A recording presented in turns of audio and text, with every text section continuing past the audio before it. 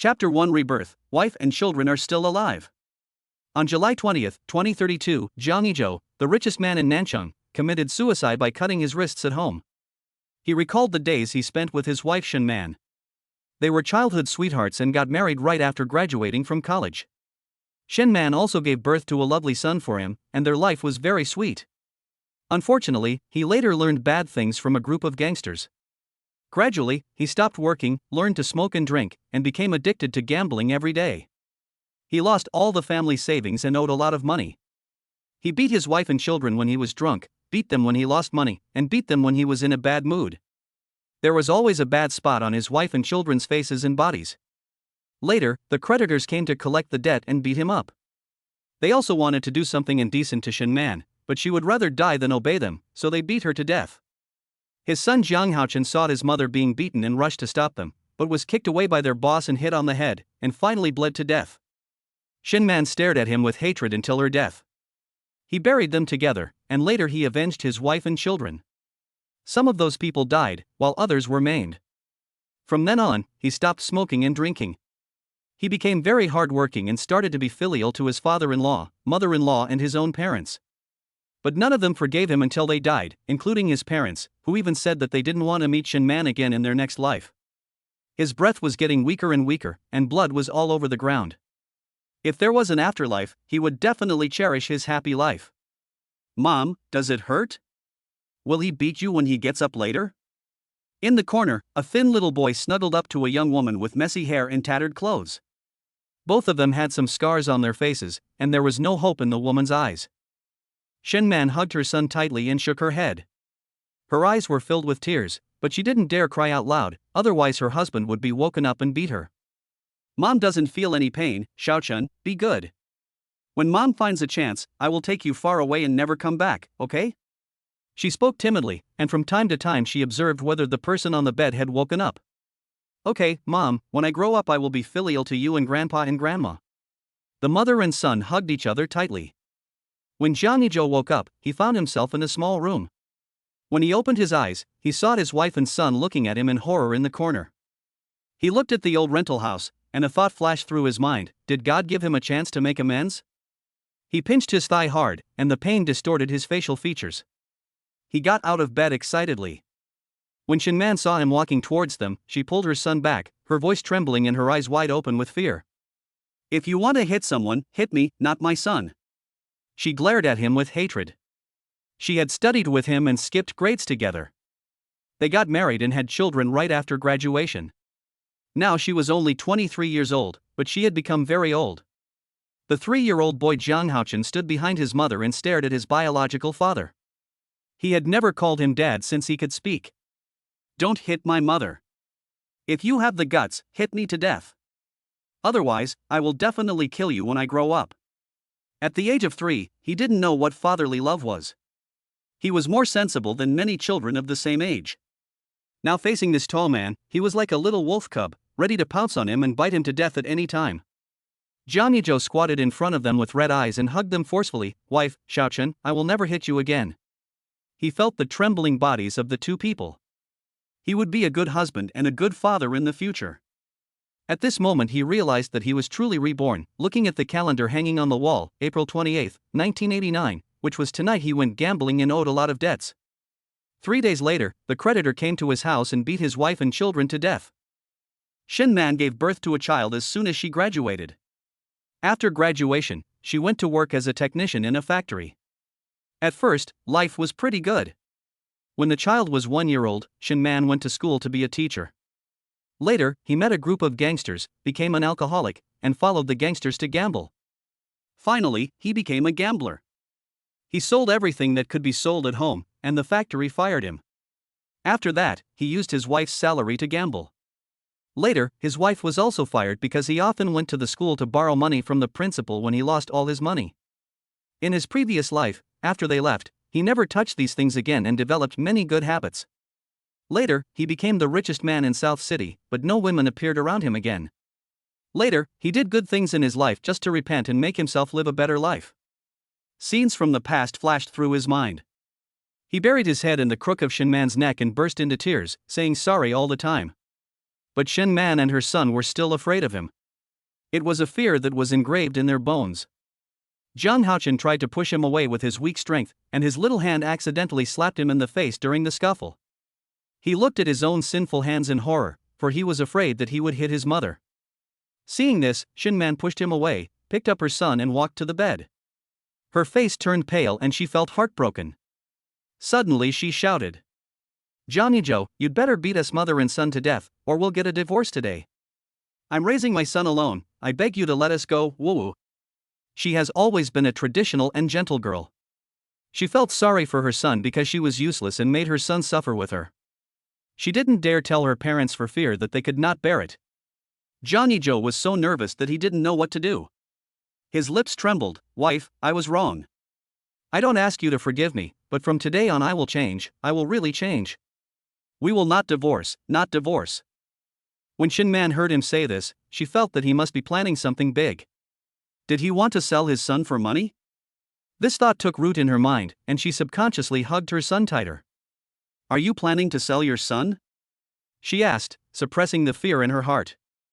Jiang Haochen had another idea instead. "If you want to sell us, then sell us to a good person, as long as that person is good to mom." Jangi Joe patiently explained to them, "I know that nothing I say now will be of any use, but I will prove it with my actions in the future. I said I would change, and I will definitely do it. I don't plan to sell any of you out, so just be good." Shen Man still turned a deaf ear to him. He had said these words before when he was gambling, and it was only the last time. He would never gamble again and said he would prove it with actions. However, his actions proved that his words were not credible. Seeing that they were still very wary of him, Jangi Joe reluctantly picked up the broom beside him and cleaned the room and the living room thoroughly. Since he was reborn, he would definitely let them live a good life. His wife and children were all wearing old clothes covered with patches. Shen Man and her son sat on the bed discussing how to escape from this terrifying man. Jiang Haochen, in particular, wished he could grow up and fight with him, and trample him to the ground. He swore to learn martial arts and beat the bad guy. No one would dare to bully his mother. Jangi Joe was outside sweeping the floor and washing clothes. After finishing his housework, he opened the rice jar and looked inside.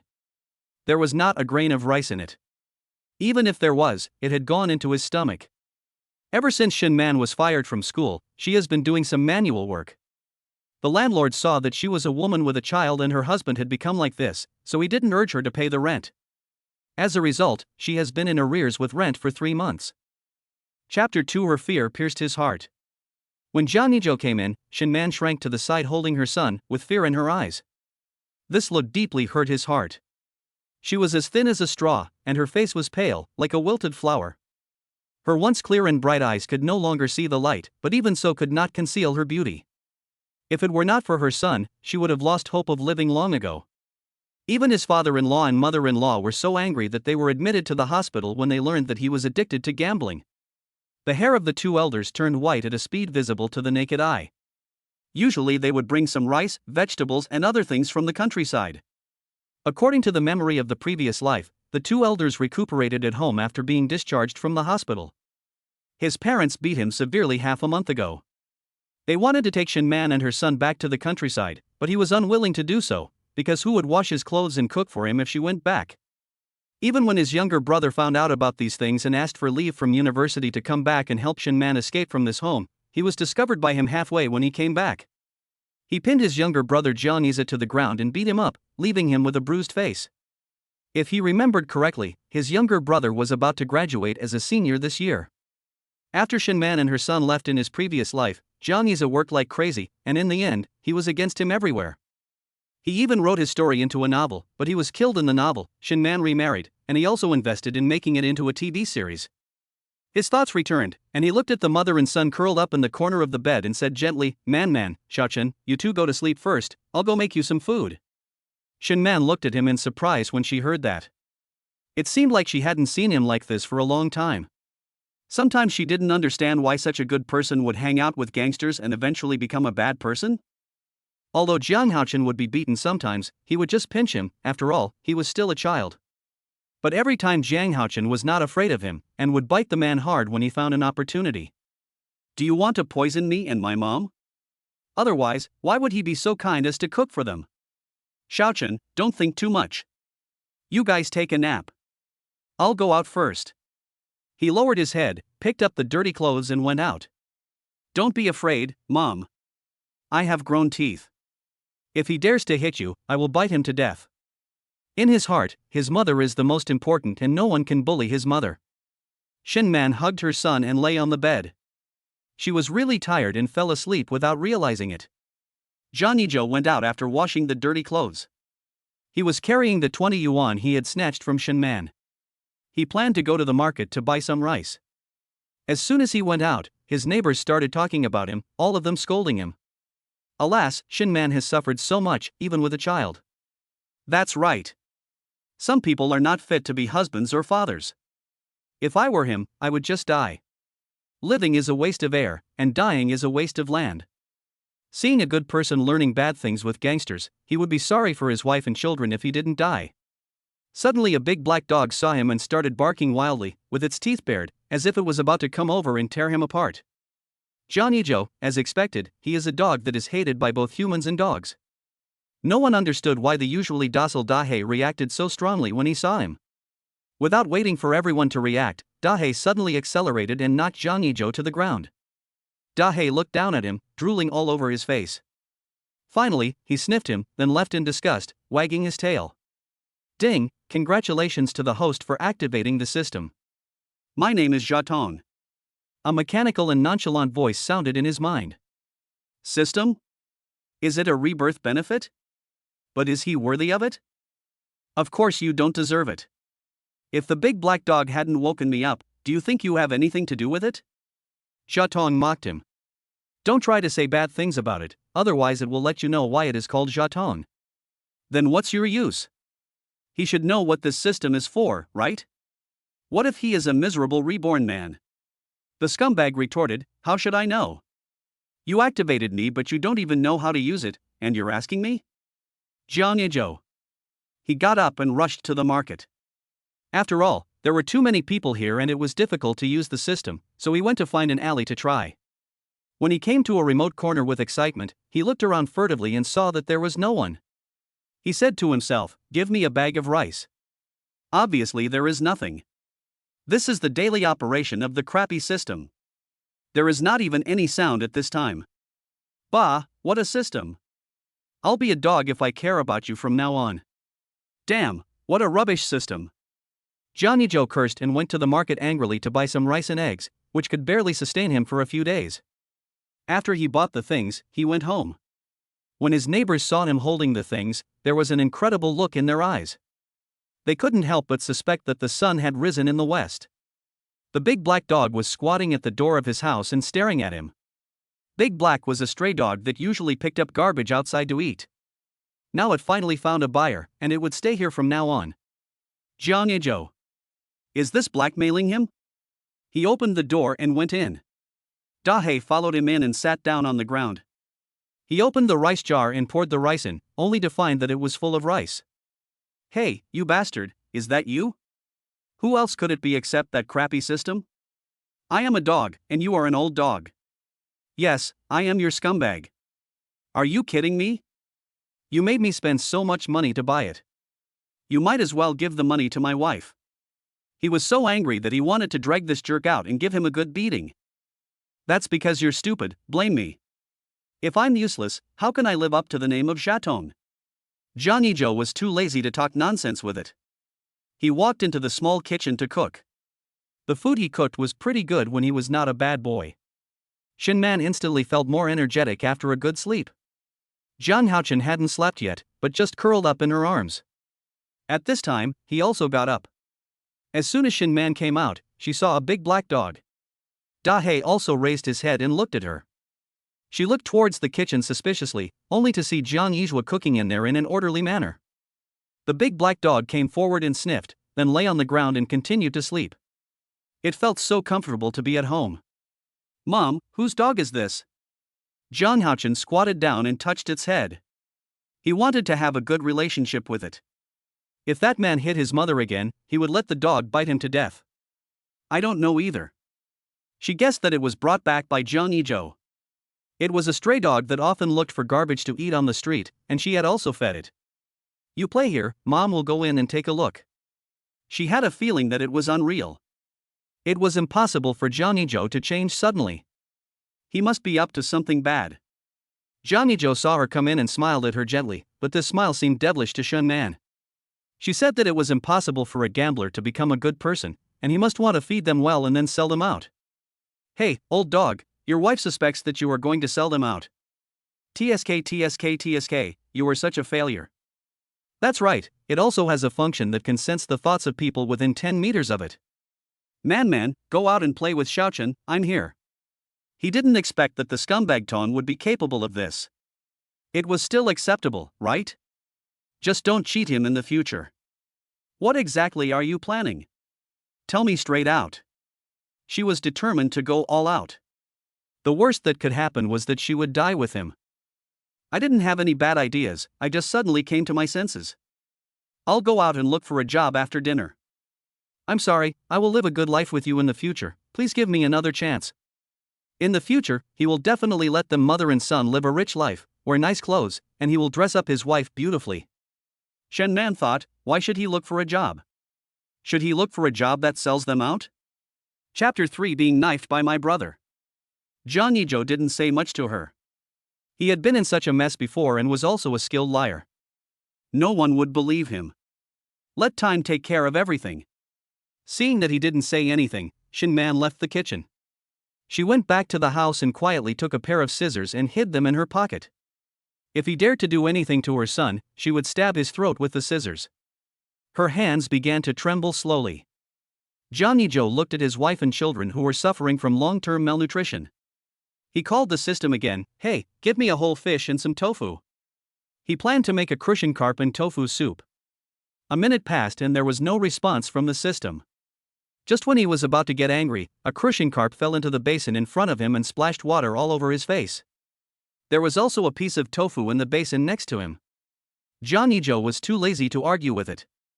He cut the fish and some green onions and ginger. Then he fried the fish until golden brown. He then cut the tofu into small pieces, put the fish in the pot and boiled it until it turned white before putting the tofu in. When it was almost cooked, he sprinkled some chopped green onions on it. An hour later, he had prepared the meal. He made stir-fried vegetables with garlic, scrambled eggs with chopped green onions, and a pot of fish soup. It smelled delicious. Even Dahe, who was sleeping soundly, woke up and looked at him fiercely with drooling eyes. Wife, Xiaochen has eaten, go wash your hands. Jangi Joe wanted to pick up his son to wash his hands, but his mother simply shook off his sinful hands and pulled his mother to wash. Shen Man looked at the sumptuous meal in front of her and exchanged a glance with her son. They both tacitly did not pick up their chopsticks, as if they always felt that there was a huge conspiracy behind it. Don't be afraid. If you don't believe me, I'll eat first. Jangi Joe was the first to pick up the chopsticks and started eating. He also drank some fish soup. It was good, the taste was very fresh, and the fish didn't smell fishy.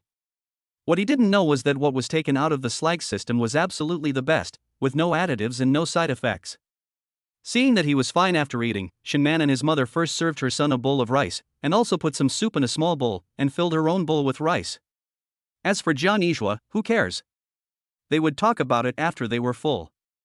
Jangi Joe was happy to see them eating with gusto. As soon as they finished the meal, he washed the dishes and wiped the table. Mom, the food he cooks is pretty delicious. If he continues to be this good, I've decided to let him do all the housework in the future. Little Jiang Haochen was not afraid of him. If he was as tall as that man, he would crush him in minutes and press him to the ground. Xiaochen, go in and sleep for a while. Mom has something to say to your dad. Usually she and her son slept in one room, and Jangi Joe slept in another room. In fact, she was just finding an excuse to let her son go in. He just slept for a while before dinner, so how could he sleep now? Although she hated Jangi Joe, she couldn't call him that man in front of her son. After all, he was his father. Jiang Haochen pulled Dahe into his room very obediently. Dahe, we are brothers from now on. I am the older brother and you are the younger brother. The one outside is our mother. Did you see that man? He is a bad guy. If he bullies our mother, you go out and bite him. Jiang Haochen is smarter than most children, and Shen Man has educated him very well. However, he has seen him beat his mother since he could talk and walk, so he has hated Jangi Joe since he was a child. Dahe barked in agreement, but he thought, since they are brothers, why don't they look alike at all? He didn't understand, so he decided to just go to sleep. Xiaochen went into the room. Jangi Joe came out of the kitchen and saw Shinman sitting alone on the chair. Even the big black dog was gone. He glanced at the scissors that were sticking out of her pocket. Yeah. There was another 5-minute silence. It had been a long time since the couple had sat together and chatted so peacefully. She took out the scissors and put them on the table. Jangi Joe. Man, whether you believe it or not, I will never touch those things again. I will work hard to earn money to support you and Xiaochen. Let's make peace. I was really wrong. His eyes were full of sincerity and his gaze was more determined than ever before. As Shinman listened to what he said, tears filled her eyes and she asked in a trembling voice, "Are you serious? You really won't touch those things anymore?" She wished so much that what he said was true, and she also wished so much that everything before was just a dream. Jangi Joe walked forward, hugged her and pressed her head against his chest. The tears in his eyes dripped into her hair and disappeared. No more touching, really. Jangi Joe answered without hesitation, and he just held her like that. Jiang Haochen and Dahe put their ears up and pressed them against the door to listen to the sounds outside, and opened a gap to observe the situation outside. Dahe's dog head and his human head were leaning against each other, inexplicably harmonious. Jangi Joe carried her back to the room, covered her with a quilt, tidied up her hair, and gave her a gentle kiss on the forehead. "Okay, you take a good rest at home. I'll go out and see if there's any work. Just wait for me at home." His voice was as beautiful as a cello, and his movements were very gentle, as if she saw the him who hadn't become a bad person at that time. Shinman didn't answer him but closed her eyes and pretended to be asleep. If this was a dream, she never wanted to wake up. Jangi Joe closed the door gently and went out. He came back with the memories of his previous life. In today's society, it is easy to make money as long as you have courage. The timid ones will starve to death, and the bold ones will die of gluttony. The bolder a person is, the more productive the land will be. He still planned to make his fortune through business in this life, but he needed to find time to travel to other cities. When he earned enough money for the trip, he would go to Shenzhen, where he made his first pot of gold in his previous life. After he made money, he would return to Nanchang because his family was buried there. He didn't plan to use the system so quickly. He wanted to test his own abilities. People can't always rely on the system to live. He prefers to get rich with his own hands. As soon as Jangi Joe went out, he saw his younger brother Jiangiza walking towards him viciously with a kitchen knife in his hand. He was panicked. This didn't happen in his previous life. Could it be that his rebirth brought about the butterfly effect? "You bastard, you are not worthy of being my brother, and you are even less worthy of being my sister-in-law's husband. Your wife works so hard to make money, but you gamble it all away. Are you still a human being? You are not even as good as a dog. At least a dog knows how to protect its owner." Jiangiza originally wanted to do an internship near the university, but thinking of his sister-in-law and nephew, he returned to Nanchang. He went back to the village to see his parents. Their hair had turned white and they were in poor health. They even needed their spouse as support to walk. "Brother, don't be impulsive. I have changed. I won't touch those things again. Put down the knife."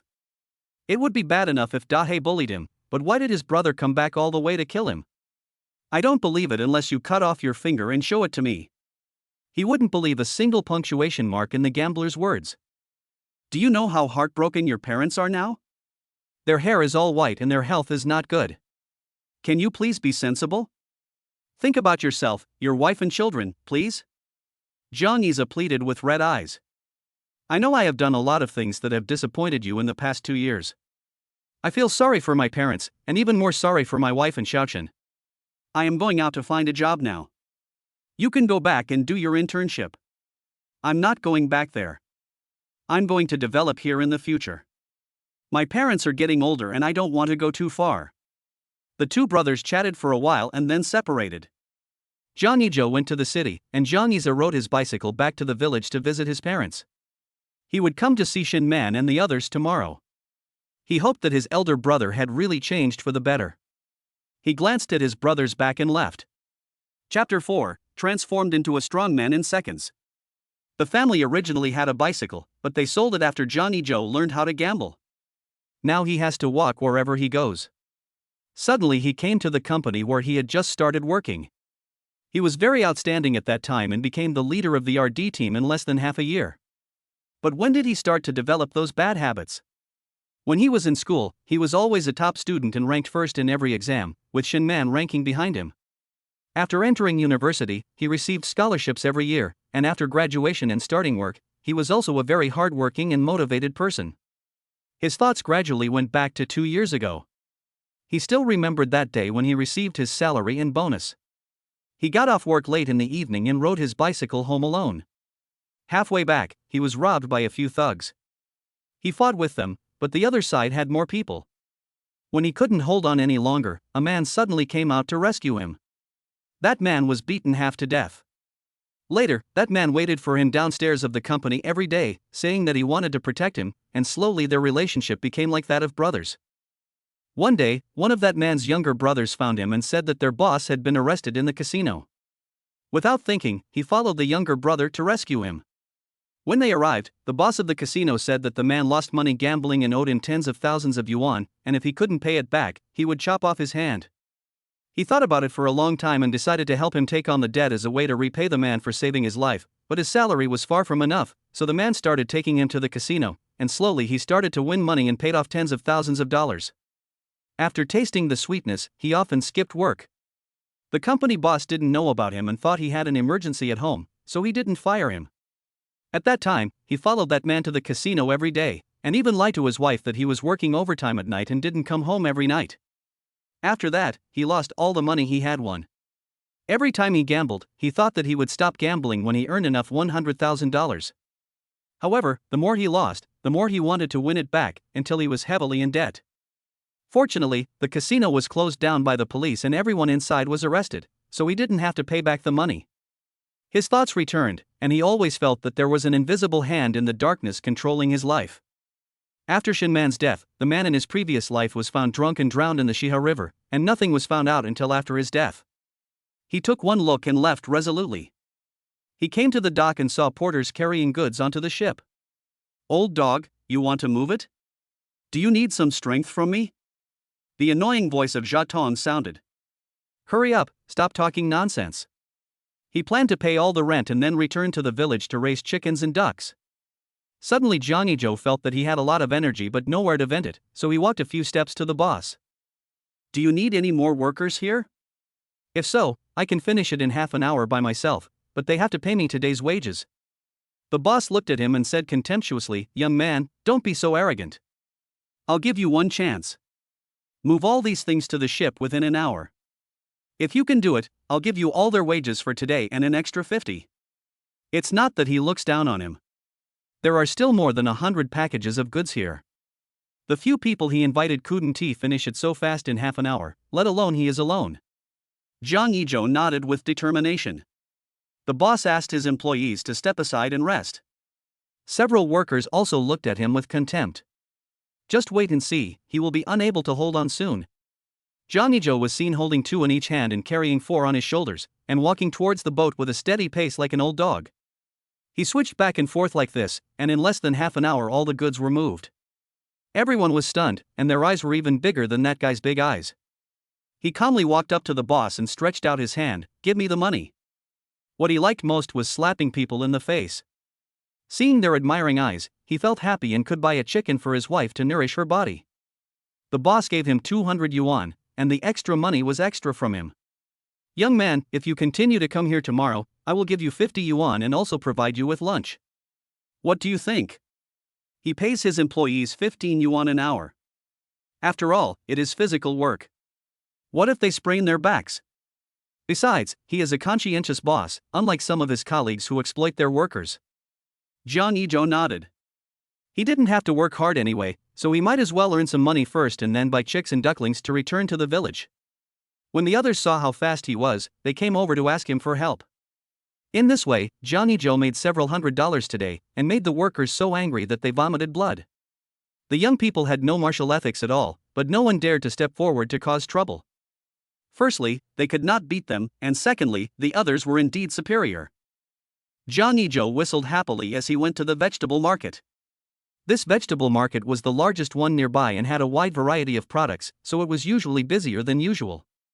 The meat and vegetables in 1989 were not as expensive as they are now, but the money in that era was more durable than today's, just harder to earn. He came to a stall selling chickens, which usually also sold ducks. "Hey, you haven't come to buy vegetables for a long time. What do you want to buy today?" The man selling chickens was an honest middle-aged man. He hadn't seen him buy groceries for a long time. Usually his wife and a child came to buy groceries. However, his wife rarely came to buy groceries in the past 2 years. He thought they had moved away. "Uncle, give me an old hen. My wife is thin and needs some nourishment." Jangi Joe picked up an old hen and looked at it left and right. "Oh, a man who loves his wife is a good man. 2 years ago, when you came to me to buy chickens, I knew at first glance that you were a promising man. It's not easy to be a woman. You have to treat your wife well. It's not easy to give birth to children for you. My wife is ugly and has a bad temper, but I don't dislike her. You can't treat her badly after marrying a beautiful wife." "Uncle Wu, I know. The chicken seller's surname is Wu and everyone calls him Uncle Wu. He is a nice person and he can chat with anyone." "Okay, that's £3 in total, $2 per pound, a total of $6. Uncle Wu cleaned the chicken and put it in a bag for him. Jangi Joe took out 6 yuan and gave it to him, then he went to buy wolfberries, red dates, a bunch of green vegetables, and a bottle of peanut oil. When he got home, he saw his wife teaching his son to read and write. He stared at Shin Man in a daze. She exuded the radiance of motherhood and had a gentle face. His son was also very smart, probably because he inherited his good genes.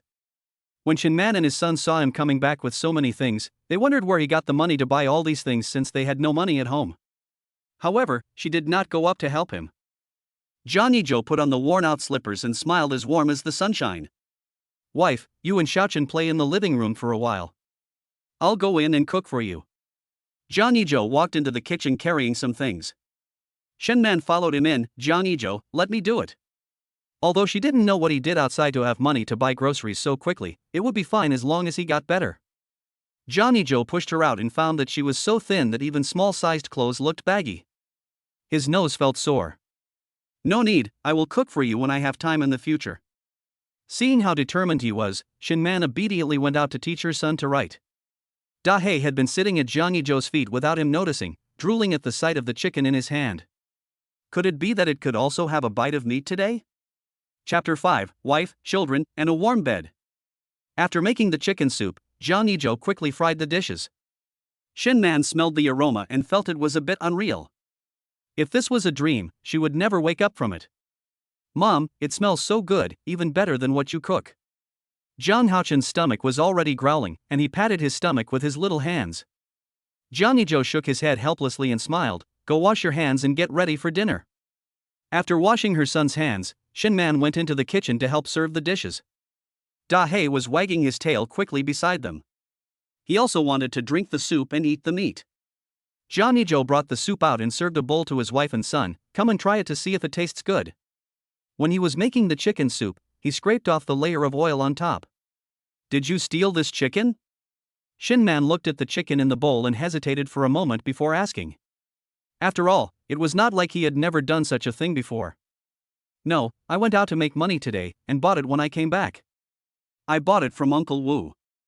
The scumbag Ton laughed at him crazily in his heart. He didn't expect that this old dog did everything except doing a single good thing. It made Ton laugh to death. Jangi Joe ignored it, filled some rice for Dahei, mixed it with vegetable juice and poured it into its bowl, and also gave it 2 pieces of chicken. Dahei's eyes changed instantly when he looked at him. What it wanted was his share of the meal. "Eat more, and protect my wife and son in the future." He touched its black head. The big black dog bared its teeth and dodged his hand in disgust, eating the food in the bowl by itself. Jangi Joe just raised his hands in the air awkwardly. Shin Man and her son just looked at him and he smiled awkwardly. "Eat quickly, wife, you need to eat more, and Xiaochen should eat more too, so that you can grow taller quickly." Sure enough, when Zhang Haochen heard the words "grow taller quickly," his eyes lit up instantly. When he grew taller, he would knock this man to the ground, make him kneel down and beg him, saying that he was wrong. At night, when Shin Man and her son were getting ready to go to bed, Jangi Joe quickly stepped forward. "You and your son can sleep in my room tonight. I've already packed everything. Seeing the eagerness and desire in his eyes, Shinman couldn't bear to let him go after all. Jangi Joe picked up his son and kissed him, causing his son to raise his hand to wipe the saliva off his face, as if it was some dirt. You are not allowed to kiss me. I can only let my mom kiss me. Jiang Haochen said fiercely. Shaochen, don't talk to your father like that. Shin Man whispered to him. Although Jiang Yizhua felt very uncomfortable, he thought that the fact that his son did not say that he could not be held was a progress, and he deserved it. After putting his son on the bed, Jiang Yizhua went to the kitchen and brought in a basin of warm water to wash Shin Man's feet.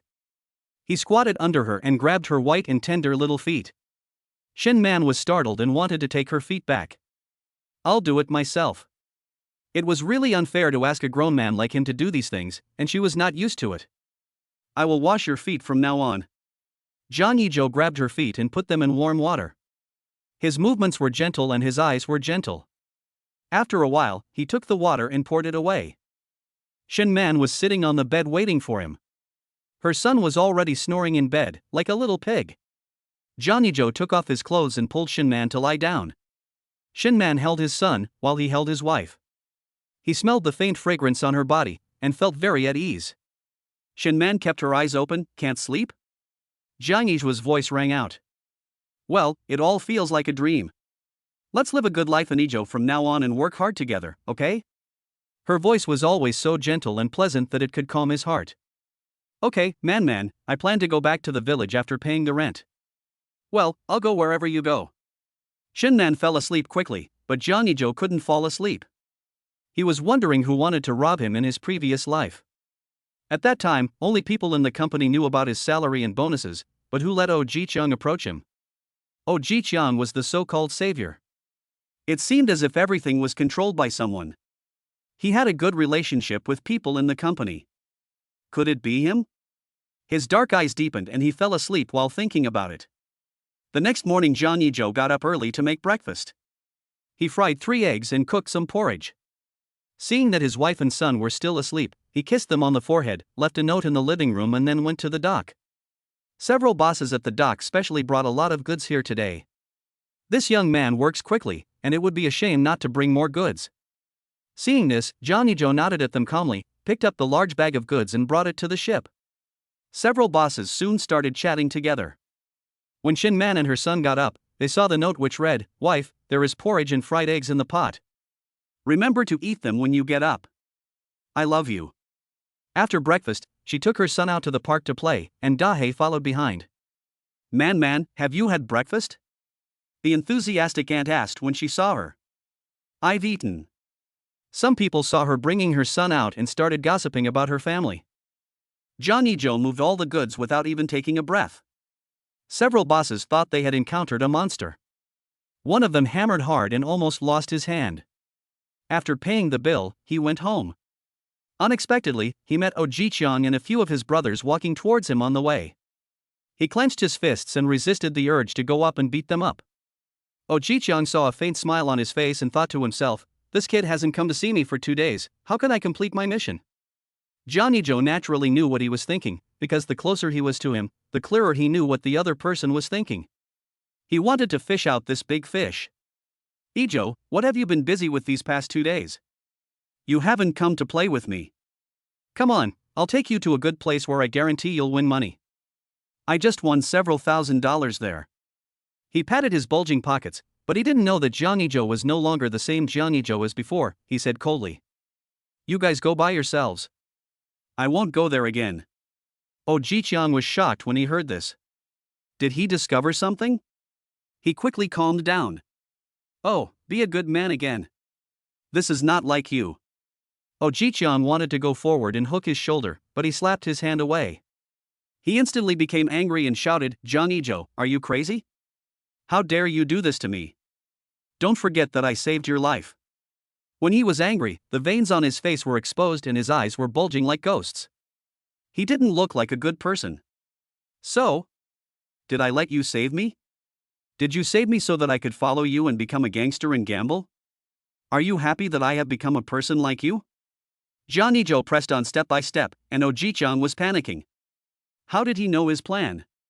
But he was also paid to help others get rid of disasters. If he wanted to blame someone, he should blame himself for blocking others' way. Chapter 6 Return to the Village. Joe, don't think too much. I'm doing this for your own good. Look how tiring it is to work. If we win money, we can just lie down and enjoy life. Besides, we can earn a lot of money from work. Ji-chan was still trying earnestly to persuade him to go to the casino with him, and he didn't notice that Jangi Joe's face had turned gloomy, and his eyes were like sharp knives shooting at him, as if he wanted to dismember his body. Ji-chan was scared half to death by him. Damn, when did this kid become so scary? He wanted to go back to that guy to discuss countermeasures. Jangi Joe had an ambiguous look in his eyes when he saw him leaving. He didn't buy any groceries today and planned to take his wife and children out for dinner later. He hadn't taken them out for dinner in the past 2 years. When he got home, he didn't see Shin Man, but only saw the landlord looking at something outside the door. Uncle Lou. He walked up and greeted the landlord. Humph, where's your wife? Lu Jinquan looked very disappointed when he saw him. He ignored his good wife and chose to be a bastard. It was really a good cabbage that was taken away by this pig. I just got off work, I'm going to go out for a look. Just as he was about to go out, he saw Shin Man coming back with her son. Uncle Lou. The mother and son greeted the landlord when they saw him. Shin Man, it's like this, my son is back from Team B and wants to see you. The first time Lu Jinquan saw her, he vowed to make her his daughter-in-law. Plus, his son had seen her before and liked her, and he didn't mind that she had a child with her. Who wouldn't like such a smart child? Jangi Joe, do you think he is dead? Uncle Lou, just give up. I'll give you all the rent today. We're going back to the countryside. I'll take care of my wife. I know you've always taken good care of her. Now she'll have me to take care of her. His voice was full of confidence. He told everyone not to try to take his wife, or he would get angry with them. Are you serious? Oh, Joe, I hope you can keep your promise. Shin Man is a good girl who has suffered a lot in the past 2 years with you. You should treat her well in the future. Lu Jinquan patted his shoulder and said, I don't want rent. Your wife helps me with work, so I can't afford to pay rent. Besides, you'll need money to develop your business in the village. If you feel sorry for me, just bring me some agricultural products when you come here next time. Lu Jinquan left immediately after he finished speaking, fearing that Jangi Joe would chase him for money. Jangi Joe clenched the money in his hand.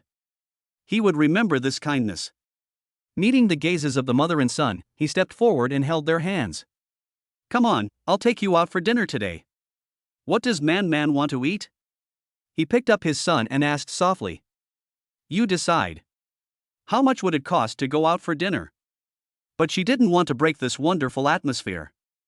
Okay, what about Shaochen? He pinched his little face. There was not a bit of flesh on it. He wanted to raise his wife and son to be plump and white. I won't tell you, ha. Don't think that he will forgive him. He is very difficult to coax. Jangi Joe knew that Shin Man liked to eat fish, so he went to a famous restaurant in the city, where fish was the most popular. The waiter took them to a seat near the window, where they could enjoy the scenery outside. Man, take a look at what you like to eat, and don't save it for me. Shin Man looked at the dishes and finally ordered a steamed sea bass. Jangi Joe also ordered 2 other dishes that she liked. Joe, that's enough. We won't be able to finish ordering so much. She knew he worked hard to earn his money, so she didn't want to spend it recklessly and tried to save as much as possible. Jangi Joe smiled and changed the subject. Do you like it here? If you like it, I'll bring you here next time. Shin Man nodded. Where have you been working these days? His previous company had fired him, and there was no such a good job that could earn so much money all at once. Don't worry, I didn't do anything bad. Since he didn't say anything, Shin Man didn't ask any more questions. As long as it wasn't gambling or something, it was fine. Jangi Joe didn't want her to know that he was moving goods at the dock, so as not to make her worry. The dishes came soon. Jangi Joe removed the bones from the fish and put it into her bowl, and also picked up some vegetables for his son. Come and eat, the fish here is very famous. I'll bring you here next time and also invite your parents. This parents includes both sets of parents. The steamed fish was very delicious, juicy, and tender.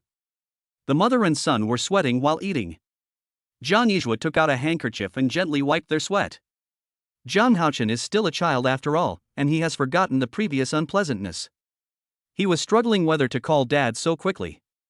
He took a look and then buried his head in eating his food. Jangi Joe, are you here to eat too? At this time, a man wearing a black shirt and black pants walked towards them. This man was Jangi Joe's former colleague Chui Rong. He has a gentle face, fair skin, and looks like a modest gentleman. His bright eyes emit a soft and warm light. Yeah. Compared with Chui Rong's enthusiastic attitude, his attitude was much colder. Shinman smiled at him as a greeting, and she moved a little closer to Jangi Joe. Chui Rong sat directly opposite them, chatting heartlessly with Jangi Joe. Why don't you go to work? The boss really wants you to come back, and with your ability, you will definitely be promoted to the manager position soon. Chui Rong spoke with regret, and his expression was also filled with anxiety. I won't go back to the company. I plan to go back to the village. You just keep working hard and maybe you will be the next manager. Jiang Yizhua observed his expression. My level is far inferior to yours. By the way, do you have enough money? If not, I can lend you some. In the past, he would ask him to borrow money when he lost money gambling. Now he didn't know if he had enough money when he returned to the village, but he would pay him back when he won later. Enough.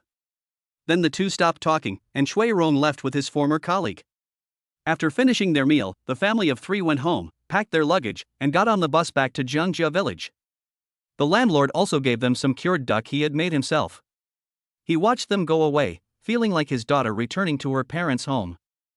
An hour later, they finally arrived at Jiangji village. Jangi Joe was carrying large and small bags of luggage. Shinman wanted to go forward to help, but he stopped her. Da Hei adapted to this unfamiliar environment instantly. The meat in the countryside is the most delicious.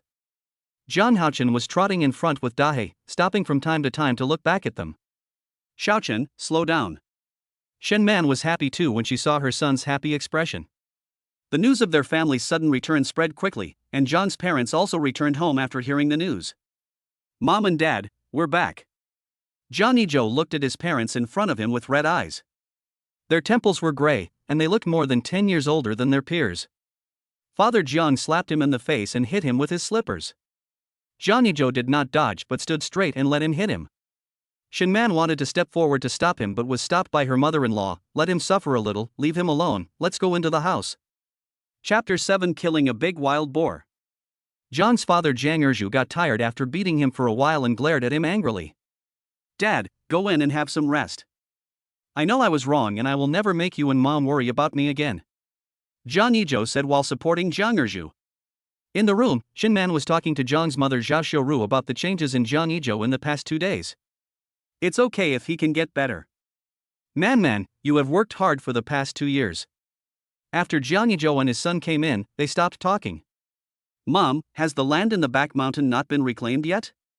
Most of the land on the back hill of Jiangji village belongs to them, and he wants to use it to raise chickens, ducks and geese. Yes, is there really no hope for a job in the city? To be honest, she actually wanted her son to develop in the city, or work in an office, so that he wouldn't have to be exposed to the sun and rain outside. How nice that would be. Mom, I'm too embarrassed to go back home because of how messed up I was before. I'm going to go to the back mountain first. Shinman stood up and said softly, I want to go too, Xiaochen, do you want to go with me or stay at home with Grandma? I want to go too. Zhang Haochen said with a pout. What if his mother was bullied if he was not there? Jangi Joe picked up his son and took Shinman to the back mountain. Da Hei followed behind with a look of disgust on his face. When he arrived at the back mountain, Jiang Yizhua looked around and found that this place was indeed suitable for raising livestock. He also went to his other fields. The newly planted seedlings were still green, but the one at his home seemed to have withered a lot. Something must have happened, otherwise why would only his field be like this? Man, take Xiaochen home. I'll be back soon. It's too sunny here. Let's go back quickly. He wanted to get them away and see if the system could save the seedlings at home. Shenman held Zhang Haochen's hand and said, let's go back then. You should go back soon too. After they left, Zhang Yizhou called out to the cheating system in his heart, but there was no response after shouting for a long time. Here, I'll give you a bottle of medicine. Just pour a little in. It will work immediately. Zhang Yizhou took the potion and poured a few drops into the field along the stream. The seedlings that were about to wither instantly regained vitality. Jangi village is relatively poor and the weather is very dry. It hasn't rained for several months. The crops here all depend on people fetching water from the river. Fortunately, there is a big river that releases water from time to time, otherwise they can forget about growing crops. Jangi Joe took Dahe to the deep mountains. Normally, no one dared to go there. A few years ago, someone went in once, but was eaten by something. Everyone searched for several days but couldn't find him. Suddenly, Dahe's eyes widened, and he bared his teeth forward, looking like he was ready to fight. Dahe, is there something in the bushes? At this time, the voice of the scumbag sounded, there is danger within 10 meters ahead, it seems to be a wild boar. Jangi Joe was shocked at what other skills this system had. Is there any way for me to defeat it? Yes, turn into a strong man and fight it directly. Jangi Joe was too lazy to pay attention to it. The system gave him a bottle of instant stun potion and said, spray it on the wild boar and it will fall unconscious immediately. He held the potion and looked at Dahe. Dahe screamed, and sure enough, a wild boar appeared instantly and rushed towards Dahe. Jangi Joe raised his hand and sprayed the potion directly on the wild boar's face, and the wild boar fell to the ground instantly. Dahe, the dog, was scared to death and almost lost his life. Jangi Joe took out a sharp knife and cut the wild boar's throat with one stroke. Then the man and the dog went down the mountain. Dahe walked in front and looked back at him from time to time. I'll give you a snack tonight, Jangi Joe said while carrying the wild boar. Dahe, finally, we are doing something serious. When the people in Jangi village saw Jangi Joe coming back carrying a big wild boar, they were so surprised that they didn't expect that this guy was so lucky that he could kill a wild boar weighing several hundred kilograms by himself. John boy, did you kill this wild boar by yourself? They were still skeptical and obviously didn't believe he could be so powerful. I killed it. So you can envy him as much as you want. He has no intention of giving the wild boar away because it is not worth it. His things will be given to those who are worthy. Everyone felt jealous and hateful when they heard this. They had heard that Jangi Joe had lost his job in the city, and the whole Jangi village knew about the bad things he had done in the past 2 years. But now that they saw him kill a wild boar, they felt hatred in their hearts. Times have changed now, and whoever kills the boar owns it. After returning home, Jangi Joe put the wild boar on the ground. He deliberately put it at the door so that everyone could see that he, Jangi Joe, was a capable man, a good son and a good husband. Shin Man had just put on her hat and was about to go out to pick vegetables when she saw Jangi Joe covered in blood. She hurried forward and said anxiously, Ijo, are you injured? Why are you covered in blood? She lifted his hand and looked left and right, and only breathed a sigh of relief when she found no wound. Jangi Joe really enjoyed the feeling of his wife caring about him. He smiled slightly and said, I killed a wild boar in the mountains. This is all wild boar's blood. I'm not hurt at all. There was pride in his tone. Zhang Erju and his wife also heard what happened nearby. When Zhang Haochen saw the blood on his body, he looked worried, but when he heard that he was fine, he ran back to Dahe. What are you going to do with this wild boar? I plan to eat some myself. It's hot now and won't last long. I'll take some to sell and buy some chicks at the same time. The father and son went into the house, got the tools and started to slaughter the pig, causing people passing by to stop and watch.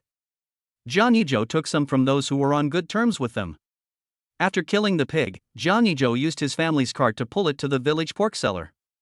The pork seller was a fat man.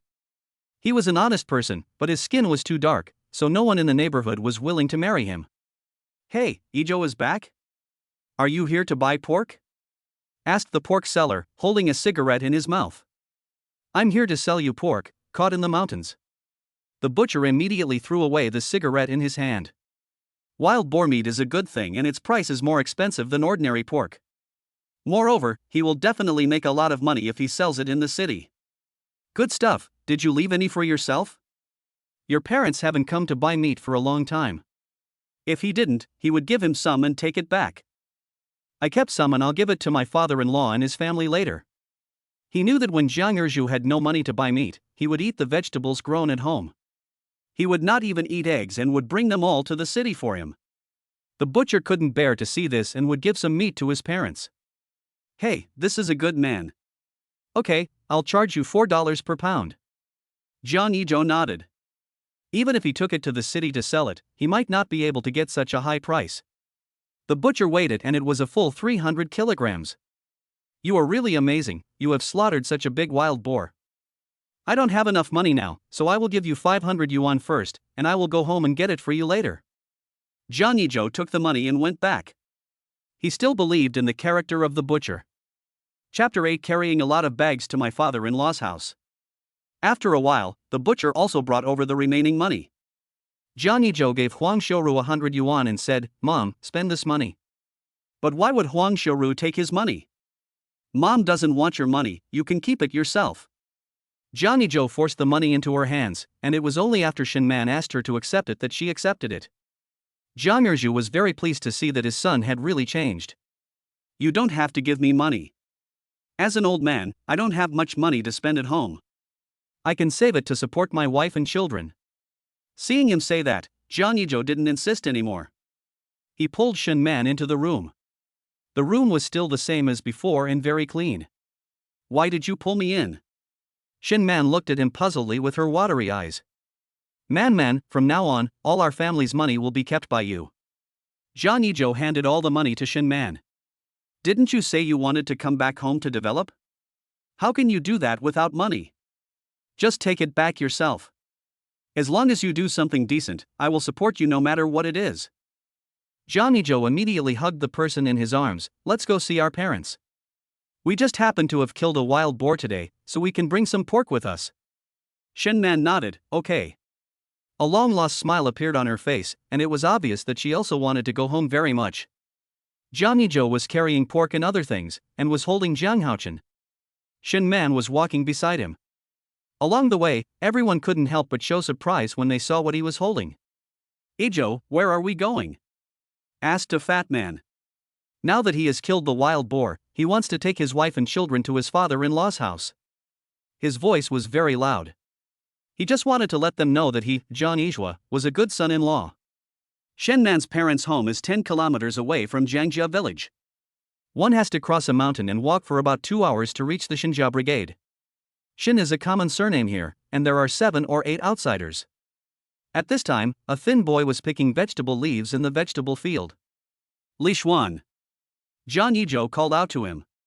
He is Shen Man's younger brother, 11 years old this year, but very thin. Shen's mother was injured when she gave birth to Shen Man. The doctor said it would be difficult for her to get pregnant, so she did not get a vasectomy. As a result, she accidentally got pregnant with Shen Lixuan. Shen Lixuan raised his head and looked at him, sister, brother-in-law, Xiaochen. His voice was also small.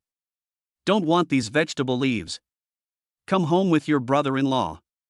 He has brought you some delicious food. Zhang Yizhua put his son down. Shen Lixuan followed them home. Mom and Dad, my sister is back. He poured them some water. Immediately afterwards, a middle-aged woman with a staggering gait came out, supporting a man.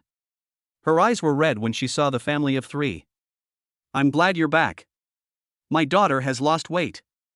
Zhao Shui said, touching Shen Man's face.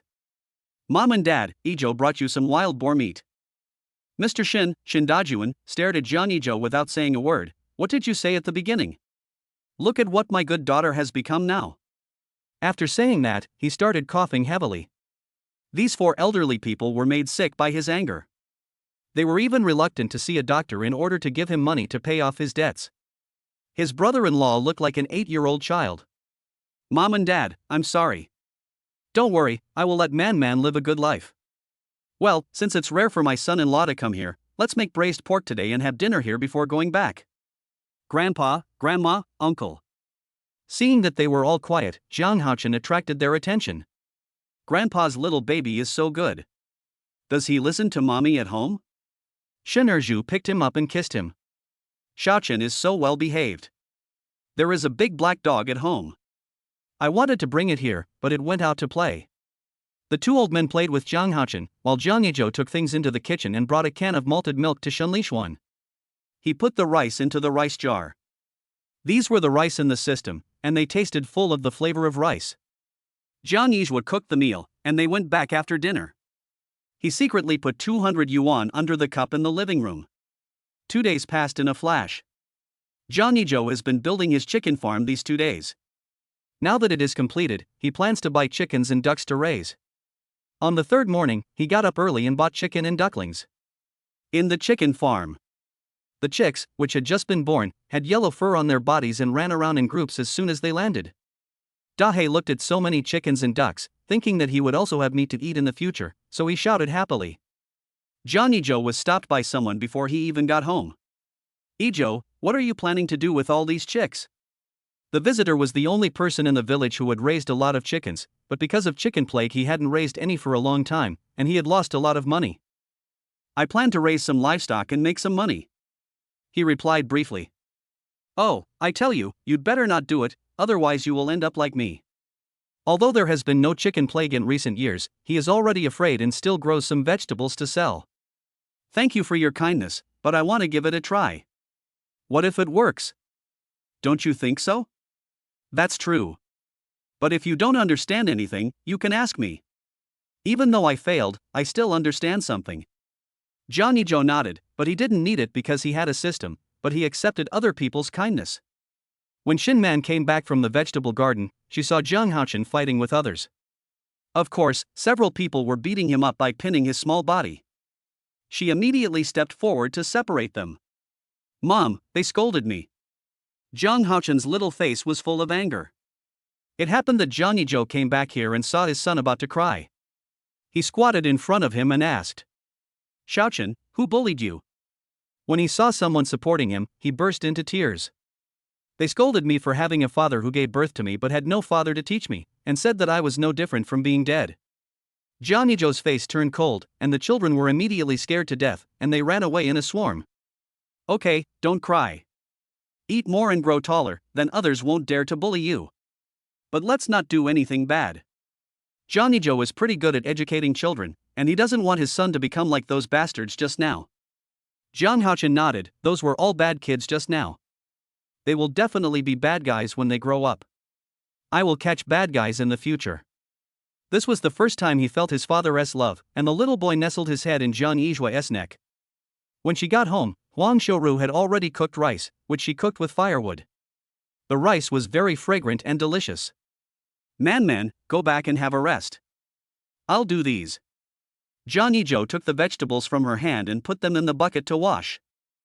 Zhang Haochen suddenly ran to his side and squatted without saying a word. Dahe fell asleep next to him. Chapter 9, Good Luck, Digging Ginseng in the Mountains. "Shaochen, do you want to eat braised pork today?" Jangi Joe asked while washing vegetables. It was really difficult to get his son to call him dad. Zhang Haochen didn't even raise his head and said in a baby voice, "I want to eat." He played with Dahe's tail, which made Dahe roll his eyes. In this way, the father and son stayed in this small kitchen without saying a word, just keeping each other company. After the meal was ready, the family sat at the square table to eat. "Mom and Dad, I'll take you to the hospital for a checkup after dinner. My father-in-law and the others should also go to the hospital for a checkup." His tone brooked no room for argument. "Why go to the hospital? I'm in good health." Zhang Erju glanced at him and said, "How much money would it cost to go to the hospital? They are just tired, both physically and mentally, and there is nothing wrong with their bodies.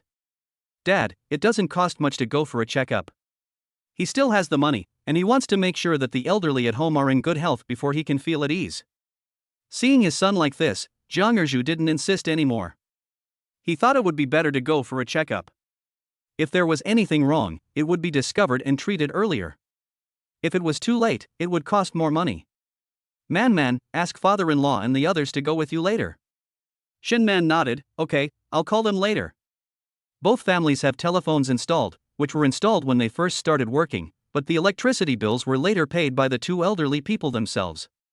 After dinner, Jangi Joe entered the house, and the voice of Zhetong came faintly. "Hey, I have some spiritual spring water here, do you want some?" Hearing about this good news, Zhang Yizhui's eyes instantly widened. "Isn't that nonsense? Give me some." Neither of them would admit defeat, and both of them deserved a beating. When Jangi Joe came out, Shin Man had just finished her phone call. "Are you done fighting? Then let's go." Before Jangi Joe could pick up his son, he came over and took his hand. Jangi Joe was now smiling like an idiot. "Mom and Dad, man, let's go. Dad said they should leave first, and whoever arrives first will wait at the hospital entrance." Shin Man was led out by the hand by him, her face as red as a peach. Jangi Joe nodded. It seemed that he had to buy a car quickly. It would take a long time to walk to the hospital. Erju, where are you going? Mr. Jiang San asked while driving the ox cart. Uncle Jiang San is a member of the older generation of Jiangjia village. When he was young, he killed Japanese devils on the battlefield. Later, he returned to the village to become the village chief. He retired because of his old age, but he is still a man with a lot of say. Third grandpa, let's go to the hospital for a checkup. Jangi Joe said. Who among you is sick? Master Jiang San looked at Shin Man. She was too thin and must have been abused. No, I just want to go for a checkup so that everyone can be assured. That is good, come up, I just happen to be going to the city to pick them up. Otherwise, how long will it take to walk like this? Just like that, Jangi Joe and his family got on the ox cart. Third grandpa, you go sit down, let me do it. He admired Uncle Jiang very much when he saw that he was over 60 years old and still drove the ox cart to the city to pick up people from the village. After all, everyone knew that Uncle Jiang usually lent the ox cart to the villagers for free, or he drove the ox cart himself to pick people up. What? You look down on an old man like me? Let me tell you, when I was on the battlefield, your father was still wearing open crotch pants. Humph, although I am old, I am still very strong. Mr. Jiang San had a very serious face, and Jangi Joe didn't say anything now. When they arrived at the hospital, Mr. Jiang San separated from them. Jangi Joe stuffed 10 yuan into his pocket, and Mr. Jiang San accepted it when he saw that he couldn't persuade him. Mom and Dad. Shen Man waved at Shin Dajuan and the others. In the hospital. There's nothing wrong with the old man's body, he's just lacking in nutrition. He needs to rest and not overwork himself. I don't know what you young people do for a living. I thought you were being abused. The doctor told them some precautions, and Jangi Joe listened carefully to every word. After seeing that there was nothing wrong with him, the group prepared to go home. On the way back, they still rode in Mr. Jiang San's ox cart, while Jangi Joe called a car to take Shin Dajuan and the others back. After returning to the village, Zhao Shui started to complain to a few ants. In fact, she was just showing off that her son had changed and she had also made progress. Mrs. Jiang, where is your Ijo taking you? A thin middle-aged woman asked curiously. Oh, this is not my Ijo. I've already told you that we are fine, but this kid still wants us to go to the hospital for some checkup. TSK, there's nothing worth talking about. No one likes to go to the hospital, but Zhao Shui makes it seem like it's very glorious. That's not the case. If there is any problem with your body, it's better to check it out and treat it as soon as possible. If there is nothing wrong, it's good. After Jangi Joe came back, he took Dahe to the mountains again. He wanted to see if he could encounter any Ganoderma lucidum or something. Big Black but followed behind with his tail wagging. He thought they were going to hunt wild boars. Now there would be endless meat to eat. We are all dogs, so how could it be so smart to find itself a long-term meal ticket? Dahe, if you find the Ganoderma lucidum, I will reward you with half a pound of meat. It doesn't know how much half a catty is, it should be a lot, right? How about asking a dog how much half a catty is? The man and the dog walked deeper and deeper into the mountains. The only sounds in the mountains were the chirping of insects and the occasional bird calls. If they had come at night, they could probably have made a suspense film. Jangi Joe picked up a branch and beat the tall weeds everywhere. His intuition told him that there must be Ganoderma lucidum here, and even if there was no Ganoderma lucidum, he would be able to find something else. He picked up some mushrooms and wood ears, and the bag he brought couldn't hold them all. Dahe was sniffing around on the other side, his mind was full of wild boars, so how could he know so much? Suddenly, Dahe barked a few times at a certain place, and Jangi Joe immediately ran over upon hearing the sound. Soon a snow-white rabbit jumped out. Dahe immediately opened his bloody mouth, while Jiang Yizhua attacked from the side. Jangi Joe chased after the rabbit, and then he saw a ginseng in the grass. He immediately took out his tools and started digging. Ginseng is only valuable if it has its roots attached. He dug carefully, and Dahe quickly caught the white rabbit, but the rabbit was not bitten to death. Ha ha ha, you're rich. I'll give you a snack tonight. Jangi Joe threw the ginseng into the space and picked up the dead rabbit lying on the ground. Woof woof woof. Dahe's tail was wagging like a small motor. The agreed half-pound of meat must not be less, otherwise it will not follow him again in the future. Don't think of bullying the dog, it is a dog with a brain. It was almost dark when we went down the mountain. Smoke was coming out of every chimney, and Shin Man had already started cooking at home. Chapter 10: A good man who loves his wife and children. Hey, Joe, did you catch the rabbit? Asked a sharp-eyed old man. Well, I have to give my wife some good nourishment. Jangi Joe was floating as he walked now. There was nothing he could do about it because he was lucky. The middle-aged ladies nearby glared at him unhappily. They saw that he was the man of other people's families, and then they saw that they thought he was disposable. He just ate and slept, and did not do any work, just waiting to die in bed. Jangi Joe whistled and walked lightly. He saw Shun Man washing vegetables. Wife, let me do it. Wife is to be loved, not to be worked for. He deliberately raised his voice when he said this, just to let the neighbors know that he, Jangi Joe, loved his wife. Jangi Joe and his wife covered their mouths and laughed when they saw this. The gossipy aunties from the neighboring houses climbed up the low wall to take a look and made faces at Shun Man. Shun Man was thin-skinned and her face turned red immediately. Suddenly, a rabbit caught her attention. Hey, Joe, you are awesome. How about we keep this rabbit? She thinks rabbits are easy to raise. She usually feeds them some vegetables and carrots, which are available in the fields. Jangi felt itchy in his hands as he looked at the rabbit, so he squatted on the ground and played with it. Seeing this, Dahe thought to himself that it was not good and his position was in danger. Okay, then I'll listen to my wife. I'll wash the vegetables. Jangi Joe took the vegetables from her hand and touched Shun Man's little hand. It was a little rough. It seemed that he had to buy some hand cream for her. Oh, Joe boy knows how to love his wife. Look how he made your wife blush. Ha ha ha. Auntie, have you eaten yet? These families are pretty okay, they are just a bit talkative, but they know their limits and won't tell anyone everything. Have eaten. They didn't know that in a few days, the whole village would say that Jangi Joe loved his wife so much that he wanted to pick the moon from the sky for her. In the next 2 days, Jangi Joe was busy with the chicken farm and agriculture.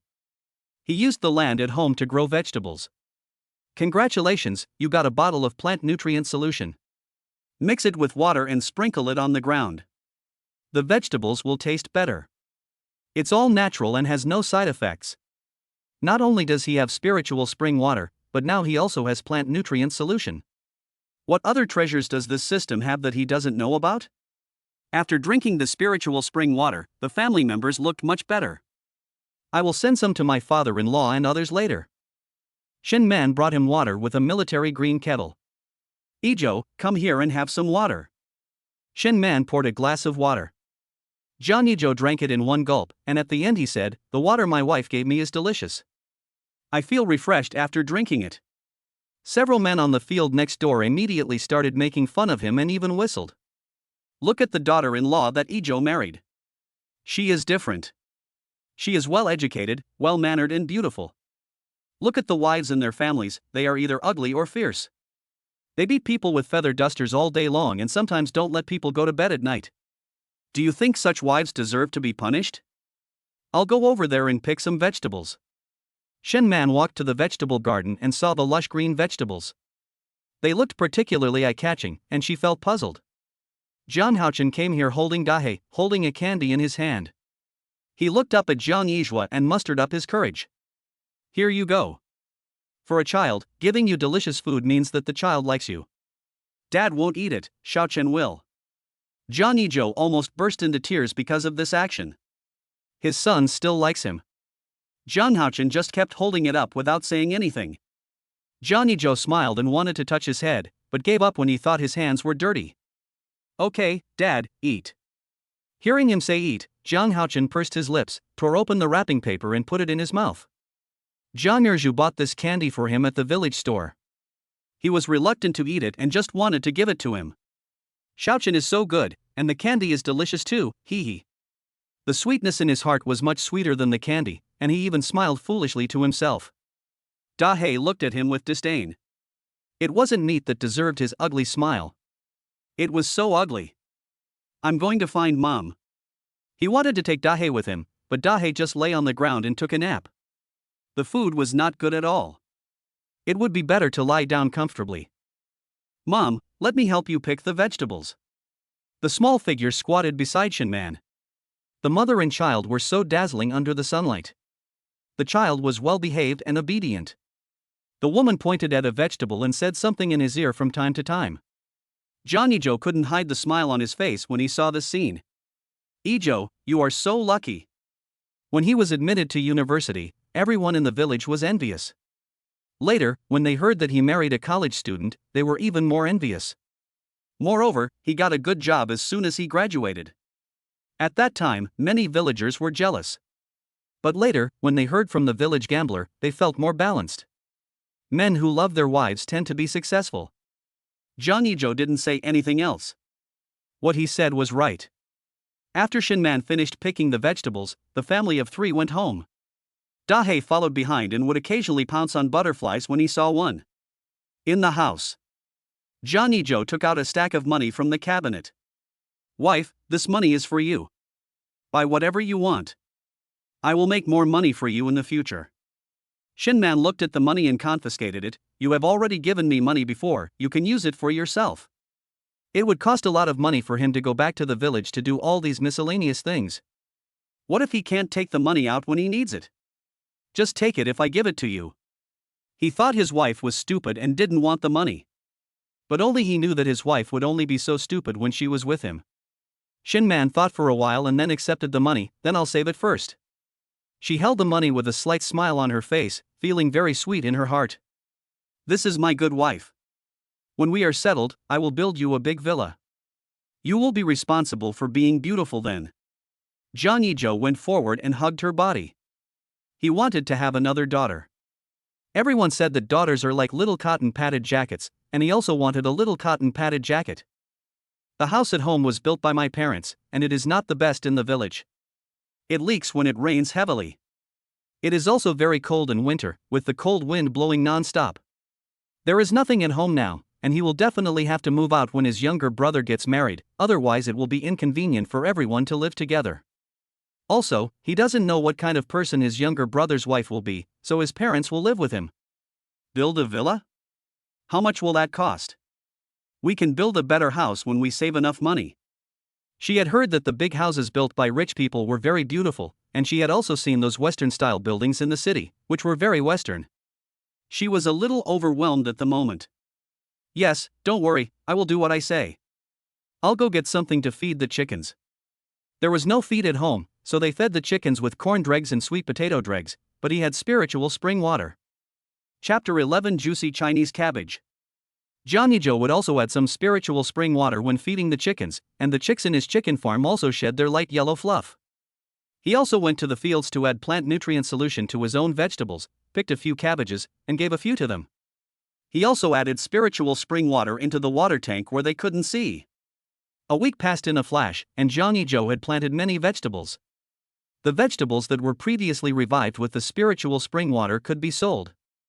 Mom and Dad, I plan to take these vegetables to town and sell them. You know what? The vegetables these days are much more delicious than before. The cabbages are so juicy. I'm sure someone will buy them. It was the first time for Huang Xiaoru to eat such delicious vegetables at her age. Okay, your mother and I will go to sell them.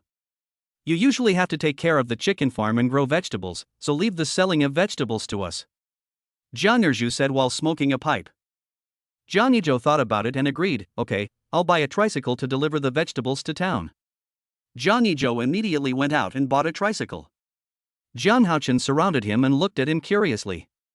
It was the first time he saw a 3-wheeled vehicle. Dahei has nothing to do all day long and either sleeps. He wants to go to the mountains to catch wild boars and rabbits. He wants to eat a lot of meat. After dinner, they went to the vegetable garden to pick vegetables together, and Shen Man brought her son with them. Man, you and Xiaochen stay at home, we will be back soon. Jangi Joe now wanted to hold her in his hands and love her so much that he would not let her do any work. Shen Man was almost going crazy from staying at home. I want to help too. I'm bored doing nothing at home all day. Jangi Joe chuckled. It turned out that she was afraid of being bored. What a silly girl. Okay, you guys come along too. When Dahei saw that they all went, he felt like a bit out of place if he didn't go, so he decided to go with them too. He would be sleeping there anyway, so it didn't matter where he slept. Look at these cabbages, each one is so beautiful, just like vines. Jangi Joe pulled up a cabbage and cut off the head. Man is a cabbage, so our son is a pig. You are really educated, old man, to describe it so vividly. However, Huang Shouru felt that Shin Man was much more beautiful than these cabbages. Mom and Dad, if I am a pig, what are you? And what is my son? Aren't all of them pigs? How could anyone describe his own son like this? Shin Man laughed, and Jiang Haochen snorted and retorted, Grandpa and Grandma said you were a pig, but we are not. How could he be a pig like him when he is so smart? In addition to picking cabbage, they also picked water spinach and other vegetables, filling the baskets. Jangi Joe was very strong and he carried the baskets home without even taking a breath. After going back and forth a few times, he brought back all the vegetables. Man, take Xiaochen to take a bath, we can just take care of it here. The little guy was covered in mud and looked dirty. Okay, Mom and Dad, are you hungry? All the energy was almost used up after working. I'm not hungry. If you were hungry, we would cook something to eat. You go and do your own thing. Mother Jiang waved her hand. She had just eaten 2 bowls of rice. How could she be hungry so quickly? Xiaochen, come in with your mother and take a shower. Jiang Haochen squatted beside Dahei and watched them. Dahei said he also wanted to take a bath, the kind that smells nice. After being busy for most of the day, Jangi Joe returned to the room after taking a shower and saw the mother and son lying on the bed. Shin Man was telling Jiang Haochen the story of Journey to the West. Are you done washing? Well, Xiaochen hasn't gone to bed yet? I looked at the time and it was almost 10 o'clock. He wasn't asleep yet. He usually went to bed early. I can't sleep. He won't lie down until I tell him a story. Shin Man tucked the quilt for him.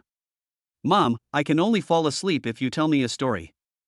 Jiang Haochen hugged her neck and acted coquettishly. Jangi Joe lay beside her and hugged her. It's late, Daddy turns off the lights. It was a dreamless night and John's father and mother got up early. When Jangi Joe got up, they had already prepared breakfast. He helped Jiang Haochen brush his teeth and then came out to eat breakfast. Mom and Dad, you guys can use this tricycle later. I'll take a ride back. Otherwise, after they have sold all their items, they probably won't be willing to take the ride, so it's better to give them the tricycle. After sending them to the town, Zhang Yizhua came back. The town was closer than the county town, and there were many people buying vegetables, most of whom bought in the morning. Are you back? Shen Man would draw when she was bored at home, and Jiang Haochen would write beside her. Well, I'm going to go to the mountain and take you out for a walk later. Jangi Joe took Dahei to the mountains. Several people were seen following behind him. Ijo, are you going to the mountain? Yeah. He couldn't stop them from following him. After all, the mountain didn't belong to him alone. Can we go together then? If you want to come along, then come along. When they reached the mountain, they did not separate and followed Jangi Joe closely. Dahei sniffed around excitedly, he smelled meat. Jangi Joe also picked some mushrooms and had chicken stewed with mushrooms for lunch. It all depended on whether Dahei would be good enough. A few people began to regret coming along.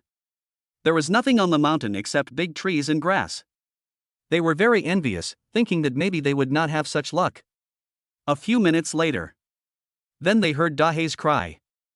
Jangi Joe immediately rushed over, and the people behind him followed him. Maybe they could also drink some broth. Dahei noticed a few pheasants with their sharp eyes, and they were bringing a group of chicks out to look for food, about 10 of them.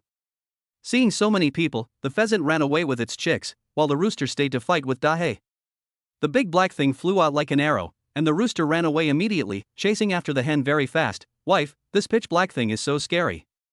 Seeing this, Jangi Joe took out the bow and arrow he brought with him and shot an arrow at the pheasant's butt. The rooster died immediately. The young man had no martial ethics and specifically targeted the pheasant's butt. A few people saw Jangi Joe catch a pheasant, which looked to be several kilograms in weight. They were envious but also annoyed that they were useless and could only stand there and watch. Dahei also came back with a pheasant in his mouth. He threw it in front of Jiang Yizhua and looked up at him, as if to say, it's his share of meat, and not a single piece can be left out. Add chicken feet tonight. Dahei didn't know what chicken feet were, but as long as there was meat on them, it was fine. Several people less inner thoughts, this person is too cunning. Several people continued to move forward, and suddenly a tall man saw a wild boar staring at them fiercely, and he was almost drooling. He pointed ahead tremblingly and said, there is a big wild boar in Jangi Joe. In fact, Jangi Joe and Dahei already knew it. You guys climb up the tree and hide first. A few people were about to climb the tree, but when they saw that he was alone, they didn't leave him behind. Jangi Joe, we came here together. We can't be so selfish and leave you alone down there. We have to go together. They were ready to be eaten by the wild boar. Jangi Joe glanced at them and said nothing. It was rare that someone had not given up on him. Chapter 12. I plan to follow him in the future. When Dahe saw the wild boar, he was instantly excited and felt that his life as a dog had reached its peak. He saw a lot of meat waving at him, and his mouth was drooling, dripping onto the ground. Suddenly another wild boar came, and the two wild boars stood side by side, looking at them and humming. Jangi Joe stood there motionless. He took out a machete from his backpack and was ready to attack at any time. A few people looked at themselves and saw that they had nothing in their hands. They were stunned for a moment, and their voices kept trembling. Jangi Joe, what should we do now? If I die, you will tell my parents that I am unfilial. There are still 200 yuan on the soles of my shoes in my room. Before he could finish, Jangi Joe interrupted him. Shut up, I will get you back safely. The man was immediately moved and wanted to go up and give him a kiss. He didn't know why he believed Jangi Joe's words. If he could get down the mountain alive, he would definitely follow him. Dahe, come on. Upon hearing this, Dahe barked and rushed forward. The wild boar was angered and immediately rushed towards them. Jangi Joe found the right position and stabbed the wild boar's throat with a knife. The wild boar fell down, and another wild boar chased Dahe around. Come and help carry the wild boar down the mountain. After saying that, he went to Dahe's side. After running for an unknown amount of time, the wild boar stopped under a big tree and gasped for breath. Dahe was also panting on the side. The dog was so tired. Was it easy for him to get a bite of meat?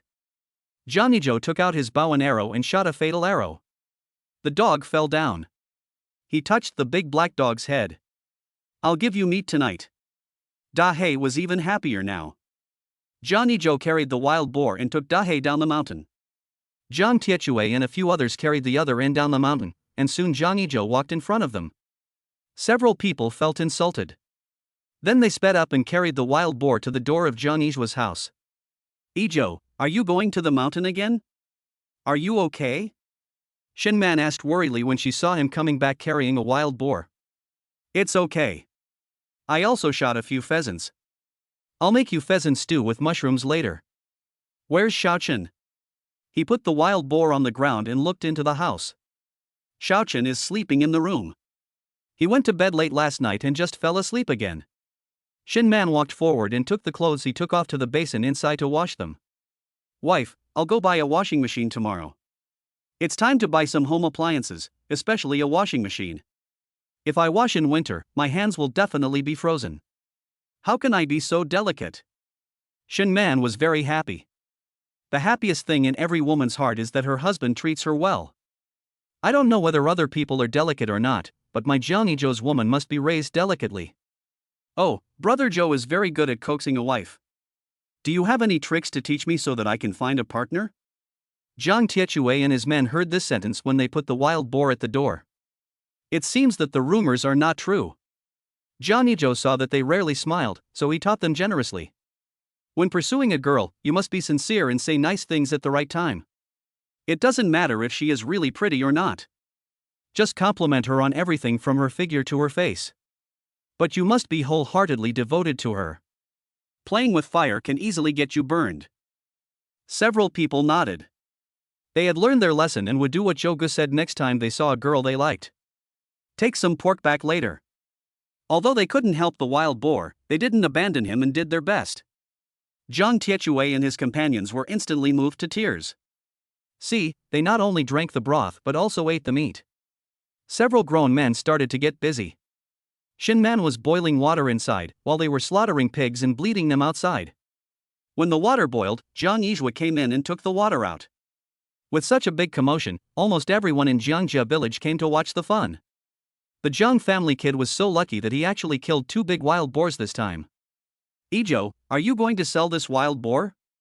Wild boar meat is a few dollars more expensive than ordinary pork, but it tastes much better than ordinary pork, so they also want to try it. Jangi Joe stopped what he was doing, wiped the sweat from his forehead and said, I'll sell you some, but I'll say this first. This wild boar meat is 5 yuan a pound. don't think I'm selling it at a high price. If it weren't for me, you might never know what wild boar meat tastes like in your life. You guys just want to try it for the novelty, right? Okay, give me 10 kilograms. He wanted to buy 10 kilograms at once, but some people were not happy about it. What if there was no stock left when it was their turn? Jangi Joe, you are too greedy. If everyone wants so many, what will we do if we can't buy those people? It was as if Jangi Joe had sold all the wild boars, and he wanted to keep some for his family to eat and to show his filial piety to his father-in-law. After killing the wild boar, Jangi Joe took out a long bench from home, washed it with water, and put the pig on it. If you want to buy, go and line up. Those who cut in line will not be sold. Everyone lined up consciously. Man, come here to collect the money. Everyone, go to my wife to pay after you finish shopping. Man immediately stood aside. Some people bought several kilograms, some wanted to buy more to honor their parents-in-law, and some even thought of giving it to their leaders. But there are only so many wild boars, so the maximum amount you can buy is limited to 6 kilograms. The children in the village also gathered around to watch.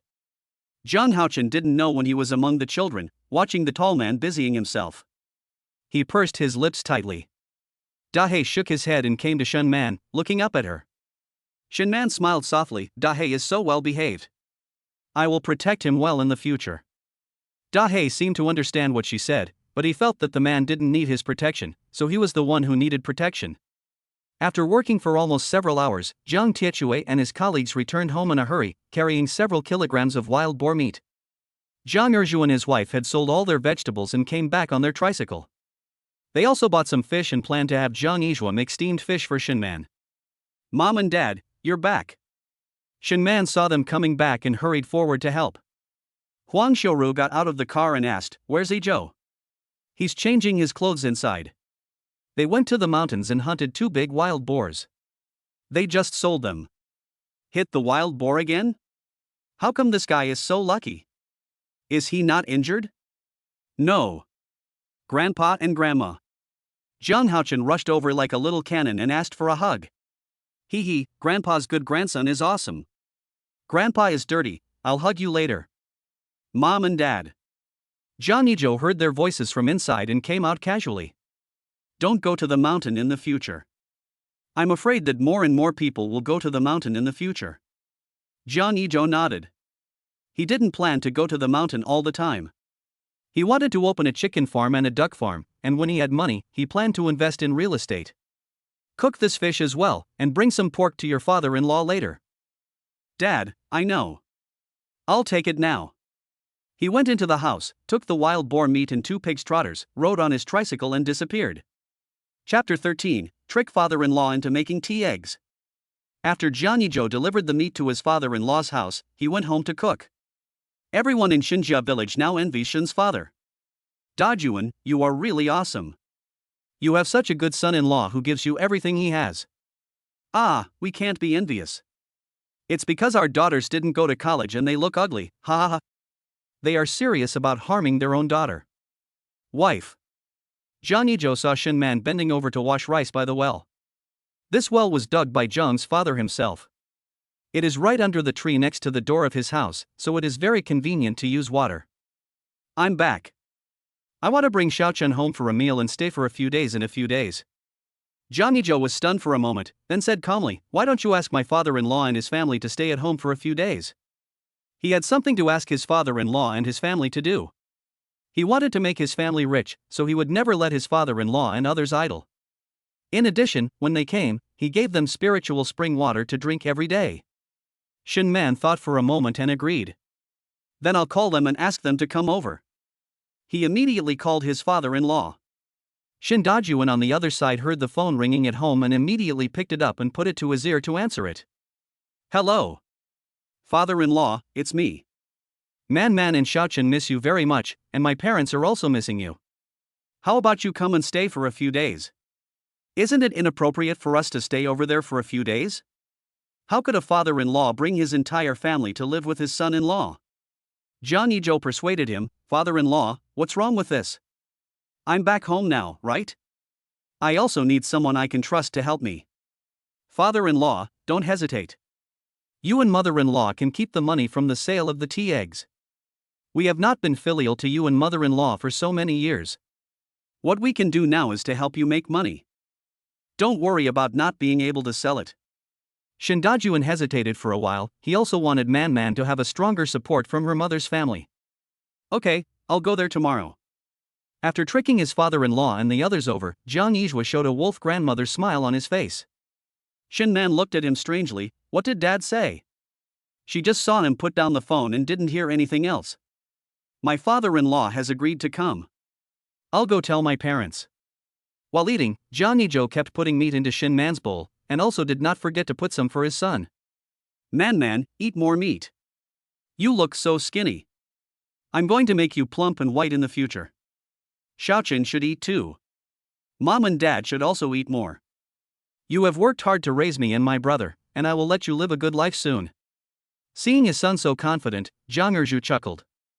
He, Zhang Erju, had made great progress. Both of his sons had graduated from college, but he didn't know whether his youngest son had found a job.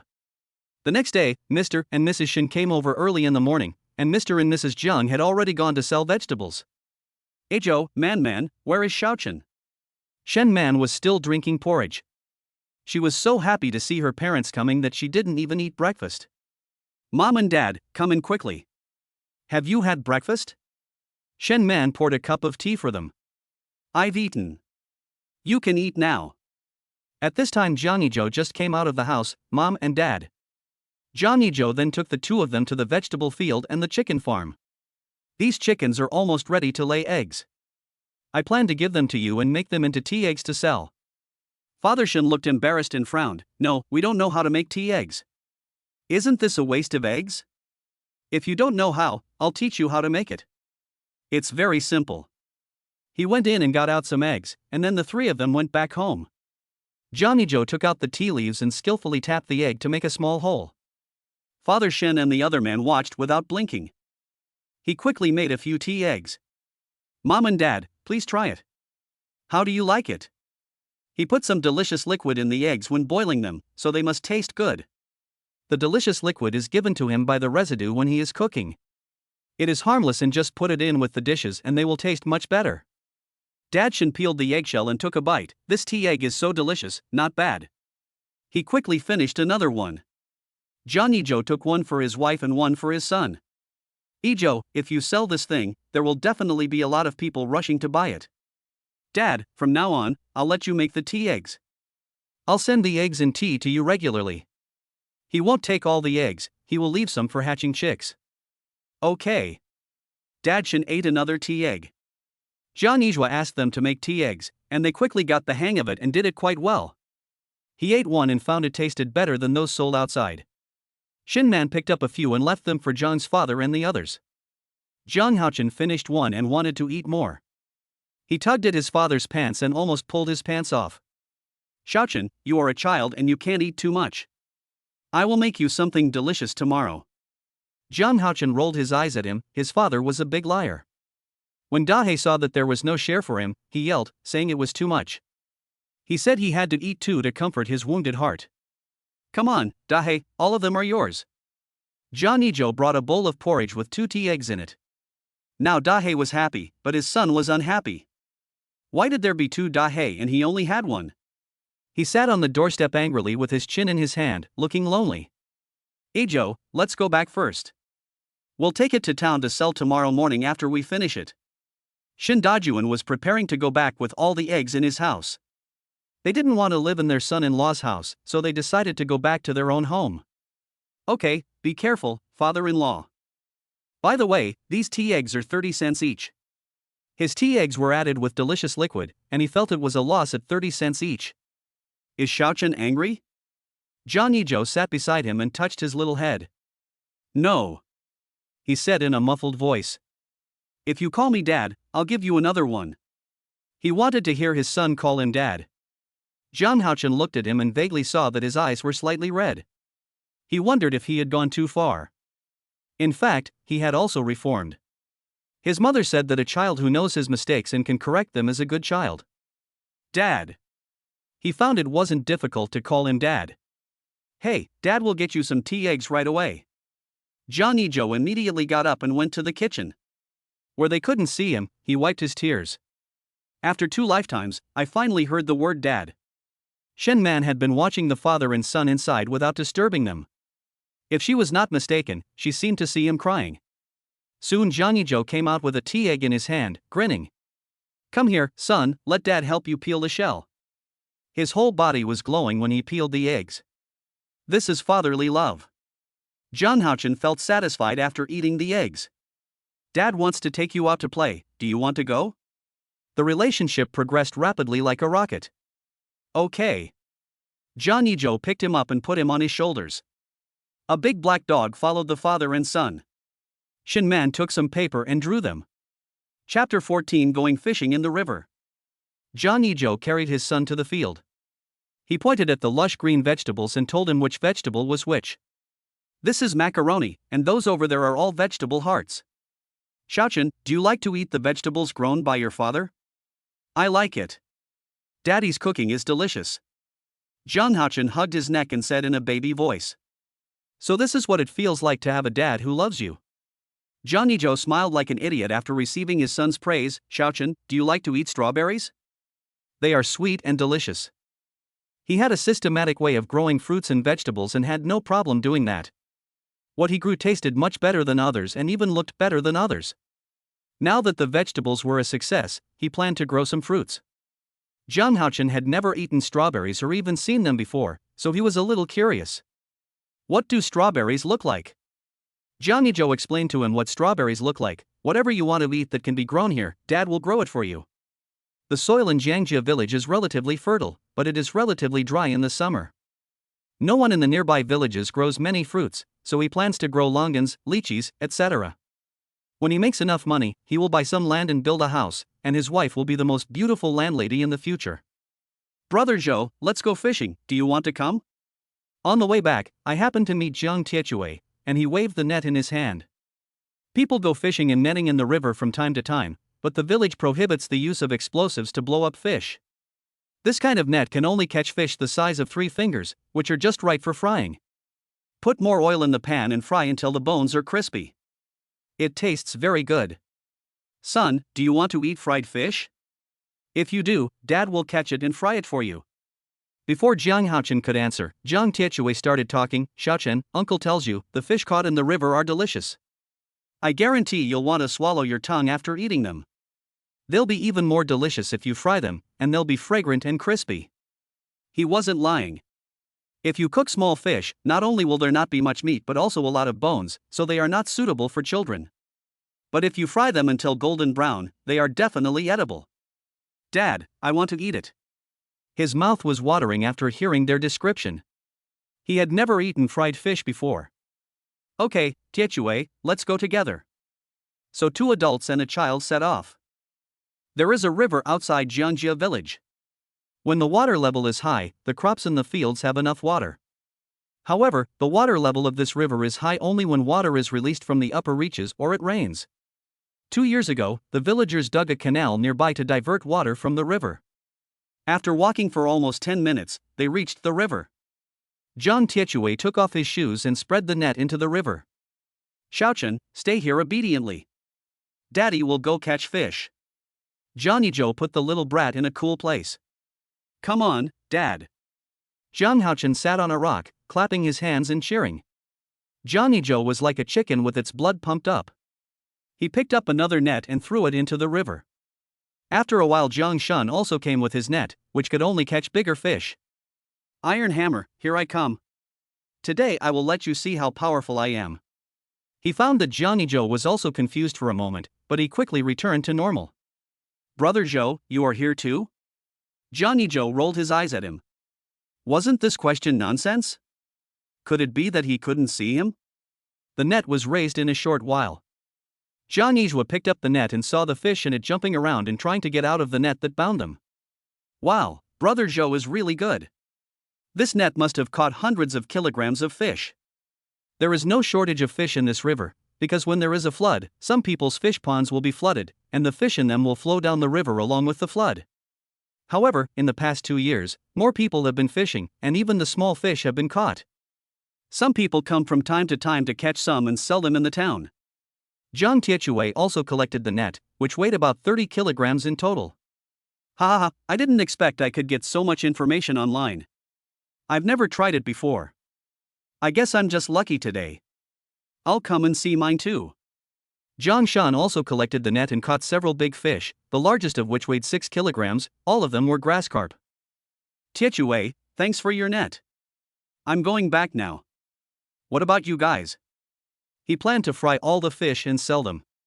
Don't be polite, we are going back too. We have gained a lot today. Everyone filled the bucket they brought with them. Xiaochen, go back. Jangi Joe shouted to Jiang Haochen, who was squatting on the ground holding a branch and writing something. When Jiang Haochen heard this, he immediately dropped the branch in his hand, walked over quickly, and his eyes opened wide when he saw the fish in the bucket. Wow, Dad is so awesome. You are the most awesome dad I have ever seen. Jangi Joe felt very satisfied when Jiang Haochen praised him. Along the way, Jiang Shan kept complaining to Jiang Tiechui about his good luck today. Iron Hammer, do you think Brother Joe has the physique of a koi fish? I find that as long as I follow him, my luck will not be bad. Except for the fact that they caught more fish at the beginning when there were many fish in the river. Later on, as more and more people fished, the fish became fewer and fewer. They haven't caught so many fish for a long time. I guess so. Brother Joe, how about coming to my house for dinner later? They shared the wild boar they killed, and they also caught so many fish today. He wanted to build a good relationship with Jiang Yizhua. Maybe Jiang Yizhua would take him with him when he became rich in the future. Let's save the meal for next time. I have things to do when I get home. When he got home, he had to clean all the small fish and fry them, so he didn't have time to eat. Okay, next time I'll treat you to a meal at a big restaurant. Speaking of restaurants, Jangi Joe has a cooking skill that he is unable to put to good use, so he plans to open a restaurant and hire a few people to manage it. The sun is scorching at noon. Shenman came back with some vegetables and was now washing them by the well. Dahe was lying beside her, panting so hard that his tongue was smoking. Mom, we're back. Dad caught a lot of fish and said he'd fry them for me later. Jiang Haochen rushed over like a cannonball and hugged Shenman's neck from behind. Daughter-in-law. Why did you catch so many fish? Shenman looked at the fish, which were piled together. Fry some and keep some at home, and sell some. Seeing that his wife had no jewelry on her, he went to a gold shop to buy some gold necklaces and bracelets for her. The second way to spoil your wife is to buy her things. Jangi Joe brought a chopping board and a knife, and Shenman also helped. When Dahe saw so many fish, he instantly became energetic and no longer felt hot. He also wanted to eat. I wonder if there's still that much oil at home. If not, I'll go back to my parents and borrow some. Shenman looked at these fish and estimated that it would take a lot of oil. After all, frying fish requires a lot of oil. No need. He had everything in his space, all kinds of oil, except petroleum. Chapter 15, Finding a Buyer. It is not tiring for men and women to work together. Jangi Joe scrapes the fish scales clean first so that it will taste better when eaten. Otherwise, the scales will get stuck between the teeth when eating. Then the fish's belly was cut open and Shenman was responsible for cleaning the internal organs. At noon, Jiang Erju and his wife also returned.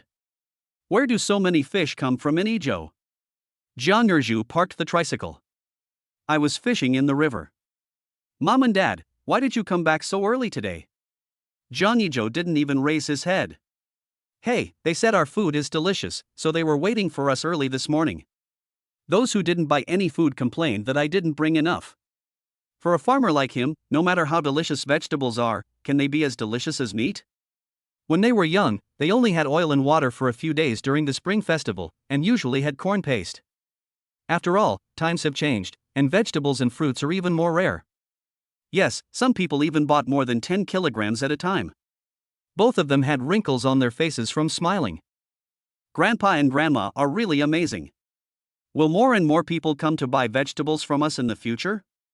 Jiang Haochen suddenly felt that his whole family was making money, but he, a little kid, could do nothing except eating and sleeping.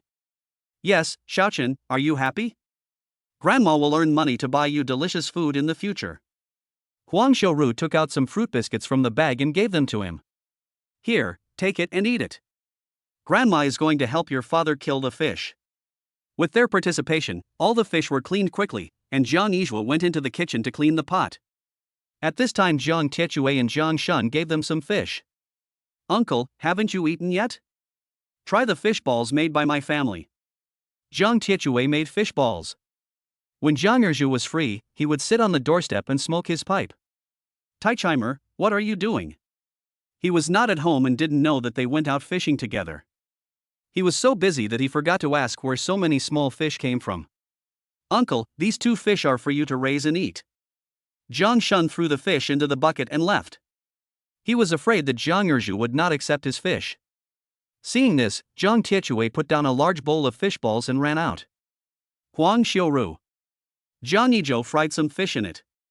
The pan made crackling sounds and soon the room was filled with fragrance. Da Hei came in when he smelled the fragrance, sat down at his feet and looked up at him. You are smart. I'll give you one first. He picked up a golden fried fish and gave it to Da Hei. Da Hei said he ate it in one bite, then looked at him, indicating that he wanted to eat more. Jangi Joe pretended not to notice that his wife hadn't even eaten yet. After frying the fish, he made braised pork and boiled a lean meat soup. Mom and Dad, my wife is ready to eat. He brought out the dishes and saw a bowl of fish balls on the table, so he asked, did Tiechui and the others send it? Well, Shanzi also gave us 2 big fish. They are in the bucket by the well. Shen Man answered while holding a bowl of rice. We'll send them some fried fish later for them to try. Although he didn't have much contact with them, the 2 of them were grateful people, and he planned to develop them into his employees. When she looked at Jangi Joe, she realized that he had really changed a lot. In the past, when someone gave him something, he didn't understand it and was reluctant to give others a gift in return. She has seen the changes in him these days, and the him from 2 years ago is really back. Why are you looking at me? Eat your meal quickly and try this fried fish. Is it delicious? Jangi Joe picked up a fish and put it in her bowl. Shen Man took a bite. It was tender on the outside, with crispy and fragrant skin, and the meat inside the skin was very tender. It's delicious. They ate the meal with their mouths drooling, and as soon as they finished, Jiang Yizhua started to get busy again. Man, take Xiaochen in for a nap. I'll go fry the remaining fish. Jiang Yizhou kissed her on the forehead. Dad, I'm not sleepy and don't want to sleep. Jiang Haochen said that he wanted to take Da Hei out to play. No, you can't grow taller if you don't sleep. Do you want to be as tall as your dad? Do you want to be as tall and handsome as your dad? Jiang Yizhou started to fool his son while holding him. Jiang Haochen saw that he was so tall and thought that as long as he grew that tall, he could protect his mother. Think. Then go to bed. Shin Man took him into the house. The man who had just said he was not sleepy began to sleep soundly as soon as he touched the bed. She covered him with a thin quilt and went out to the kitchen. Jiang Yizhou. What's wrong with my wife? The smile on Shen Man's face and her pink lips made Jiang Yizhou want to eat her up in one bite. I remember when I first started dating you, I never dreamed that one day you would cook for me and take care of the kids. At that time, I always thought that men were only responsible for working and making money. We will run this family together in the future, and we will face any difficulties together. I also want to have a daughter to make a good family. Hearing this, Jiang Yizhou's eyes changed when he looked at her. His wife came to him just to ask him for a daughter. He also wanted a little, sweet, well-behaved, and quirky daughter. Shen Man blushed when he looked at her. Why are you looking at me like that? She felt embarrassed. Wife, don't be embarrassed, I understand, we will have a daughter tonight. You, what are you talking about? I'm just talking. Jiang Yizhou chuckled. His wife was still shy even though they were an old married couple. Jiang Yizhou set off on his tricycle with the fried fish. On the way, he gave some to Jiang Tiechui and others. When he arrived in the town, he found a restaurant. This restaurant had pretty good business here. The owner was a young man who wore glasses and looked very gentle.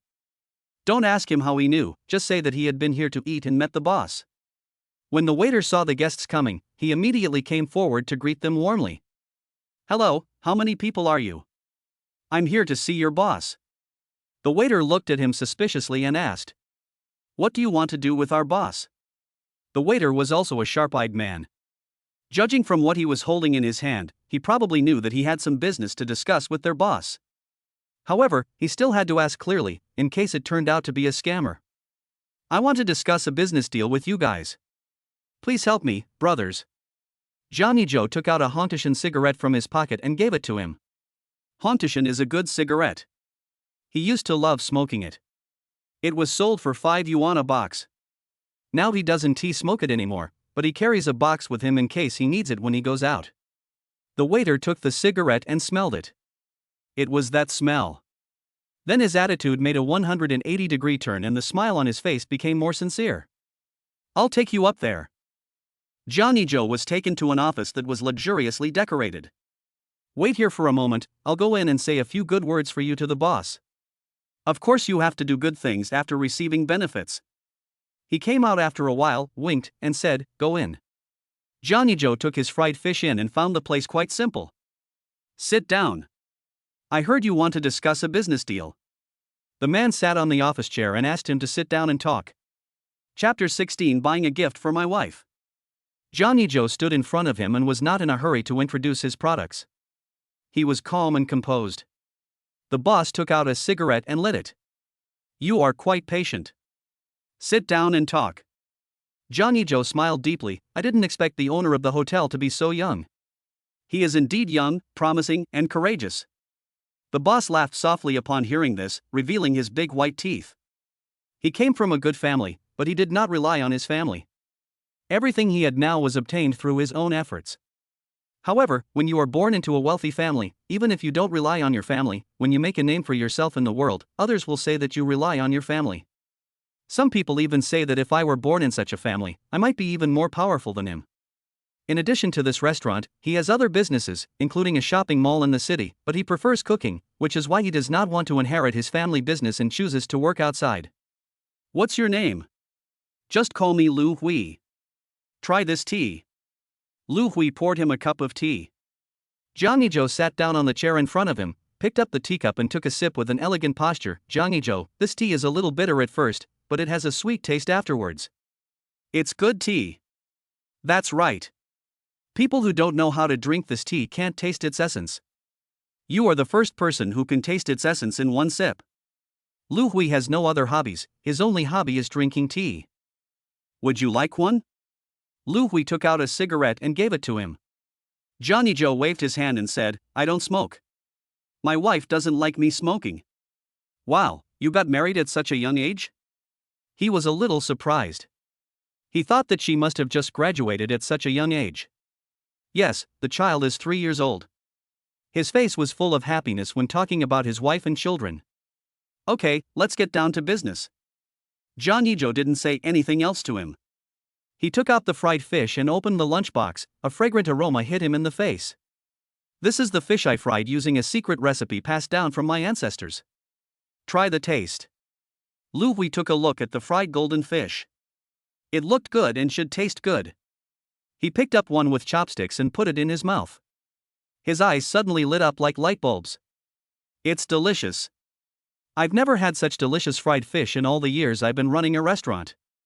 The skin is crispy and soft, the fish meat is tender, and there's an indescribable feeling. Jangi Joe now has 100% confidence in his cooking skills. Even if he doesn't sell it to restaurants, there will still be many people buying it outside, so he won't have trouble selling these things.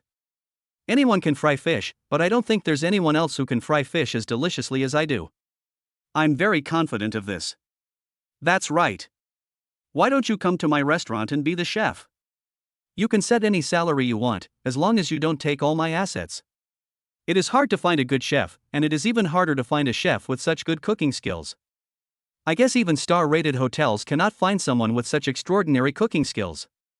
Jangi Joe shook his head. He didn't want to be a chef. I have dozens of kilograms of these fish now. I'll sell them all to you. If you want more in the future, I'll deliver them to you twice a week. No problem. What about the price?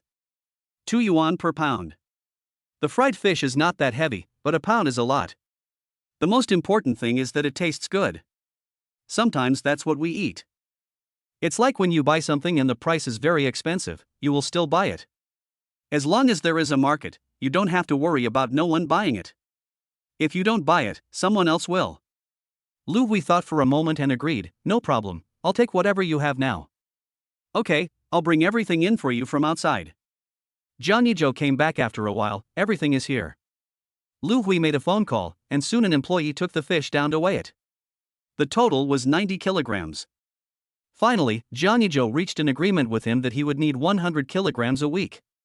The fish restaurant would kill the fish and send it to his house, but the price was only 1 yuan and 80 yuan per kilogram. After all, the supply was provided by the restaurant. Jangi Joe took the money to the jewelry store, and the waiter immediately came forward to greet him. "Sir, what would you like to buy?" "Gold is the best-selling item in our store." The waitress' attitude was very good, and she showed a professional smile. She would still smile no matter whether you wanted to buy something or not. You might be persuaded by her to buy something in the end, so first of all, get your attitude right. "Show me the earrings and necklace." "They're for my wife." When the waiter heard this, his smile got even bigger, and he sighed in his heart, "What a good man, and he belongs to someone else's family." "Okay, wait a moment." After a while, the waiter took out the best-selling item and showed it to Jangi Joe. "Pack up this pair of earrings and this necklace for me." In the end, Jangi Joe chose earrings with simple design and a gold necklace. "Finally, I bought a jade bracelet and spent all the money I earned that day." On his way back, he found someone following him, so he chose to take a shortcut into the woods. Jiqiang followed him quietly behind him. He was so lucky today. He was thinking about whether he should go to Jangi Joe's house to take a look, but he met him here. If you want to blame someone, blame him for blocking someone else's way. That person said he wanted to defile his wife and wanted Jangi Joe to watch with his own eyes. Jangi Joe was within 10 meters of him, so he already knew what he was thinking, but he just didn't know who that person was. Suddenly Jangi Joe turned around and looked at him dimly. The most fearful thing is that the air suddenly becomes quiet. Jiqiang is embarrassed and wants to find a hole to crawl into. Didn't he find it just now? How come he was suddenly discovered? What went wrong? "Ha, Joe, you are here too?" Jiqiang forced a smile. "Unfortunately, you followed me." Jiqiang looked at him in shock. What if he was caught following someone? Waiting online. "No, I came to see you on purpose to see how you've been doing lately." If he wasn't doing well, the man would be happy, but he said he would find a chance to get rid of him. Jangi Joe was very confused as to whose way he had blocked. If someone wanted to do this to him, nothing like this had ever happened in his previous life. Later, he lived a prosperous life and no one came to pick on him. Jangi Joe didn't waste any time talking to him. He just grabbed one of his hands and threw it to the ground, shaking it back and forth several times. Jiqiang felt like he was about to die. When did he become so strong? "Don't give up, Jangi Joe, you ungrateful bastard, you were?" Before he could finish his sentence, Jangi Joe took out a knife and slashed his face, blood gushing out. "Don't tell me about the past. I hate the past the most. If you want to die, I'll grant your wish." Jangi Joe's eyes were fierce, and Jiqiang was completely frightened. "Who is behind you?" Jangi Joe asked straight to the point. Now Jiqiang was even more shocked. No wonder, it turned out that he had discovered that he and that man had conspired to frame him. Chapter 17. Who is behind this? Joe, I don't understand what you are saying. You are so ungrateful. I came to see you with good intentions, but you treated me as a bad person and took my kindness for granted. Ugh. Jiqiang recovered quickly. He stood up and spat out a mouthful of blood on the ground, staring at Jangi Joe. Hearing his words, Jangi Joe couldn't help but clench his fists. If he didn't know who was hiding behind him, he really wanted to rush up and beat this bastard to pieces and smash his head into pieces. But he did not continue to fight. He knew a lot about Jiqiang. If he called the police, he would have to stay in jail for the rest of his life. In his opinion, didn't the other party want him to live a miserable life? The more he wanted to live a prosperous life, the more likely he would be unable to bear it when he saw that he was living so well, and he would destroy his home and watch him eat peanuts with his own eyes. It was already afternoon when I got home. The door of the house was tightly closed, so he knew that his wife had gone out to plow the fields. He took out the key and opened the door, then put the gold jewelry into the system and waited to give it to his wife tonight. He thought Man would be so moved when she saw it that she would hug him. Seeing that the sun was still high in the sky, he took a hoe, put on a straw hat, and went to the field. When Jangi Joe came to the field, he heard Jiang Haochen's voice from afar. Following the sound, he saw his son playing with some other kids. He walked to this field to see if there were any bugs, and then went to the next field to check. Shinman, wearing a straw hat, stood up, wiped the sweat from her head, looked at her son, and started turning the soil again. "Wife, take Haochen back to rest, and leave the tilling of the soil to me." Looking at his wife working under the scorching sun, his heart began to ache. His wife, Jangi Joe, didn't need to do these things. He walked over quickly, threw the hoe aside, grabbed his wife's hand and looked at it left and right, both of which were red. Your hands are not meant for work. Drink some water and go back. He opened the kettle and handed it to Shin Man. You must be thirsty. Drink some water to moisten your throat. Shin Man had finished drinking all the water she brought. She was thirsty now, so she took several sips. Oh, this young couple is so loving. Look at the men in other families. They feel so distressed when their wives come out to turn the fields. The aunties from the neighboring fields began to joke that they were envious of him. Who wouldn't be envious of a man like this? That's right, take a look at your own house. You have to throw away the goods after comparing them. The aunt who was speaking gave her husband a look of disdain while speaking. Then why don't you look at how pretty her wife is? She's not as ugly as you are. You're a good match for me. The man glanced at his wife, wondering if what she said was human language. She despised him so much. Is there any wife like this? Jangi Joe listened to their praises without being proud. Aunt, that's not what I meant. Uncle treats you very well, too. Sure enough, after hearing this, the aunt stopped talking about her man. Life is for yourself, not for others, and you know very well whether you are happy or not. Unlike some people who are obviously unhappy but want to tell others that they are happy, in fact everyone can see it with their eyes. Zhang Haochen saw his father coming and walked over to him. Dad, I caught some bugs, give them to you. The insect turned out to be a bit like a beetle, a very small one. If I hadn't covered it with my hand, it would have probably flown away. This is his favorite thing. Jangi Joe looked at the bugs in his hand with an indescribable expression on his face. This must be a leaky jacket. Dad doesn't want to play, Xiaochen, you play by yourself. Dad is already an adult, how can he snatch bugs from Xiaochen? Let him go. I'm not stealing them. I'm giving them to you, Dad. Look how beautiful they are. They even have shells on their backs. Jangi Joe was really afraid that his son would catch a bunch of earthworms for him to play with in the future. Just thinking about the moving bodies of those things made him instantly feel horrified. Shen Man chuckled, Xiaochen, throw away these bugs and go home with Mom. Zhang Haochen threw the bugs on the ground, seeming a little reluctant to do so. What should he do? My mother is a girl and she definitely doesn't like these things. Zhang Tiechue also came out with a hoe and his mother to weed and turn the soil. It was now past 4 o'clock and the sun was not that strong. Everyone liked to come out at 3 or 4 o'clock to do farm work. Mom, what else do we need to plant? We have so many vegetables at home that we can't even finish them all. If we plant them here, we have to go to the river to fetch water. Zhang Tiechue is not a bad person, but he is like a lazy bone when he works. He would rather stand than sit, and would rather lie down than sit. Shut up.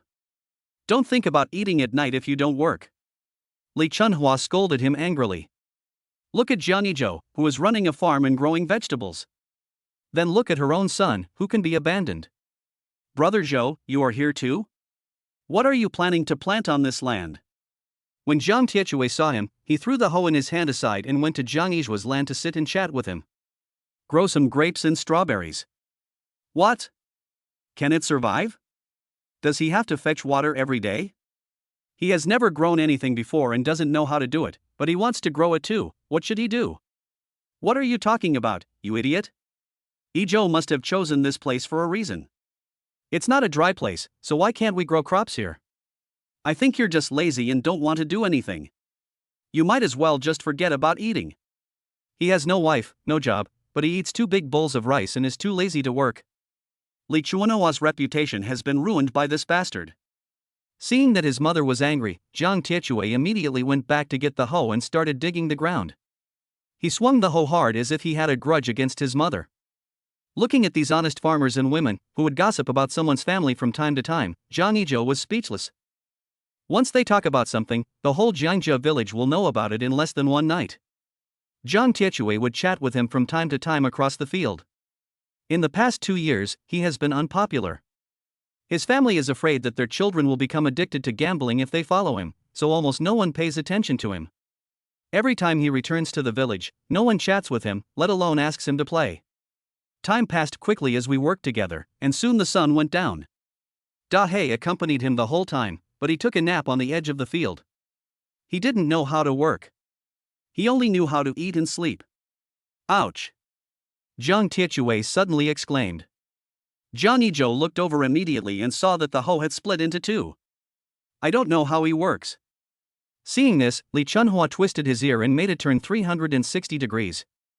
You don't work when you eat, and you break things when you work. I asked you to hoe the ground, not to work hard, and you still don't pick it up. Brother Tiechui felt so wronged. Brother Joe also hoes the fields like this. He was also learning from him. Chapter 18, Reality is like this, what about humanity? Jangi Joe smiled but said nothing. The sun had already quietly set, and it was time to go home and cook. Smoke was coming out of the chimneys of every household on the road, and people passing by on their way home would greet each other. The rural life with curling smoke was plain and ordinary. But everyone also yearns for the city. They work hard all their lives and hope that their children can leave the mountain village. They have been living in this mountain village all their lives and don't want their children to be the same.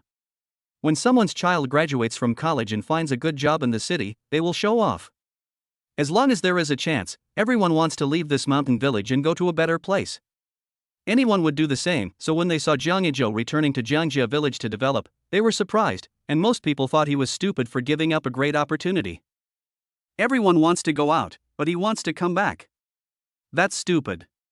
But when some people see that their family is living a good life, they may feel jealous. This may be a common problem in most rural areas. I will be happy as long as you live worse than me, but not if you live better than me. This is the reality. Who would talk to you about human nature? It was already dark outside, and Shen Man had already prepared dinner as soon as Jangi Joe came back. Their family still uses firewood to cook. When the rice is almost cooked, they pour out the rice soup and cook it for a while longer and the rice will be cooked. Food cooked with firewood tastes better, and the white rice gives off a light aroma. I'll go cook. At this time, not only is his wife hungry, but even he, a big man, is hungry. After washing the pot, Jangi Joe cut some ginger and green onions. He was going to make steamed fish. The fish that Shunzi brought had not been eaten yet. Jangi Joe killed the fish, cleaned out the internal organs, and made a few cuts to make the fish more flavorful. Then the fish was put on a plate and some ginger and oil were put in the fish's belly. The fish caught in the river had almost no fishy smell, and the ginger was used for seasoning. Then roll up the green onion leaves and cut them, with smooth movements. Light the fire, put some water in the pot, put the plate in, and then cover it with a lid. After preparing the seasoning, he cut some garlic cloves and used them to stir-fry the vegetables. Dad, what are you doing? It smells so good. Jiang Haochen's stomach was growling with hunger, and when he smelled the fragrance from the kitchen, he couldn't help but come in to take a look. Jangi Joe smiled. His nose was as sharp as a dog's. He smelled it after only 10 minutes. Steamed fish, do you like it? Jangi Joe turned around to cut the lean meat. He also wanted to make a wolfberry, red dates, and lean meat soup for his wife to replenish her blood. These wolfberries are all grown by my parents. People living in rural areas think that if they can grow vegetables themselves, they should try to do so. After all, buying vegetables costs a lot of money throughout the year. Different vegetables are planted in different seasons. We also plant sweet potatoes and taro during normal times, and sell the extra ones. Families with more land will also grow peppers and vegetables and take them to the town to sell. The elderly are reluctant to spend money, so they usually sell these things themselves and save a lot of money in a year. They all said that they were saving money for their sons to get married, which shows that most people spend their family's money to get married, including him, Jangi Joe. However, he also contributed some money himself. After all, he had just graduated and didn't have much money at that time. Yes, whatever my dad cooks is delicious. I like it and so does my mom. Jiang Haochen originally wanted to say that Dahe liked it too. Maybe Dahe had predicted his prediction, for it came in happily wagging its tail and looked at the father and son. The second master of the Jiang family came back. As the business got better and better, they brought more vegetables. Sometimes after selling all the vegetables, they would come back to pick some to sell. They could earn a lot of money in a day, and both of them had smiles on their faces. They would give the money to Jiang Yizhua every day when they came back. Jiang Yizhou would also pay them wages every day. It was a daily wage, and they would be paid as soon as they got off work. Hey, Uncle Erju, have you eaten? At this time, Zhang Tiechui's loud voice came from outside the door. Not yet. Yizhou is cooking in there. How about you? Have you eaten yet? If not, come and eat here with your uncle. In the village, saying we're eating here is just a polite expression, and the other party won't eat here even if they haven't eaten yet. I've eaten. I'm here to talk to Brother Joe. I'll go into the kitchen to find him. Jiang Tiechui walked into the kitchen in a familiar manner. When he saw Shen Man, he called out, "Sister-in-law." Shen Man nodded. "You are here to find Joe, right?" "He is inside." As soon as Jiang Tiechui entered the kitchen, he saw Jangi Joe holding a pot and pouring hot oil into the steamed fish. The smell smelled delicious. "Hey, Brother Joe, not bad, not bad. Just by smelling this, I know that the food in the big restaurant can't compare to what you cook. No wonder you can marry a beautiful and kind woman like my sister-in-law." Hearing him call his wife sister-in-law, Jiang Yizhua's vanity was greatly satisfied and a smile appeared on his face. Now Jiang Tiechui knew that he had done the right thing by flattering his sister-in-law to the sky. He praised her to the skies and maybe Brother Joe would accept him as his subordinate. "What do you want from me? It can't be that he's here to praise his wife." Jiang Tiechui was a little shy now. He lowered his head and scratched it, looking shy like a young wife. "I am, that one. Let me die," he said, closing his eyes. He was about to speak, but then he changed his mind and swallowed the words back. Why would the other party take him to make money? They have no obligation to do so, and even if they want to take him, they won't take him, an outsider. What can he do? Jiang Tiechui still hasn't figured out what he can do. People who can't even turn the soil properly, just eat and sleep at home. He came excitedly and left dejectedly. Jiang Haochen. Uncle Tiechui is so weird. Da hey, it's even dumber than it. It doesn't need to work and can eat meat every day. Jangi Joe ignored him and continued to cook his own dishes. He could eat after finishing cooking the vegetables. Shen Man came in and served the dishes. "Are the dishes ready? I'll take them out first." "Okay, you serve the fish, and I'll serve the soup." Huang Shouru came in, washed the dishes and took them out. Jiang Erju brought a larger basin and scooped the rice into it. The weather was not cold now, so there was no need to worry about the rice getting cold, and rice was not easy to get cold in summer. Jiang Erju sat on the doorstep with a bowl in his hand and ate, occasionally giving Dahei a piece of meat. Dahei ate a piece and kept barking, as if telling the nearby dogs that his meal was very good. After dinner, it was so dark that one could not see one's hand in front of one's face. The moon was hanging high in the sky. Jangi Joe took Shen Man walking on a country road. Jiang Haochen held Dahei in one hand and Shen Man in the other. Jangi Joe vaguely remembered that the moon in later generations did not seem as bright as it is now. He didn't know if it was his illusion, but that was how he felt anyway. It is really a happy thing to take my wife and children out for a walk after dinner, listening to the chirping of insects and feeling the gentle evening breeze. Chapter 19, Giving Gold Jewelry to My Wife. In the village, everyone finishes their meal around 7 o'clock. Some people will go to the neighboring house to visit and chat, while others will hold a fan and enjoy the cool air at the doorstep. Jangi Joe had never enjoyed such a warm and beautiful day in his previous life, and such a beautiful night sky full of stars. Days like this are simply too happy. "Wife, go back and get ready for bed." He still had a gift for his wife, and he also wanted a kiss from her. Shen Man nodded and went back with her son. When I got home, Jiang Erju and his family had already gone to bed. The old man didn't have much to watch, so he went to bed early after watching TV. However, he got up very early in the morning, a typical example of an early to bed, early to rise person. After Jangi Joe filled the bathroom and gave his son a bath, he quickly rinsed himself and returned to his room. "Wife, I'm here." He jumped onto the bed and sat on it in his shorts. Shen Man blushed.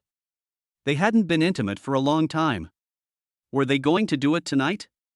"Wife, close your eyes." Jangi Joe looked at her with eyes like they were on fire. "Why are you closing your eyes? What are you doing?" He looked like a frightened little white rabbit. Jangi Joe teased her, "What are you doing? The big bad wolf is going to eat the little white rabbit." He pounced over and hugged her. Shen Man almost screamed with fright. The soundproofing at home was not very good, and they did not dare to make any loud noise. They did not want other people to hear it. "Hee, I caught my wife." Jangi Joe bit her hard on the face. It seems that they need to make money quickly to build a big villa. They will live on the second floor and their parents will live on the first floor. Then they can do whatever they want. Shin Man said coquettishly, stop making trouble and go to bed. It's very late. Jang Haochan is now sleeping alone in the small room. Da-hye is in the same room with him, but he sleeps on the floor, with a mat of course. Hey, wife, why are you so anxious? Don't be anxious. Let me show you a magic trick. Jangi Joe covered Shin Man's eyes with one hand and took out gold jewelry with the other. Look, wife, do you like it? The boxes were all packaged very beautifully. Shin Man looked at the gold necklace, earrings and bracelet in the box and was so moved that she covered her mouth with tears in her eyes. Why did you spend so much money to buy this for me? You work so hard to earn money, so don't buy these things in the future. Although she was happy and touched, she also felt sorry for how hard he worked to make money. What a silly wife. Let me put them on for you. Jangi Joe took the necklace and put it on her, and also put on the bracelet. After this period of time and drinking spiritual spring water on a regular basis, Shin Man's skin became white and tender, and her hands became smooth. The jade bracelet is very attractive. It suits Shin Man very well when she wears it. It is crystal clear. Does it look good? Women care about their husband's evaluation of them, and they also like to hear their husbands praise them occasionally. This is also a kind of romance. Of course, it is not the kind of frivolous praise, but the fun of husband and wife getting along with each other. It is better to give a man a little encouragement from time to time than to nag him. When a man appropriately praises his wife for being beautiful, the woman will actually be very happy in her heart. Jangi Joe looked at his wife, she was extremely beautiful. He had always known that Shin Man was pretty. She was the school belle when she was in school, pretty and simple. After getting married, she became more feminine, with a pure and charming look in her eyes. It's beautiful. My wife is the most beautiful woman in the world. Shin Man lowered her head, you are so exaggerated. But these are too valuable to wear all the time, Ijo, why don't we take them to the bank? What if such a valuable thing is stolen by outsiders? Okay, whatever my wife says is what I'll listen to her. Anyway, he will buy a lot of gold and silver jewelry for his wife in the future. Then by the way, deposit the money you gave me before in the bank. It's not safe to keep the money at home. Jangi Joe nodded, and his wife said to deposit it in the bank, so he did. After turning off the lights, Jangi Joe hugged his wife and fell asleep without doing anything. Shin Man looked at him sleeping, reached out and touched his face, and then fell asleep too. Jangi Joe opened his eyes in the darkness and looked at his wife with pity. He thought a lot that night and suffered from insomnia, which was a rare occurrence for him. It was almost dawn before I fell into a deep sleep. He was still asleep when Shin Man got up. Huang Xiuru had already prepared breakfast, and the two of them set off for the town. Jang Haochan also woke up. He and Da-hye were sitting on the doorstep. Mom, where is Dad? Jang Haochan now sleeps alone and doesn't cry when he wakes up in the morning. He is very sensible. Dad isn't awake yet, let's have breakfast first. Shin Man also served a small bowl of the porridge in the pot, and Huang Xiuru also fried some vegetables to eat with the porridge. Jang Haochan slurped the porridge, the rice porridge at home is so delicious. Jangi Joe also got up after a while, good morning, Xiaochun, where's Mom? Dad, you're being lazy today. Mom is in the kitchen. Dad always got up very early in the past, why is he so late today?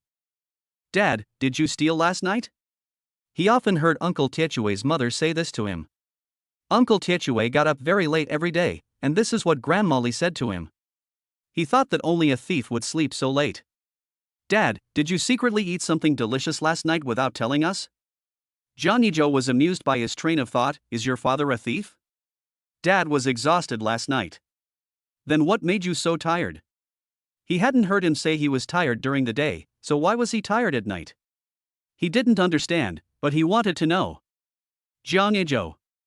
Why didn't I realize that his son had so many questions before? Shin Man glared at him to see what he was going to say. Dad is tired from working during the day and goes to bed late at night. Then why does Dad sleep so late? Can't he go to bed earlier?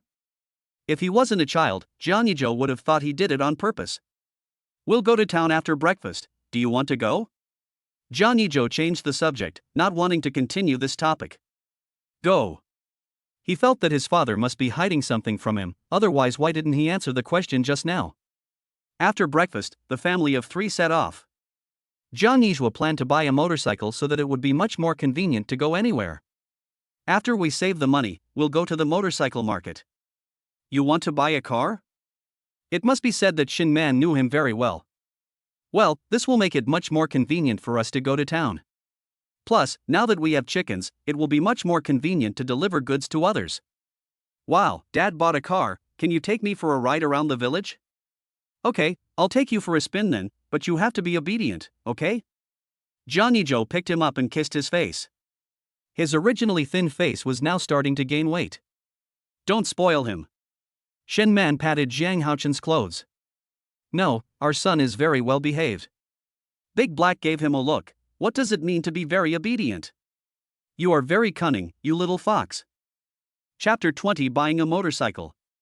The two chatted and before they knew it they arrived at the bank. It was already past 10 in the morning and the bank had been open for a while. People kept going in to do business. The two went directly to the counter. What business do you want to do? The salesgirl's attitude was a little impatient and she glanced at them. We are here to deposit money. Shen Man took out the money, several thousand in total. When the salesgirl saw the stack of money, she had an idea and her attitude changed 180 degrees. She thought that maybe he would be their god of wealth in the future, so she had to be nice to him. Okay, please wait a moment. After a while of operation, the process was completed. Shen Man was still dizzy holding the bank card. The feeling was different with money in the card. Goodbye, welcome back next time, goodbye. This is indeed a world where money matters. Let's save this money and take it out when we need it. Shen Man put the card into her pocket carefully. Before doing so, she covered it with her hand and let it go only when she felt it was safe. Okay, I'll listen to my wife. Let's go to the motorcycle shop now. The money he had was more than enough to buy a motorcycle. Zhang Haochen danced with joy when he heard this. Great, Dad is going to buy a car, so can we take the car home later? Yes, are you happy? Jangi Joe grabbed his little hand, like a real dad. Happy. He will be able to ride a motorcycle soon, so of course he is happy. Jangi Joe looked at his innocent smile. This was the smile that a child should have, without any worries. He hoped that his son could grow up with a carefree childhood. Half an hour later they arrived at the motorcycle shop. The service in the store is much better than that in the bank. Welcome. The clerk first took them to the rest area and poured them some water. We are here to buy a motorcycle. Then he turned to Shin Man and said, Wife, you and your son are here. I'll go over and take a look first. Shen Man was not interested in cars, and she didn't understand them either, so she might as well just sit here with her son. Zhang Haochen's eyes were instantly attracted by the car inside. It turned out that this is what a motorcycle looks like. The clerk began to sell the most popular motorcycle of the era Honda.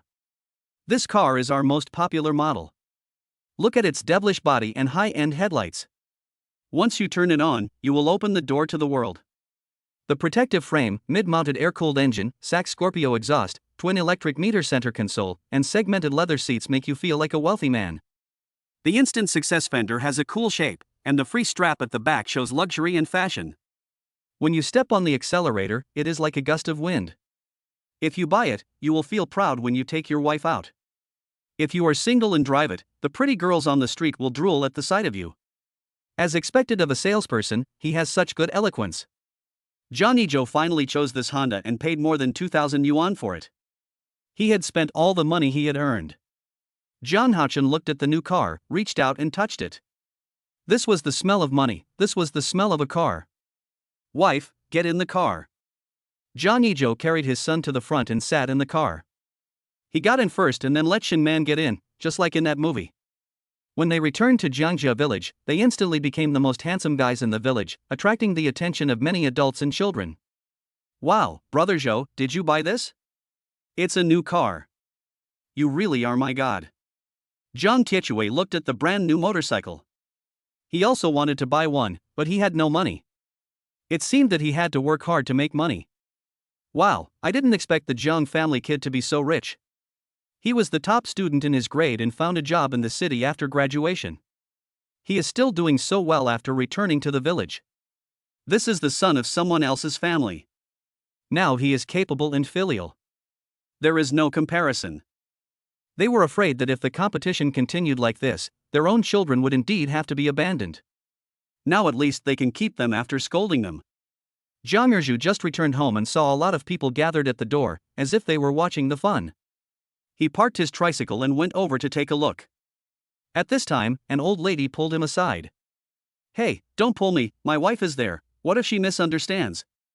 Zhang Zhu accidentally used a little force to slap her hand away.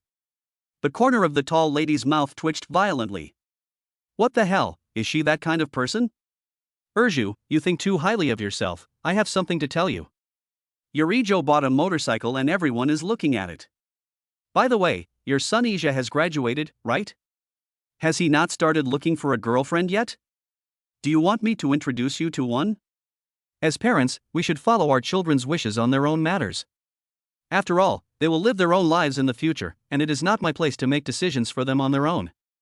Zhang Zhu's thinking is quite open-minded.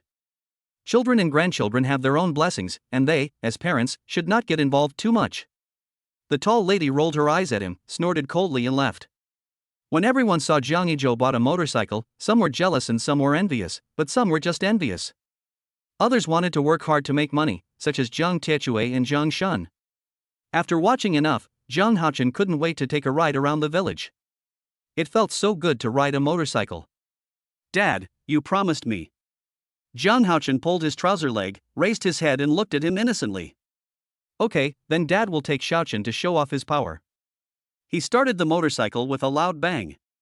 A group of children ran behind the car and got filled with dust.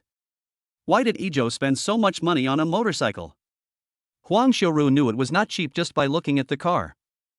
Xin Man didn't mind, she knew her husband was a capable man. It's convenient to travel with a car. He can earn back the money he spent. Mom, forget about him. Go in and take a rest. Huang Xiaoru didn't say anything else. She felt that Xin Man was right. "Ah, Dad." Zhang Haochen was sitting in front and his hair was blown up. Da Hei thought it was fun and ran after him. After playing around, Jangi Joe took him home. Zhang Haochen seemed not to be satisfied yet. After returning home, he still stood beside the car and touched it left and right. "Mom and Dad, I'll go sell vegetables this afternoon, you guys can rest at home." "No, let's go too. We have nothing to do at home anyway." Finally, under Zhang Yizhua's insistence, they agreed to rest at home. "Brother Zhou, you are so awesome. You can even ride a motorcycle. You are the first young person in our village who can ride a motorcycle." Zhang Tiechui was full of admiration. If only this was his real brother, he would definitely hold him in his arms while sleeping at night. What's so great about that? You haven't seen people out there driving cars and living in Western-style buildings. That's what's amazing. We still have to work hard. Chapter 21. Jogo is going to sell vegetables. Zhang Tiechui scratched his head and smiled awkwardly after listening to his words. "The big bosses out there are indeed very powerful, but I can't even support myself now, let alone the capital." In his heart, he also wants to make a lot of money to let his family live a good life, but his body is cleaner than his face, so how can he compare with others? "I'm not afraid of you laughing at me when I say this, but I don't even have $100 on me right now. I didn't study hard when I was in school, and I can't make a name for myself in society. I'll never be able to work in my lifetime, and I don't have the money to find something to do on my own." This may also be a common problem for many young people nowadays. We work hard and have to work overtime just to earn more money, but sometimes even overtime work does not get overtime pay. Prices are rising faster than anything else. Everything is rising except wages. Some bosses even want to deduct your money. Jangi Joe smiled and said, "While you are still young, you should strive to make a living. If you don't have the capital, go and make enough. You have been confused here. How much time do you have in your life to think about what to do next and how to proceed? No one's life is easy. Just do what you want to do. Be brave. Even if you fail, you will not have learned nothing when you look back, and you will have no regrets in your life in the future." In Zhang Yizhua's opinion, starting a business now is neither simple nor easy, but as long as you work hard and have money to buy a piece of land, the demolition will also be a huge amount of money in the future. Listening to Zhang Yizhua's words, Zhang Tiechui suddenly understood. "Brother Zhou, you are absolutely right. From now on, you will be my real brother. When he earns enough money, he will work with Zhang Yizhua. Brother Zhou eats the meat and he drinks the soup. Tiechui, you haven't found a job yet, right? He wanted to trick Jiang Tietue over, make him bring him food and fried fish, and do errands for him. Jiang Tietue's eyes lit up instantly when he heard this. Brother Joe, do you have any introductions? He was extremely nervous. Could it be that what he thought was true? Was Brother Joe going to take him to make money? No introduction, but I will need a food delivery person later. Not only does he sell the vegetables at the market, he also requires the restaurants here to buy from him. Even if others take his vegetables back for research, they won't be able to find out anything. The plant nutrient solution is colorless and odorless, and has no harm to the human body. It is just to make the vegetables grow better and faster. Really? Brother Joe, from now on I am yours. If you tell me to go east, I will never go west. If you tell me to stand, I will never lie down. Jiang Tietue patted his chest to make a promise, and his pats made a loud clanging sound. Jangi Joe's mouth twitched. There was no need to slap so hard. And what did he mean by she would be his from now on? When these words came out, people who didn't know would think that they were having an affair. Okay, come with me to the town in the afternoon. Take him to see the market and get familiar with it. It's settled then. I'll go back and prepare well. It was the first time he went out with Jiang Yizhua.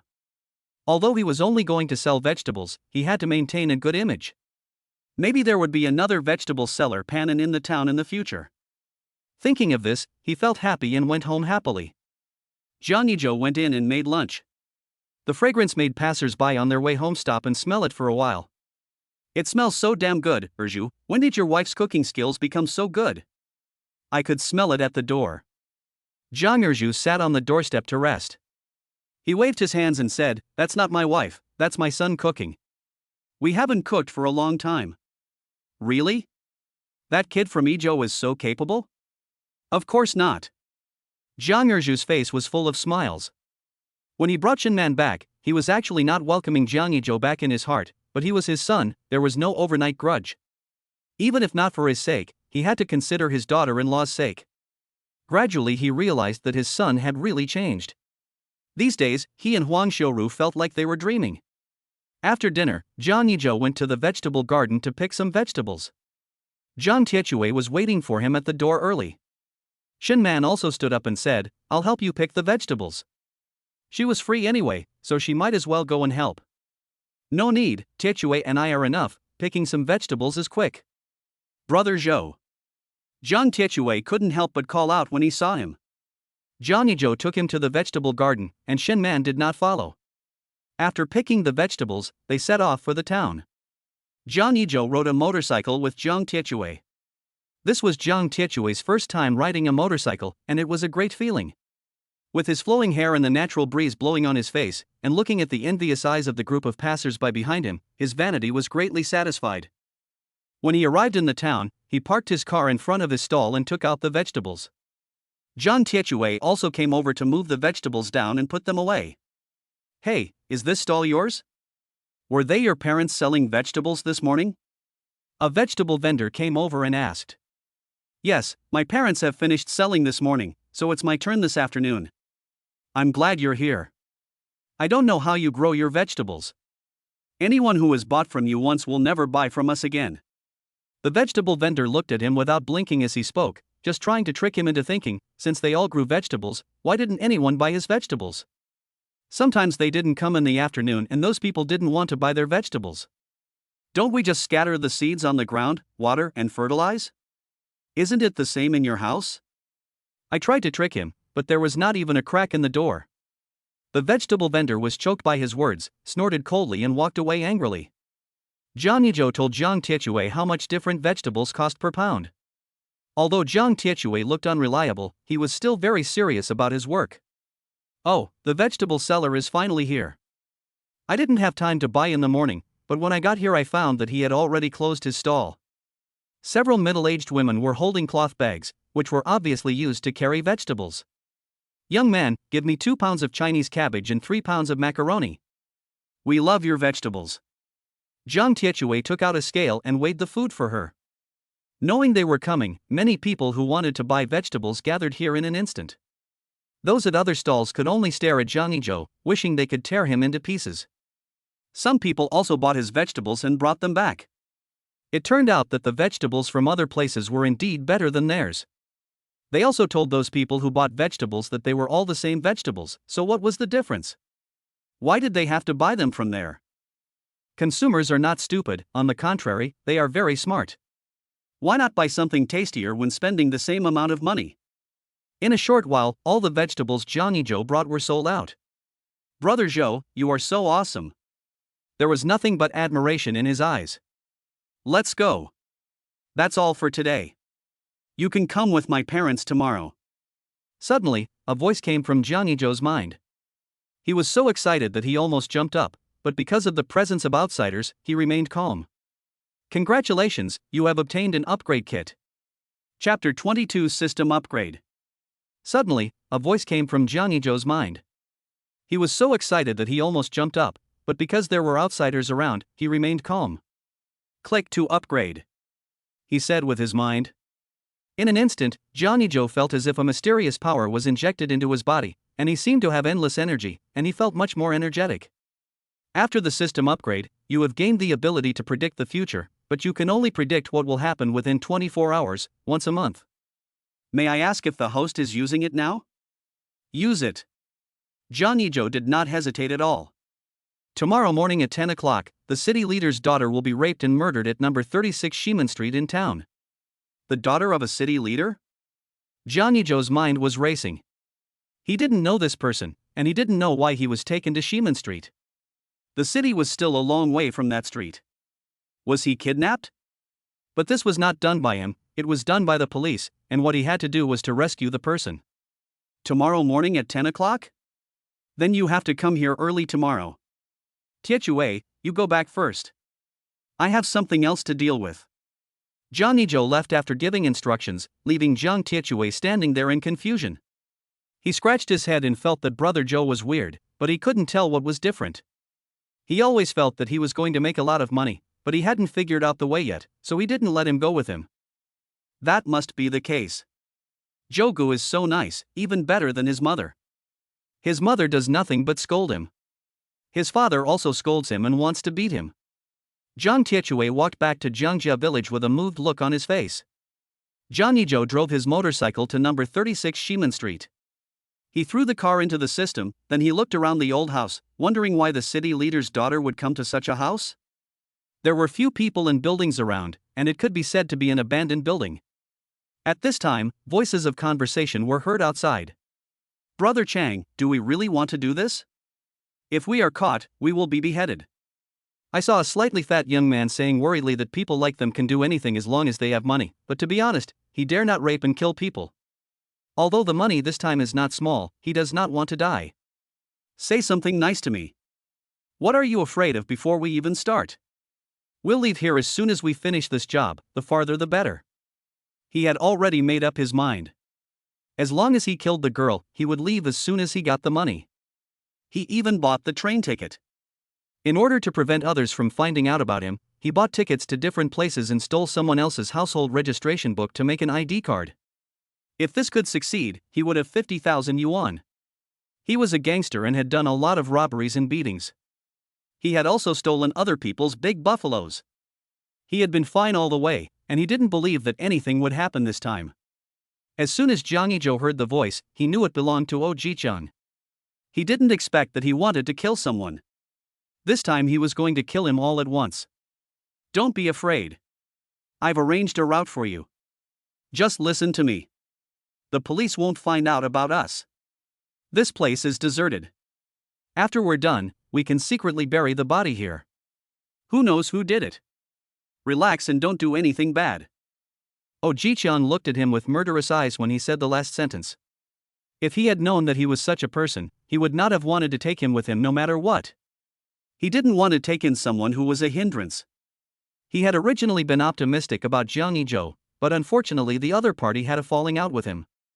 That person said that he would ignore Jangi Joe for now and would deal with the daughter of his city leader first, and then deal with Jangi Joe. Since Jiang Yizhuo was more than 10 meters away from him, he didn't know what he was thinking, but he could hear their conversation. This was also a benefit given to him by the system, the ability to hear with super hearing. Of course, he could hear even if it was not too far away. Upon hearing this, the younger brother immediately dared not say a word. He knew that OG Chiang was a ruthless person. If he provoked him, he would be skinned alive if not killed. Now his hair was wet, he had to follow him even if he didn't want to dry it. Besides, hadn't they done enough bad things? There were 3 of them in total. The other one never spoke a word and wrapped himself tightly from head to toe, leaving only a pair of eyes exposed, which looked very vicious. Then they took their lunchboxes and went into the house. Jangi Joe followed quietly and stopped in the weeds near the window. Here are your tickets. After you kill the person and bury him, leave here immediately. He also arranged a number of people to meet them there. If he wanted his secret not to be known by others, then only the dead would not tell it. This time, human lives were involved, so OG Chiang became more cautious. He took the ticket that was handed to him. Master, don't worry, we will do it perfectly this time. He didn't know the other person's name. When he came to him, he only asked him to call him young master. He didn't even know his last name, but according to his guess, he should be the leader's mortal enemy. OG Chiang gave a portion of the rice to his younger brother. Master, here. He gave the portion with the most meat to the young master. You guys eat, I'm leaving first. Jangi Joe quickly hid in the tall weeds. The man called young master looked around and then strode away. Let's get ready after we finish eating. That young master said that someone would bring the girl here, so he brought all his luggage here yesterday. It's a little scary here at night, but for someone who has been walking on the edge of crime for years, this is nothing. Jangi Joe left here quietly. When he got out, he took out his motorcycle and rode away, as if no one had ever been here. He thought about telling the city leaders, but he didn't know which leader. Even if he knew, he couldn't tell them, "Leader, your daughter is about to be raped and killed." If he said that, his leader would probably think he was a fool and might even lock him up for several days. Besides, people may not believe it. Who would believe him before it happens? He was in deep thought as he rode his bike. To be honest, he wanted to save people, but he didn't want to get involved. When he returned home, he did not see Shin Man and his parents. They must be in the vegetable garden or the chicken farm. Dad! Zhang Haochen appeared out of nowhere, rushed over like a rocket, hugged his long legs, and looked at him with his head held high. Jangi Joe picked him up and weighed him. Oh, our Shaochen has grown taller and fatter. Really?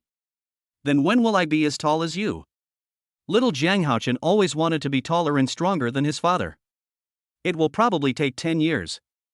Zhang Haochen didn't know how long 10 years was. He counted on his fingers and then frowned. It seems like it will take a long time? Suddenly he seemed to think of something, and leaned close to Jangi Joe's ear and said, Dad, Jiaming has a sister, and I want a sister too. Chapter 23. Dad works hard and has a younger sister. Jangi Joe's hand holding his son trembled and he almost dropped him to the ground. Hey, Shaochen, do you want a little sister? Then Daddy will try to get your little sister out to play with you sooner. Who doesn't want a soft and sweet daughter? But now is not the right time. Really? Dad, how did you get a sister? Why did you get a sister just by your efforts? Then how did I come into being? Was it Dad's efforts or Mom's efforts that gave me this? Zhang Haochen asked in a baby voice while hugging his neck. How should he answer this question? What should I do if my son is too smart? Waiting online, very urgent. In the end, Jangi Joe ignored him and just carried him out to play. In the field. After Jiang Tiechue returned home, he carried a hoe and went out to work. Li Chunhua looked at her son coming and stood there smiling happily. The people around her teased her when they saw her. Chunhua, you said your Tiechue was lazy, but now he's out with a hoe, isn't he? Hey, what's the point of being able to work? Finding a wife is a real skill. You said this guy is lazy and not good looking. We are both worried. When it comes to criticizing her son, Li Chunhua is very unreserved. She's pretty, not as bad looking as you say. Do you want me to introduce her to you? That's great, wait till that brat comes over and I'll tell him about it. As a result, Jiang Tiechue carried a hoe and went to Jiang Erju's side. Uncle, let me turn the soil for you. In the future, whenever I have time, I will come here to help you turn the soil and plant vegetables. After all, he is Jangi Joe's man now, so of course he should finish his boss's work first and then take care of his family's work. Jiang Erju looked at him in confusion, and then quickly stopped him. No, we can do it ourselves here. How can that be possible, uncle? You may not know that I am your son's person now. I want to follow him and work hard. In fact, What he wanted to express was that he was now Jiang Yizhua's employee, but this sentence also became his catchphrase. Shen Man was shocked when she heard this. How did he become her husband's man? Did he like her husband? Such a strong taste. Others also looked at him with that indescribable look. Hey, it's not what you think. Joe and I are innocent. His wife is so pretty, how could she be attracted to a rough guy like me? And I'm a man, how could this be possible? When he said this, everyone thought the same thing, and finally everyone concluded that Jiang Tiechue was mentally ill. Chunhua, is there something wrong with your son? The man asked, pointing at his head. Otherwise, how could they say such outrageous words? Although they sometimes make dirty jokes, they are not as explosive as him. Li Chunhua wanted to slap her stupid son to death.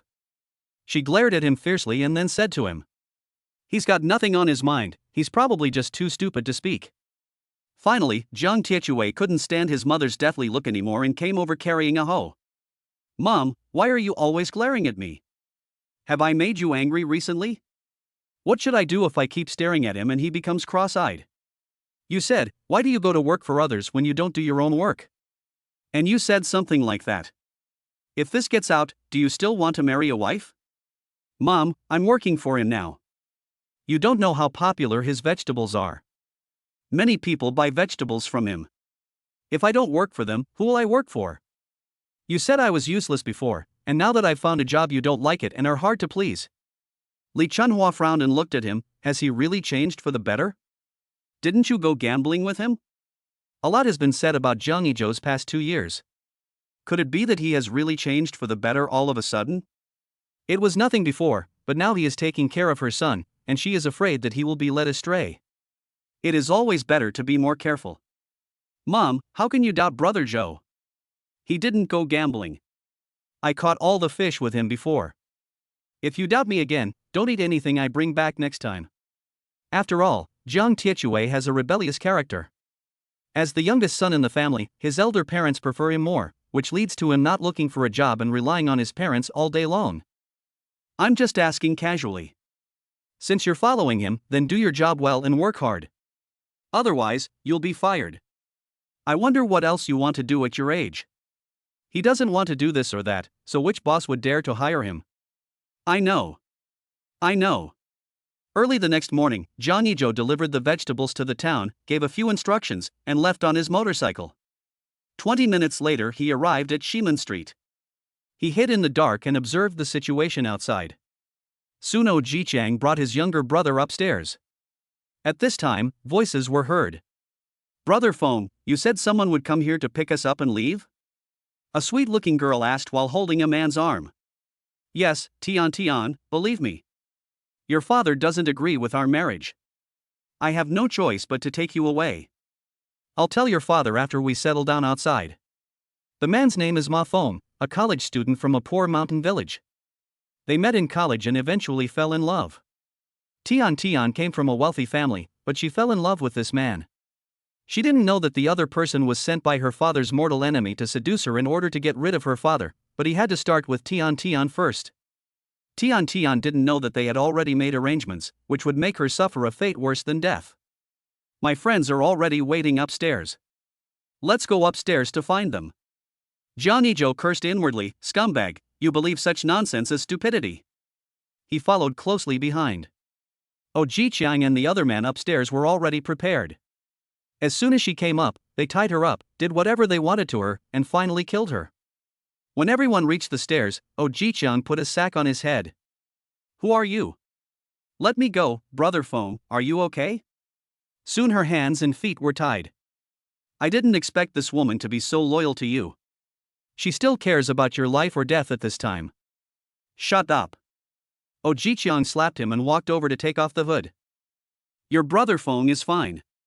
You should take care of yourself and don't be so stupid in your next life. Ma Feng looked at her with a look of admiration that had long since disappeared from his eyes. Hurry up and do it. Tian suddenly realized that this man was really strange. Ma Feng, what are you doing? What? You'll know soon, Tian, don't blame me. Blame your father. You offended someone you shouldn't have offended. They sent me here. In fact, I never liked you. Tian looked at him in confusion. Her father had always gotten along well with his colleagues, so why would Ma Fong say something that offended people? Oh, you are really naive. Who doesn't want to sit in that position? To put it bluntly, I want your father to withdraw from the election. Do you understand? Let's do it. Stop talking nonsense. Ma Fong gave Oh Ji-chung a wink, and Oh Ji-chung immediately understood. He didn't know what such a woman felt like yet, so he was going to try her today. Chapter 24 Vegetable Wholesale. Her heart was dead, she closed her eyes and shed tears. If she could get out alive, she would make this man live a life worse than death. Oh Ji-chung and his little brother began to take off their clothes. Tian suddenly realized what they were going to do.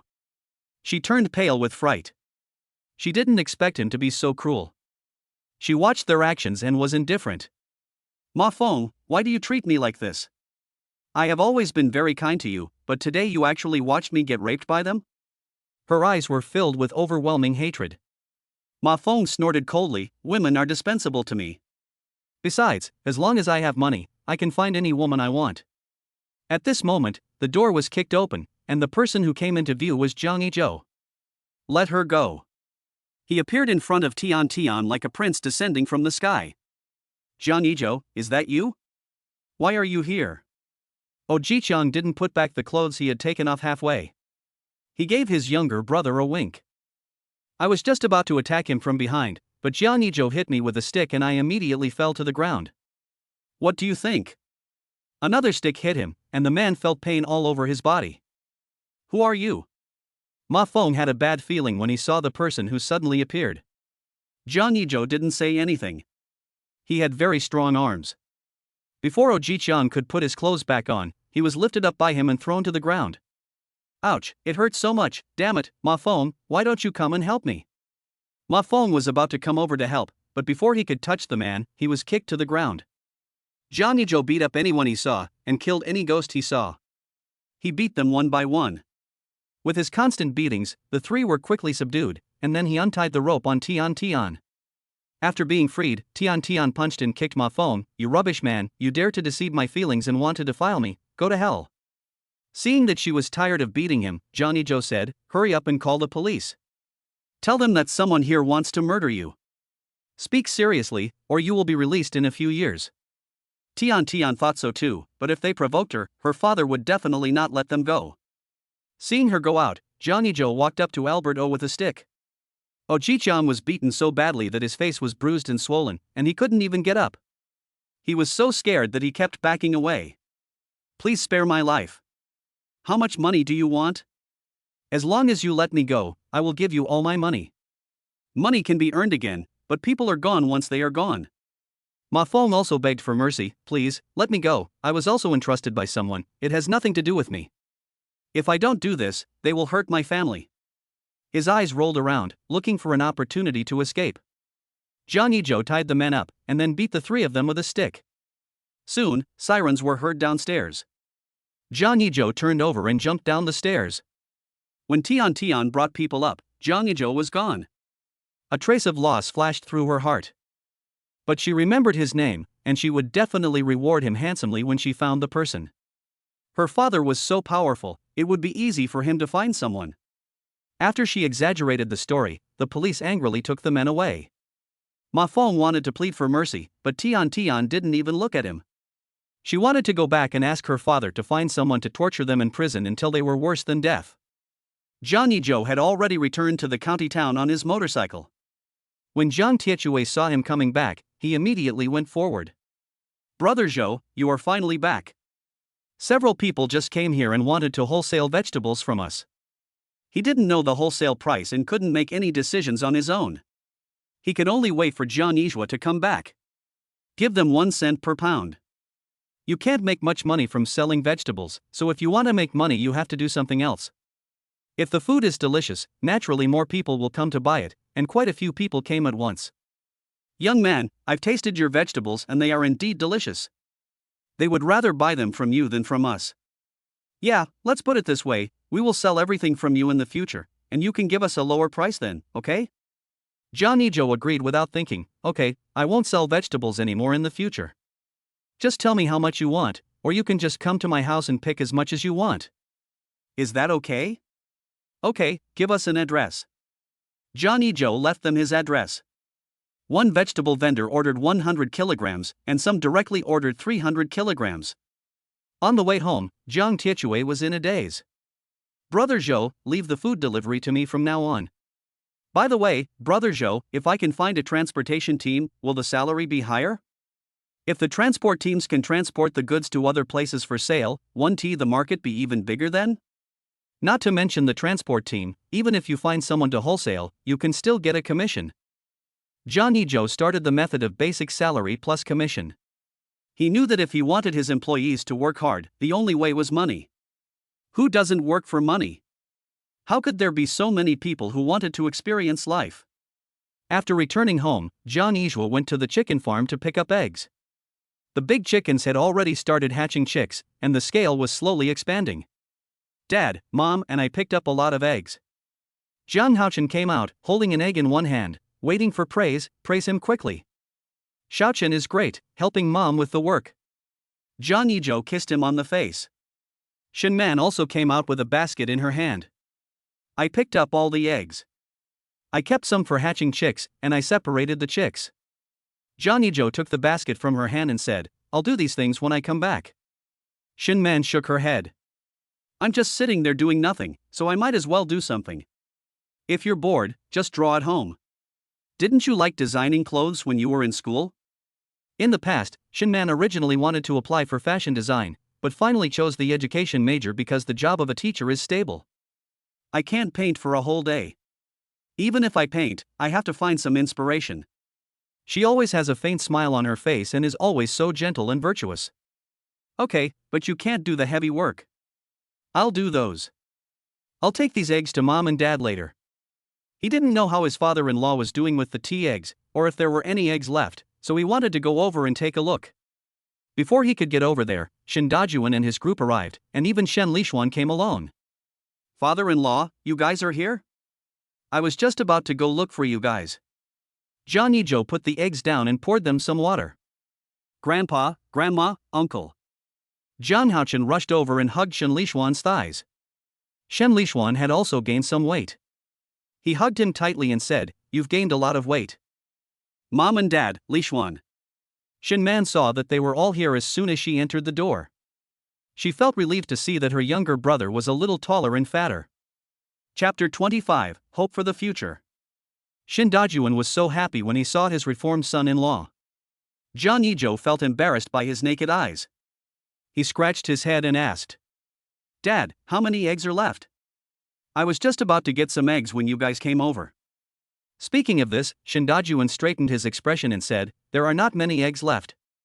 Don't mention that the tea eggs are very popular.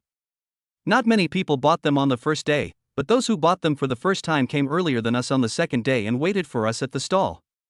He even sold his own eggs, but it was still not enough. He didn't expect his son-in-law to be such a good cook. Yes, brother-in-law, my dad said before that you only do these things and don't know if anyone will buy them, but it turns out that many people are rushing to buy them. Shen Lishuan betrayed his father without hesitation. When Shen Dajuan was exposed, he glared at his son fiercely. You little brat, when did I say something like that? It's all nonsense. In fact, he did have doubts when he returned home. It was delicious, but he really didn't believe it could be sold at that time. After all, his son-in-law had become a better person, and he was relieved, so he didn't say much in front of him. That's right. I didn't expect you to be such a father. You actually don't admit it. Shen Lishuan squatted on the ground and touched Dahe's fur. Dahe was sleeping comfortably with his eyes closed, and no one could stop him from sleeping. Jangi Joe looked at them with amusement. He didn't expect his father-in-law to be such a father-in-law.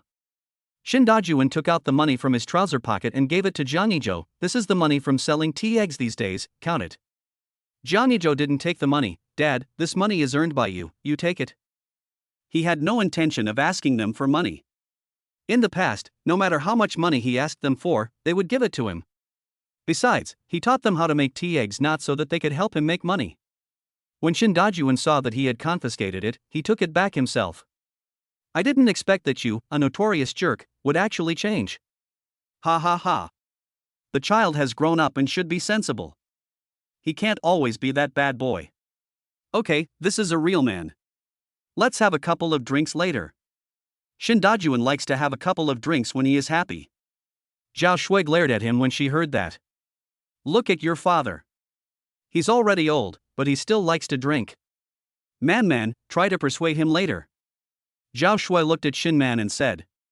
Shin Man smiled, Mom, Dad is happy, just let him drink a few sips, and Ijo knows his limits. Dad, just selling tea eggs is too monotonous. I recently researched a new method. Shin Dajuan instantly became interested. Oh? What is it?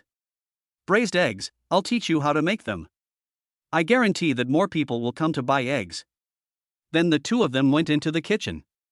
Jangi Joe prepared the sauce, and Shin Dajuan watched carefully from the side, asking Jangi Joe for help if he didn't understand something. Outside, Shin Man and the other two were enjoying the cool air in the yard. His originally thin face has gained some flesh these days, his complexion has become much rosier, and he has a happy smile on his face. Zhang Haochen was teasing ants on the ground. He saw an ant pressing down other people's things while moving them. Then he saw the ants quicken their pace and run towards one place, and soon a large group of ants came. Uncle, look, a lot of ants are coming. They are so densely packed that it makes people's scalps numb. Shen Lishuan jumped up in fright. Oh my god, this is so scary. He was most afraid of these things, so many of them gathered together. Xiaochen, aren't you afraid? He got goosebumps. Zhang Haochen gave him a look of disdain. What are you afraid of? This is so much fun, Mom said this is the power of unity. He didn't know what unity meant before.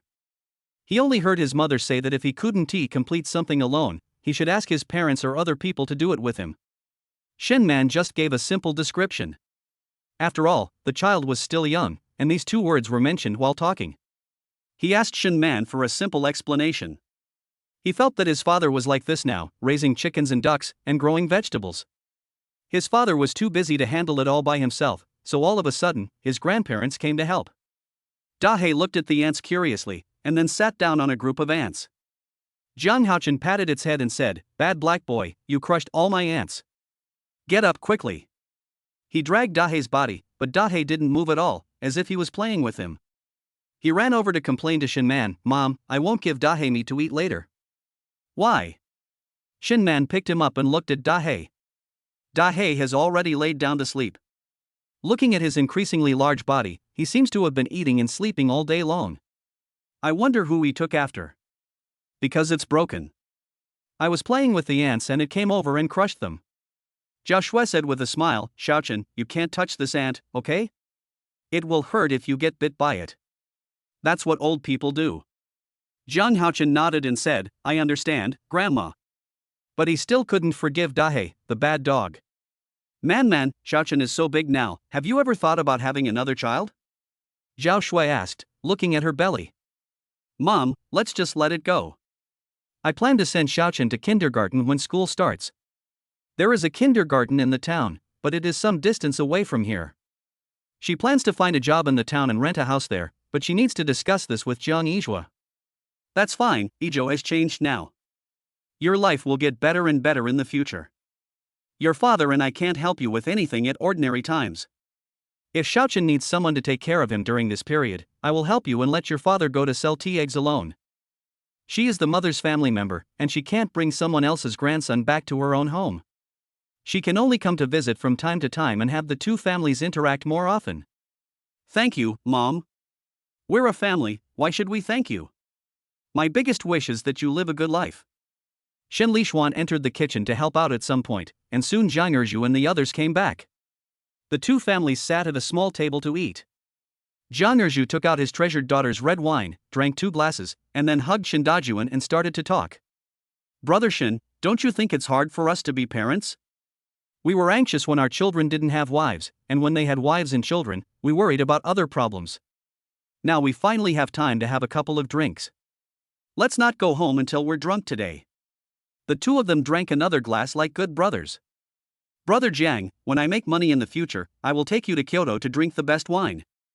I won't take my wife with me, just the two of us. I heard that the wine there is different from the one we have here. He didn't know exactly what the difference was, he just heard it from others. The two wives looked at each other, then helped them into the house. Drink, drink, drink. You've drunk too much horse urine and started talking nonsense. Zhao Shui helped Shen Dajuan into Zhang Yi's room. Chapter 26, Good Looking and Able to Make Money. The next morning, Shen Dajuan and his friends returned home. The restaurant owner Lu Hui also came to Jiangjia village. When he drove in, many children ran after the car. He casually called a child to ask about Zhang Yi's home. Little boy, do you know where Jangi Joe's home is? Tell uncle, and this candy is yours. It just so happened that the person he was asking was Jiang Haochen. When he heard that he was here to look for his father, he looked up and down at this uncle with his grape-like eyes. Uncle, why are you looking for my dad? He didn't answer his question. He was afraid that those bad guys were looking for his father. If you want to arrest someone, arrest him, not his father. Uncle is not a bad person. He works for the hotel. He came to your father to ask for his help. Ever since the customers ate the fried fish made by Jangi Joe, more and more people came to the restaurant to eat. Seeing that there was not much fried fish left, he hurriedly asked someone to buy a lot of small fish and brought them to Jangi Joe. Then come with me. Little Jiang Haochen took him to his home. Lu Hui handed him the candy, but Jiang Haochen didn't take it. Mom said we can't accept food from strangers, uncle, keep it for yourself. Lu Hui smiled and gave the candies to the other children. The group of children took the candies, thanked him, and ran away. At this time, Jangi Joe was just about to go out. Jangi Joe, it was so easy for me to find you. Lu Hui walked up and patted his shoulder. Boss Lu, it's you. He knew without thinking why the other party was looking for him, and he looked at him in surprise. Jiang Haochen took Dahei out to play with his friends. Your place is a bit remote, I almost took the wrong road. Your fried fish is really popular. I bought 200 kilograms of it today and slaughtered it. I'll give you 2 days to fry it for me. Jangi Joe glanced behind him and said, okay, no problem, you put the fish in my kitchen. Since he brought people with him, he definitely wouldn't do the hard work himself. Although he is strong, he doesn't have to do everything by himself. After Lu Hui had people move the things in. Why don't you come and be my chef?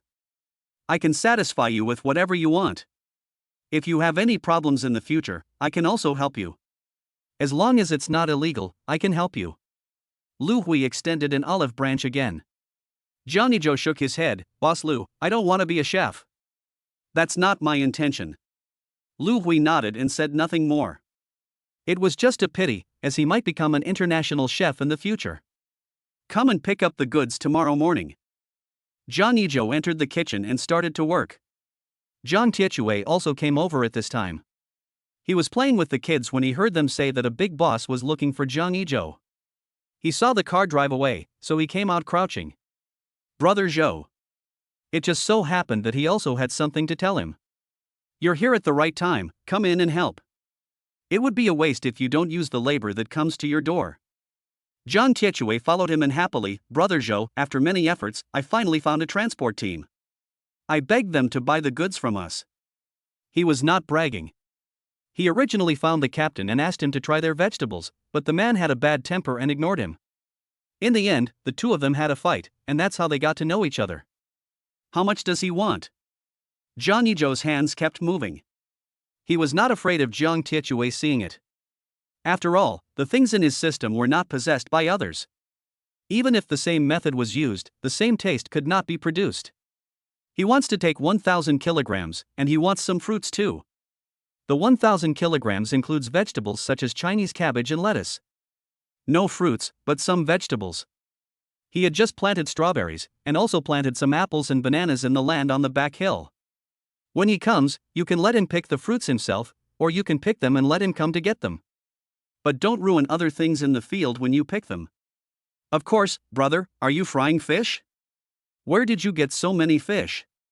Did his brother go fishing without telling him? This was too much. Even if he couldn't help, he would still be needed for the heavy work. Before Jangi Joe could answer, he continued to talk, I know, it must have been brought to you by the man driving the car, right? Brother, can I have something to eat later? He absolutely believed in Jangi Joe's cooking skills, and there was no one in the world who could cook better than him. No, I'm going to give it to others after it's fried. If you want to eat it, go catch the fish yourself and I'll fry it for you. Zhang Tiechue was about to say yes, but in the end he swallowed the words and said, forget it. You are busy enough. He thought that this was probably another business that his brother had found, and he would follow him till death. However, Jangi Joe knew exactly what he was thinking. Turn down the fire. When Tietue is free, help me get some eels or something like that. Now that he has the support of the restaurant owner, he will strive for the greatest benefit for himself. Jiang Tietue patted his chest and assured, "Brother, don't worry, I will complete the task." He didn't dare to say anything else, but if he dared to take second place in catching fish and shrimp, no one would dare to take third place. Who was first? It must be his brother Jangi Joe. He didn't deserve to be first. There are many fish and shrimps in the river these days, and some elderly people rely on catching fish and shrimps to support their families. Eels are the rarest among city dwellers. Eels have so many uses that it has to be said that city dwellers are very good at eating. Otherwise, in this age of technology and hard work, why would so many people go back to the countryside to buy chickens and ducks raised by themselves? Brother, can I ask you a question? Jiang Tietue showed a rare hint of shyness on his face. As soon as Jangi Joe saw that he looked like he was thinking about love, he knew what he was going to ask. You can ask, don't be polite to me. That's right, how did you win over your sister-in-law? Teach me a few tricks. He also looked furtively outside to see if anyone was eavesdropping. Jangi Joe thought of his youthful days and smiled slightly. Do you have someone you like? Jiang Tietue scratched his head embarrassedly. Yes, to be precise, I like her myself, but I want to pursue her, but I don't know how to tell her. He thought about walking up to her and saying, "Do you want to be my girlfriend?" But he was afraid that people would think he was a hooligan who was not doing his job properly. If he were in her shoes, he would not agree. Besides, he was incompetent, so how would he support her if he married her? He couldn't ask his parents to support her for him. To pursue a girl, you need to be attentive, romantic, and take practical actions. When you have no money, you should pick a wild flower from the roadside and give it to her. But if she doesn't agree, don't pester her. Work hard to make money in the future. Although one should be attentive, he does not approve of being a bootlicker. Jangi Joe also did these things when he first pursued Shinman, and he had no other experience, but Jiang Tietue listened very carefully and almost took out a small notebook to write it down. Chapter 27 Find a Buyer Again.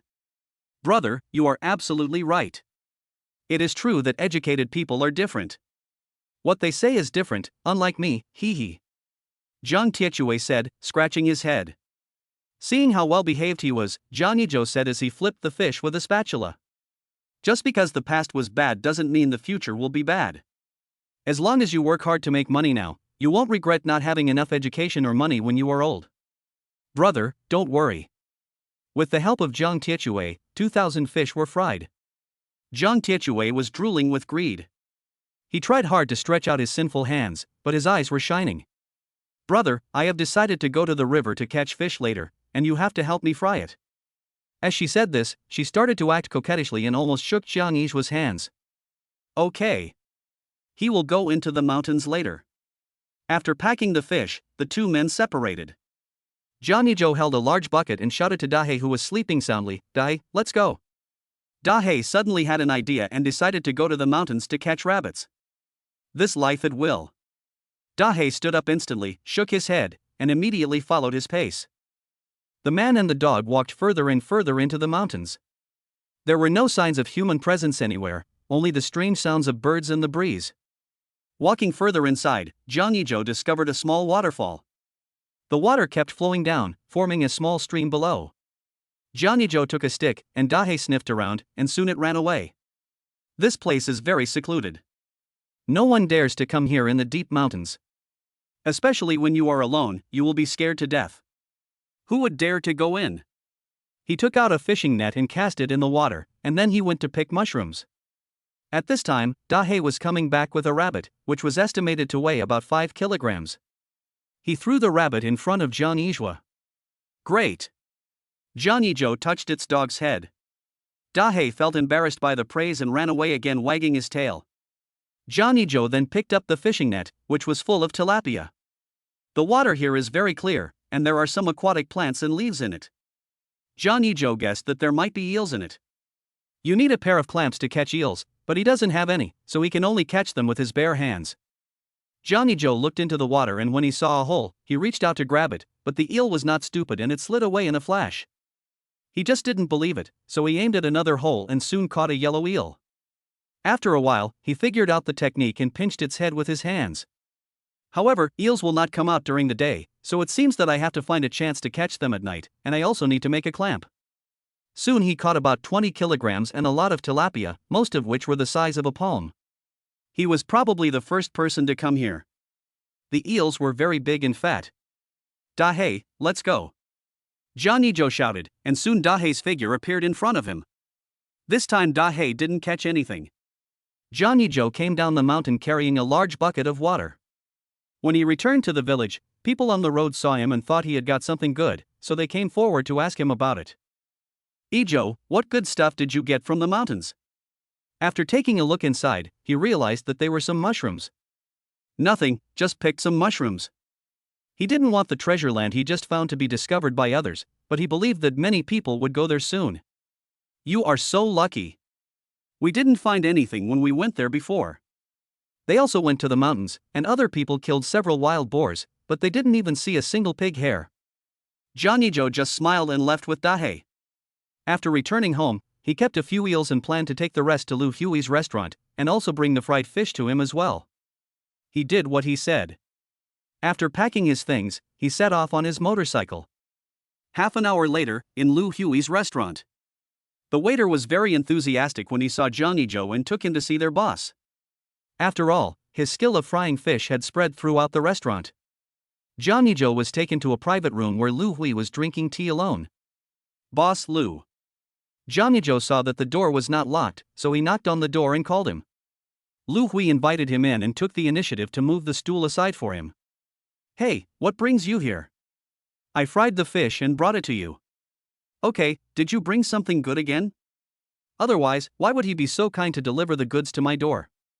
Jangi Joe laughed. "Boss Lu, you really can't hide anything. This time I brought a lot of eels, and they are wild. There are not many wild eels." Now Lu Hui became interested. "Oh? How many are there? If they are all wild, I will take them all. Even if he doesn't use them to cook, he can eat them himself. There are about 20 kilograms of eels and a lot of tilapia." Lu Hui waved his hand and said, "Let's go down and take a look." The two of them came downstairs, and Jangi Joe took down the other bucket of the motorcycle. When he opened the tightly screwed lid, he saw that there were densely packed golden eels crawling around. Lu Hui grabbed one with his hand, and the eel's tail immediately curled up. The tail is curled and chewy. Having been a restaurant owner for so many years, he can tell at a glance whether something is wild or not. These are all good things, including these tilapia. I want all of these. It just so happens that a leader from above is coming over these 2 days, and this would be the best way to entertain him.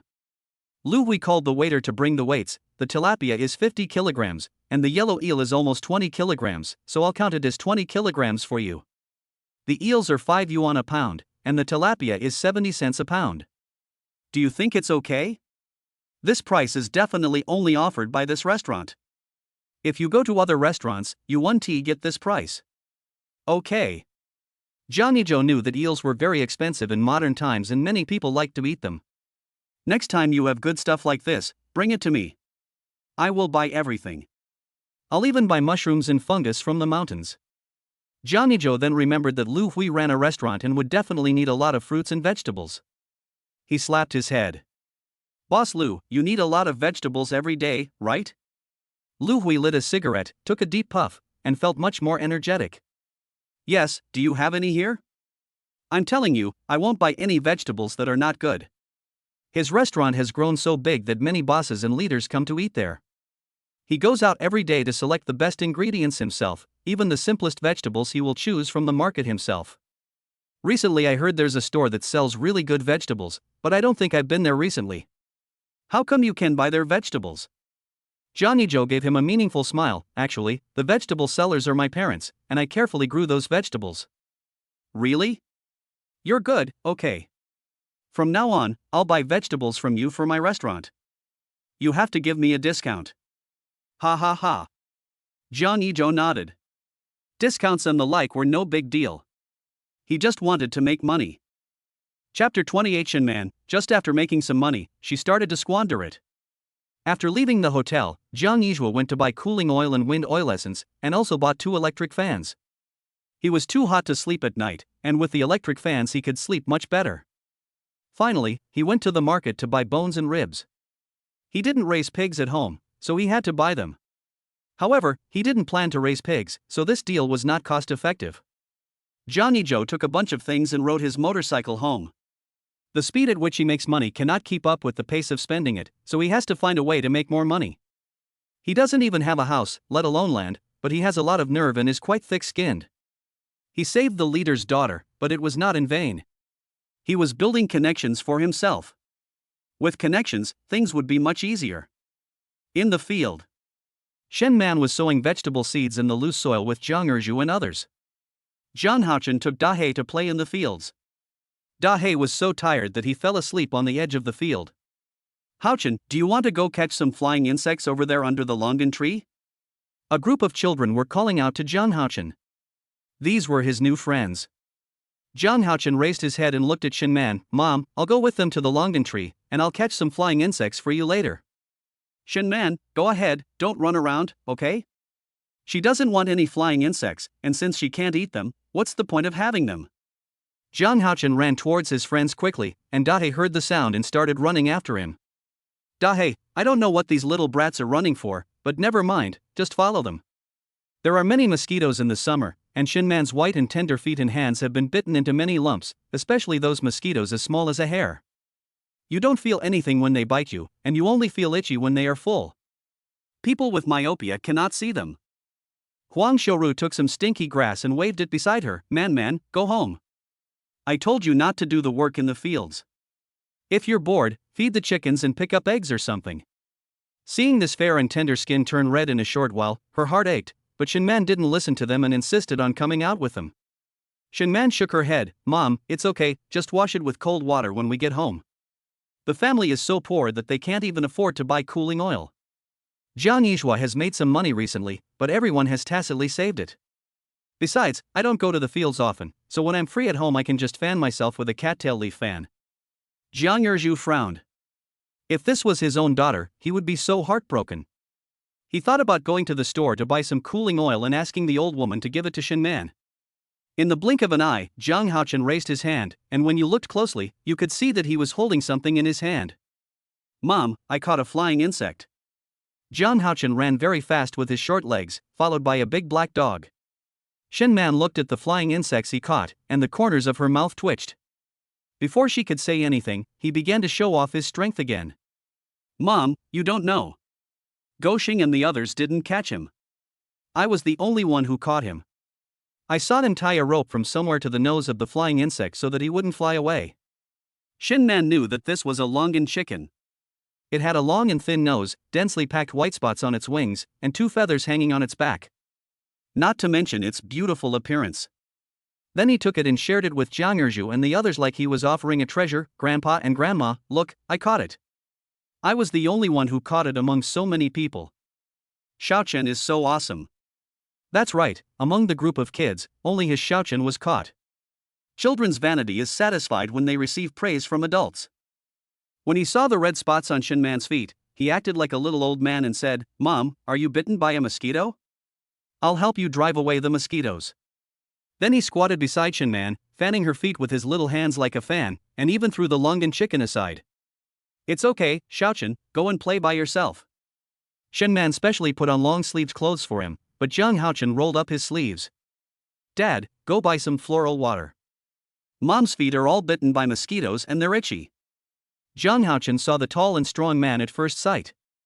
Jangi Joe came to them carrying a bag. Man, come here quickly, I'll apply some cooling oil on you. He took out the cooling oil. Apply it to my parents first, and I'll apply it later. Shen Man, wearing a straw hat, looked like the heroine in a pastoral-style movie. We don't need to apply this stuff. They are all old, and they don't feel anything. Their skin is thick and mosquitoes can't bite them. Jangi Joe scooped up some cooling oil and applied it on the red spots. His skin instantly felt cool and comfortable. Okay, take Xiaochen home first. Then he gave the cooling oil to the 2 elders, and he took the vegetable seeds and scattered them on the ground. In this way, a lot of new vegetables were planted. After that, he would mix the system's nutrient solution in water and sprinkle it on the ground. After returning home, he took out the electric fan. Mom and Dad, this fan is for you. Jangi Joe took out a 3 gorgeous brand electric fan that could be used as long as it was plugged in. Jangi Joe looked at this luxury item and frowned. Joe, you can just buy one for yourself, we don't need a fan. Although it is indeed very hot when they sleep at night, and even hotter in July and August, they came from that poor era and have long been accustomed to the hot summer. Besides, don't electric fans require electricity? Doesn't electricity cost money? Everything in the home costs money. Jangi Joe didn't care and waved his hand, saying, Mom and Dad, just use it when you give it to you. Don't save on electricity bills or anything like that. Use it when you need it. Dad, can I turn on the electric fan when I go to bed tonight? Zhang Haochen asked, hugging his thigh. At night when they go to bed, Jangi Joe would use a palm leaf fan to fan him and his mother, and there were also mosquitoes buzzing in their ears. Yes, I'll take this one into the room. Zhang Haochen followed him excitedly. The father and his son were the only happy ones in the family, while the others all said that he was a spendthrift. Shin Man thought about it and followed him in. You spent a lot of money this time, right? You just made some money and you're squandering it. She took the key, opened the drawer and took out the money inside. There's still some money here, you can use it first. Jangi Joe would usually give her money, and she had deposited all the money in the bank before, but she still kept some at home as a backup. Jangi Joe looked at the money she handed over, feeling touched and lamenting her stupidity. What's wrong? Are you worried that your husband doesn't have enough money? Jangi Joe stepped forward and hugged her. Shen Man blushed and glared at him angrily. My son is still here. Jangi Joe wanted to tease her. I see. I didn't expect you to be so impatient. Okay, I won't tease you anymore. You can take the money yourself. I can handle your husband. Shin Man had no choice but to put the money back into the drawer. Zhang Tietue's voice was heard outside the door. Brother, I caught a lot of fish, you have to help me fry them. He smelled the fragrance and couldn't help but ask Zhang Yizhua to fry them for him. Chapter 29 will lead her to prosperity. Jangi Joe heard the sound and walked out of the house, looking at his big bucket. Oh, have you caught all the fish in the river? Jangi Joe joked. Zhang Tietue scratched his head in embarrassment. No, there are still a lot of eels in the river. But there are a lot more people fishing these days. I heard that there are a lot of yellow eels in the river at night. Brother, I plan to go check it out tonight. Zhang Yizhou didn't continue the topic. How much do you want to fry? Go into the kitchen and kill them all. I'll help you fry them later. Zhang Tietue happily went in with the fish and didn't even go back home, as if this was his home. Li Chunhua didn't care about him. As long as he didn't steal or do anything else, she and her husband didn't care. Only then did Shin Man notice the things on the table. It seemed that he had bought a lot. Yizhou, what else did you buy? Zhang Erju and Huang Shouru were just carrying a bundle of firewood back from outside the door. When they heard that he had bought other things, their hearts began to ache. They looked at each other and said, You are such a spendthrift, you can do whatever you want with this spendthrift thing. Zhang Yizhou took out the things. Pork ribs and bones. I'll make you bone soup later, and this fenjiujing. In rural areas, people usually keep a bottle of medicated oil or something like that. Shin Man saw that he had bought so many things and estimated that most of the money he had was spent. If you spend so much money, what will you do if you make more money in the future? You will have to buy more things. Seeing this, Zhang Erju looked at him suspiciously. He was very clear about his son's character. He had never expected that he would become bad before, but he suddenly realized that he had doubts before. However, he watched Jangi Joe's every move. He was not like the old woman who would believe him after a few words of coaxing. He saw all the changes in him, whether he was frying fish to sell or growing vegetables to sell. Seeing that he had gotten better, everyone in the village envied him. In addition, he had just returned and went to the mountains to hunt wild boars, so many people said that he was lucky. He also admired Zhang Yizhua's luck. The chickens and ducks in the chicken farm are growing up slowly, and the big ones weigh about 3 or 4 kilograms. Then he sighed, thinking that children will eventually grow up and have their own way of life, and he is not the kind of person who would nag his children if they spend more money. Besides, my son has already gotten married, so I can't say much. Man, I will find a way to make back the money I spent 10 or 100 times. Although I spend a lot of money now, my ability to make money is not ambiguous at all. In addition, I am lucky, so I can earn as much money as possible. It's just not now. The money I earn now is just small money. I don't want to live a life of poverty, and I won't let you and Xiaochen live that life, let alone our future children. Shen Man looked at him seriously. He seemed different from before. He was more stable than when he was in school, and there were many emotions in his eyes that she could not see. Her heart slowly softened. You've always been the one making money, and I haven't helped at all. Shen Man was feeling a little depressed. She was afraid that when her life got better in the future, the distance between her and Jangi Joe would grow further and further. Jangi Joe smiled lightly. Silly boy, who said you can't help? Isn't it you who does everything at home? Isn't it you who takes care of the child? If you didn't help take care of the child, how could I go out to make money with peace of mind? Didn't you like making clothes before? When I make money, I will buy you a sewing machine to make clothes. In the past, Shen Man liked to make clothes when she had free time, but Jangi Joe at that time disliked that the clothes she made were ugly, and he also sold the sewing machine for money after losing money in gambling. When she heard that she was going to buy a sewing machine, Shen Man's big watery eyes lit up. Really? You want to buy me a sewing machine? But it's very expensive, so forget it. Besides, Jangi Joe didn't like the clothes she made. Jangi Joe pinched her face and said, I bought it for you if I said so. In fact, the clothes you made are very beautiful and they are not available on the market yet. You can do whatever you want in the future. Your husband will support you.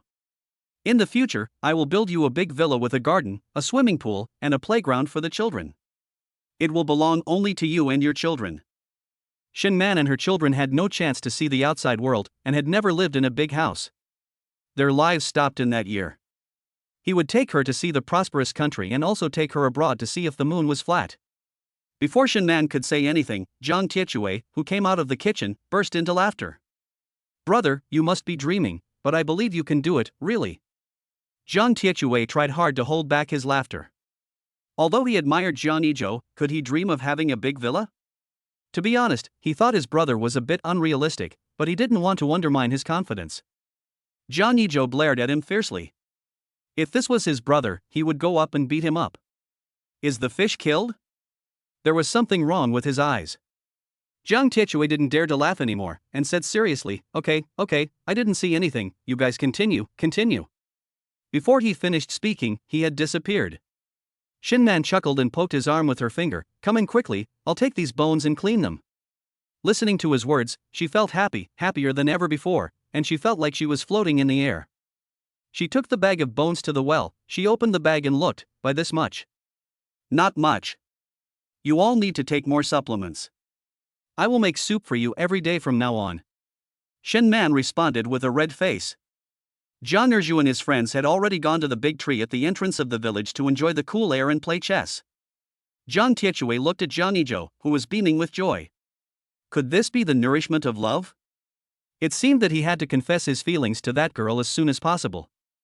If it works, he will show his affection in front of Jangi Joe. Brother, you are this. Zhang Tiechue gave a thumbs up. No wonder his sister-in-law was so devoted to him. Jangi Joe just smiled and said nothing. Zhang Tiechue scratched his head. Oh, right, I caught so many fish, I left some for you, and I killed some. My mother said she wanted to dry the fish, so I'll take some back and let her kill them herself. When it's dried, I'll bring some over for you to try. Now he wants to share all the good things with Zhang Yishua. Okay, thank you very much. By the way, will the transport team come to pick vegetables tomorrow? Yes, brother, don't worry, I will go to help. He had no intention of being lazy. Jangi Joe nodded, okay, but I might have to go to town. That's nothing. By the way, do you want to go catch eels with me tonight? He planned to catch some and sell them in town. Yes, but I can't be gone for long. Zhang Tiechue nodded, indicating that he understood. If he went too late, his sister-in-law would probably be anxious with him. I have a very dense fish bag at home, and I can put the fish I catch in it. When Jangi Joe saw Shen Man coming in, he said a few words to her. Chapter 30, Encountering a Black Snake at Night. After dinner in the evening, Jangi Joe took his tools and prepared to set off, and Zhang Tiechue was already waiting for him under a big tree. Dahei, who was originally sleeping, immediately got up when he heard the noise and ran to his side. The expression seemed to say, don't even think about leaving me. Man, take Xiaochen to bed, I'll be back soon. After saying that, he kissed her on the forehead. Shen Man stared blankly at the gentleman in front of her. When did his kiss become so gentle? She nodded with a red face. Be careful and come back early. She was afraid there might be snakes in the water if she went out so late. Okay, Dahei is gone. The man and the dog disappeared into the night. Brother, you're here? Jiang Tiechui put out his cigarette when he saw him coming. Jangi Joe nodded at him, and the two men and the dog walked towards the river. Jiang Tiechui was a little scared at first, but now that Jangi Joe was going with him, he felt very safe and didn't feel scared at all. In fact, he was afraid of the dark and was afraid of walking at night, but for the sake of money he had to go out at night to catch eels, because the eels didn't come out during the day. It was the first time for Dahei to come out at night, and he seemed particularly excited. He walked very fast with his head shaking, and from time to time he complained that they were walking too slowly. Dahei, why are you walking so fast? Don't get lost later. Brother Joe and I won't look for you. Big Black gave him a look. You are lost, your whole family is lost, how could it be lost when it is so smart? After a while of silence, Jiang Tiechui felt bored and started a conversation. Brother, if you make a lot of money, what are you going to do? Before Jangi Joe could answer, he started talking about his dream again. If I make a lot of money, I will build a 3-story house at home, and take my parents to Kyoto to visit Tiananmen Square and the Forbidden City. He had seen these on TV and he longed for the opportunity to go there once in his lifetime. Jangi Joe said without thinking, give my family a good life, take them to travel around, and eat delicious food from different places. The two of them chatted with each other and soon reached the river. Few people go to the river at night, but there are some people like them who go out at night to catch eels. After catching fish and shrimp, they take them to the town to sell, and can make a lot of money, but most of the people who come out to catch them are around 40 years old, because the young people have gone out to work. In addition, the fish caught in the river are much more delicious than the fish raised with feed, and the river water is not polluted. There is no domestic garbage and no factory wastewater discharge, so the fish here tastes extremely delicious. However, no one came to catch fish tonight, and Jiang Tiechui was a little puzzled. It's weird. Usually there are 1 or 2 people here fishing and catching shrimps at night. Why is there no one here today? Jiang Tiechui took out the eel clamp and muttered. Jangi Joe didn't think about anything else. He took out a flashlight and put it on his forehead so that he didn't have to keep one hand free to hold the flashlight. It was the evening when eels were out. Brother, we are in for a treat. Let me taste it first when I catch one. Jiang Tiechui quickly caught a big eel. He put the eel into his fish bag, with a silly smile on his face, looking at the eel. This is all money. He didn't know that danger was approaching, and a black snake swam towards him with its tongue spitting out. That hammer is in danger, a poisonous snake is about to attack him. The system's voice sounded in Jiang Yiju's mind. Jangi Joe was secretly delighted. He didn't expect that the system could sense danger. Ah, a snake. At this time Jiang Tiechui also discovered the snake. He was so scared that cold sweat broke out all over his body and he fell into the water. Jangi Joe took out a handful of sulfur from the system and sprinkled it in the direction of the snake. Dahei also ran over quickly and started barking at the snake. Get out of here now, or I'll bite you to death and make soup with you. I heard snake soup is delicious. Dahei said to the snake in words that they couldn't understand. The black snake was not afraid of the big black dog and kept spitting at it. No, they are the ones who disturbed my sleep, why don't I scare them? Jangi Joe held the clamp and stared at the black snake. Jiang Tiechui got up and immediately ran behind him to hide. He was so scared that his legs could hardly stand. Brother, I almost got bitten by it. Whoa, brother, I'm afraid of death. He said it as if no one was afraid of death. He was such a young guy with plenty of time, and he still had a lot of things to do. He didn't want to be killed by a snake in one bite. It's okay, go to the shore. He watched the snake stop and did not go forward to attack. Although he had a chance of killing the snake, he did not want to do so. Jiang Tiechui shook his head. It's safer to follow you. After experiencing this incident, Jiang Tiechui became a completely different person, becoming diligent and steady. Of course, this is all a story for later. Hurry up and leave. Do you see this tall man? He is my master. If you don't leave, he will use the clamp to cut off your head. Dahei barked, if it weren't for the fact that we have the same skin color, I would bite you to death. And he bared his teeth at it. Did you see its fangs clearly? Finally, the black snake swam away. It had been a snake for so many years and had never bitten anyone. I wonder if it can become an immortal in the future. I did another good deed today. Jangi Joe looked at Dahei meaningfully. This dog was indeed not simple. The snake is gone. Then he started catching eels again, and he caught everyone with every catch. Jiang Tiechui followed closely behind him. An hour later, the fish basket was full of eels, and Jiang Tiechui had completely forgotten the horrific experience. Brother, there are so many eels. I'm going to get rich. Jangi Joe gave him a look of disappointment and said, leave a few for yourself to eat, and give them to your uncle and the others to supplement their diet. We will each take half of these eels. Do you want to sell them yourself or should I help you sell them? Jiang Tiechui waved his hand. Brother, how can I ask for half of that? You caught most of them. Just give me 3. If his brother hadn't been here, he would probably have lost his life here tonight. In fact, they didn't know that if Jangi Joe hadn't come along tonight, the snake that appeared would not be this black snake, but they didn't know all this. Stop talking nonsense. Jangi Joe glanced at him coldly. Then you can sell them together. I don't know many people and I'm afraid of being cheated. That's right. If you don't understand the market and try to sell it, you will definitely be ripped off. Okay, I'll sell it tomorrow and give you the money. Dahei, go back. Then Dahei came back with a wild duck in its mouth. It was biting the duck's neck gently. It seemed to be still alive.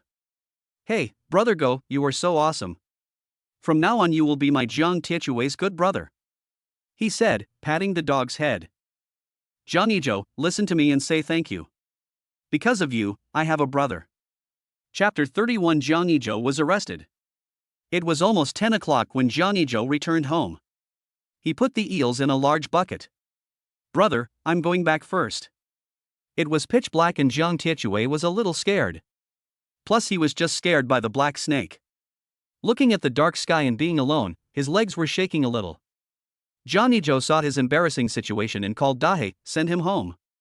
Dahei looked at him with contempt, it's useless to be so tall. Thank you, brother Go. I'll give you some big bones tomorrow. It just so happened that his father was going to town to sell straw hats tomorrow, and asked him to buy some big bones to make soup.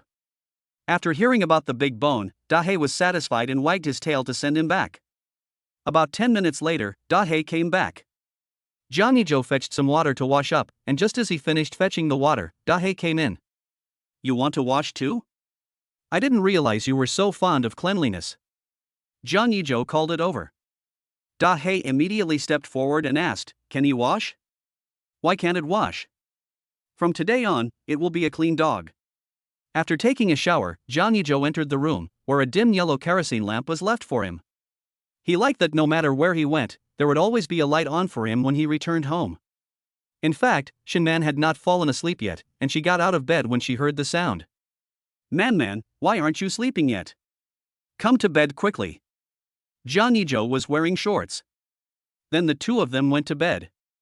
Shinman snuggled in Jangi Joe's arms. Why are you looking at me all the time? Just look at how pretty my wife is. I don't know if I had to save the galaxy to marry such a good wife like you. The evening is a particularly good time to say sweet words, all of which he had read in books before. Nonsense, you've been married for so long, aren't you tired of it? Shinman raised her head and asked with a smile. Her voice was soft and sweet, and it sounded particularly pleasant in the dark night. I will never get tired of looking at you. In this life, the next life, the next life.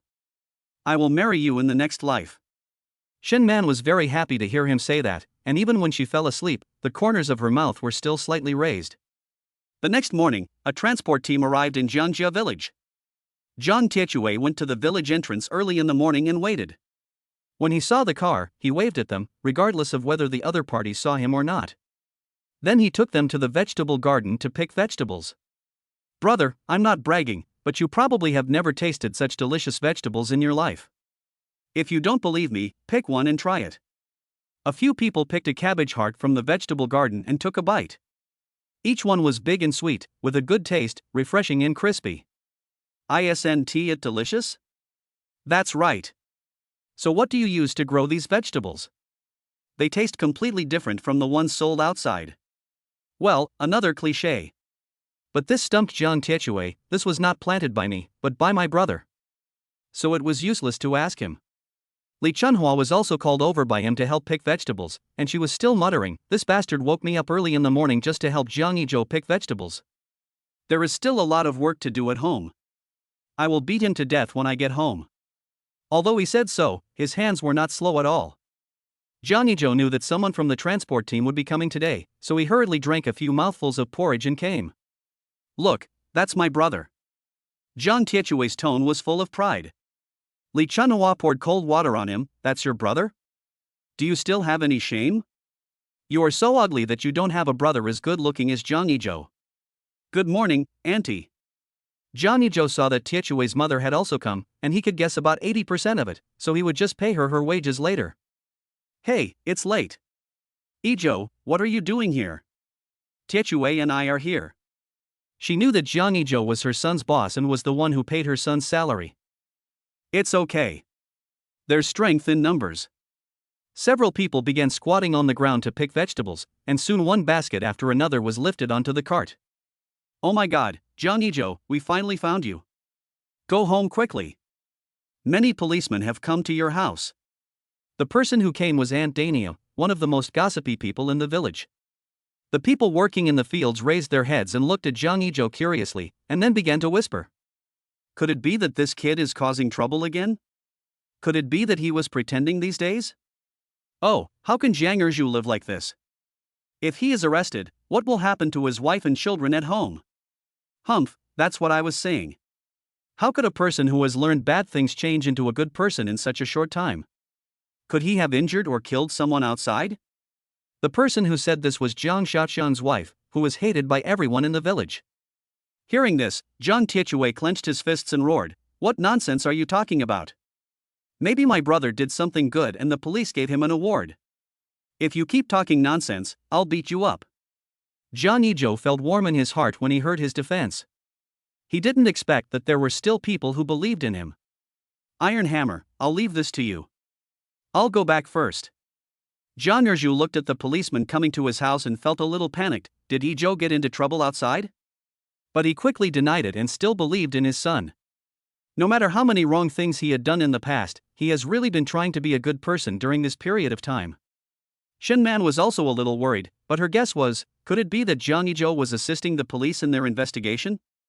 As soon as Jiang Ijo entered the room, he saw his father chatting enthusiastically with a leader. Judging from the man's clothes, his identity must be no simple one. He guessed that this was the leader that Oh Jiqiang mentioned. When the leader saw him come in, the smile on his face became even bigger. Brother, your son is such a brave young man. His future is immeasurable. In the future, you and your sister-in-law can enjoy the good life. Your son is capable and your grandson is obedient. I envy you so much. Jiang Erju knew that he was exaggerating. He didn't know how capable his son was, probably just a little bit. That's not true, but my grandson is really good and obedient. Don't look at his young age, he can already help with some work. When he talked about Jiang Haochen, his face was full of wrinkles from smiling, and he didn't mention his son at all. Some people followed Jiang Ijo back and poked their heads out of the door to peek inside secretly. You're back, kid. I came here to thank you for saving my daughter. Also, Oh Jiqiang and his men have been arrested. He has a dirty hand and has been taken to Kyoto. He even slandered you, saying that you told him to do this. He really thought we were vegetarians. When Tian saw him, her face became hot. Thank you for saving me. Jiang Ijo didn't look at her. It's good enough as long as he's caught. So he quickly got to the point. Seeing that he had no interest, the leader did not continue. I heard that you grow a lot of vegetables, can you take me to see it? If possible, I'd like to give him the vegetable export business as a way of repaying the favor. Jiang Ijo was waiting for him to say this, and his heart was filled with joy, but he looked indifferent. Chapter 32 Don't worry about what you shouldn't worry about. Jiang Ijo took them to the vegetable field. Looking at the green vegetables all over the ground, some of which had just sprouted small leaves, the leader looked incredulous. In his impression, few college students return home to engage in agriculture. They all find jobs outside. After all, there are more opportunities outside than at home. But he knew that Jiang Ijo would not stay in the countryside forever. It was only temporary now. After making money, he would definitely do something else. He looked at the large vegetable field with his hands behind his back and felt that he was suddenly back in the time when he was in the countryside. He was also born into a peasant family and had worked hard all the way to have everything he had today. Did you plant these? Jangi Joe pointed to a piece of land and said, "My parents planted those fields before, and these are what I planted." The leader nodded and said, "Good boy, few young people are willing to return to their hometowns now. Why did you choose to return to your hometown to engage in agriculture?" He wanted to see what he thought. Everyone wanted to do the vegetable export business, but not everyone could do it. After all, who doesn't want to make money? He was sent from Kyoto to do research. Jangi Joe thought for a while and said nonchalantly, "It's nothing, it's just that I can't bear to leave my parents." He didn't want to say more of those nice words. After all, everyone can say things, but growing good products is more convincing than anything else. Tian followed behind him all the time, secretly glancing at Jangi Joe from time to time. "Dad, these vegetables look so good. They are fresher than the ones Auntie bought, and they are bigger too." She hadn't spoken to him yet. Their family usually has the nanny cooking, and to be honest, this is the most beautiful vegetable she has ever seen. She didn't expect that such an ordinary vegetable could grow so beautifully. Jangi Joe still ignored her and continued talking to his leader. Secretary Tian knew what his daughter was thinking, but it seemed that Jangi Joe was already married and had children, otherwise the beautiful woman in the family couldn't be his sister or younger sister. It didn't look like that, as the child looked exactly like him. "To be honest, I have something else to tell you. The higher-ups are planning to select a batch of the best vegetables for export." After saying this, he patted Jangi on the shoulder. That was all he wanted to say. Many people had used their connections but failed to get this piece of fat meat. Jangi Joe looked at him gratefully and said, "Thank you, leader." This look contained a lot of gratitude. Vegetables for export have to be screened, cut and cleaned before they can be exported, and his scale is now gradually expanding. There are no factories nearby, and the water in the river is very clean, which is very suitable for growing vegetables. Secretary Tian nodded and said, "Sell some to me, and I'll take it back for them to try. When the decision is made, someone will come to notify you to go through the formalities." He was optimistic about the young man in front of him. Although he came from a humble family, he was not arrogant but instead worked hard to change himself. If he had not yet married and had children, then, alas, all the good men were from other families. Look at what you said. You are a leader who serves the people. Giving you a few vegetables is not worth much. Secretary Tian waved his hand and said, "No, that won't do. We can't let people use this to make a fuss. He hasn't found out who is the mastermind behind Oji-chung yet, so he can't take it lightly." Jangi Joe didn't argue with him about this issue. He picked several juicy vegetables for him and put them in a bag. "I'll give you 50 cents. In fact, it's much more than 50 cents. Although the vegetables are cheap, they are in large quantities." Secretary Tian took out 50 cents and gave it to him, then went back with a few of his men. Tian felt a little jealous when she saw him wiping the sweat off a woman. "Xiao Tian, don't think about it if it's not yours." Secretary Tian's voice sounded behind her. "Dad, what are you talking about? How could I possibly like a peasant like him?" Tian, whose thoughts were exposed, lowered her head in shame. "It's okay if you don't like her. After all, she already has a wife and children, and she's very happy." His subtext is that you shouldn't destroy other people's happy families for the so-called love, and the other person doesn't like her at all. No one dared to speak along the way afterwards. But people in Jangjia village were talking about it. Why do you think the police came to see Jangi Joe? Who knows? I'm so itchy that I don't know the answer.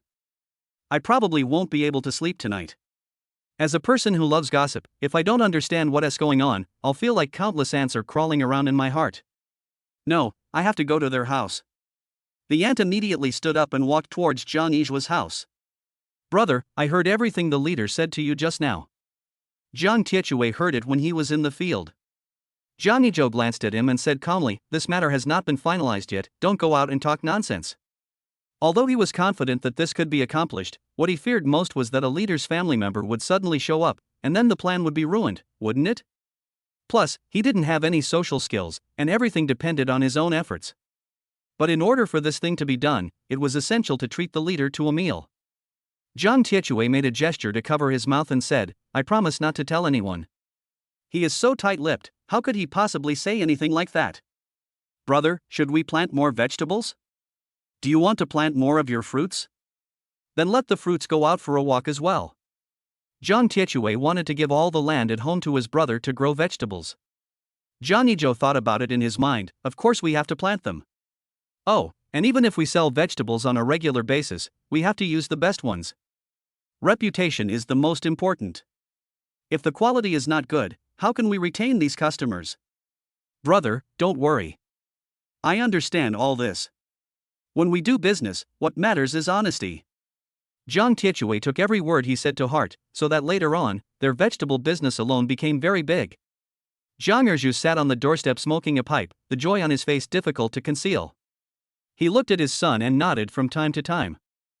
Jiang Yiju's scalp tingled at his fiery gaze. Dad, I know I'm excellent, but please don't look at me like that. It was creepy. You little brat, are you looking for a fight? How do you know I'm looking at you if you don't look at me? I'm looking at Tiechui, who is sensible and well-behaved. Jiang Tiechui scratched his head and chuckled. Uncle, no. How could he be as good as his uncle said? Other people's fathers are better, not like his own. If they really beat him with a stick, he would still be beaten at his age. Doesn't he have any shame? Jangi Joe's mouth twitched. As long as you are happy. By the way, Dad, are all the lands over there at the back of the mountain at the end of the village ours? His family later reclaimed all the land themselves, otherwise there wouldn't be so much land for him to work on. Yes, but it's overgrown with grass now. I haven't taken care of it for a long time. The land over there can be used to plant fruit trees, or you can grow the fruits for your own consumption. It's empty anyway, so don't waste it. Chapter 33 Scaling Up. Jiang Tiechui stayed with Jangi Joe during the meal. He smelled the delicious food and his saliva was about to flow, and he swallowed it down quickly. Dahe looked at him with disdain. Sure enough, people who have never seen the world are like this, country bumpkins. Brother Go, you are lucky. You can eat such delicious meals every day. Not to mention he was quite envious. Dahe shouted at him, why don't you come and be my dog? Come on, Tiechui, pick up some food. Don't be polite when you're having a meal at my uncle's house. Jiang Erju said. Uncle, my brother cooks really well, even the vegetables are fried so deliciously. Jiang Tiechui ate with gusto. Suddenly he began to envy Shannan, and even more envious of Dahe, who was a dog that just slept all day but ate better than him. If it tastes good, eat more. Huang Shouru said, thinking, this child looks very hungry, he must be starving. Yeah. Jiang Tiechui replied, and didn't say anything else. He just wanted to work hard on his meal. After eating and drinking, Jiang Tiechui sat for a while and then went home whistling. Jangi Joe took a hoe and went to the mountain at the end of the village. In a big house.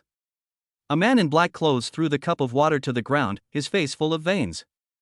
Jangi Joe, if you dare to ruin my business, I will watch my family die in front of you. There was a man kneeling on the ground. Master, I heard that his brother came here to find a job, how about I find someone to give him to? He made a gesture of wiping his neck. He had investigated every detail of who was in Jiang Yiju's family, even how many plots of land the family had. The man called young master shouted angrily, are you a pig?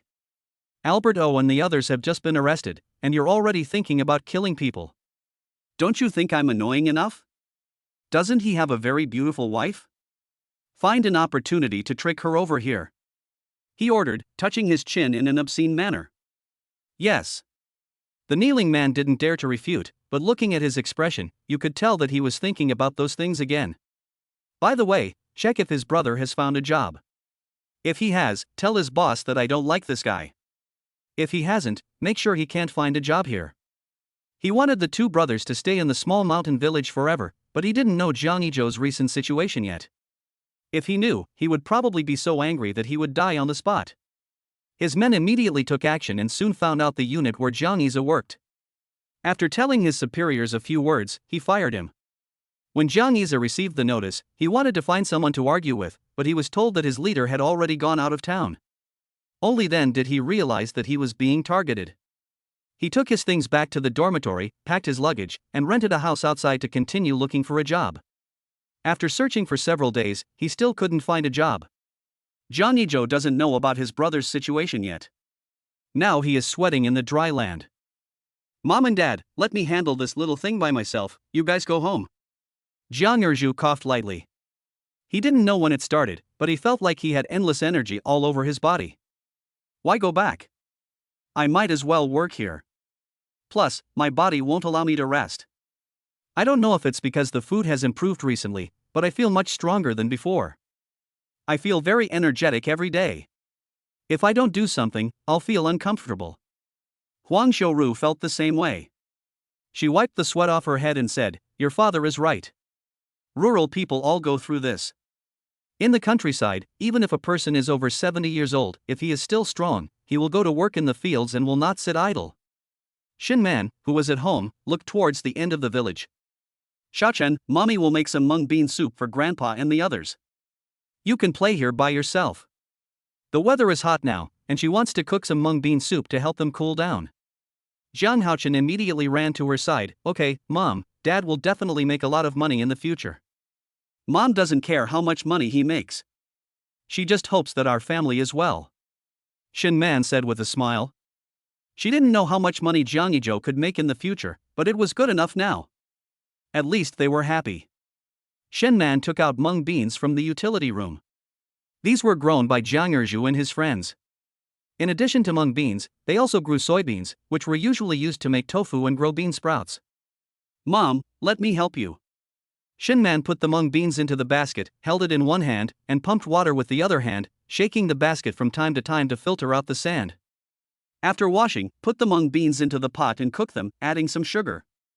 In her spare time, she would crush the sweet potatoes, add some rice bran and mix them evenly, and then feed them to the chickens and ducks. After an unknown amount of time, all the mung beans were cooked until they were soft. After Shin Man filled the mung bean paste, she also took a few bowls. "Xiaochun, go with Mom and bring some mung bean paste to Grandpa and the others." Jiang Haochen carefully put away the unfinished words and said, "Okay, Mom, wait for me. I'll put on my shoes." Shin Man also brought some water. After all, eating sweet things in hot weather would make people more thirsty. It took about 10 minutes to reach the field. She glanced at the man who was turning the soil and her face flushed. Instead, Jiang Haochen shouted, "Grandpa, Mom and I brought you some mung bean paste." Jiang Erju wiped the sweat off his face with the towel tucked inside his clothes.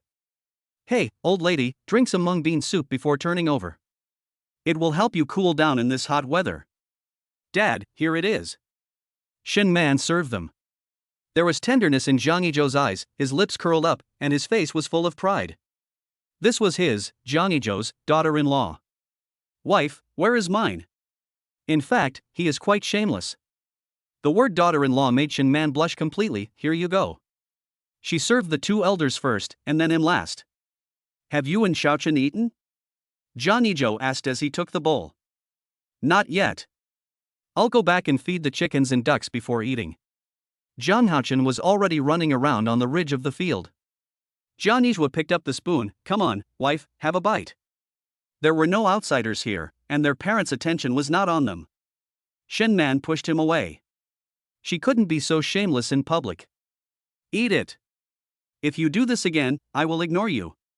Don't be fooled by her cute looks, she is very fierce. Jiang Yizhou surrendered immediately. "Silly girl, go back quickly." He reached out a hand and touched her head. Shen Man was stunned for a moment. If it were in the past, he would definitely have cursed at her. Huang Xiaoru glanced in their direction and then smiled knowingly. Old man, Yizhou is so good now. Now he knows how to care for others and be filial to his parents. Well, okay, let's get to work. There was no expression on Jiang Erju's face, but his heart was full of happiness.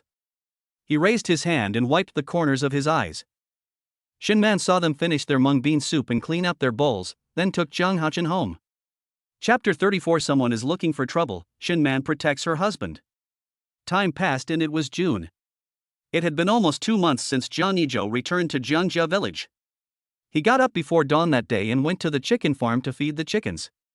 Carrying 2 buckets of chicken feed was not difficult at all.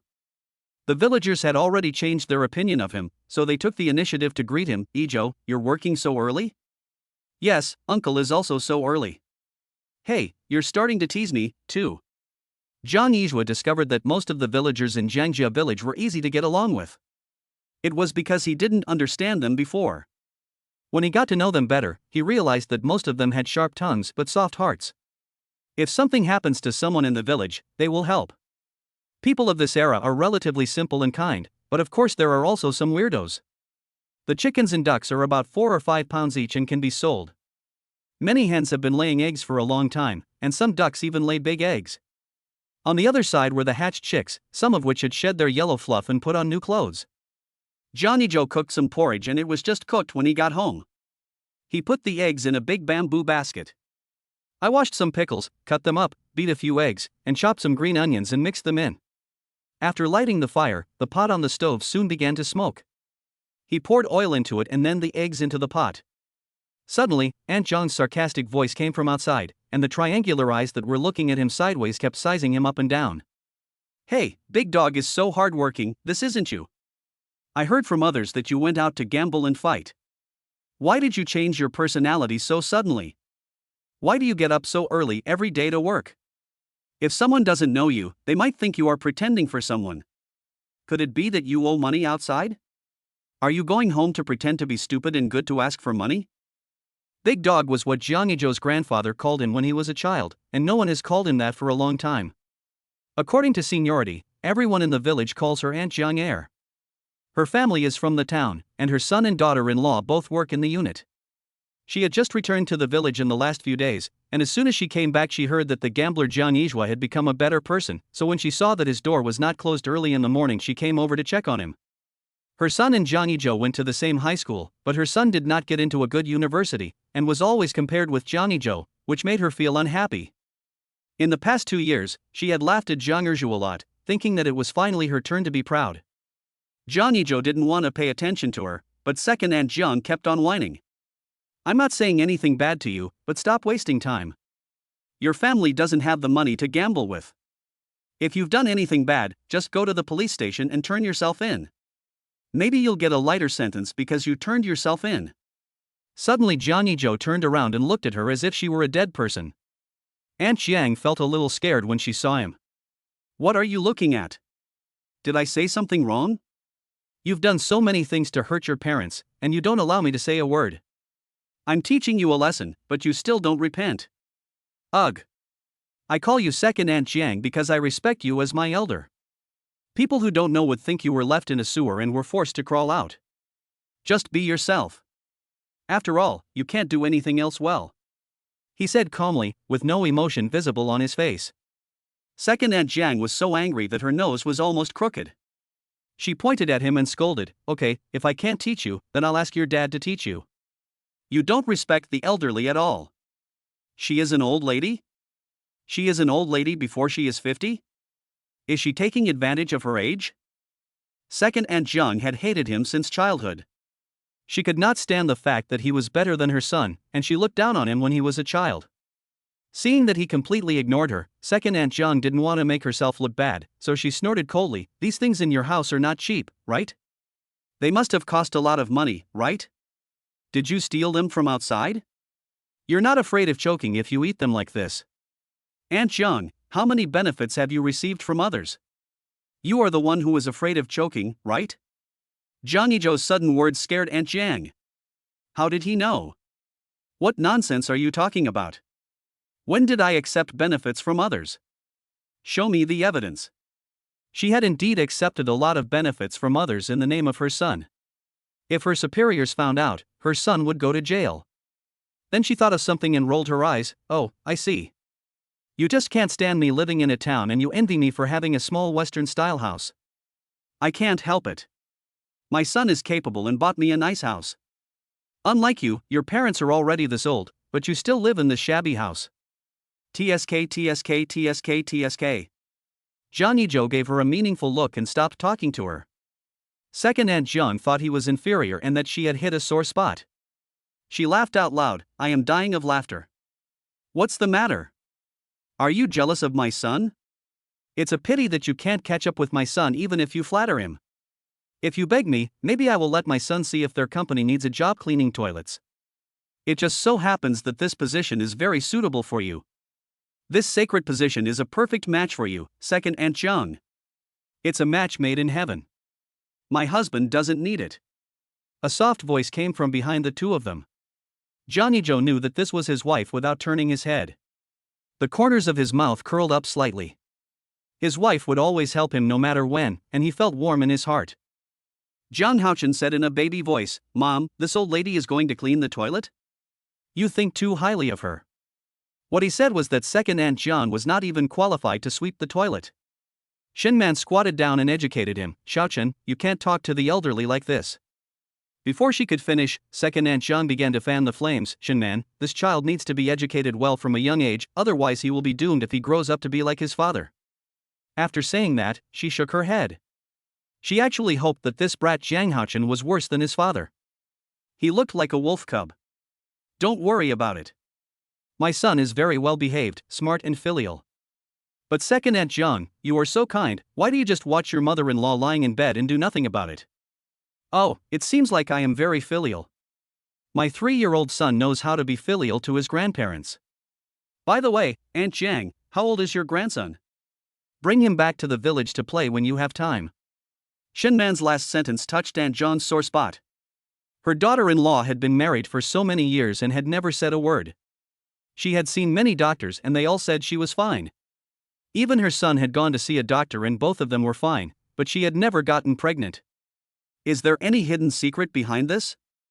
In fact, Shinman had met her daughter-in-law once. She was with a child who was older than Zhang Haochen. The man next to her was not her son.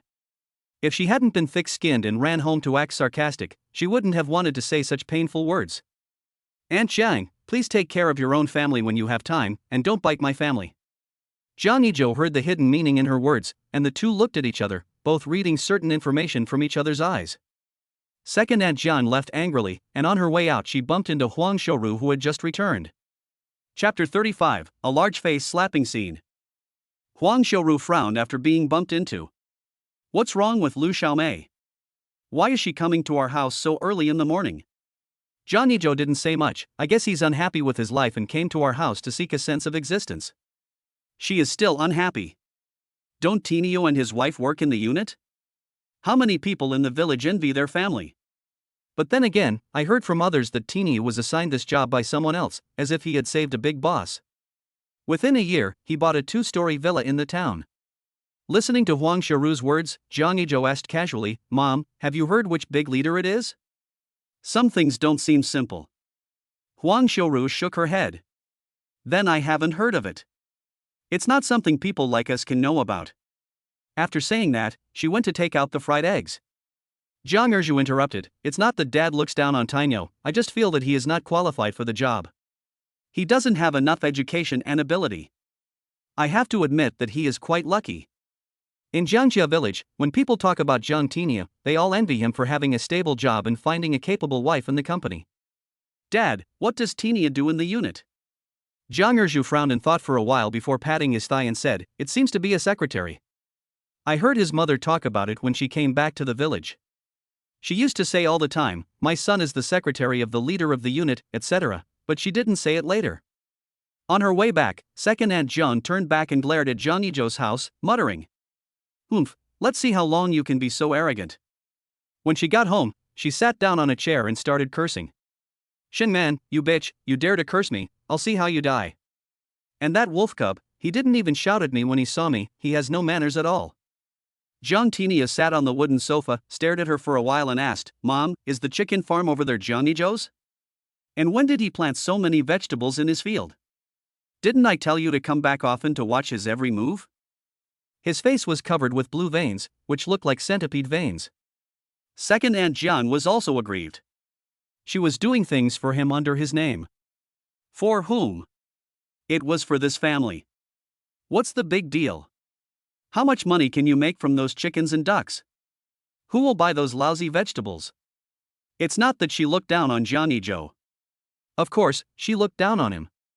Would those lousy vegetables make you feel like you're in heaven? Aren't there any chickens and ducks for sale in the market?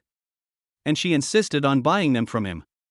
According to her, Zhang Tinia's worries were unnecessary, but she was soon slapped in the face. At this time, many vegetable vendors had come to Jiangjia village. They were very familiar with this place. When someone shouted at the door of Jiang Yizhua's house, they would walk to the vegetable fields as if they were familiar with it. Xiao Jiang, we are here. Go weigh the vegetables later. There were 5 people coming. Zhang Tinia's house was only 2 houses away from Jiang Yizhua's. When he heard someone looking for Jiang Yizhua, he went out and found that they were all walking towards the vegetable field. He yelled at second Aunt Jiang, didn't he say that no one would buy his crappy vegetables? Are these people who are coming now ghosts? Then he followed her out to take a look, and Aunt Jiang, who was yelled at, was not angry and followed her out as well. Jangi Joe finished his porridge and went out. Mom and Dad, I'm going to the vegetable garden first. Shen Man took the dishes in and washed them, then took Jiang Haochen to the vegetable garden. Mom, a lot of people come to buy our vegetables. Dad is so awesome. He clapped his hands and jumped in front of Shen Man. Jiang Tinia took a deep look at the beautiful woman in front of him, then looked at the lively child, feeling envious. He nodded at Shen Man. Although Shen Man felt strange, after all, the two families were not familiar with each other, so out of politeness, she nodded in return. Mom, I surpassed you. You are so slow. Jiang Haochen stopped and waited for her. Run slower. Shen Man smiled, walked forward, squatted down and patted his little butt, and the two walked forward hand in hand. Aunt Jiang Er saw her son staring at Shen Man without blinking, and she cursed angrily, "Fox spirit, bah." She relies on her good looks to hook up with men everywhere, but she is indeed jealous of Jiang Erju for having such a well-behaved grandson. Mom, please say less. His tone was very calm, and Aunt Jiang knew that he was really angry. Xiao Jiang, I have reserved the vegetables from your land. Don't sell them to others. The tall vegetable vendor pointed at the land in the middle and said, it is better to reserve them as soon as possible since they are easy to sell. Someone nearby heard it and also came up with an idea.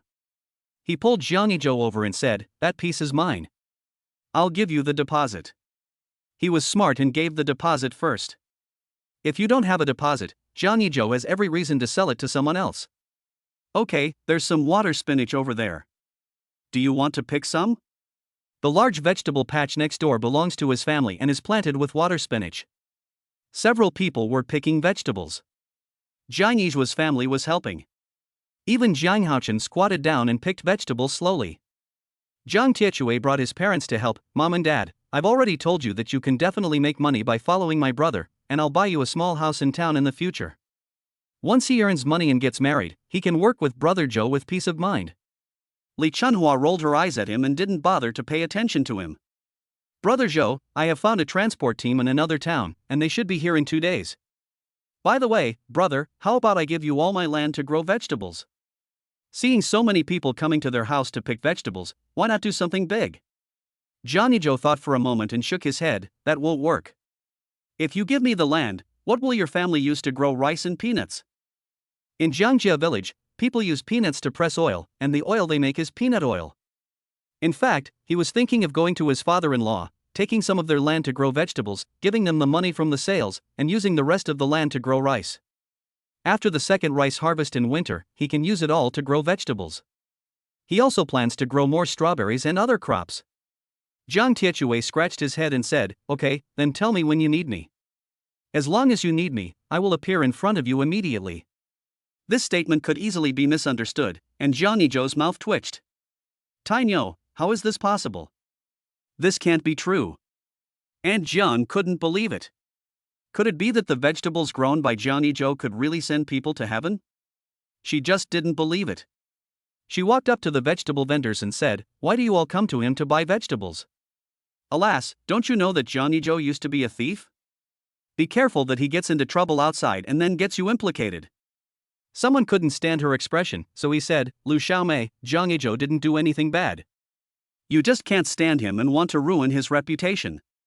That's right, be a decent person. After these 2 months, don't they know what kind of person Johnny Joe is? Even before, he never stole their things. Second Aunt Zhang's face turned red after hearing their constant chatter, and she stood aside dejectedly. Chapter 36 Good News. After picking the vegetables, the vegetable vendor gave the deposit. Aunt Jiang looked at the money and felt very angry. Although she could not make much money from vegetables, many people bought them, which was money. Besides, even a small amount of money was meat.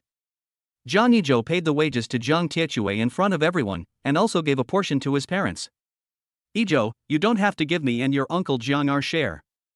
We didn't help you much normally. We came here to help because we were afraid that Tiechue was unreliable.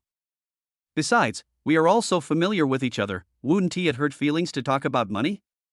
Li Chunhua and his wife had no intention of taking the wages. They were very happy to see their son becoming more mature and knowing how to earn money to marry a wife. In addition, whenever his son asked him to help fry some fish or sell eels, he would help. If he hadn't helped his son to make money, Jiang Tiechui would still be the same Jiang Tiechui, with no fighting spirit and still living off his parents at home. Jangi Joe had no choice but to give Jiang Tiechui more money because he couldn't persuade them. Although Jiang Tiechui was not good at studying, he was still good at counting. Brother, you've given me too much. It's how much it should be. I'll take what's mine, but if it's not mine, don't take it. People should not be greedy. He took his own share and left the rest. Jangi Joe nodded. If it were someone else, they would probably think that what you gave was too little. Okay, let's go catch some more eels tonight. I haven't sold the ones I caught before. Let's see how many we can catch tonight and sell them all. Jangi Joe whispered in his ear. Jiang Tiechui also understood that Jangi Joe was very busy these days. It didn't matter whether it was sold or not. He believed in his brother anyway. Jiang Tianyu clenched his hands, extremely shocked. It had only been 2 months, and Jangi Joe had changed so much. His body seemed to be struck by lightning, and he stood there motionless. Second Aunt Jiang was also in a bad mood. Joe, can you tell Second Aunt why so many people come to buy your vegetables? Jangi Joe looked at her as if she were an idiot. Second Aunt Jiang, what do you think? Lu Xiaomei was choked by him and her face turned red with anger. How can you talk like that? You are so rude. Didn't your parents teach you how to behave? Zhang Erzhu couldn't listen to this anymore. He threw the vegetables into the basket and said, Lu Xiaomei, what does it have to do with you how I teach my child? Why is he rude? How come you, who is so polite, come to my house so early in the morning to scold my child? In his eyes, there is no reason for a woman to scold you and not scold you back. Do you have to endure when your child is bullied? Is he still a man? A man should take the responsibility of protecting his family, not just letting others scold him without saying a word. Huang Xiuru was quite aggressive towards outsiders. She pointed at her nose and cursed, Do you live by the sea? You are so nosy. Did I do too many sins in my previous life or did I not check the almanac before going out today to meet someone like you? I just don't understand. How other people's children are educated has nothing to do with you. Are you my family's spare tire for education? You look like you are not even as good as a spare tire. Even if you are qualified to participate, at most you are just a pile of shit he pulled out. Tue. She has tolerated Lu Xiaomei for a long time. It was okay that her son was not doing well before, but now he dared to complain in front of him and the old man. She would kick her to death. Even if her own son is a bad boy, she can only educate him herself, and it is not other people's turn to say anything, because he is her own son after all. There is no overnight grudge. But if other people say something sarcastic, don't blame her for being rude. Lu Xiaomei's eloquence is not as good as hers, and all she said was the same few words, so we won't say anything more. Seeing that things were out of his control, Jiang Tianyu glared at his mother and then apologized to Zhang Erzhu and the others. Uncle, Aunt, I'm sorry, my mom had a brain seizure today, please don't bother with her. Jangi Joe gave him a meaningful look, then curled his lips coldly. Well, after all, she's not normal here, she bites anyone she catches. I can understand that. Mom and Dad, Man is going home. Lu Xiaomei, who was mocked for being mentally ill, wanted to curse back, but when she saw the look in her son's eyes, she dared not say anything and swallowed her words. You're so clumsy, hold it for me. Jangi Joe saw Shunman almost falling down with the basket, and immediately went over to steady her. Mom is just stupid. Zhang Haochen also echoed. Jiang Tiechui was watching from the side and was really envious of others. It's great to have a wife and children. Look at my brother, he always has a smile on his face every day. Zhang Erzhu heard this and smiled. Then you should find one as soon as possible, and then ask your wife to give birth to a big fat boy for you. This touched Li Chuanhua's heart. That's right, but he should save some money first, otherwise how will he support his wife and children? The adults had a conversation on this topic. Jangi Joe brought his wife and children home, and was deeply moved when he heard his parents defending him. He didn't expect that after hurting them so much in the past, they not only forgave him in a short time, but were also able to defend him like this now. Wife, what do you want to eat today? It's almost lunchtime, and I should go home and cook. Shinman thought about it carefully. Well, I want to eat stir-fried pork with Chinese cabbage. She thought stir-fried Chinese cabbage with meat was delicious, so she added some soy sauce mixed with some starch as seasoning when the cabbage was almost cooked. Okay, I'll make it for you when I get home. I'll also kill a chicken for you this afternoon. Shinman's face turned a little red. What nonsense are you talking about? If someone else heard it, they would misunderstand. Zhang Haochen looked at his mother and then at his father. Why didn't anyone ask him what he wanted to eat? Da hey, little cabbage, the fields are yellow, but no one is asking. Jangi Joe. Secretary Tian called out as soon as he saw him as soon as he arrived here. Jangi Joe turned around and saw him coming, and knew that he had come to deliver a message to him. Secretary Tian, please come in and have a seat at my house. When Zhang Tinia saw the man, his face changed. Mom, try to find out why that man came to see Jangi Joe? How many things happened during the time he was away that he didn't know about? Lu Xiaomei looked at the man and felt that he looked familiar, but she couldn't put her finger on it. Son, who is that man? Is he important? Don't ask questions that you shouldn't ask. Just go when you are told to go. He left after saying this. He wanted to call his leader quickly. We have all eaten the vegetables you grow. We all support you. Go and complete the formalities and ship the vegetables to the dock in 2 days. Okay, thank you very much. Stay for a meal later. Don't worry, they are all farm-style dishes. However, Secretary Tian did not stay for dinner. He chatted for a while and then went back. Chapter 37, Taking My Wife Shopping for Clothes. Jangi Joe was so happy that he picked up Shen Man and spun around. Wife, you are so beautiful. He buried his face in her neck and smelled the faint fragrance on her body.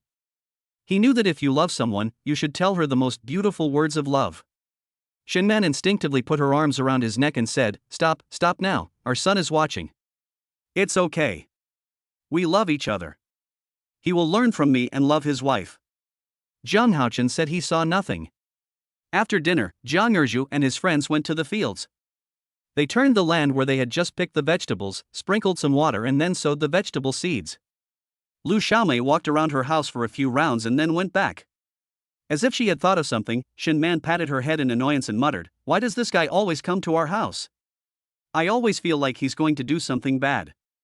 The impression she got from Lu Xiaomei was not a good person, and could even be said to be a bad person. Her mother-in-law at home didn't care about her at all. She heard from others that her mother-in-law was a good person. Now she was lying in bed and only her adopted son was taking care of her, and her biological son wasn't even looked at. Jangi Joe looked outside and said, Don't bother with her. He doesn't cause trouble, but he's not afraid of it either.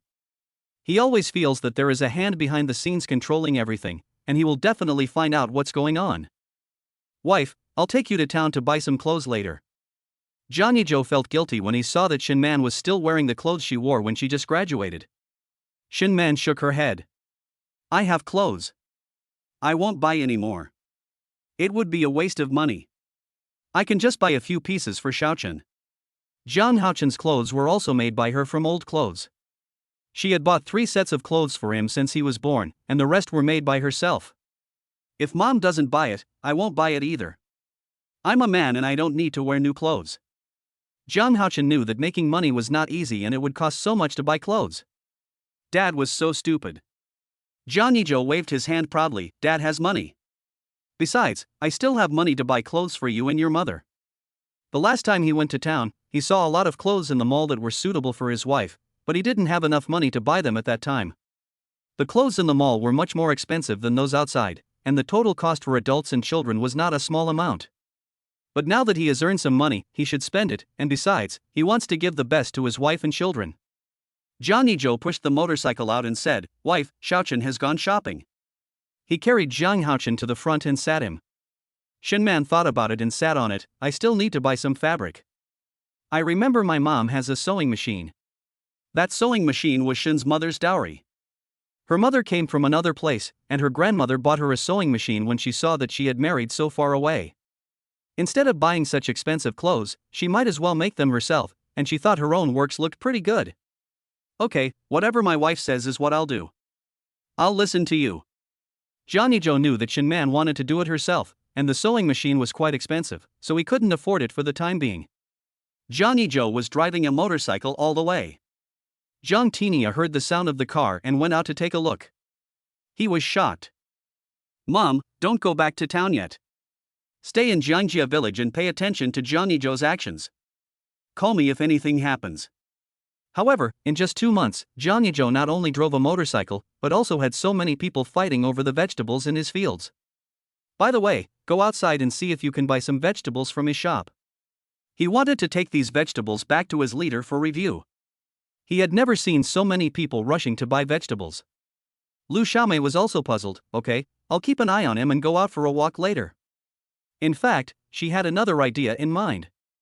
Since she couldn't go back to town for the time being, she might as well grow some vegetables and sell them.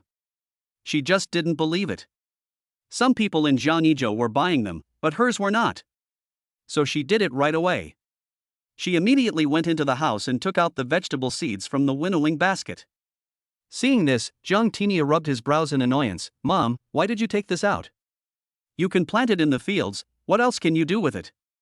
Don't do all this mess for me. Did I owe you money? Just do whatever I tell you to do. Zhang Tinia roared.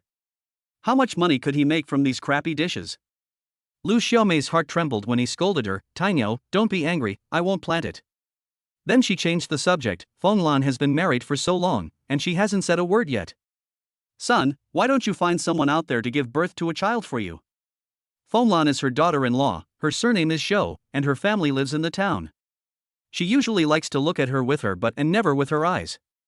Speaking of children, Zhang Tinia was also confused. The couple were both fine, so why was there no news for so long? Who doesn't like a big fat boy? Besides, he wanted a son to raise him well in the future. Mom, let me think about this.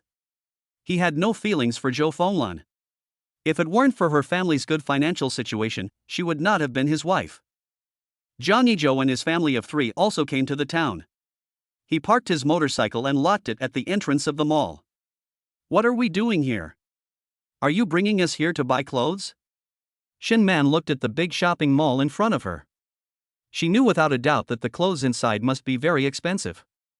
Yes, my wife deserves better. Jangi Joe said while hugging Zhang Haochen. The child must be taken good care of after being brought out.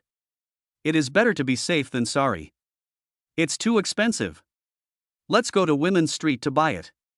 The ones there are also nice looking and not expensive. That won't do. Let's go in. Jangi Joe took Shin Man's hand and walked in. He fell in love with the bright red vintage dress at first sight. He was about to ask the waiter to take it down for a look, but was stopped by Shin Man.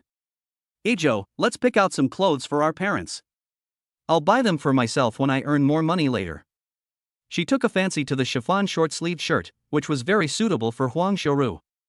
Hello, take that dress down and show it to me. The clerk's attitude was also nice. He helped her take down the dress with a smile. Do you have a medium size for this? What other colors are available? Shin Man touched the material of the clothes. Don't say that the ones in big shopping malls are different. There must be a reason why they are expensive. The fabric is very comfortable. This is the medium size. We also have a light blue one, which is perfect as a gift for Mom. We are offering a 10% discount today, and if you buy 2, you can get a 15% discount. Then give me 4 pieces, and pack up that red skirt for me as well. I want a small size. Where do you buy children's clothes? Before Shin Man could say anything, Jangi Joe wanted to take 4 pieces in one breath. The clerk was even happier now. Okay, wait a moment. That's for children. I'll take you there to have a look. I bought it for my mother, and my mother-in-law also wants one. Jangi Joe explained to her. This is the first time I've seen such a filial son-in-law. You married the right person. Most people wouldn't bring their wives here to buy clothes. Even if they are rich, they may not give money to their wives to spend. The clerk whispered in Shin Man's ear that what she said was the truth. It was understandable if the conditions were not that good, but how could she bear to marry a leader or a small boss? Chapter 38. Someone is following. Jangi Joe listened to the clerk praising him without showing any emotion on his face. He held Zhang Haochen's hand and chose clothes. Choose something bigger for him. Children grow fast, and small ones will soon be out of place. Shin Man came to them and said. She picked out 2 short-sleeved cotton t-shirts. Okay, pick out 2 more pairs of pants for him. After the selection, the clerk packed all the clothes. Since you bought so much, I'll give you a 20% discount. In the end, Jiang Yizhua gave Shin Man 200 yuan. Shin Man felt a little painful looking at the money she had spent. As expected, the clothes in the mall were more expensive. If she had bought them in the women's street, she could have bought a lot. Now each piece of clothing cost more than 20 yuan. Jangi Joe knew that she was worried about money, so he put his arm around her shoulders and said, "Wife, it's worth spending money on you. What's more, I will earn this money back 1,000 times." After getting on the car, Jangi Joe went to the certificate processing hall and got the documents required for export, but it would take some time to get the certificate. Most of the people who come to apply for certificates are from trading companies, but some people also come to apply for documents for studying abroad. In this era, people who can study abroad are relatively wealthy, otherwise ordinary families would not have so much money to let their children study abroad. After getting the documents, Jangi Joe took Shinman to buy some fabric and then returned home. "Mom, this is for you." "Dad, I'll buy it for you next time." The main reason why I didn't buy it for him was that I didn't have enough money. Zhang Erju blew out a smoke ring nonchalantly. "I'm already this old, you don't need to buy it for me, just buy it for your wife and children. Everyone in the countryside goes through this. Many people haven't bought clothes for several years. When their clothes are torn, they just take out needle and thread and mend them for another 3 years. With that money they would rather save it." Huang Xiaoru took the clothes and complained, "You spend all the money you have on this or that. How can you be so extravagant? You don't have to buy anything for me in the future." Although she was complaining, the smile on her lips betrayed her. That's how old people are. When the children bought her something, she would say that it was a waste of money, but she was still very happy in her heart. Zhang Haochen took his new clothes, ran into the room and put them away carefully. This was the first time his father bought him clothes, so he had to keep them well. Listening to what his parents said, Jangi Joe just smiled but didn't say anything. He went to the chicken farm and caught a chicken and brought it back to kill. After dinner in the evening, Jangi Joe took Dahe to the river to catch eels again. "Brother, you are finally here. It's so dark here." Zhang Tiechue had already caught a few eels in the river. Looking upstream, they saw some light, which meant that there were more than just the two of them catching eels. "Those fires up there look a bit like ghost lights to me. They scared me to death. Luckily you came. If he hadn't come, he would have wanted to go back. That's not a will-o'-the-wisp. You have to believe in science. That's someone else catching it. The river is so big and there are so many fish and shrimps. Who wouldn't want to have a piece of the pie? Selling them outside is also a source of income." After hearing what he said, Zhang Tiechue was not so scared anymore. After a cup of tea, the people upstream also came down. They were 2 tall men with dark skin. "Oh, it seems that the eels are all downstream. How many have you caught?" They were carrying heavy baskets on their backs, and it seemed that they had caught a lot of eels. When they saw Jangi Joe catch 3 eels in a row, their eyes lit up. "Maybe it's just luck." Of course it was just luck. They just went over here and didn't catch anything. Isn't that infuriating? Then the 2 men put the basket on the ground and started catching eels here. I don't know if they were unlucky or what, but they successfully avoided the eels and left angrily. "Brother, isn't it strange that they couldn't catch any?" "Haha, in my opinion, it must be that you are possessed by a koi fish, and the heavens are chasing you to feed you." Zhang Tiechue didn't think about anything else, but in his opinion, there are lucky people and unlucky people in this world. Lucky people can pick up money even when walking, while unlucky people can choke even when drinking water. In fact, even Jangi Joe himself couldn't explain it clearly. Before he became a bad person, he was indeed very lucky. Others had been looking for a job for a long time but couldn't find one, but when he went for an interview, he didn't even need an interview. The boss would hire him as soon as he saw him. For example, he was almost hit by a car before, and when the car was about to hit him, he turned a corner and hit a tree. One thing might be a coincidence, but when so many things are connected together, it is no longer a coincidence. Suddenly, Dahe's eyes emitted blue light and roared at him. When Zhang Tiechue looked over, it returned to normal, but Zhang Yizhua saw it. He looked at it deeply. When the time was almost up, the 2 returned with a full load, and Zhang Tiechue was grinning from ear to ear. "Hey, I caught so many today. I'm going to keep a few for myself. Okay, I'll sell them all tomorrow and give you the money when I come back." The last ones haven't been sold yet, and with this time's sales, he should be able to make a lot of money. "Tiechui, don't tell anyone about the fact that we caught so many yellow eels. Not even your parents. Some things are safer the fewer people who know about them." "Okay, I won't tell anyone." Zhang Tiechue made a gesture to cover his mouth. He was not stupid, so how could he tell everyone? But they didn't know that there was a pair of eyes in the dark staring at them, and then disappeared into the night, as if no one had ever been there. However, Jangi Joe felt that there was always someone in the dark woods watching their every move. The distance was too far, so he was not sure who it was, and the system did not have such an operation. Tai Chui, don't go to the river for the time being. Go to sleep when it's time to sleep. Otherwise, you will arouse suspicion and a large group of people will come to catch you. He said this on purpose because even if others went there, they wouldn't be able to catch many. More importantly, he didn't know who was hiding in the dark, and he was afraid that Zhang Tiechui would get into an accident. Brother, you are so nice. I am so touched. I will listen to you. Zhang Tiechui was indeed very touched. No one else would tell you these things. Who would guide you in making money? Only Zhang Yizhuo was willing to guide him. Then I'll go out and find someone to buy our vegetables. Brother, if you need land, my parents are willing to give it to you to grow vegetables. By the way, can I sell those chickens and ducks? I'll find someone to buy them. Over the years, he has met a lot of bad friends outside, all of whom are playboys from well-off families. They have not done anything bad, but just like him, they live off their parents at home. Okay, Tiechui, be careful outside. It is estimated that the people in the dark have also targeted Zhang Tiechui. He didn't know why they were targeting him. Logically, he didn't have anything valuable on him. Could it be? Thinking of this, his eyes turned cold. If this was true, it would be much more difficult to investigate. Chapter 39 Selling Chickens and Ducks, Doing Wholesale. He got home a little late this time, but there was still a dim yellow kerosene lamp on, and he knew that Shin Man was waiting for him. After washing up and entering the house, Shin Man had not yet gone to bed and was still drawing. The paper was waste paper and the pen was only the length of a finger left. Why did you come back so late today? Did something happen? It was still a little hot at night. Shin Man wiped the sweat from her forehead and asked softly. Nothing happened, just a little too many. But I won't catch them for the time being. I plan to sell the chickens and ducks. Jangi Joe sat down beside her and looked at the clothes she drew on paper. The styles were beautiful and novel, and an idea flashed through his mind.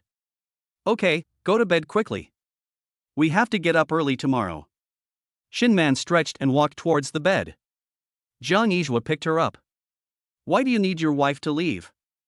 Your husband will hold you. Maybe it was too late. Shin Man fell asleep as soon as she lay down, but Jangi Joe kept his eyes open, thinking about what had just happened. Early in the morning, Jangi Joe had breakfast and went to the chicken farm to catch some chickens and ducks and put them in cages. He planned to go to Lu Hui to sell the eels, and then go to the city to sell the chickens and ducks. When he left, Shin Man gave him some change so that he wouldn't have no change to give to others, and also told him to eat in town if he was hungry.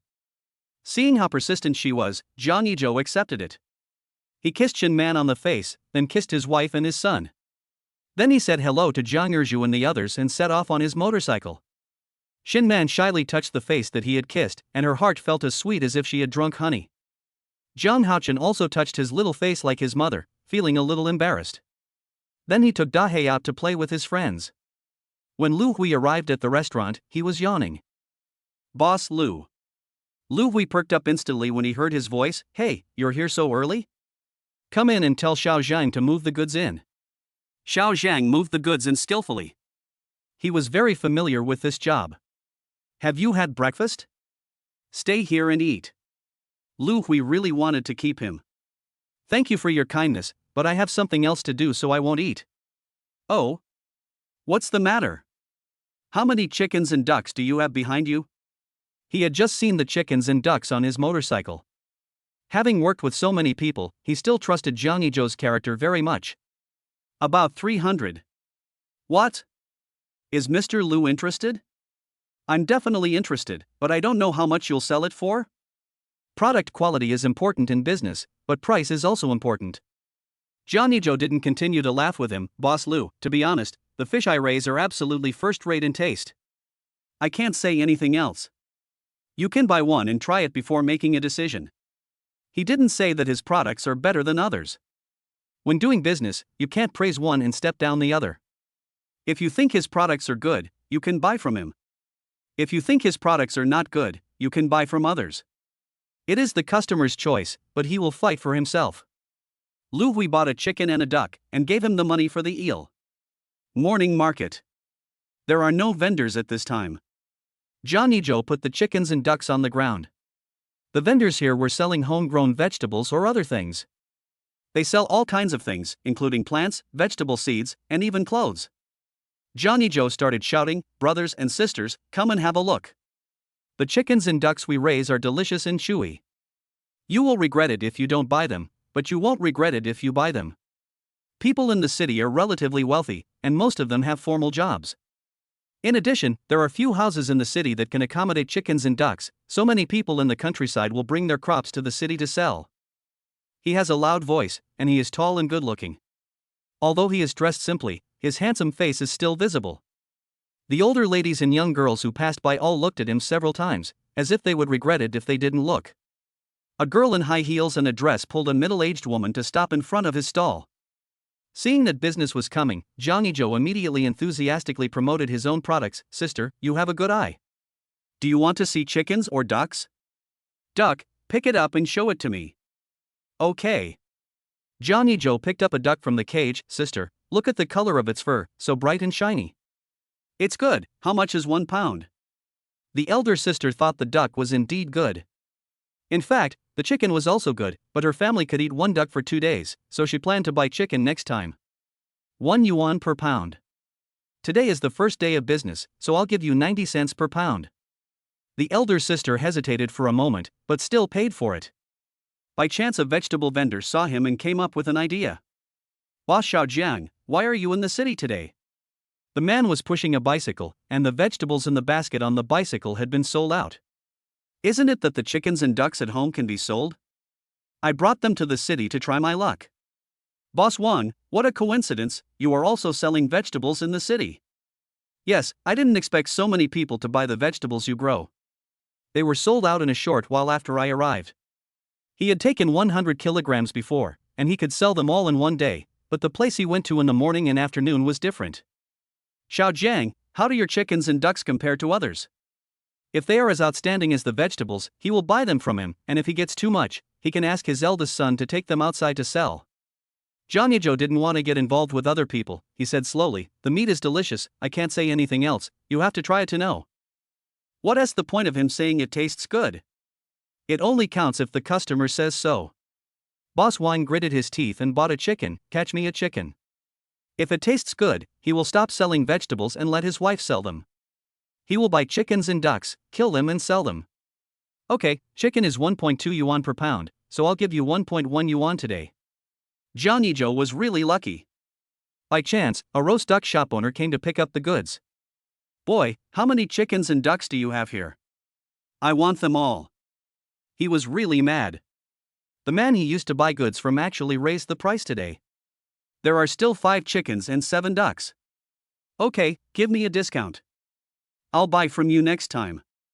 I'll make roast duck and roast chicken there." The fat boss pointed to the stall in front, and Jangi Joe looked closely and saw that it was a cooked food stall. "Okay, chicken is $1 per pound, and duck is 80 cents. Finally, Jangi Joe helped to pull the chickens and ducks to his stall. He took the money and left. Since he was selling cooked food, he could also make other things, such as salt-baked chicken. He planned to teach Jiang Erju and others how to make it. Besides, now that he no longer had to sell vegetables, vegetable vendors came to him to buy goods almost every day, so he could do other things.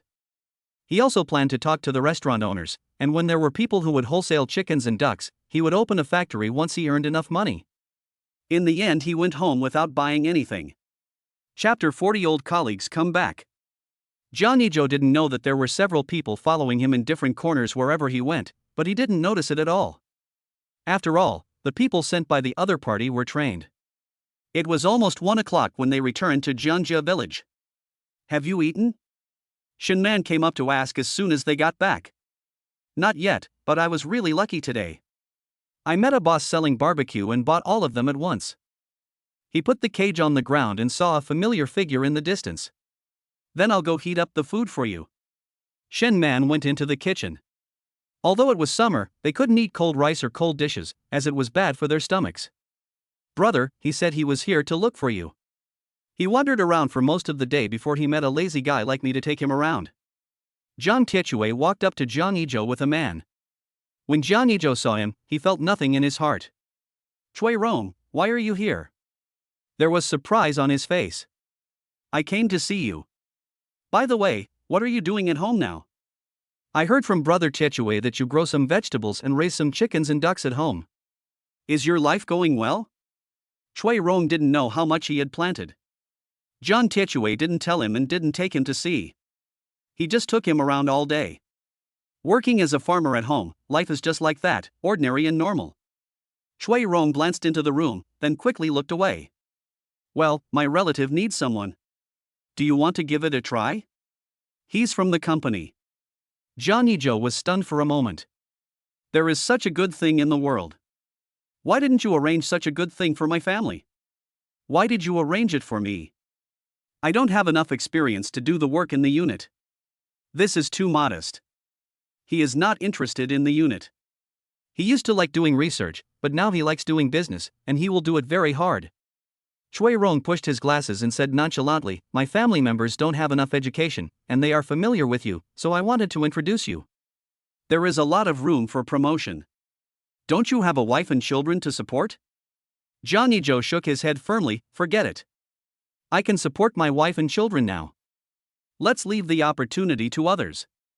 Chui Rong was a little embarrassed and anxious when he heard this. How can you think like this? You have to think about your child's future education. Can it be the same in the countryside and in the city? Plus, the treatment in the unit is much better than what you have now. And your wife can also be arranged to work, and you can earn some money by growing vegetables, which is a rare opportunity. Because he was anxious, he spoke a little loudly, and Jiang Tiechui became unhappy. He dared to speak to his brother like that. His brother could tolerate it, but he couldn't, so he immediately retorted. You should just speak nicely, why are you so loud? Whatever my brother does is his choice, what does it have to do with you? Where did you go to care about him so much? Chui Rong then realized his mistake and apologized, I'm sorry, I'm worried about you too. Please think about it carefully. I won't reject him yet. Jangi Joe tried to read his inner thoughts, but could not sense anything. This man was either mentally strong or sincere, but he believed in his own feelings.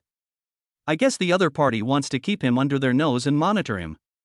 What kind of conspiracy is hidden behind this? Just then Shin Man had heated up the food. Ijo, come in and eat. Hey, is this your friend? Shin Man thought he looked familiar, but couldn't remember where he was. Chui Rong was deeply impressed when he saw her face. Sister-in-law, have you forgotten? We met in the hotel before. My name is Chui Rong, and I'm Ijo's colleague. Since Jangi Joe couldn't persuade her, he would start with Shin Man. Shin Man nodded at him, sorry, I've been forgetful lately. Come in and have some water. She was just being polite, but the other party didn't hear it at all and walked right past Jiang Yizhua. Jangi Joe and Shin Man looked at each other and said, your colleague is really not polite at all. She heard a voice inside and thought it was a good thing at first, but then she felt something was wrong. It seemed like he was more anxious about Jangi Joe's affairs than her parents. It was not normal. Don't worry about him. He probably has a brain short circuit. Jiang Tiechui also followed him in. He winked at Shin Man, and the two walked aside. Sister-in-law, I think this person seems a little strange. When he came to our village, he went to Jiang Tinia's place. He saw this with his own eyes. He first looked for Jiang Tinia and then for him, and kept asking about Jiang Yizhua's recent situation. Wait until he leaves, and I'll tell Ijo and I'll go in first. When Shin Man entered, she saw that the man looked very polite and gentle. Could it be that he liked men? Or was he a pervert? Thinking of this, she got goosebumps all over her body. I really envy you for marrying such a beautiful wife. By the way, where is your son? He looked around but couldn't find his son. He probably took a nap. Jangi Joe really didn't want to talk to him. Their relationship wasn't that good before, just slightly better than that of ordinary colleagues. Then I won't bother you anymore. Think carefully about what I told you. I'll come to see you again in a few days. Chui Rong took a sip of tea, stood up and walked out, but Jangi Joe's voice was heard behind him. Chui Rong, do you know Jiang Tiniu? Hearing this name, his heart trembled. I don't know Tainyo, but I know Jin Nyo. He asked me to bring something back to his mother. I just went to his house. What happened? Jangi Joe smiled knowingly. It's okay, just asking casually, be careful on the road. When Chui Rong saw that there was nothing unusual on his face, he left, and the conversation between the two became more and more like a cliché. Jangi Joe suppressed the smile on his face and said, Man, stay at home with Xiaochen for the time being. He had a feeling that something was going to go wrong, but the system didn't give any warning. Shenman nodded when she saw his serious expression. Okay, you should be careful too. If it doesn't work, report it to the police. Silly wife, what can happen to me? Don't tell my parents about this. I told her just because I didn't want her to make wild guesses. Well, is there someone trying to get you back? Although Shun Man is a woman, she is not stupid. Instead of hiding it from her, it is better to tell her directly. I don't know either. Do you know why I know Alberto? Shin Man shook her head. She only knew that he suddenly changed 2 years ago. It's like this. I thought what happened that day was an accident, but now it's getting more and more complicated. Is it really as simple as just wanting him to degenerate? Now it seems that it is not the case, and I have no clue at all. Does the other party want you as a person, or do they simply want you to accomplish nothing? Is there more than one group of people looking for you? Is there another group? Jangi Joe shook his head. It should be more than that. How did Jiang Jinyo know Cui Rong? It seemed that he had never heard Aunt Jiang talk about her eldest son. Chapter 41. Did you really make money? A few days passed and life went on. Now, not only do many people come to my house to pick vegetables, but many people also come to buy chickens and ducks. Lu Hui drove his car to Jiangjia village. When he saw Jangi Joe, he approached him and put his arm around his shoulder. The chickens and ducks you raise are really delicious. This is the first time I've eaten such delicious chickens and ducks. I'll be here right away. The chickens and ducks bought from him, when he goes home and stir-fry them, are always tastier than those sold outside. If he continues like this, his business will be much better now, and many more senior leaders will come to eat at his restaurant. Many people from other places come to his restaurant to eat, and he makes a lot of money in a month. Xiao Zhang, take a few people to the vegetable garden to pick some vegetables. Shaoli, let's go catch some chickens and ducks. Lu Hui directed several of his men to work, while the others followed Jiang Yizhua to the chicken farm. Jiang Tiechui took them to the vegetable field and said, Bring your baskets with you. Who said his brother didn't make money? Not only the vegetable vendors, but also people from the neighboring villages would come to buy some if they wanted to try the fresh vegetables. Jangi Joe brought them to the chicken farm. Boss Lu, go in and catch as many as you want. The ones over there are ducks, and the chickens are over here. He pointed to the expanding chicken farm and said that it seemed that a few hundred chickens would not be enough for him to sell. Fortunately, he was smart and had several hundred chickens and almost the same number of ducks. That's good, but you don't plan to dig a fish pond next to the duck farm and put some water in it, or maybe put fish in it. There is usually a fish pond where ducks are raised. Ducks like water, but chickens are afraid of water. I do have this plan. Fortunately, this place is close to the mountain, otherwise the smell of chicken shit would probably bother others. Zhang Erju would clean up the chicken shit from time to time and take it to the vegetable garden to spread on the soil. Lu Xiaomei saw more and more people coming here to buy this and that, and her eyes were almost falling to the ground with jealousy. Do you think Jangi Joe's food is really so delicious? She asked her good sister. That person was also a weirdo in the village. The jealousy in his triangular eyes was not concealed. Who knows? These people are stupid. Who doesn't have these things? Ha, it's better for me to grow them myself. Her tone was sour. She couldn't even keep chickens and ducks alive. They either died or became disabled. Why didn't Jangi Joe have any problems raising them? He had the skills but didn't talk about it. How selfish. Lu Xiaomei had only eaten vegetables grown by Jiang Yizhua. She went to the town and bought some. She had to admit that they were delicious. If she were in his shoes, she would also spend the same price to buy delicious food. Is there some secret to this chicken and duck? It seems I need to find a technical person to ask. By the way, Xiaomei, where does your Jinyo work? No one in the village knew where Jiang Jinyo worked, but they heard that he was much better than Jiang Tinyu. Lu Xiaomei laughed and said, How would I know that he has so many problems? Anyway, he is better than Tinyo. He has a car to pick him up. The greatest success in her life is that both of her sons are promising. Although they are not as good as Jangi Joe in studying, they are better at work than him. Lu Hui caught a total of 50 chickens and ducks and bought 100 kilograms of vegetables. He took out a cigarette, lit it, and blew smoke rings. I didn't expect you to be good at growing vegetables and raising chickens. What can't you do? Jangi Joe was indeed modest. There are so many things I can't do. If I were as good as you say, I wouldn't still be driving a motorcycle. With your ability, it will be there soon. It's just temporary now. Okay, I'm leaving first. After handing the money to Zhang Yizhua, Lu Hui drove away. As soon as they left, Zhang Tiechue ran over. Brother, is that the boss who bought our eels just now? Yes, you can sell eels to him in the future. He will buy any amount. Remember what I said. Zhang Yizhua reminded. Zhang Tiechue nodded. He kept every word his brother said in mind, and his little treasury slowly began to swell. Zhou, with so many people coming to buy food every day, you must have made a lot of money, right? Many people want to know how much money he makes, but more people want to know how he makes these dishes? Yeah, and there's a transport team looking for you.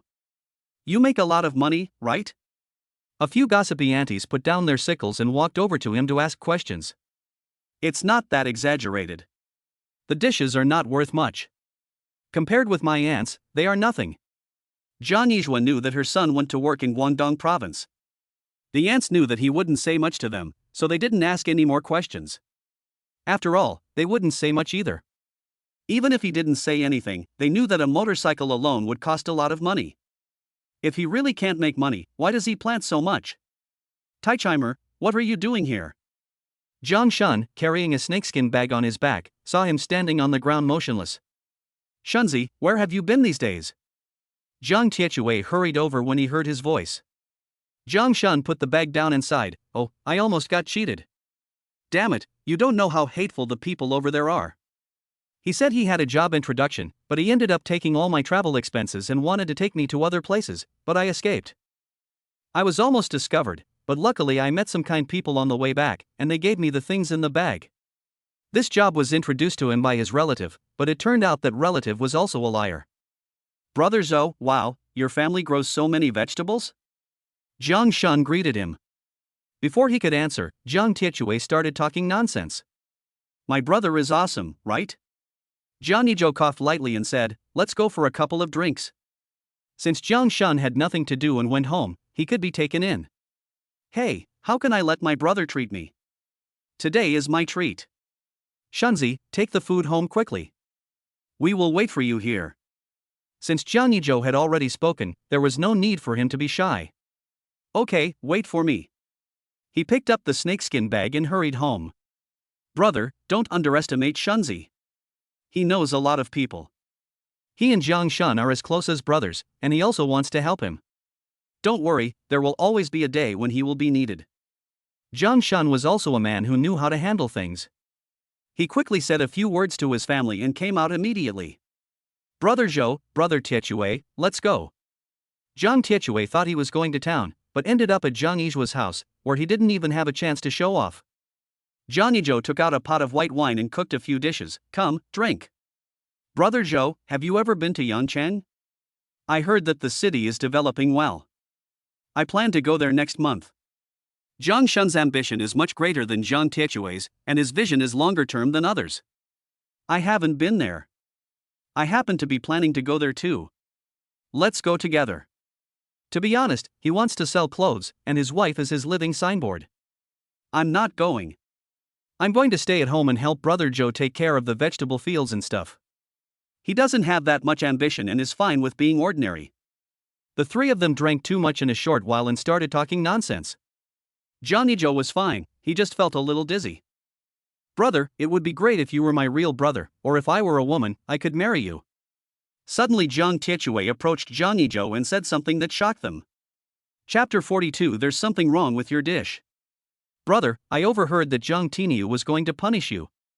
I overheard it when I was looking for the transport team in town that day.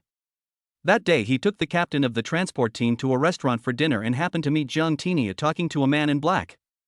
When he heard Zhang Yizhua's name, he found a corner close to them and sat down.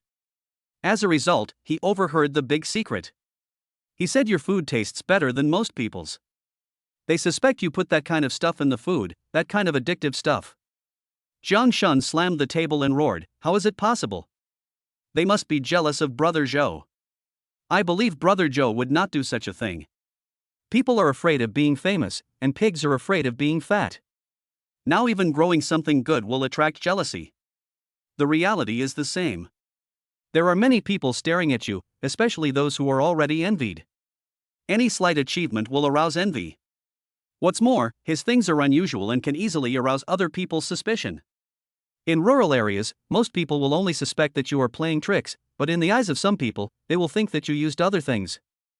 Jangi Joe thought that this day would eventually come, but even if they took it back for research, they wouldn't be able to find out anything. He could do such a big thing, so he must have a way to handle it. He has nothing to fear. Right here, Jangi Joe, come out quickly, the police are here. This was Lu Xiaomei's voice, and her voice was filled with gloating. Brother, they are here. It must be Jiang Tianyu who asked them to come, this bastard. Jiang Tianyu pouted. It's okay, we didn't do anything, there's nothing to be afraid of. Jangi Joe stood up and walked out, followed by Jiang Tianyu and others. As soon as Lu Xiaomei saw it was him, she ran to the police and pointed at him. The police is him, the one with the shifty eyes is Jangi Joe. I tell you, the vegetables he grows are really delicious, and so are the chickens and ducks. I heard from others that they are better than others. Go check it out, maybe he uses those things to grow them. Lu Xiaomei, you are so fucking wicked. If you can't grow it yourself, then you don't allow others to grow it? Jiang Tianyu was so angry that his face turned red and his neck became thick. I'm so wicked. Do you know what your vegetables are grown from? Do you really think others don't know? Comrade Police, I believe you will definitely clear my name, right? Jangi Joe asked seriously, without any panic. Several policemen choked and said, we need to go in and search, and take some vegetables and soil back for research. You can't sell your vegetables, chickens and ducks during this period. Wait for our notification for everything. Brother, does this mean that we can't sell vegetables anymore? Jiang Tianyu was not stupid. He heard from them that the business could not be sold. How much money would his brother lose? He had just started but was strangled in the cradle. Jiang Yi's face showed no expression, but he also knew that he could not do this business anymore. This also made him realize that he could not rely on the system for everything. What about the vegetable export trade that had been agreed upon before? At this time, another group of people came, they were from above. Why are there so many people here? Secretary Tian looked solemn, and it seemed that someone had already taken action. Lu Xiaomei saw that he looked familiar, so she immediately went up to complain. It was he who did those things. Those people became addicted to eating their food. Now the police are here to search. If he really did something like that, he should be shot. She was still happily imagining the scene of Jangi Joe being shot, and Secretary Tian angrily scolded. Who told you that he was doing those things? What are those things? We have already checked what you said, and there is nothing wrong. We are all from the same village. I didn't expect you to be so vicious. Are you jealous of others having a good life? Secretary Tian, I suspect she is an enemy spy. We need to arrest her and investigate her thoroughly. I guess she has accomplices. Otherwise, how would she know those things? If she wants to deal with him, it depends on whether he agrees or not. He doesn't believe that the person behind her is more powerful than the secretary. No matter how powerful, as long as the other party wants to deal with him, he will kill them all without leaving a single one alive. Someone, bring this man back to me, and get everyone inside to come out. He also brought several senior leaders with him, as well as a professor who specialized in studying vegetables. These people were surprisingly brave. Secretary Tian threw the inspection results in their faces and said, look carefully at what this is. Take the chicken feathers as your order and bring them all back to me. If it doesn't work, I will report it to Kyoto and make a mess of it. The few people who were holding the chicken feathers were also scared at this moment, as they couldn't find anything inside.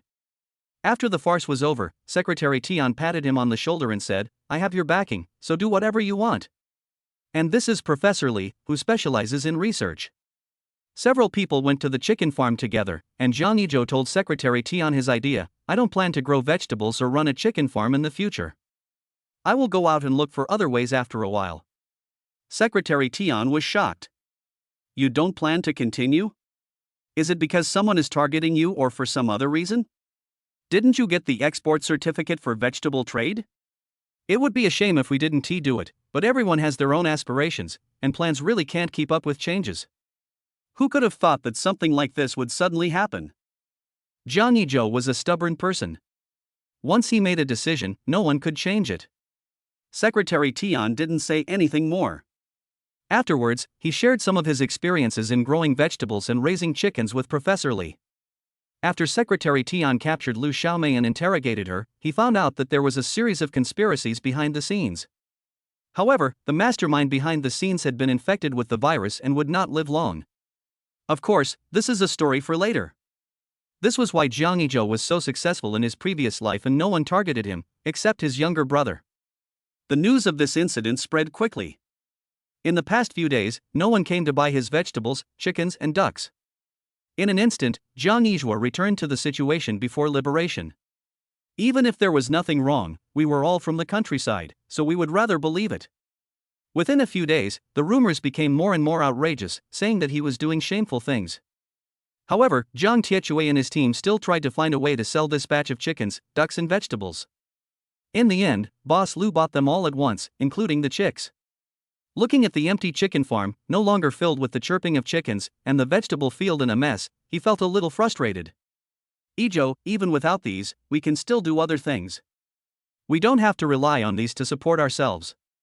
Shenman comforted him beside him, and Jiang Haochen also nestled in his arms unusually quietly. It's okay. I plan to go to Guangzhou in a few days. I want to resell clothes. Okay, I'll sell it with you. Shenman is pretty and has a great figure. Even if she doesn't say anything, just standing there is a sight to behold and will definitely attract a lot of people. What girl doesn't love beauty? Chapter 43 Departure to Yancheng. This matter soon reached the ears of Jiang Erju and others, and even Shindajuan and others knew about it. Ijo, take this money first. Shindajuan took out all the money he had earned recently and gave it to him. No, I still have money, you can take it back. After Lu Hui bought all his things, he did not take advantage of him, but paid him according to the original price. If you have any difficulties, tell your family members, don't bear it alone. Jangi Joe was very touched that there were always people around him who believed in and supported him. A few days passed and Jangi Joe had already bought a train ticket to Yancheng. Man, it's getting late. I have to leave. Shenman had already helped him pack his luggage and gave him 100 yuan. Okay, be careful on the way, and remember to call me when you get there. Jangi Joe nodded, and Zhang Tiechui drove a ox cart outside the door to take him and Jiang Shun to the station. Their area was developing relatively fast and there was a train station. After Zhang Tiechui sent everyone on the train, he drove the ox cart back. The two found their seats and sat down. There were all kinds of smells on the train. Jangi Joe hadn't been on a train for a long time, so he couldn't accept it for a while. This is also the time when there are the most human traffickers and thieves. Sometimes when you pass by someone without paying attention, your money may have been stolen. There weren't many people on the train at that time. It wasn't like the sardine cans later, where countless people were squeezed together in a tin box and could hardly breathe. Shunzi, be careful and keep an eye on your belongings, especially your money. Jiang Shun nodded, brother, I know, don't worry. The two of them fell asleep in a daze. The train rumbled on and they arrived at Yancheng railway station without knowing how long it had passed. There was a saying at that time, if you want to get rich, go to Guangzhou. How many people who dream of getting rich come to Guangzhou from all over the country? Some of them have indeed made money, but many have stayed in this land forever. Where there is sunshine, there is always darkness. Be careful when you go out to avoid being cheated. It is still very chaotic here at that time, and several nearby big cities in the future are also moving from darkness to prosperity. It costs you hundreds to make a phone call home. I experienced this in my previous life. He asked for 500 yuan for one phone call, and wouldn't let you leave if you didn't give him the money. He even beat you. As soon as you get off the train station, someone will come up to you and greet you warmly, where are you going? Do you want to find a hotel? This person speaks very unstandard Mandarin. Jangi Joe shook his head, no, we have relatives living here, right over there in the government building. He said this on purpose. When two people go out together, they have to sound impressive. Even if they are good at fighting, they cannot be a match for a group of people, and there is no need to waste their energy. When the man heard this, his face changed and he left angrily. Brother, I didn't expect the people here to be so welcoming. Jiang Shun had not seen too many dark people after all. Even though he was almost cheated not long ago, he still believed that there were many good people in this world. Jangi Joe thought, yes, how can I lie to you if I'm not enthusiastic? Don't judge things by appearances. He may look enthusiastic, but he may actually be trying to deceive you. Jiang Shun finally reacted and quickly followed his footsteps. The two of them took out some bread, had a quick meal, and then rushed to the clothing wholesale market. At this time, clothes are sold by weight or by the dozen. There are still many people coming here to purchase goods. This place has been popular for a long time, and many people from all over the country come here to wholesale clothes. Jangi Joe bought 5 dozen pants. A dozen contains 12 pairs and costs 90 yuan. Here, a dozen means 12, so the wholesale price is not expensive, and the quality is pretty good. He also bought some short-sleeved shirts and jeans, and when he went back to match them himself, he had that retro Hong Kong style. It would be perfect if you wear it in the summer and put on some lipstick. Thinking of this, I will go buy some lipstick and mix them together to sell. Jiang Shun also bought a lot of clothes. Brother, after we go back, I won't fight with you for space. You're here, and I'll be there. We sell different styles, it's okay, and there aren't many people selling this kind of clothes over there. In fact, in his opinion, it doesn't matter whether they go together or not, and the styles they imported are not sold there yet. They walked around here again. Jiang Shun didn't have much money, so he just bought some pants and short-sleeved shirts. Jangi Joe ran forward several times and finally found the place where lipsticks were sold. He selected a few colors that were not so dark and also chose a retro red, and spent more than 100 yuan. The Hong Kong style is still very popular in later generations, but many bloggers rely on makeup and hairstyle. There is nothing you cannot buy here, only you do not have enough money to buy it. As long as you are brave enough, you can make money. Guangzhou is indeed developing very fast. He had almost spent all the money he brought with him this time. After deducting the transportation fee, the remaining money was not even enough for a night in a hotel. Shunzi, we'll have to spend the night under the overpass. We have no money left. They found an overpass with few people and planned to sleep there tonight. Okay, brother, are you thirsty? I'll go over there to buy a bottle of water. The weather was hot and I had been running for so long, so I was really tired and thirsty. Leave your things here. I'll watch over you. Be careful and don't talk too much with people you don't know well. Jangi Joe gave a few instructions and Jiang Shun went to the store over there. He spread the useless bags on the ground, and when he finished tidying them up, Jiang Shun came back. Here, this is my first time in Guangzhou. I didn't expect there are so many tall buildings here, and the things they sell are all complete. No wonder so many young people want to try their luck here. Yanchang is a big city here, so it's definitely different. It started earlier, so there are definitely more opportunities than other places. He knew that the nearby city of Pengcheng would also develop rapidly in the future, and that there were also many factories in Wancheng, producing electronics, toys, mobile phones and everything else. Jangi Joe took a big sip of water. After the vegetable growing incident, he found that he was too eager to succeed. It seemed that he had lived in vain for those decades. He laughed at himself and decided that it would be better to use the system less. He had made his way in the world with his own hands in his previous life, so he would definitely be able to do it in this life, and he might even take fewer detours than in his previous life. Brother, do you think we will be criticized for selling women's clothes? I don't think it matters. I see many men selling women's clothes here. Jiang Shun scratched his head and asked in confusion, will people think he is a hooligan? No, what's there to say? We sell it openly and honestly, and we haven't done anything wrong. As long as we can make money, that's all. Neither of them spoke for the rest of the time. Jangi Joe was lying on the ground covered with bags. Suddenly he thought of something and an idea came to him. Aren't there many movie actresses in Hong Kong who look great in their outfits? He can find the same style, or the same outfit, so that he can not only take advantage of the star's traffic, but also advertise his own brand. Chapter 44, Making Handicrafts to Supplement the Family. Shinman looked towards the entrance of the village and said, Xiaochun, let's go to the store and buy some things. Zhang Haochun played with Dahei's tail. Mom, are you worried about Dad? When he saw his mother tossing and turning late at night and couldn't fall asleep, he knew that she was worried about his father, and he also knew that his father no longer planned to go into agriculture. Kid, do you know what worry is?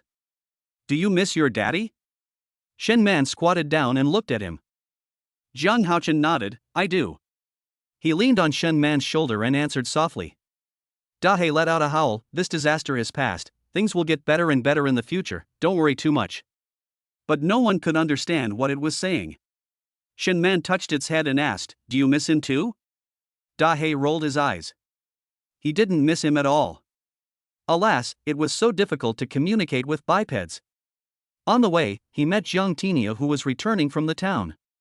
When he saw the bright and charming woman, a ripple and a trace of guilt flashed through his heart. "Shen Man, where are you going?" Her face seemed to have lost its former radiance. She was probably worried about Jangi Joe. Suddenly, he felt a little regretful about working with that group of people, but once the arrow was shot, there was no turning back. Go to the canteen. They used to be classmates, but she was the quiet and well-behaved type, rarely caring about people and things in the class. She was only familiar with Jiang Yizhua.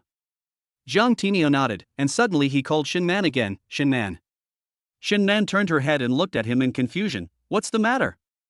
Why did she feel that Jiang Tinia was weird? It's okay. I'm sorry.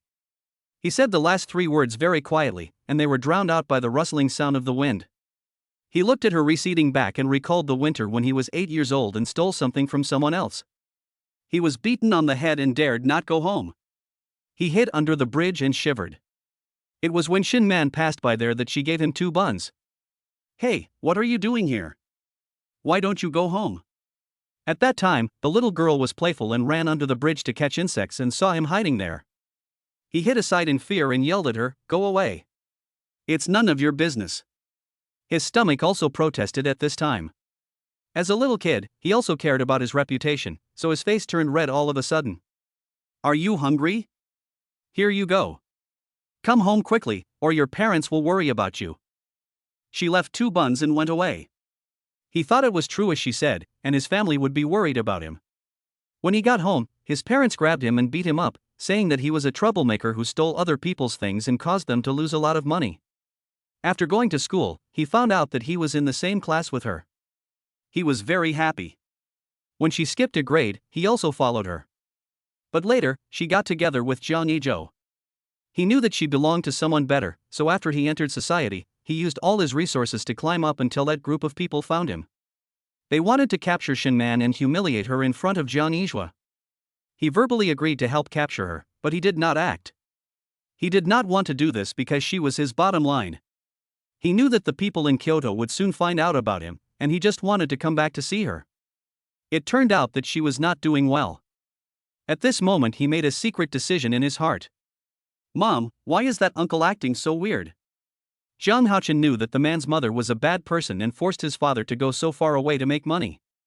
Shen Man was stunned and smiled. "Never mind him, do you want some candy?" If she wanted to eat it, she would buy one. After all, the family has no money now. "No, I'm a little man now, I won't eat those things." He may have experienced a lot since he was a child, so he is much more mature than other children of the same age. Shen Man felt a little uncomfortable. She knew that her son was smart and sensible. At the same time, she also hoped that he could spend his childhood happily. A childhood should be like a childhood. The two walked and stopped along the way, and finally arrived at the convenience store. Man, you're here too?" Li Chunhua was also feeling unhappy. Her son had finally found a job, but it fell through after only a few days of work. "Aunt Chunhua, what are you doing?" She saw a package placed at Li Chunhua's feet and her hands moving constantly. Li Chunhua stopped what she was doing and said, "Well, I just wanted to do some handicrafts to supplement the family income. I don't know where Tietue has been these days." Now Shen Man became interested. "Aunt Chunhua, where did you get this?" She also wanted to do some handicrafts and earn some money. "You want to make it too?" "Someone sent this to the store specifically, and it's also delivered here when it's time to deliver." "Will your Ijo do this for you? By the way, is he back?" Shen Man shook her head. "I haven't come back yet. I'm just sitting around at home with nothing to do, so I thought about finding something to do." "Okay, come here and I'll teach you." Li Chunhua moved a seat for her. Man, Ijo has been a smart kid since he was young. One day he will accomplish great things." "Well, Auntie, I believe him." She said she came here to buy things, but ended up doing handicrafts here. She learned how to do it in no time. It's an easy job and doesn't hurt the eyes. "Okay, they are still distributing them over there.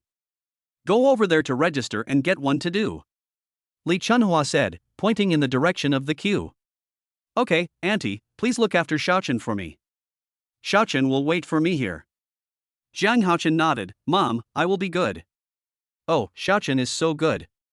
This is for you. Li Chunhua liked the child as she looked at him. Thank you, Grandma Li. You can keep it for yourself. Xiaochen is an adult now and can't eat candy like a child. Li Chunhua was amused by him and touched his little head. Before she could say anything, Zhang Tietue's voice was heard beside her. With your tiny body, your uncle can lift you up with one hand. You're still an adult, Mom. Isn't that funny? Zhang Haochen showed off his biceps unyieldingly. Look, I have one too, the same as Dad's. His little face was red. Zhang Tietue laughed so hard that he couldn't even straighten his back. Ha ha ha, look at Uncle's, it's bigger than yours. Try to pinch it and see if it's firm. Zhang Haochen stretched out 2 fingers and poked, humph. He turned his head away in anger. How old is he? How old are you? Why are you arguing with a child? Xiaochen, ignore him. Li Chunhua glared at him fiercely. Soon Shin Man came back with a snakeskin bag. Zhang Tietue stepped forward immediately and said, Sister-in-law, I'll do it. He also glanced in the direction of Zhang Haochen. Little guy, can you lift it with one hand? Zhang Haochen puffed up his cheeks in anger. Mom, Uncle is so mean. They just bully him because he is young and because he doesn't have big and strong arms like his father. What's the matter? You can't talk about Uncle like that. Uncle is helping Mom get something. Li Chunhua laughed so hard that wrinkles appeared on her face. It's just a competition between Tietue and Xiaochen to see whose arm is thicker. She was really speechless about Zhang Tietue. Chapter 45 Jangi Joe returns. Shin Man looked at Zhang Haochen with amusement. Mom will go in and buy you something to eat. Boss, give me some soy sauce and some of that candy, 3 pieces. She pointed at the candy in the colorful wrapping paper and handed him the bottle of soy sauce. Okay, wait a moment. The boss went in and filled her with soy sauce. He even gave her an extra candy and said, I'll give you one more. Just give me 50 cents.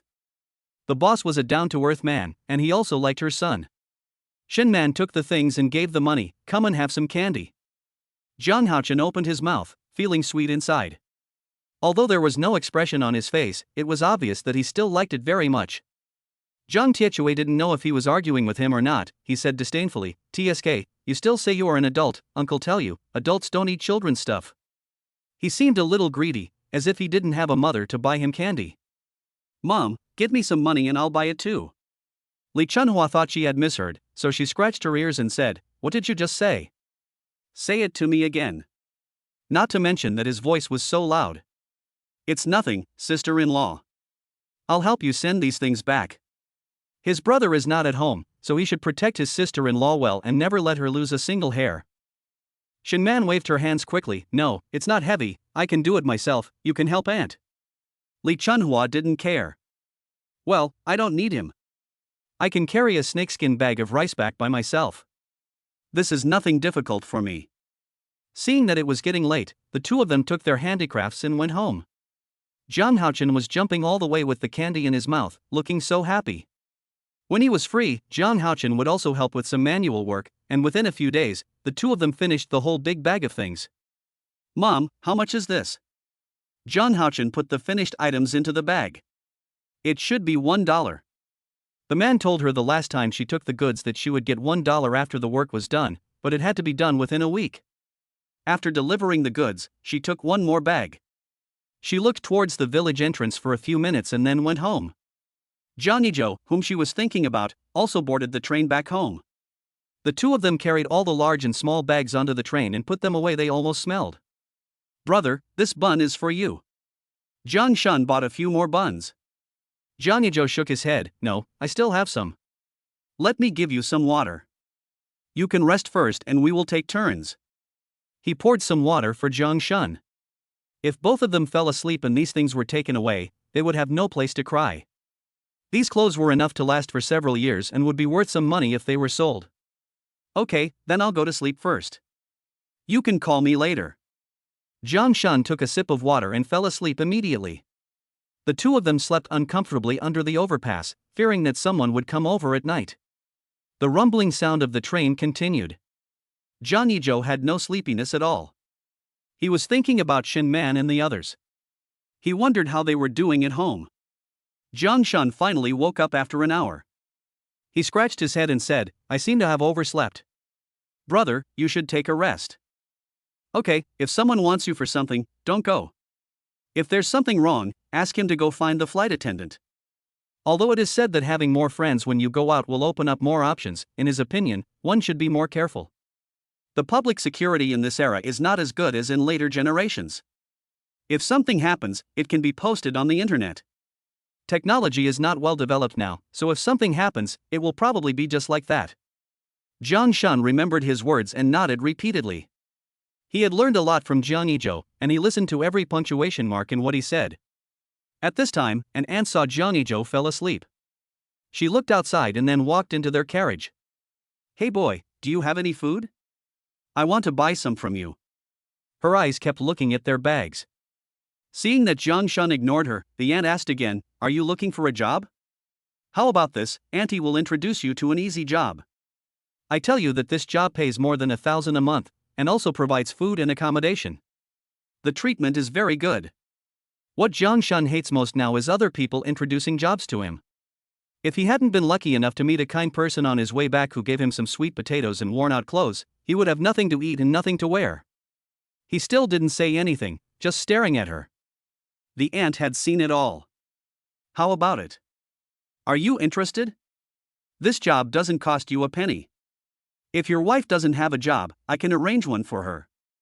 Just think about it, the two of you can make more than 2,000 yuan a month, which is more than many people earn. Maybe you can settle down in a big city in the future. Such a good job, why don't you introduce it to your son and daughter-in-law? Introduce it to me, a stranger? Jangi Joe asked with his eyes opened. Hey, my son and his colleagues are also working there. The boss of the factory is from Hong Kong. It would be a shame if you didn't go there. The aunt was still shaking her head and sighing, wondering how much money she would lose if they didn't go with her. Oh. Jangi Joe ignored her and walked out. He went to find the conductor and said, There is a strange lady in our carriage who insisted on introducing us to jobs that pay several thousand yuan a month. I suspect she is a human trafficker who specifically tricks young men like us into working in illegal brick kiln factories. I guess she has accomplices, please find someone to check it out. Okay, I'll find someone right away. If something happened, no one could bear the responsibility. Where has this young man gone? If you don't want to think about yourself, you should also think about your old father at home, and then think about your wife and children. Do you want them to suffer with you? Men, as long as you make a lot of money, you can find a partner for anything in the future, right? If you make money, your parents can live a good life and you can find a good partner. This is a great thing. My son found a hardworking and good-looking wife there. She was almost talking till her saliva ran dry. One of these two people didn't say a word the whole time. Could he be mute? Look at your brother. He can't even speak. Maybe if you make some money, you can take him to a big hospital and he can be cured. The auntie is still chattering on and on. I don't know where she gets so much to say. Isn't she hungry after talking so much? You can't talk. Oh, so you can talk now. I thought you were dumb. Seeing that the two ignored her, the aunt left angrily. Bah, you deserve to be poor all your life. She went back to sit next to the two men, and was caught by the police as soon as she sat down. No. Before she could say anything, the police dragged her away. They had already found out that this group of people were the scum who trafficked young people. Chapter 46, starting from setting up a stall to sell clothes. After a bumpy ride, we finally returned to a familiar place. Brother, we are finally back. Jangi Joe took his things and looked around. Well, let's find a place to eat a bowl of noodles before going back. They almost lived on steamed buns on the train. Two grown men with big appetites, they could not endure it till now. Plus, they had limited money and things were expensive over there, so they endured it until they got back here. Okay, I'm almost starving. Things over there are really expensive. The prices in rapidly developing places are different from ours. The two found a noodle shop, sat down, ordered a big bowl of noodles, and slurped it up with relish. After eating, Jangi Joe found a car and it was already noon when he returned to Jiangji village. Mom, Dad is back. Zhang Haochen, who was playing with Dahe, saw the familiar figure, shouted to Shin Man, and rushed over like a little rocket. Dad! There was undisguised longing in his eyes. He missed Jangi Joe terribly after not seeing him for so many days. Shin Man immediately stepped forward to help. Come into the house and rest for a while, I'll go cook something for you. She stepped forward to help carry a sack of clothes. She turned around and went to the kitchen to cook. Look at you. You've lost so much weight in just a few days. You even have dark circles under your eyes. Did you not bring enough money? I told you not to save money on food. Your body is your own. Listening to her endless concern, Jangi Joe felt that it was all worth it. He wanted to hug her, but when he thought of his own sloppy appearance, he withdrew his hand. We got too much stock. I'm going to take a shower first. The smell is too strong. By the way, where are my parents? He seemed not to see Jangi Joe and the others when he came in. They went to the fields. Shen Man fried a few eggs. They had been living like this these days. They hadn't bought any meat recently. After all, their conditions were not good, and who would want to eat meat? Jangi Joe looked at the food in front of him, feeling more and more guilty. He grabbed Shen Man's hand. Man. There is no need to say anything at this moment. Both of them know what to express. We are the same. When the other person is not at home, we will miss each other in our hearts. Just then, an unexpected person appeared at home. Jangi Joe, are you free? Let's go out and chat later? It was Jung Tiniu. He glanced at Shin Man and quickly looked away. Wait a few minutes. He probably guessed what the other party wanted to talk to him about, so he finished his meal quickly. Back mountain. Neither of them spoke, and Jangi Joe was not in a hurry, his eyes looking straight ahead. Jung Tiniu chuckled, you are quite patient. Don't you want to know why I came to you? Jangi Joe smiled evilly, I can probably guess it, don't waste time, just tell me. Don't you want to know why the other party wants to kill you? You know? He asked back. I don't know if the news I received is true. They originally wanted your blood because that person needed a blood transfusion for a long time. According to my investigation, that person is your classmate, but he has a strong background. And he wanted to defile Shen Man in front of you. Jangi Joe clenched his hands and said in a cold voice, I guessed it was him. Is he dying? No wonder no one came to trouble him in his previous life. That's just one of the reasons. The second reason is that your previous job was in research and development. The new product you developed is beyond the current level of technology. They want to win you over, but that person doesn't want to because he doesn't allow anyone to surpass him. So he wants to kill you and even wants to use your place for research. Jung Tiniu pointed at his head and continued, your existence threatens him. In fact, he doesn't have any ability, it's just that his father is awesome. When he said this, he was also unwilling in his heart. He still needs a QG transplant, and you are just the right person. Jangi Joe didn't even know that he was so outstanding that the other party tried every possible way to kill him. Take care of yourself. He patted Jung Tiniu on the shoulder and then strode away. In the past, he would have pinned him to the ground and beat him to death. He would take anything but never suffer any loss, but things were different now. Since that person wants his life, it depends on whether he has the opportunity.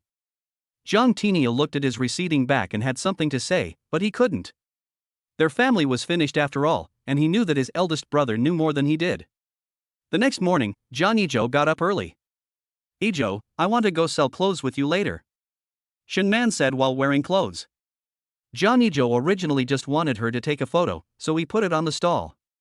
You really want to come with me? Yeah, otherwise I would feel like a waste. In fact, she also wanted to fight with him. The two of them quickly ate breakfast and set off. Zhang Haochen was accompanied by Huang Xiuru and others. Shen Man was wearing a white shirt tied in front at the waist and a pair of jeans. Jangi Joe put lipstick on her and tied her hair with a hairband, making her a typical Hong Kong goddess. How is it? Does it look good? Shen Man asked, grabbing the clothes. Jangi Joe looked at his masterpiece and nodded with great satisfaction, perfect, prettier than the female stars in Hong Kong. Jangi Joe himself was also wearing jeans of this era, and was just as good as the stars. The two of them walking on the street were simply a handsome man and a beautiful woman, very well matched. Jangi Joe found a place with a lot of traffic and hung the clothes on a hanger made of 2 sticks. Since both of them are good looking, they looked like big stars in these clothes and soon attracted a lot of onlookers. At this time, Tian happened to pass by here while shopping. She saw the familiar figure and the woman next to him. She had to say that she was amazed for a long time. Boss, is this your wife? She's so pretty. The two young ladies kept looking at Shin Man. Yes, this is my wife. How much is the dress she's wearing? Is there one that fits me? Jangi Joe knew from the look in her eyes that she really wanted to buy that. Yes, you can just buy a medium size. My wife wears this outfit like the female stars in Hong Kong movies. If you buy a set and wear it, you will definitely be the best looking girl in this street. Also, if big stars all dress like this and you dress like this too, it means that you have the same taste as the stars. Wearing the same style allows you to get up close and personal with the stars. If you don't buy it now, you don't know when it will be available again. The boss said that this style is sold out. Seeing how good he was at talking, Shin Man felt a surge of admiration in her heart. She thought this man was hers. Several girls wanted to buy a set. How much is it? Can you buy a set cheaper? Jangi Joe pretended to be in pain. Okay, today is the first day of opening. I'll give you a discount, 40 yuan per set. The two girls looked embarrassed and kept whispering to their companions. Chapter 47 Robbery. Boss, can you make it cheaper? 35, one for each of us, how about that? Jangi Joe, not very good. Since you are so sincere in wanting to buy it, I'll sell it to you at a lower price today. Shin Man helped pack the clothes into the bag. Jangi Joe collected the money and gave the change at the same time. When they saw the first sum of money they earned, they smiled at each other. Do you have the headband your wife wears on her head for sale? The girl saw the headband on Shin Man's head and she wanted to buy it too. Not yet. I'll bring some back next time I go get some. The girl left happily with the clothes. A gruff voice sounded behind them. Are you selling women's clothes? Do you have anything like what you're wearing? Men's clothing isn't for sale yet. If the market is good, I can bring some men's clothing back to sell later. What's the matter? Why don't the couple bring back some men's clothing? Why are you wearing such nice clothes? You're wasting my feelings. Why was he wasting his time walking here? Recently, he has fallen in love with the outfits of the male protagonists in movies, and the clothes worn by the man in front of him are very similar. The man left angrily. Jangi Joe didn't expect that there was also a market for men's clothing, and he had an idea in his mind. Stop, we're catching a thief, quickly catch the people in front. A familiar voice echoed in the street. The three young men in front were running very fast, and a middle-aged man behind them kept waving and shouting. Jangi Joe took a look and found that the man was his former landlord Lu Jinquan. He was so tired that he couldn't run anymore. He just sat down on the ground and slapped his thigh. Stop, give me back the money. That's my life-saving money. A big man sat on the ground helplessly, crying and shouting, his eyes red as he glared at the thief. Jangi Joe disappeared in a flash. He stretched out his leg in the air and swept the thief holding the purse to the ground immediately. The other two looked at each other. Come together, don't waste my time. Jangi Joe saw what these people were wearing. They looked like young men from society. It turned out that he used to dress like this, but now it looked really ugly. Before they could figure out how to attack Jangi Joe, he knocked them to the ground with his left kick and right punch. What kind of gang are you from? I tell you, if you ruin our business, wait for our boss. Before he could finish, Jangi Joe picked up a rag from somewhere and stuffed it into his mouth. Shut up. The thief holding the money gave him a sly look, then immediately stood up and tried to run into the crowd. Jangi Joe seemed to have eyes behind him and picked up a small stone and threw it at him. Ouch, it hurt so much. He felt a sharp pain in his ankle and knelt on the ground. Jangi Joe walked over and kicked him. Who are you, father? Hand over the money. The man valued money more than anything else. He covered his chest and glared at him. What money? I don't know what you are talking about. You hit me. What do you think we should do about this? Go to the Public Security Bureau. When the man heard these three words, his heart trembled, and he quickly waved his hands to please. No need, there is no need to trouble the public security comrades for such a small matter. In this way, I am also a reasonable person, you can compensate me for some medical expenses, and let this matter go. His clothes are new, which means he has some money, but not very rich. He once stole gold and silver jewelry from wealthy areas. Although the amount was small, it was enough to support him to live a good life for several months. Today he went out to eat with two brothers. When they happened to pass by a bank, they saw the man go in to withdraw money. The three of them followed him for a while and robbed him of his money when he wasn't paying attention. Jangi Joe stepped on his foot. I said, hand over the money, don't make me say it a third time. The man was also afraid that he would report to the police, so he gave him the money with great reluctance. At this time, Lu Jinquan ran over panting, "You bastards! Uncle Lu, take the money quickly!" Jangi Joe immediately gave him the money when he saw him coming. Lu Jinquan looked at his old acquaintance in disbelief. "Are you Jangi Joe? Am I getting old and confused? Damn it!" Although he was confused, he was not slow at all in getting the money. "Uncle Lu, it's me. My wife and I are setting up a stall over there to sell clothes. I don't know who called the police, but soon the three men were put on silver bracelets. Comrade, it was this hero who recovered the man's money." Several police officers saluted Jangi Joe, and Jangi Joe did the same. There should be applause here. This young man is really good at fighting, better than many martial artists. It would be a waste if he didn't become a policeman. Yes, he seemed to be selling clothes over there. You haven't even mentioned that his wife is wearing really beautiful clothes. She looks like a big star standing there. We'll buy some too. When Jangi Joe returned to the stall, Shin Man came forward and asked anxiously, "Is anything wrong? Are you hurt? Let me take a look." Shin Man grabbed his hand and looked him up and down. She breathed a sigh of relief when she saw that he was fine. Man, is it really you? Are you doing well back home? Uncle Lu, I haven't seen you for a long time. I haven't been back to see you for such a long time. How have you been recently?" When Shin Man saw her former landlord, a smile appeared on her face. This man treated her very well. "What's good or bad? Is that boy good to you?" Shin Man blushed and nodded. "Very good, Uncle Lu. Why do you go out with so much money?" Speaking of this, Lu Jinquan sighed, and he seemed to have aged at least 10 years. "It's my son Jangwo. He's injured and is now in the hospital. I don't think he can go back to the army anymore." His voice was choked with sobs. This was his only son.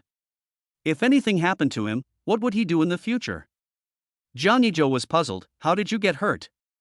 "He accidentally fell off a cliff during training and injured his leg. I won't say more. I have to go to the hospital to pay the bill." "Uncle Lu, I'll take you there." Jangi Joe started the motorcycle and took Lu Jinquan to the hospital. Man, wait for me here, don't run around." Shin Man looked at their receding backs, and hoped in her heart that Lu Jinquan's son would be okay. "Madam Boss." At this time, several tall girls raised their hands and waved in front of Shin Man. "Excuse me, what can I do for you?" Shin Man had never done business before, so she couldn't help feeling a little nervous. "We want to buy an outfit like the one you're wearing." Seeing that business was coming, Shin Man came back to her senses. She bought a set for each of them according to their size. "Just give me 35. Jangi Joe sold it this way just now, so it should be correct, right?" In fact, they came to buy it because they saw Jangi Joe looking so heroic. It was painful to spend so much money, but it was worth it. Chapter 48 Beat You Up. When they arrived at the hospital, Jangi Joe took Lu Jinquan to pay the money, and then sat outside the operating room waiting. Lu Jinquan was extremely anxious and sat outside restlessly. The city hospital had relatively complete facilities and Lu Jangwo was undergoing surgery inside. A man, standing outside the door with anxious eyes and tense expression.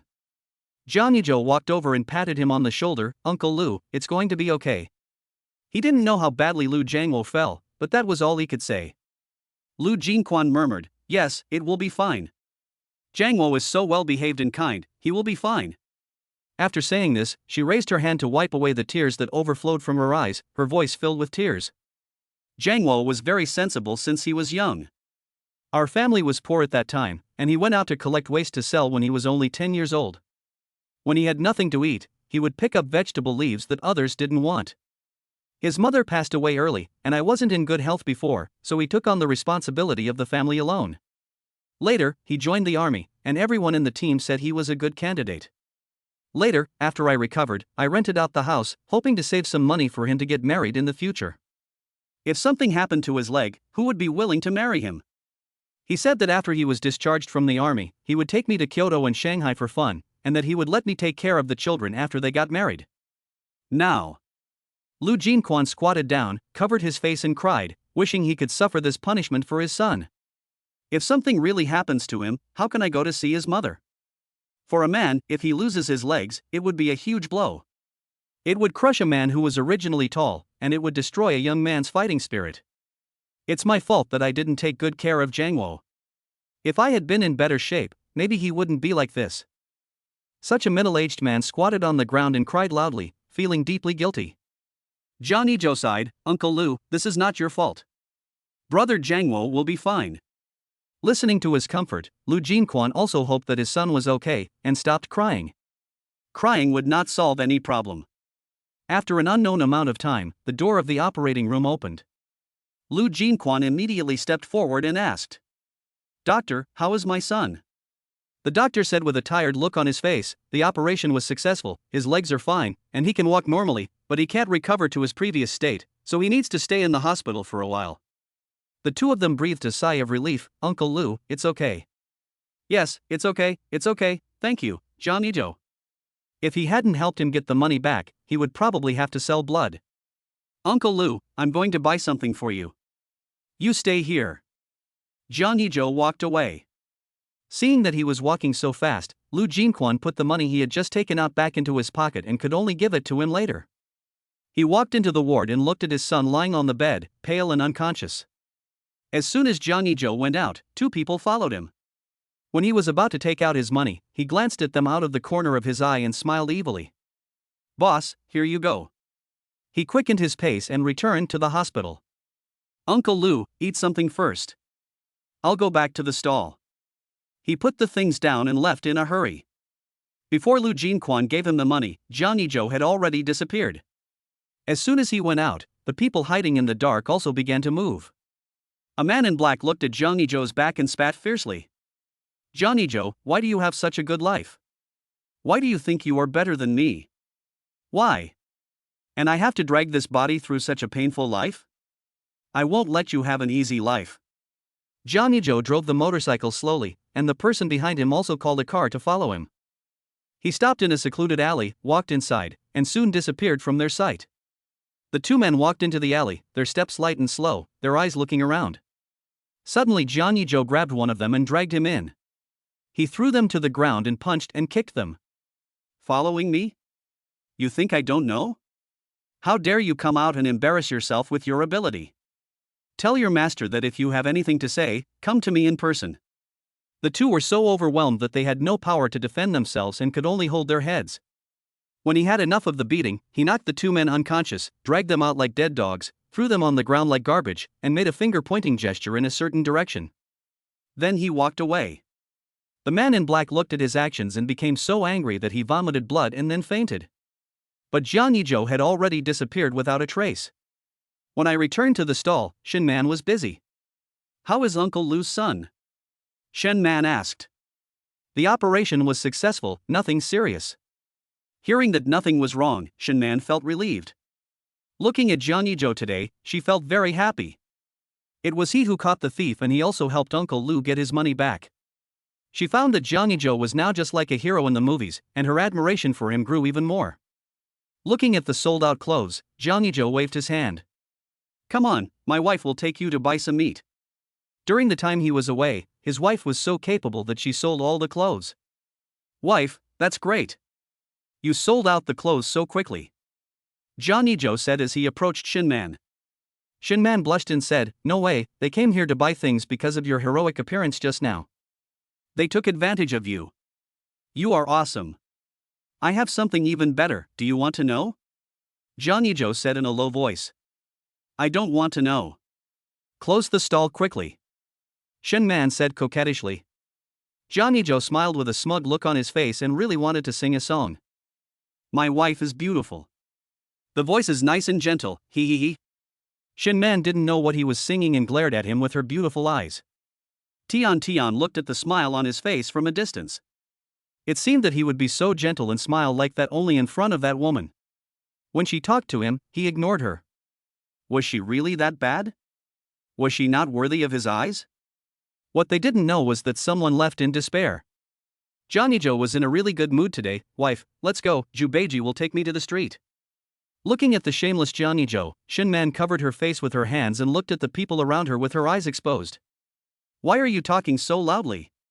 Shen Man sat behind him and looked at the back of his head. Hey, what's up? Can't I talk to my wife? Don't mind them, they are just envious of you. Jangi Joe braked suddenly, and Shin Man instinctively hugged his waist. When she reacted, she realized that he did it on purpose. Drive carefully. Shin Man patted his back lightly and then took her hand away. What are you holding? Just hold me. Jangi Joe put her arms around his waist. This scene was very much like a scene from a movie, and every girl present envied Shin Man. Chapter 49. How can you support us? The two hadn't gone to the vegetable market together for a long time. Shin Man felt the happiness and her lips curled up. Boss, give me a pound of lean meat and some bones. Jangi Joe said, pointing to a piece of top-quality lean meat. The pork seller picked up a big knife and chopped a piece of bone. Is this enough? That's enough. The boss packed the meat, Jangi Joe gave the money and took Shin Man to the grocery store to buy some red dates and seasonings. He also bought some snacks for Jung Haochan and then went back. It was already noon when I got home. Huang Xiuru had already cooked the meal and was washing vegetables by the well. Jung Haochan was having a lot of fun playing with Dahei. Dahei was chasing him from behind and Jung Haochan was smiling happily. Seeing them coming back, Jung Haochan immediately ran over. Dad, Mom, what did you buy? He asked, his eyes fixed on what Jangi Joe was holding. Jangi Joe took out the snacks and said, I bought this for you. Jung Haochan didn't answer. Dad, you're spending money recklessly, I don't want these childish things. If he eats again, Uncle Tietue will laugh at him again. Why not? Adults also evolved from children, and you are not an adult yet. Really? Then I'll take it. Thanks, Dad. Uncle Tietue lied to him, saying that he was a child and his dad was the best. He actually knew that adults were transformed from children, so Uncle Tietue was also transformed from a child. He took out the snacks, which were candies, and said, Eat some, Mom. Then he shared them with everyone. Zhang Erju held the candy in his mouth, with a look of happiness on his face. Our Xiaochan is so well behaved. Brother, you're back? Zhang Tietue saw his car from afar in the field and immediately dropped his hoe and ran over. Just got back. Jangi Joe saw him coming and punched him twice. Brother, I heard that Zhang Tinia's mother was arrested by the police and sentenced. They found out that his mother actually took a lot of money from others in his name. And Zhang Tiniu also turned himself in. I heard that he offended a big shot and was beaten to death in prison. When Jangi Joe heard that Zhang Tiniu was beaten to death, a flash of understanding flashed through his mind. He had already guessed this result. I don't know if Zhang Jinyo has been implicated. Why is he so mysterious? No one has ever seen him. It's strange, but I heard that he often goes to the hospital and is taken away after a while. Zhang Tietue touched his head and said, It's really strange. Jangi Joe made a rough guess after hearing what he said. Brother, why do I feel this is weird? Don't worry about it. Just live your life well. Eat here and then go back? No, my mom cooked it at home. Jangi Joe opened the kitchen door, cut some lean meat, peeled the red dates, and steamed them in a pot. As soon as he entered, Shin Man followed him in. I'll cook today. We do it together, as a couple, so the work is not tiring. Shin Man was slightly stunned. Okay then, I'll go cut the vegetables. Jangi Joe, who was standing next to him, blanched the bones, took out a yam, peeled it with a knife, and finally cut it into small pieces and made soup with the bones. How about putting some corn and carrots in the stew, Man? He remembered that Shin Man liked to drink corn bone soup very much, so he found 2 corns in the vegetable basket and cut them into small sections. Okay, I like to eat corn, it's sweet. It's as sweet as your smile. Jangi Joe leaned close to her ear and said. Shin Man glanced at him shyly.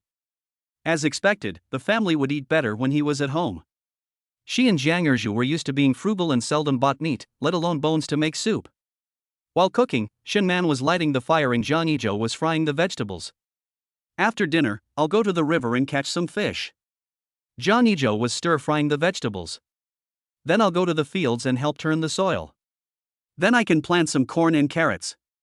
If the land is not planted for a long time, it will easily grow weeds, and weeding will be a big project at that time. It is better to plant some corn now, and raise some chickens and ducks now to eat during the New Year and other festivals. Jangi Joe paused for a moment. He thought that if he didn't grow vegetables, he could grow other things, such as strawberries. He didn't do anything illegal, so why shouldn't he grow any? Okay, we can plant more corn, and then plant more strawberries. I plan to plant some lychees on the mountain, but I need to find seedlings. Seeing that the rice at home is almost ready for harvest, and there is still half a year of planting in the second half of the year, he also wants to plant more peanuts. In the afternoon, Jangi Joe took the fishing net and went to the river. His family planted some peanuts, but not many. They could be taken to the town to be pressed for oil, so that the money for buying oil could be saved. Many nearby villages are like this. Most of them can be self-sufficient in grain, oil, and vegetables. However, having land is the key to confidence. Without land and money, everything you say is useless. Brother, are you going to the river too? I just wanted to catch some fish and dry them in the sun. The weather is good for drying them now, but it will take several days. Zhang Tiechui said while holding a bucket of water. Zhang Shun also came, but he didn't look very well. He sighed, "Oh, why are these clothes so hard to sell, or am I just not cut out for business?" He usually thought he had a good eloquence, so why didn't anyone buy his clothes? Everything is difficult at the beginning. You have already taken the first step. Take your time. There is no point in being impatient. You should observe how those vendors who are selling well sell their goods. Okay, I don't believe it can't be sold. Hammer. At this time, a girl's voice sounded behind him. Jangi Joe and Zhang Shun both looked at him with interest. I went back and asked my mom about what you told me last time, and she disagreed. I'm sorry. The girl was wearing a white dress, holding the hem of her dress with both hands. Jangi Joe took one look at her and thought she looked like a white lotus. Zhang Tiechui said nonchalantly, "It's okay, you deserve better." This was within his expectations. My mother introduced me to someone better. I'm a girl and I have to plan for my future life. If I follow you and get married and have children, how will you support us? I hope you understand and don't come to me again in the future. Don't worry, I, Zhang Tiechui, can handle it. Brother, let's go. Looking at Zhang Tiechui's back in the distance, the girl felt a little blocked in her heart, but she quickly put it behind her and left. Tiechui, this guy is going too far. Isn't that like looking down on you? Zhang Shun said indignantly. Zhang Tiechui looked nonchalant, but he actually felt a little sad. After all, this was the first girl he liked, and he always thought he had a chance, but in the end, she found someone better and kept her distance from him. Taichimer, it's her loss to miss you. She will find someone better in the future. He could tell at a glance that the girl was not a good one.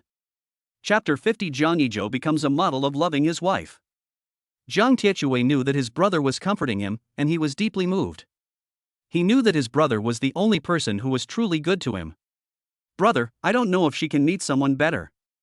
The fact that she chose someone else means she is not a good match for me. Although he said that, he felt a little uncomfortable in his heart. They were getting along well before, but suddenly he was told that his family had arranged someone with better conditions for her. For a moment, he felt like a spare tire.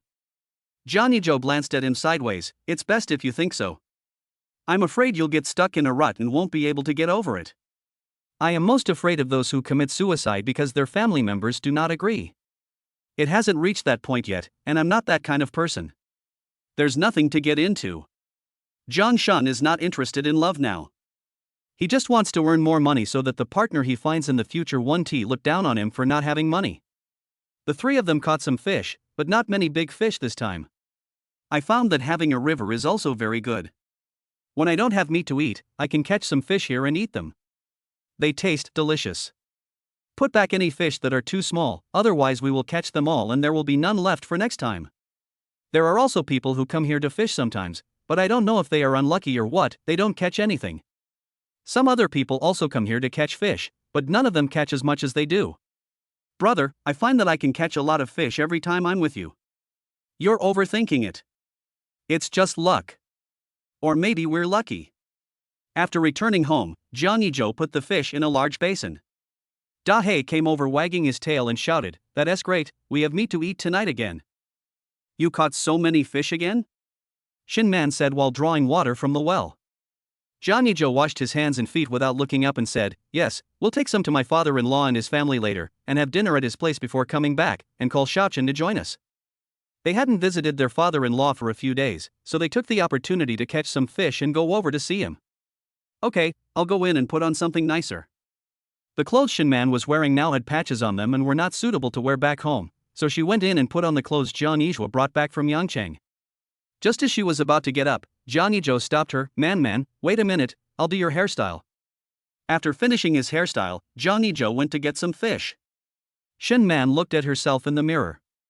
Not to mention that the hair that Jangi Joe had done for her looked pretty good. Jangi Joe rode a motorcycle with the mother and son. Along the way, many people cast envious glances at him. It was not known whether they envied him for buying a motorcycle or for marrying such a beautiful wife like Shin Man. Half an hour later we arrived at Shinjia village. When they arrived at the entrance of the village, many people were sitting under the big trees to enjoy the cool air and chatting about gossip. When they saw Jangi Joe, they started talking. Hey, look, isn't that Shin Man and her man Jangi Joe? They even bought a motorcycle. Did they make a lot of money? The person you are talking about is Jangi Joe from Jiangjia village? Yes, it's him. I heard that he was reported for growing vegetables a while ago. I don't know who he offended. I think he was framed. Who said it wasn't true? But Shin Man is dressed really beautifully today, even her hair looks so pretty. Did they really make money? Didn't they bring meat to Shin Dajuan before? Hey, that's news from hundreds of years ago. Do you see that bucket in front? Who knows what's in it? Look at Shin Man's skin, it's so soft and white. Who wouldn't be envious of a man who raises his wife like this? If you say you are not envious, you would definitely be lying.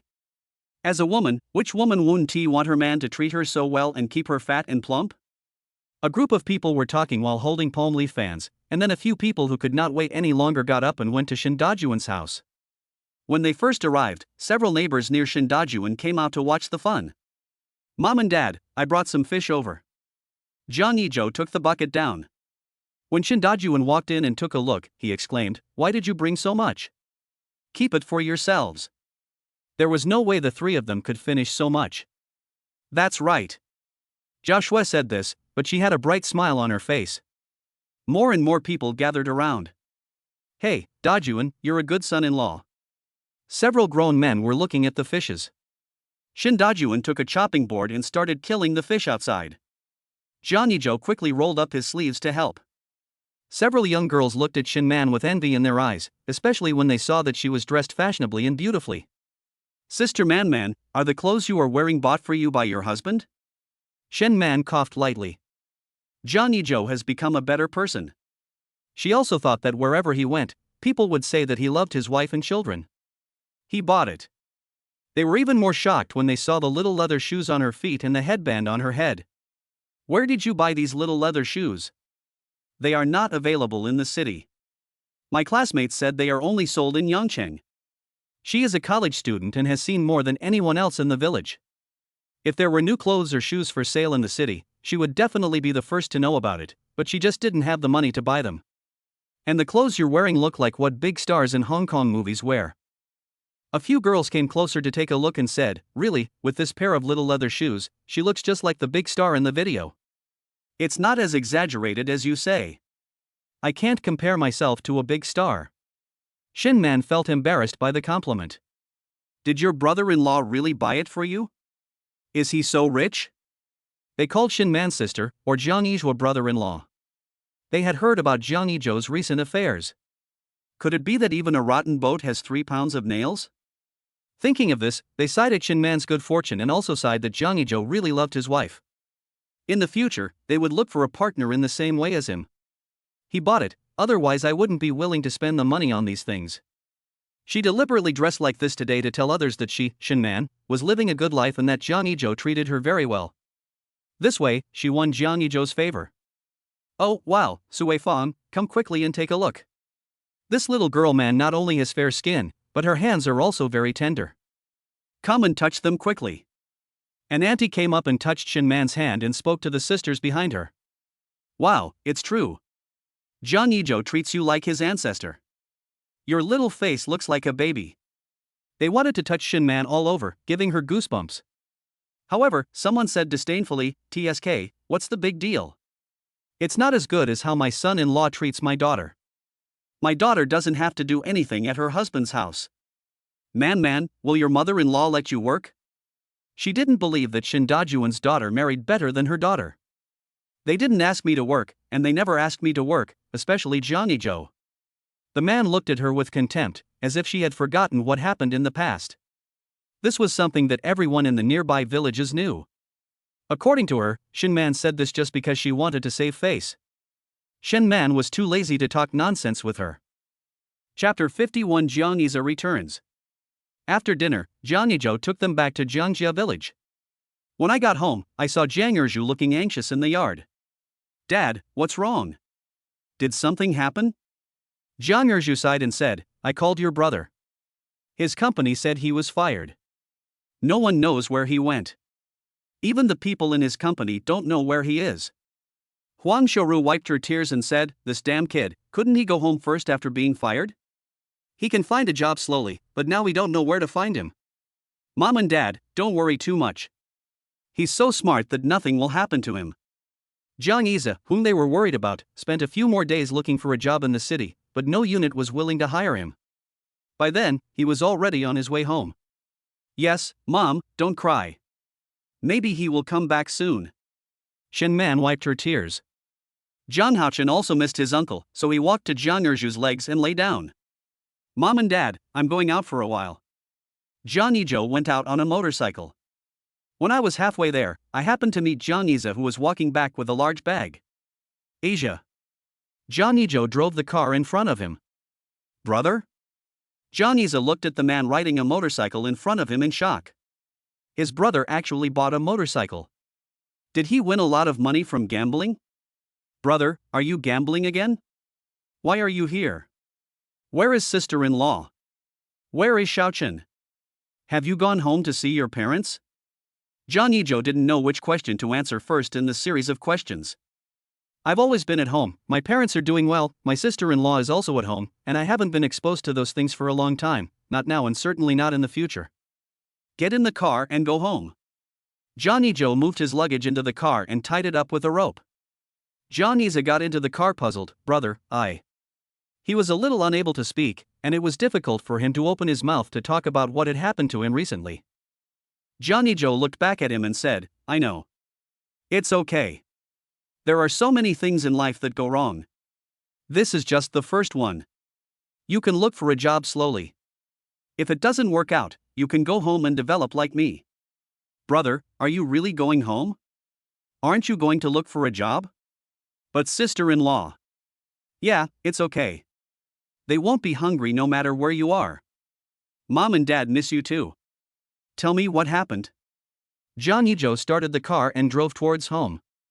They said I had offended someone, so they fired me. I thought, if I'm not welcome here, I'll find another job. I don't know if it was planned by someone, but I approached several companies and they all said they didn't want me. He really couldn't think of who he had offended. He got along well with his classmates in school and had never had any conflicts with others. Jangi Joe knew who was behind this when he heard it. He didn't expect that his hands could reach so far. When he thought about it carefully, as the son of the president, he had good connections. Brother. Jiang Yiza wanted to say something, but he couldn't say it when it came to his lips. Just say whatever you want to say. I'm your brother. There's nothing to be embarrassed about. It's okay. He had a lot to say to him, but he didn't know where to start. When he got home, Jiang Erju immediately ran out and slapped him on the back. You little brat, you didn't tell your family you were fired, and you didn't even tell us where you were going. Do you know how worried we are about you? Jiang Yiza lowered his head and whispered, Mom and Dad, I'm sorry. Huang Xiaoru came over and glared at Jiang Erju, all right, the child is back. Why are you so crazy when he comes back? Asia, are you hungry? I'll go in and cook something for you. Shin Man looked at his tired appearance and thought that he had run out of money and must have come back after eating. Thank you, sister-in-law. Jiang Yiza scratched his head and his stomach growled. Uncle, you're back? I missed you so much. Zhang Haochen ran towards him. Jiang Yiza hugged him and took out a small toy from the luggage bag and gave it to him. I bought this for you. Do you like it? Zhang Haochen looked at the toy car and liked it very much. Thank you, uncle, but you don't have to buy it for me in the future. You have to save money to get married in the future. He often heard the grandmother say under the trees, men should earn more money, otherwise their wives and children will starve in the future. Jangi Joe patted his shoulder and said, "Hurry up and take your luggage in.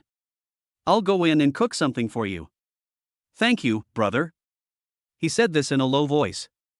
He didn't expect that his brother had really changed after coming back this time. Although he had many doubts in his heart, he would observe slowly. In the kitchen. "Is Ija okay?" Shinman asked in a low voice. "It's okay, don't worry about him." "You might as well worry about me instead of him." Shinman turned around and looked at him in confusion. "What's wrong with you?" Jangi Joe smiled and said nothing, then cooked some lean meat soup and stir-fried some vegetables. While eating the meal at home, Jang Isa, such a grown man, almost cried. "Brother, did you cook this? It's so delicious, isn't it?" When did his brother learn this skill? It was definitely not made by him. Are you pretending to be a chef by using the dishes cooked by your sister-in-law? How shameless. You little bastard, are you having a seizure after eating? Jangi Joe slapped him on the back of the head. Dahe took a look at the man. "He looks just like other breeds, stupid." Jang Erju looked at him wolfing down the food and didn't say anything else. "It's good that you're back. Whether you have a job or not, you can look for one slowly. If you can't find one, you can look for one elsewhere. Mom and Dad, I don't plan to go out of town. I want to look for someone in the city. I don't want to be too far away from you." His parents are still around, and he doesn't want to go to work so far away. It's not easy to go back and forth. If that doesn't work, he wants to start a business, but he has to earn enough capital first. As you wish. After he finished eating, Shinman took the dishes into the kitchen. Jangi Joe sat opposite him. "What are your plans for the future?" He knew that this boy was a capable man and would definitely not be willing to go home and farm. "I want to do business. I don't want to work for others. If I work for others, I might be fired at any time, or when I get older, they will find a way to fire me. If I were to run my own business, I wouldn't be afraid of being fired, and I wouldn't have to wander around looking for a job." At the beginning, he stayed in a hotel for a few days. Finally, he ran out of money and went to sleep under a bridge. He had 2 steamed buns to eat for a day, and he was glad that it was summer. If it was winter, he would probably freeze to death. You need money to do business. Now that you have made up your mind, find a way to make money. Whatever decision you make, I will support you. Brother, do you also approve of my doing business? Jangi Joe looked at him deeply and said, "Yeah." Chapter 52 Jang Jinyo is a blood bank. The next day, Jangi Joe got up early and after taking care of everything at home, he drank a bowl of porridge, ate 2 buns, and heated the rest in the pot. Jangi seldom went home, and he hadn't had a good night's sleep for a long time, so he was snoring loudly. He took a hoe and a basket and went to the field. After a while, he turned the land and then took Dahe to the mountains. "Dahe, go into the mountains." Dahe, who was originally sleeping on the ground, immediately became alert. "Woof!" Dahe barked, and the sound attracted Jiang Tiechue and others. "Brother, I heard that Ija is back, is it true?" Jiang Tiechue asked with a dogtail grass in his mouth. Jangi Joe had just picked up the basket, but when he saw them coming, he put it down. "Yeah, I came back yesterday. Brother Joe, I'm not going to sell clothes anymore. I didn't make any of them. Tiechue and I have discussed this and we plan to collect scrap." Jiang Shun scratched his head, looking a little embarrassed.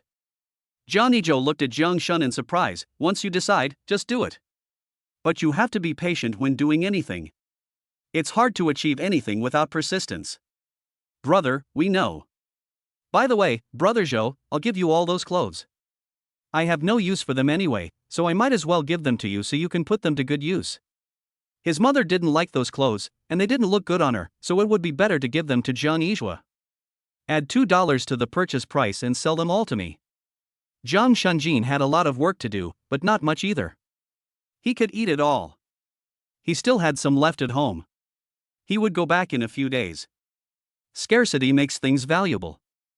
Otherwise, they would think that these clothes were easy to get. Jiang Shun waved his hand quickly. "No need, I'll give it to you, or whatever the purchase price is." It was already good enough that someone wanted it. He didn't want to earn Jiang Yizhua's money, as long as he didn't lose money. Jiang Yizhua didn't say anything more to him. He picked up the basket and walked up the mountain. "Brother, shall we go too?" Jiang Tiechue threw the hoe on the ground, earning a roll of the eyes from Li Chunhua. "Okay." He wanted to go to the field on the mountain to pick peanuts. Jiang Tiechui kept talking. Brother, a big thing happened recently, do you know? What's the big deal? He didn't know where Jiang Tiechui got so much gossip. He also knew what other people had for lunch. I heard that the provincial governor's son was admitted to the hospital. I also heard that his son vomited blood and fainted. He needed a lot of blood. Guess who I saw giving him a blood transfusion? Jiang Tiechui acted mysterious, with an inexplicable light flashing in his squinting eyes. It's Jangi Joe. This is certain. Jiang Yizhua has already smelled some conspiracy in his heart. Brother, you are amazing. You guessed it all right. At first we all thought that Jinyo was going to work in a provincial unit, but that day I saw two people taking him to the hospital, one on each side. I followed them secretly. They didn't let me in at first. Fortunately, I was smart and knocked a nurse unconscious. I put on her clothes and mixed in with them. Only then did I hear clearly that the man needed a blood transfusion. And Jiang Jinyo's face was covered at the time. I thought it was weird, so I followed him. I don't know if he was lucky or what, but if he was discovered, there would probably be one more lonely soul in the world. Tiechui, don't get involved in things like this in the future. If anything happens, what will you tell your aunt and the others to do? Seeing his heartless look, Jangi Joe couldn't help but remind him that if the other party used special means to deal with him, then he wouldn't even be able to find that thing. Jiang Tiechui felt a chill on his back. He felt that he was out of his mind to be so bold as to pretend to be a nurse. This crime alone was enough to punish him. If he was sent by the bad guys to assassinate the president's son, then he. Brother, I was wrong. Taichimer, you are so brave too. Use it where it should be used. Jiang Shun patted him on the shoulder. Jiang Tiechui seemed to have thought of something. His face became serious. Oh, right, brother, I seem to have heard the president say that he wanted to kill two people. I don't know who they were. I heard it in the bathroom. I also heard that he wanted to deal with someone, but we have to wait until his son wakes up before we can discuss what to do. When he saw him go out, he found an excuse to follow him out. At that time, everyone's attention was on the unconscious person and no one noticed him, so he secretly followed him and discovered a shocking secret. Jangi Joe had to be cautious now, as someone was about to die. He probably thought it was the two people who were following him. Be careful when you go out. You act like a detective. Be careful not to step on the tiger's tail. Jangi Joe put the basket on the ground and started picking peanuts. He pulled one up and found that the peanuts were not only abundant but also plump. Brother, why do you have so many peanuts on one plant? I've been in the village for so many years, but this is the first time I've seen so many. Jiang Tiechui peeled a peanut and put it into his mouth. It's still full and old enough. Mine don't seem to be doing so well this year. They're almost all withered. I don't know what's going on. The freshly picked peanuts tasted sweet and the plump ones were especially delicious.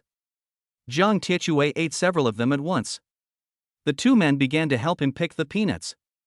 The three big men quickly finished picking all the peanuts in the field and put them in the sun to dry.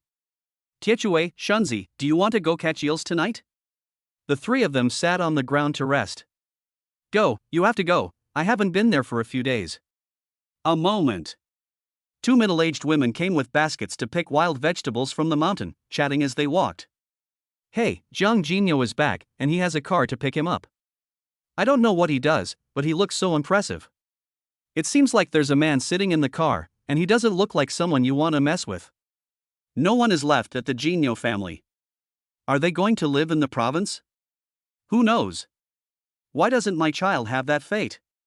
Their voices faded away, and Jiang Yizhua understood in his heart that they wanted to keep Jiang Jinyo under their nose so that he could be used whenever needed. It was a typical mobile blood bank. It was unknown whether Jiang Jinyo was willing or not. At this time, Dahe barked, stood up and walked towards home, and looked back at Jiang Yizhua. Let's go. Jangi Joe also wanted to see what the president looked like, and Dahe's call probably meant something. The three of them walked behind Dahe, and no one spoke along the way, especially Jiang Tiechui, who was like a quail. The car was placed in a conspicuous place, surrounded by many children and elderly people watching. When he saw the man, that person's eyes also fell on him, blowing smoke rings from his mouth. Chapter 53, First Confrontation with the Old Fox. Jangi Joe was just about to leave when the man put out the cigarette, threw it on the ground, stepped on it, and walked towards him. Brother! Jiang Tiechui was scared. Did he find out that he was pretending to be a nurse, or did he find out in the bathroom? His palms were sweating and his back was cold. But he still walked in front of Jangi Joe, staring at him intently. Jangi Joe pulled him behind him and gave him a reassuring look.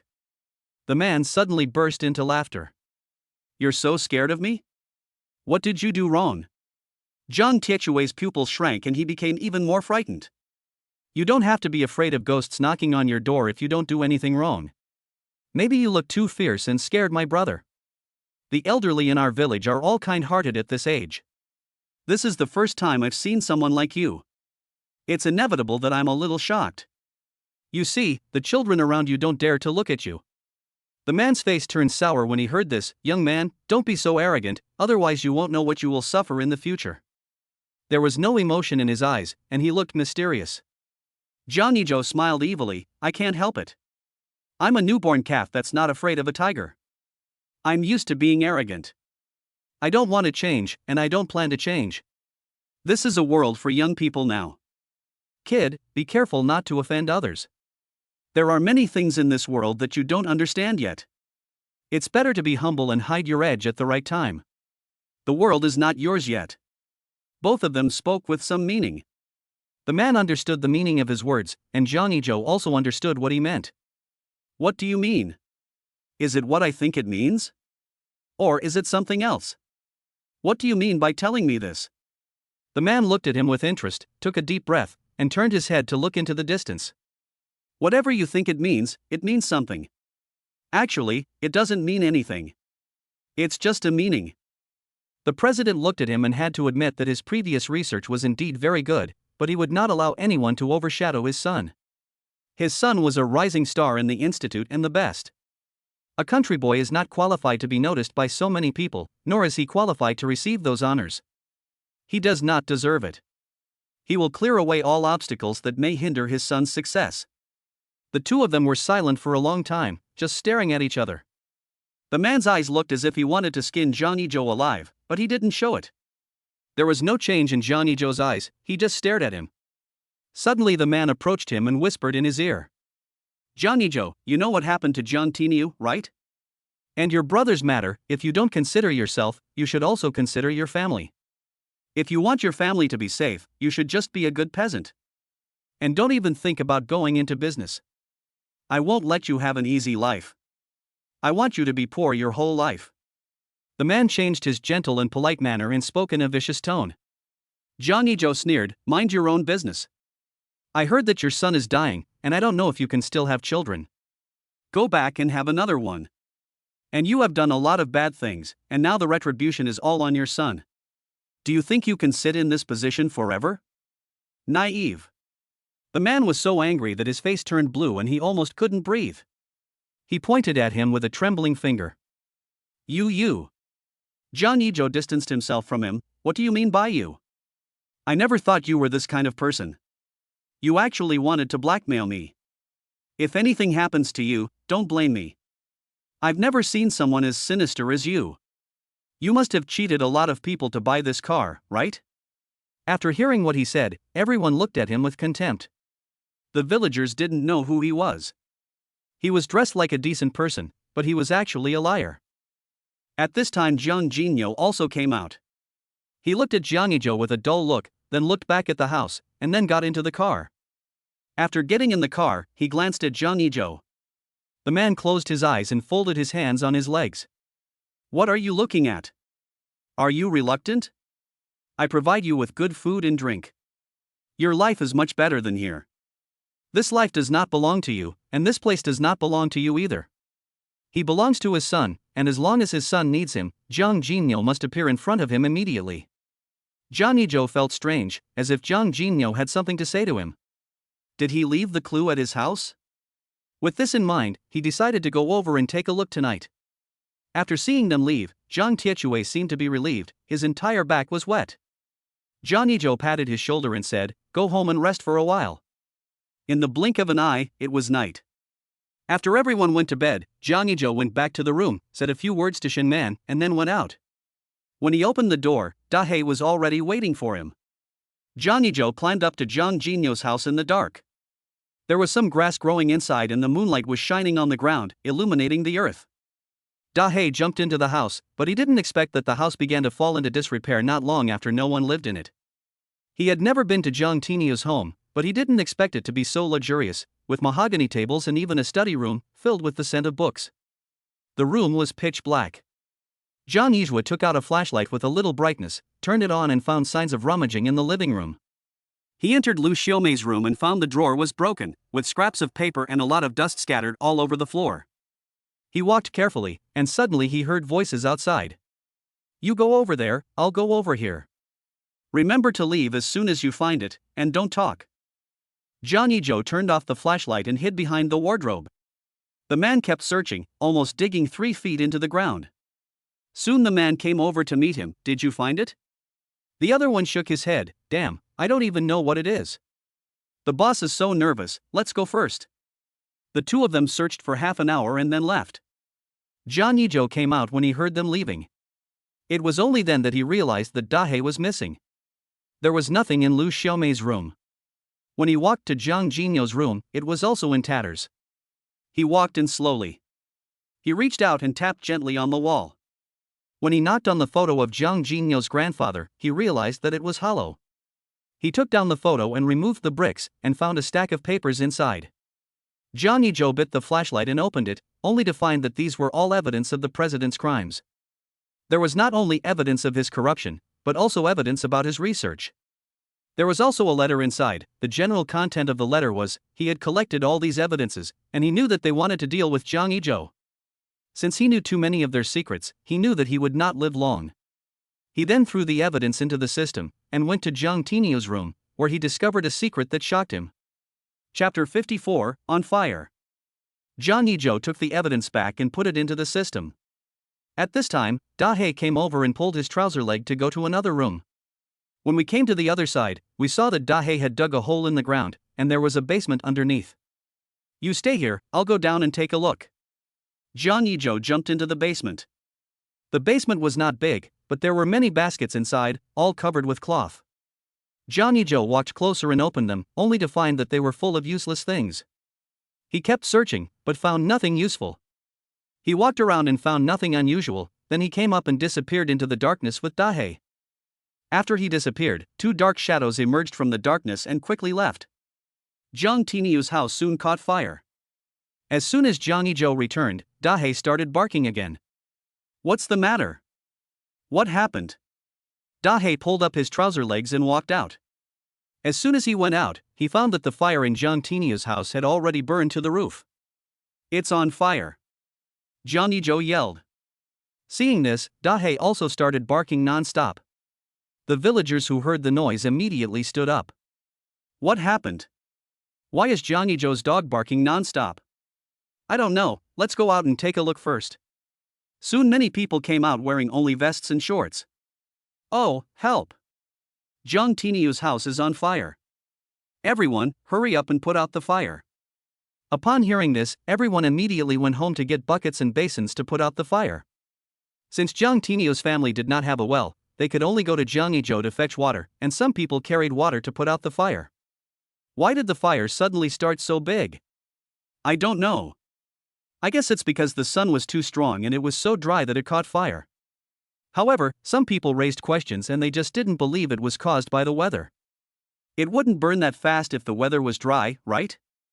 Look, the big house was burned to ashes in a short while. It's really strange. The gossip brigade started analyzing their own ideas again, and they did it in a mysterious way. Do you think Zhang Tinio and his gang might have offended someone outside? It was not unreasonable for her to think this way. After all, Zhang Tinio's mother had offended quite a few people herself. Hey, if you put it that way, it's really possible. Didn't that person feel weird today? And Jinyo, that kid, hasn't said a word since he came back. Yes, and according to Lu Xiaomei's previous personality, if Jinyo's work is really that great, why didn't she say a word? No wonder I felt something was wrong with that person today. I heard that this big house is very luxuriously decorated inside, but we haven't been inside. I only heard about it from others. Now that you mention it, I noticed that their door is always closed, even when someone is at home. Is there some treasure in the house? The eyes of several people lit up, and they all guessed that there must be a lot of treasures in the house. They planned to go over and see if they could find anything good. After working for most of the day, the fire was finally put out, and everyone's forehead was covered in sweat.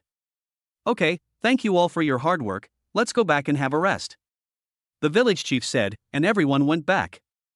After working hard for most of the day and having to work again during the day, they were all exhausted. Jangi Joe took a look and went back with Dahe. Several women avoided looking at each other, and after they all left, they turned back and went into the house to search. When they returned home, Jiang Erju and his wife fell asleep quickly. Old man, how did the fire start? Huang Xiuru asked as she lifted the thin quilt. Jiang Erju glanced outside with his cloudy eyes and lay down on the bed, go to sleep. When she returned to her room, Shen Man was holding Jiang Haochen inside. Jiang Haochen was very energetic at this moment. Dad, come here. He patted the bed next to him. Jangi Joe came in and hugged him. What's wrong? Did you wake up? Jiang Haochen whispered in his ear, Dad, I know you just went out, did you go to the house next door? Don't worry about it, kid. Go to sleep. If you don't sleep, you won't grow taller. After Jiang Haochen fell asleep, Shen Man leaned beside him. Tonight is a sleepless night. Early the next morning, Zhang Tiechue and the other man came to find Jangi Joe. They had also heard about what happened last night. Brother, what happened last night? Zhang Tiechue started asking as he sat down on the chair. I'm going to the fields, what about you? Zhang Shun took out the clothes and gave them to him. Brother Zhou, all are yours. Okay, I'll take it in, and I'll get the money for you while I'm at it. Soon Jangi Joe went in and gave him some money, and Zhang Shun also took it. The three chatted for a while and then separated. Jangi Joe took all the clothes and went to town, and Shen Man followed him. He chose a crowded place and took out the clothes and laid them out. Hey, young man, you have a nice wife. At this time, an old lady who had just bought vegetables came in. Auntie, are you here to buy groceries so early? The old lady waved her hands and said, It's getting late. You come to sell clothes so early.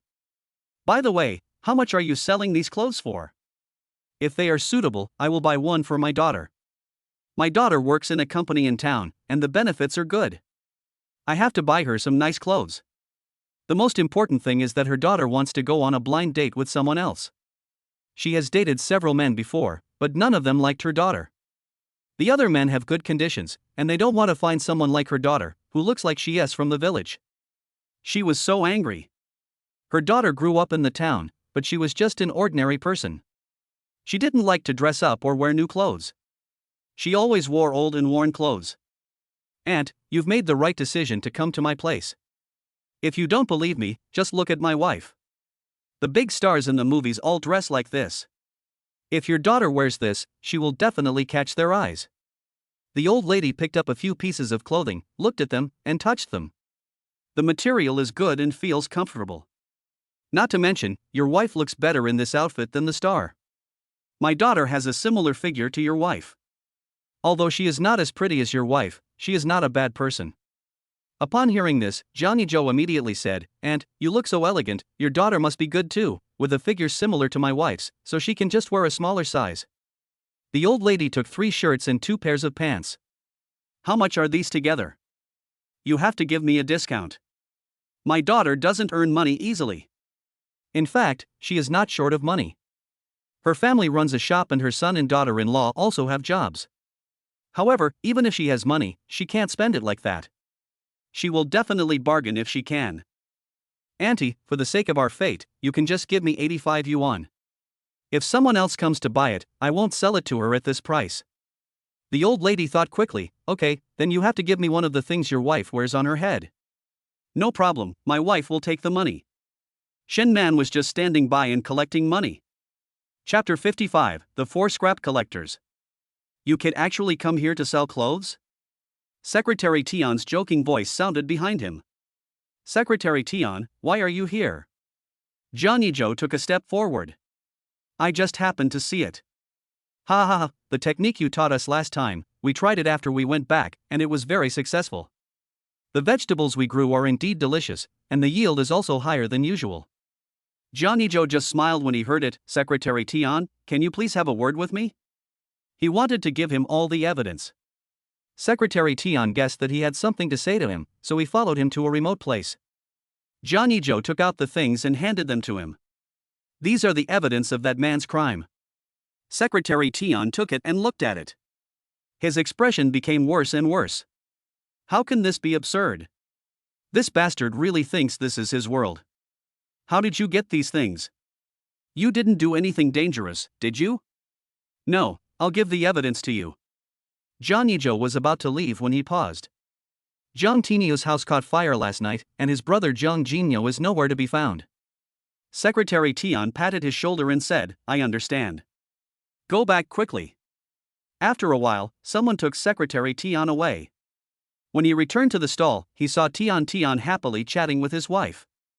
Are you back? Shen Man asked with a smile. Well, I just talked to Secretary Tian about something. Tian watched the sweet interaction between the two. The key point was that Jangi Joe smiled so beautifully that it dazzled her presbyopic eyes. Hey, are you still doing business? Tian looked at them with her arms folded. Jangi Joe felt a little unhappy after being interrupted, but he didn't show it. He felt that this person did it on purpose and simply disliked him. What do you want? Pack this one, and that one, all for me. Tian pointed at several pieces of clothing that she liked and said, and she had to admit that Jangi Joe did have a good taste. Jangi Joe packed up the clothes and gave them to her, a total of $105. Tian took out money and gave it to him. Give it to my wife. All the financial power of the family will be handed over to my wife. Shin Man blushed and took the money and put it away. Some women passing by looked at Shin Man with envy. Look, why is the man she married so nice? Look at my own husband, he does nothing but sleep and go out to play. Asking him for some money to buy food is like asking for his life. Tian took the clothes, glanced at Shin Man and left. A morning passed like this, and the clothes Jangi Joe brought were sold out. Jangi Joe, are all our clothes sold out? Shin Man asked while tidying up the stall. Yes, I've sold them all and made a little money. I'll go to Guangzhou again when I save more money. Shin Man looked at him with admiration. I didn't expect that you were so good at business. I feel that you have changed a lot compared to before. Oh, so what was I like before? I can't explain it, it's just a feeling. In fact, if she were to say, she couldn't tell what was different. Maybe this was the real Jangi Joe. After closing the stall, the two went back. When I passed by a store, I saw some unwanted things outside the door, all of them were junk.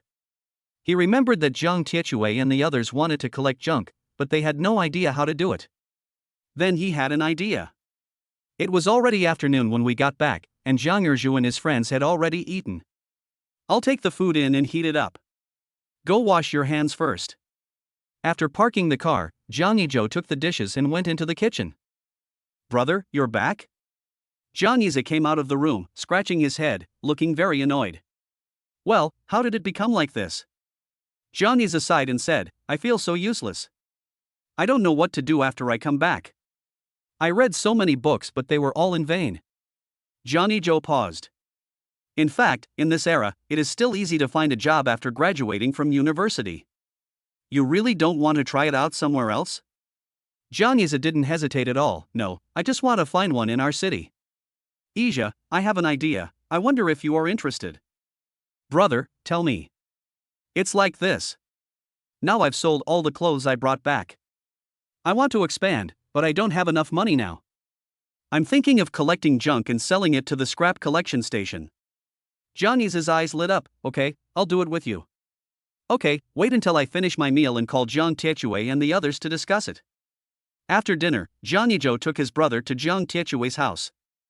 Hammer. Zhang Tiechui was coming back with some firewood. Brother, why are you here? Seeing Jangi Joe coming to find him, he immediately threw the firewood on the ground. Where's Shunzi? Call him over too. Zhang Shun's home is only one room away from Zhang Tiechui's home. Soon everyone arrived. Didn't you say before that you wanted to collect junk? I've thought about it carefully. Let's do it together, 4 of us, each responsible for a place. What do you think? Zhang Tiechui had no objection at all. Let's do it this way. We have no idea anyway and don't know where to collect it. Yes, this has wasted several days. Although Jiang Shan has ambitions, he lacks many things to achieve his goals. Ambition alone is not enough. The matter was settled, and Jangi Joe arranged jobs for them all. Since Jiang Tiechui and his friends didn't have a car, Jiang Yizhua gave them the tricycle at home, while he rode a motorcycle with Jiang Yize through the streets and alleys. When they see something in the trash can, they will come down and rummage through it. "What are you doing?" an old lady asked warily when she saw them rummaging through the trash can. Jangi Joe smiled and said, "Aunt, it's like this, we are here to collect junk." When she heard that the man was a scrap collector, the aunt's expression didn't seem so serious anymore. "What do you collect?" "I have waste paper and some old furniture at home." Jangi Joe heard this and glanced at his brother. "Aunt, can you take us to see it?" "Okay, just wait for me downstairs." She didn't dare call the two strangers back home. There were all kinds of things in the house. What if they were robbed? Jangi Joe and his friend were waiting downstairs in the community, and soon the aunt asked the two men to move the things in front of them. "These are all I have. They've been here for a long time. My family has bought new ones. They're taking up space at home. Do you want to keep them?" Jangi Joe looked at these pieces of furniture. They seemed still usable, but they were too old and looked quite historical. "Give me all of them, and give me the waste paper too." "Okay, just give me $2. All the things added up to more than $2, but Jangi Joe didn't give more. When people saw that they were rag collectors, they all took out the unwanted things from their homes, some of which they didn't even ask for money, because to them these were just garbage. After collecting a lot of things, the car was no longer able to carry anyone, so Jiang Yize had to walk back. Chapter 56, Collecting Rotten Copper, Rotten Iron, and Rotten Rubber Shoes. After returning home, Jangi Joe took a machete and went to the mountain. Seeing this, Dahe followed him. "Wife, I'm going to the mountain to cut some bamboos." Jangi Joe said to Shen Man, who was squatting by the well washing clothes with a machete in his hand. Shen Man looked up at him in confusion. "Why are you cutting bamboo?" "We still have some at home, drying in the yard." Jangi Joe glanced inside and shook his head. "That's not enough. I'll go cut some more. I have to build a shed to store these wastes. I'll have to talk to Tiechui and the others and ask them to build one as well." After saying this, he took Dahe away. Shen Man understood and didn't say anything else. She would support Jangi Joe unconditionally no matter what he did. The bamboo in the village can be cut at will. There is a large piece of bamboo on the back mountain that has no owner. Anyone who needs it can cut it. Everyone in the village can build a shed to raise chickens or grow yams. When planting yam, you need to insert bamboo into deep soil. Because yam has lush leaves, it will be much easier to take care of it with bamboo. I met the old village chief on the road. Although he was old, he walked slowly and steadily. He had short hair but a long beard. "Hey, boy from the Jiang family, are you here to cut bamboo too?" The old village chief was a kind-looking old man. People in the village respected him very much. After all, he had been on the battlefield before. Grandpa Jiang. Everyone in the village called him Grandpa Jiang. He was the only one left in his family. His sons and others had already gone abroad at that time. The old village chief looked at the bamboo forest and sighed. "I didn't expect that many things are gone, but this bamboo forest is still growing well." He would occasionally think of the past and look into the distance with emotion, probably thinking of his sons and grandchildren. "Grandpa Jiang, how many bamboos do you want? I'll help you cut them." Jangi Joe chopped down a bamboo with one cut, and it fell down. "Just cut down 2 trees for me." Seeing that someone was helping, the old village chief simply sat next to him and watched him work. "You kid, you're sensible now. If you were my son, your legs would probably be broken. Ha ha ha. But if you make a mistake, you can correct it. Your wife follows you, but you can't let her suffer with you. We men have to shoulder the burden of the family."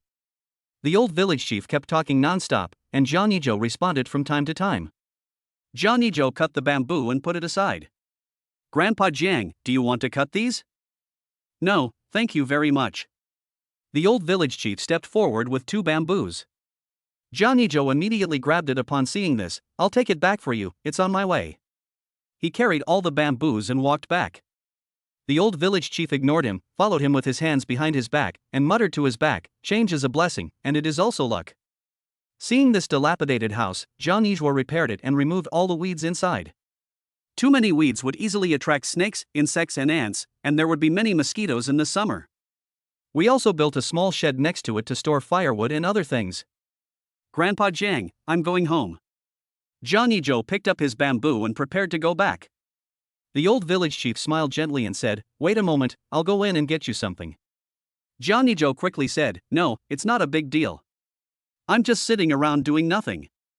The old village chief glared at him, and Jangi Joe didn't dare to speak.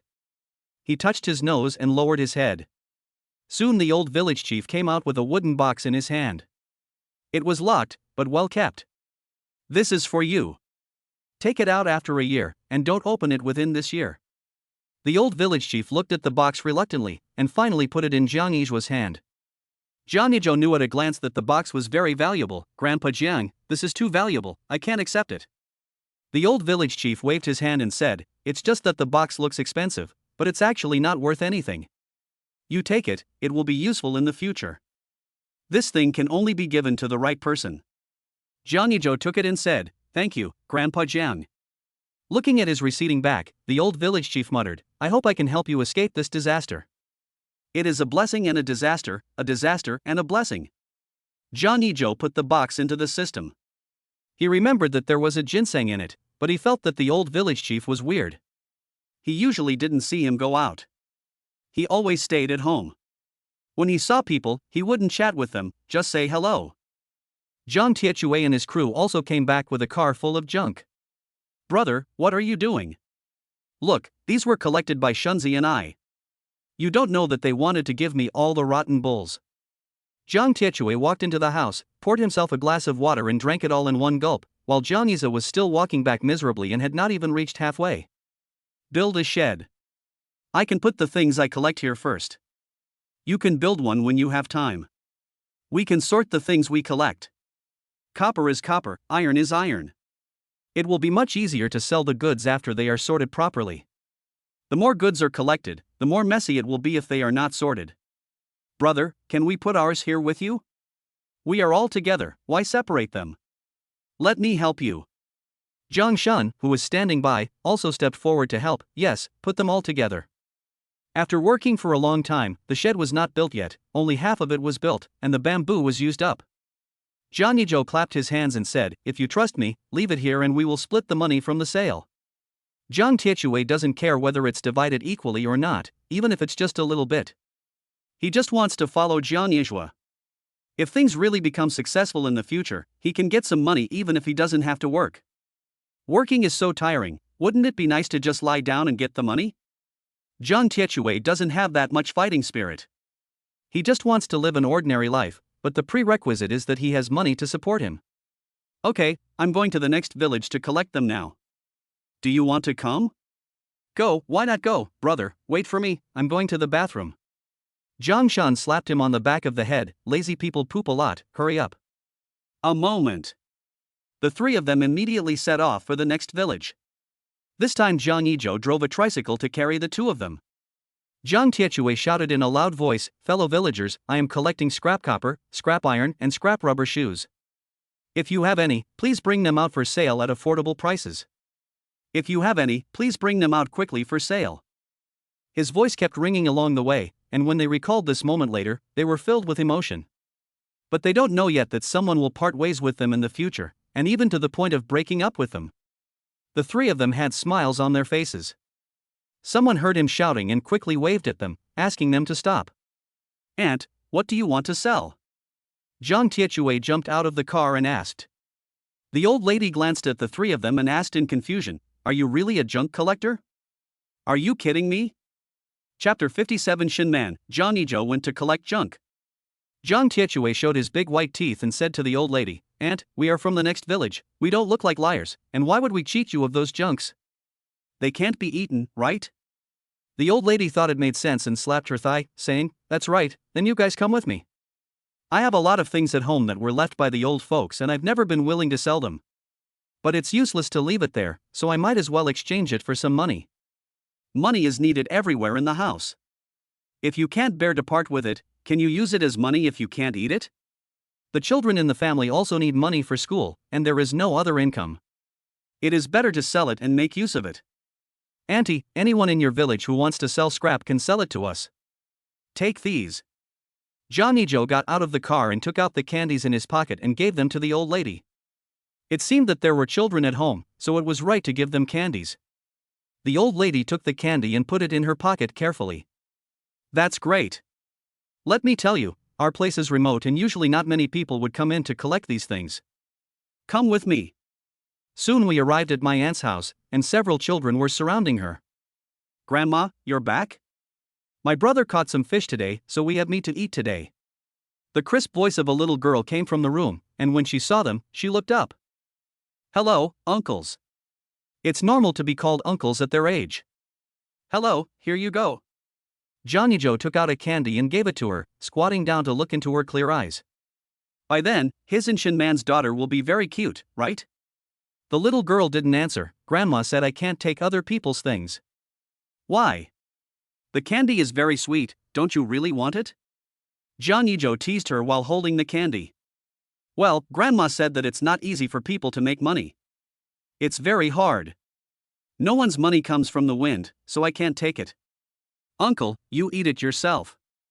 I'm going out to play. The little girl skipped away, and the little hair on her head bounced along with her. She looked particularly lively and cute in the sunlight. Come in and have some water.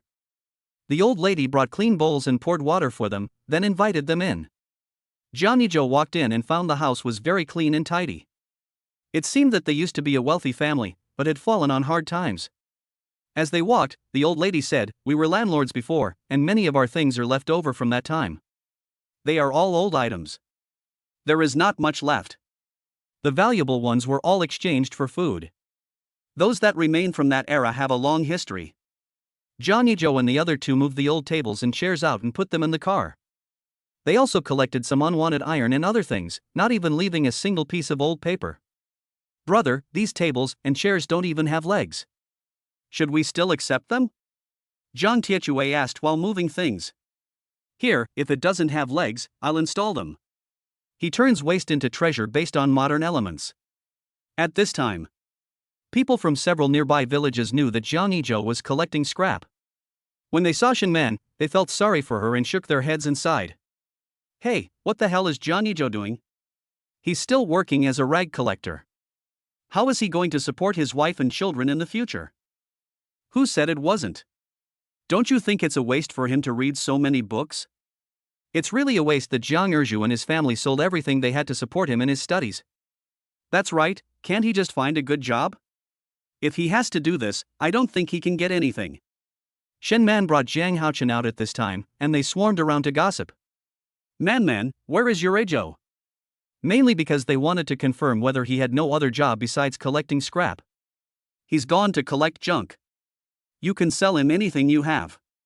An auntie slapped her thigh and said, Man girl, I'm not saying anything, but collecting rags will never lead to anything. Your children's education will cost money, and your parents-in-law are getting old, so you have to take care of them.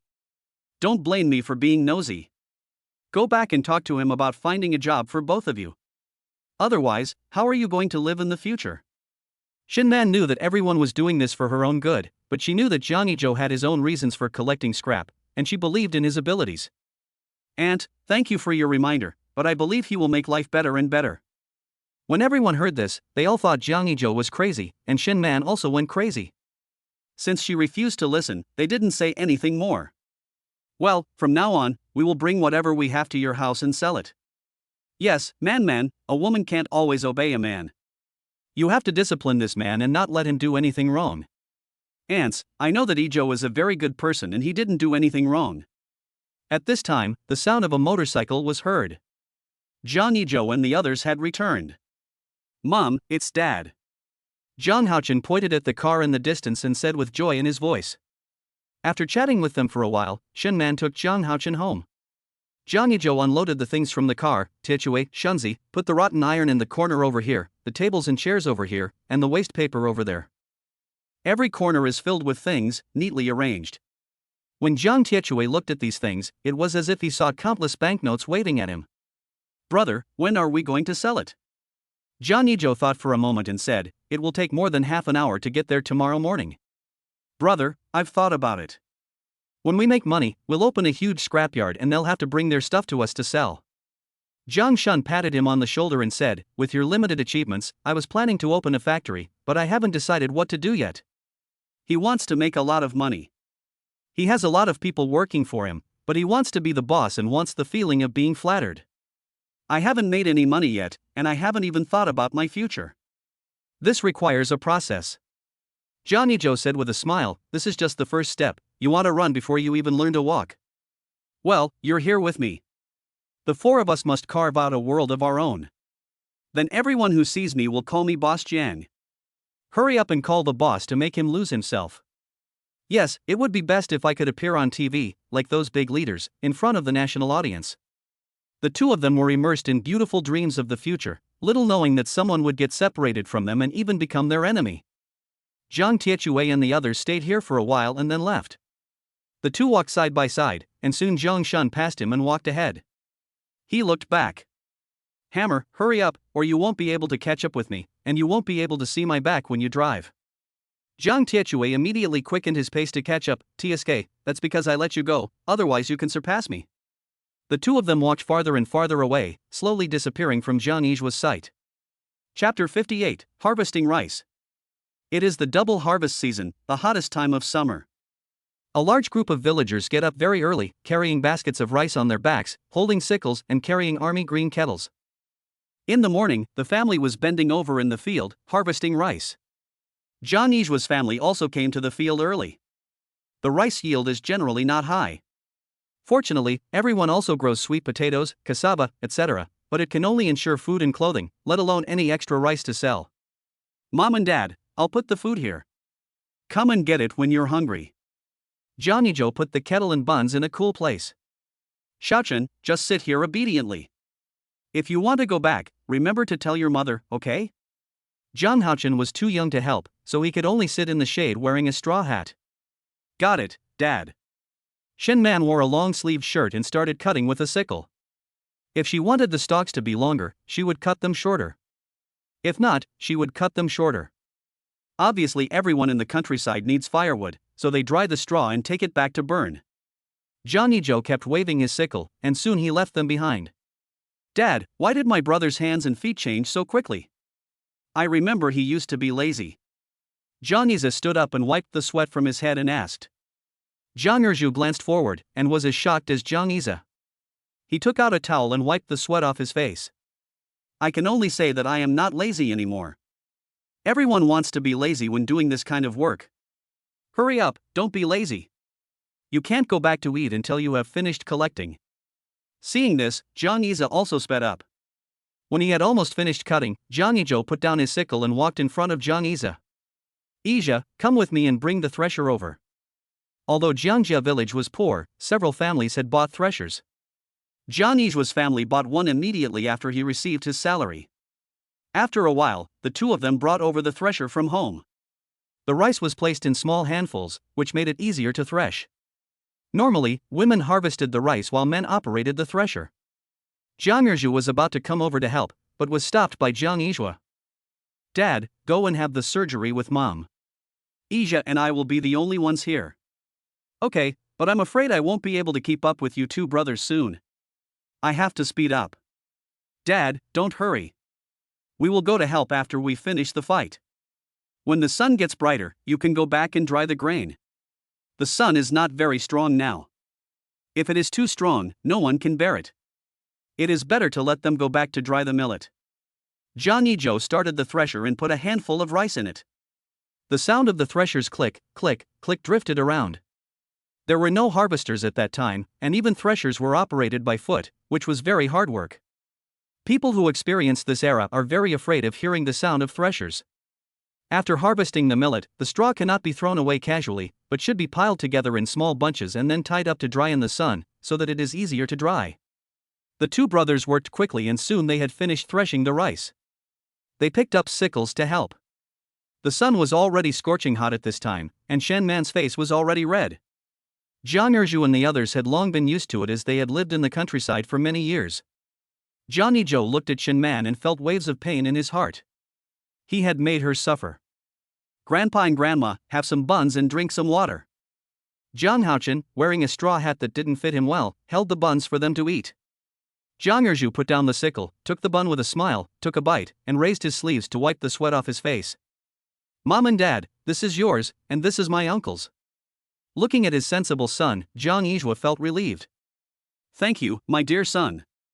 Are you hungry? Do you want to get some sun? Do you want to go home? Zhang Haochen shook his head. He knew they were all working very hard, so he just sat there obediently and watched them work. I'm not hungry, Dad. When I grow up, I will make a lot of money for you so that you don't have to work so hard. Jangi Joe touched his little face and said, Okay, I'll wait. Shin Man watched the interaction between the father and son and felt that it was worth it no matter how hard or tiring it was. Brother, I really envy you for having such a good son. Zhang Yizhua was eating buns and his words were unclear. Then you should find a wife as soon as possible. Maybe you can have a son and a daughter at once. The innocent Zhang Yizhua blushed when he heard this. Brother, you have changed, really changed. You say everything out loud. It would be so embarrassing if someone heard it. Unexpectedly, Jangi Joe laughed out loud. As long as I am not embarrassed, others will be embarrassed. Okay, I will go to work first. Fortunately, he has been giving spiritual spring water to his family to drink, so now they don't feel tired and are in good condition. After eating and taking a short break, everyone started to work again. Da Hei also found this place. He looked around at the people working and listened to the threshing machine's clacking sound. Why did he feel that the two-legged animals were so tired? It was still good for it. It didn't have to work and had enough food to eat. It could play when it wanted to and sleep when it wanted to. Da Hei, it would be great if you could work, so my mother and the others wouldn't have to work so hard. Zhang Haochen said as he drew circles on the ground with a branch. The big black dog glared at it and said, You little bastard, you actually have such a dangerous idea. It is a spiritual beast, how can it work? It lay at his feet and took a nap, and no one could stop it from snoring. Zhang Haochen shook its fat body and said, Da Hei, go catch some rabbits. The rabbit my mother raised hasn't even given birth to any rabbits yet, and it's already in the cage all by itself. It's so pitiful. That's right, I don't know whether to ask Dad to steam or braise it. How pitiful. The big black eyes rolled around and he ran quickly up the mountain and disappeared in a flash. Seeing this, Zhang Haochen also wanted to go, but after thinking about it, he decided to wait here. Xiaochen, what are you doing here? Zhang Tiechue strolled leisurely. Uncle Tiechue, why don't you go help your mother with work? You just want to eat for free. Hey, you little kid are lecturing me. Uncle tells you, is this a job done by humans? It's done by gods. Who is your uncle? I'm a man who wants to make a lot of money, don't you know that? Zhang Tiechue said he didn't want to do such tiring work, and he had never done this kind of work before. It had always been done by Li Chunhua and others. Zhang Haochen looked at him with disdain. TSK, I get it, you just want to be lazy. Look at my father and uncle, how fast they work, unlike you, who are clumsy and probably don't even know how to cut rice. Zhang Tiechue spat out the dogtail grass in his mouth and said, Who said I can't do it? Just watch. Zhang Tiechue rolled up his sleeves, went to his own field, picked up a sickle and waved it around wildly. Li Chunhua watched him throw the harvested rice on the ground and started scolding him. Chapter 59 Continuous Heavy Rain. Several days of hard farming work have passed. Some families with more land are still harvesting rice, but Zhang Yizhua's family has already finished harvesting, and all the millet is drying in the threshing yard. Jangi Joe stood in the threshing ground holding a winnowing basket and looked up at the sky, muttering, The weather is so good, it shouldn't rain. Brother, it's definitely not going to rain when the sun is shining so brightly. Many people haven't finished harvesting yet. If it rains, how much rice will be lost? If it rains lightly, it will be fine. But if it rains heavily, at least half of the people in Jiangjia village will starve. The flood will wash away the rice and crush it. If it rains continuously, the consequences are unimaginable. Just in case, we have to come out and check from time to time. Look, the sun is so strong, there's not even a bit of wind, and it's a bit dull. Isn't this a sign that it's going to rain heavily? Upon hearing this, Zhang Yizhua raised his hand to his forehead to block the sunlight and took a look. How about we pack it all up now? You see, it's getting dark over there. Jangi Joe looked in the direction of his finger and it seemed that a heavy rain was coming. Let's collect it quickly. The two brothers hurriedly put the rice that had just been dried in the sun into snakeskin bags and waited until the weather cleared before taking it out to dry. The villagers were confused when they saw them like this. Jiang family boy, the sun is so strong and you actually put the grain away. Let's dry it in the sun. Seeing this, others also tried to persuade him. Yeah, just wait and see. It won't rain in the next few days. Trust me, uncle. Jangi Joe couldn't believe it. Uncle, feel it. Is it hotter today than usual? And there's no wind at all. It's probably going to rain heavily. Several people were also shocked when they heard this. They have been farmers for many years. The weather in summer is unpredictable. Sometimes everything is fine when you are drying things, but it suddenly rains. By the time you have finished drying the things, the sky starts to clear up again. It's just a joke. It's going to rain hard. We still have a lot of rice to harvest. Yeah, what can we do? We have finally waited until today. The harvest is not good. If it rains heavily, we will starve. And there are many children at home. How did Jangi Joe know that the weather would change? That was a prompt from the system. However, looking at such a sunny sky, it is hard for everyone to believe that it will rain soon. Even if it is going to rain, we have to wait for a day or two. The weather in summer is like a child's face, changing at any time. It was scorching hot just now, and then it became gloomy. Go back and harvest the rice, hurry up, why does the weather change so suddenly? A group of farmers were running non-stop to the threshing ground over there. They also hurried to collect some threshing left on the ground. Jangi called out to them and quickened their pace. Ija, quickly get the cart and pull these back. Okay. Jangiza ran home quickly, but he didn't expect that Shin Man came over pushing a cart, followed by Jang Erju and others. Zhang Haochen followed with a clattering sound. Ijo, load the grains into the car. Shin Man swept the drying grains together and piled them up so that it would be faster to load them with a winnowing basket. Jangi Joe immediately moved the grains from the snakeskin bags into the car. Mom and Dad, there are snakeskin bags in the corner over there. If you don't have any, use baskets to carry them.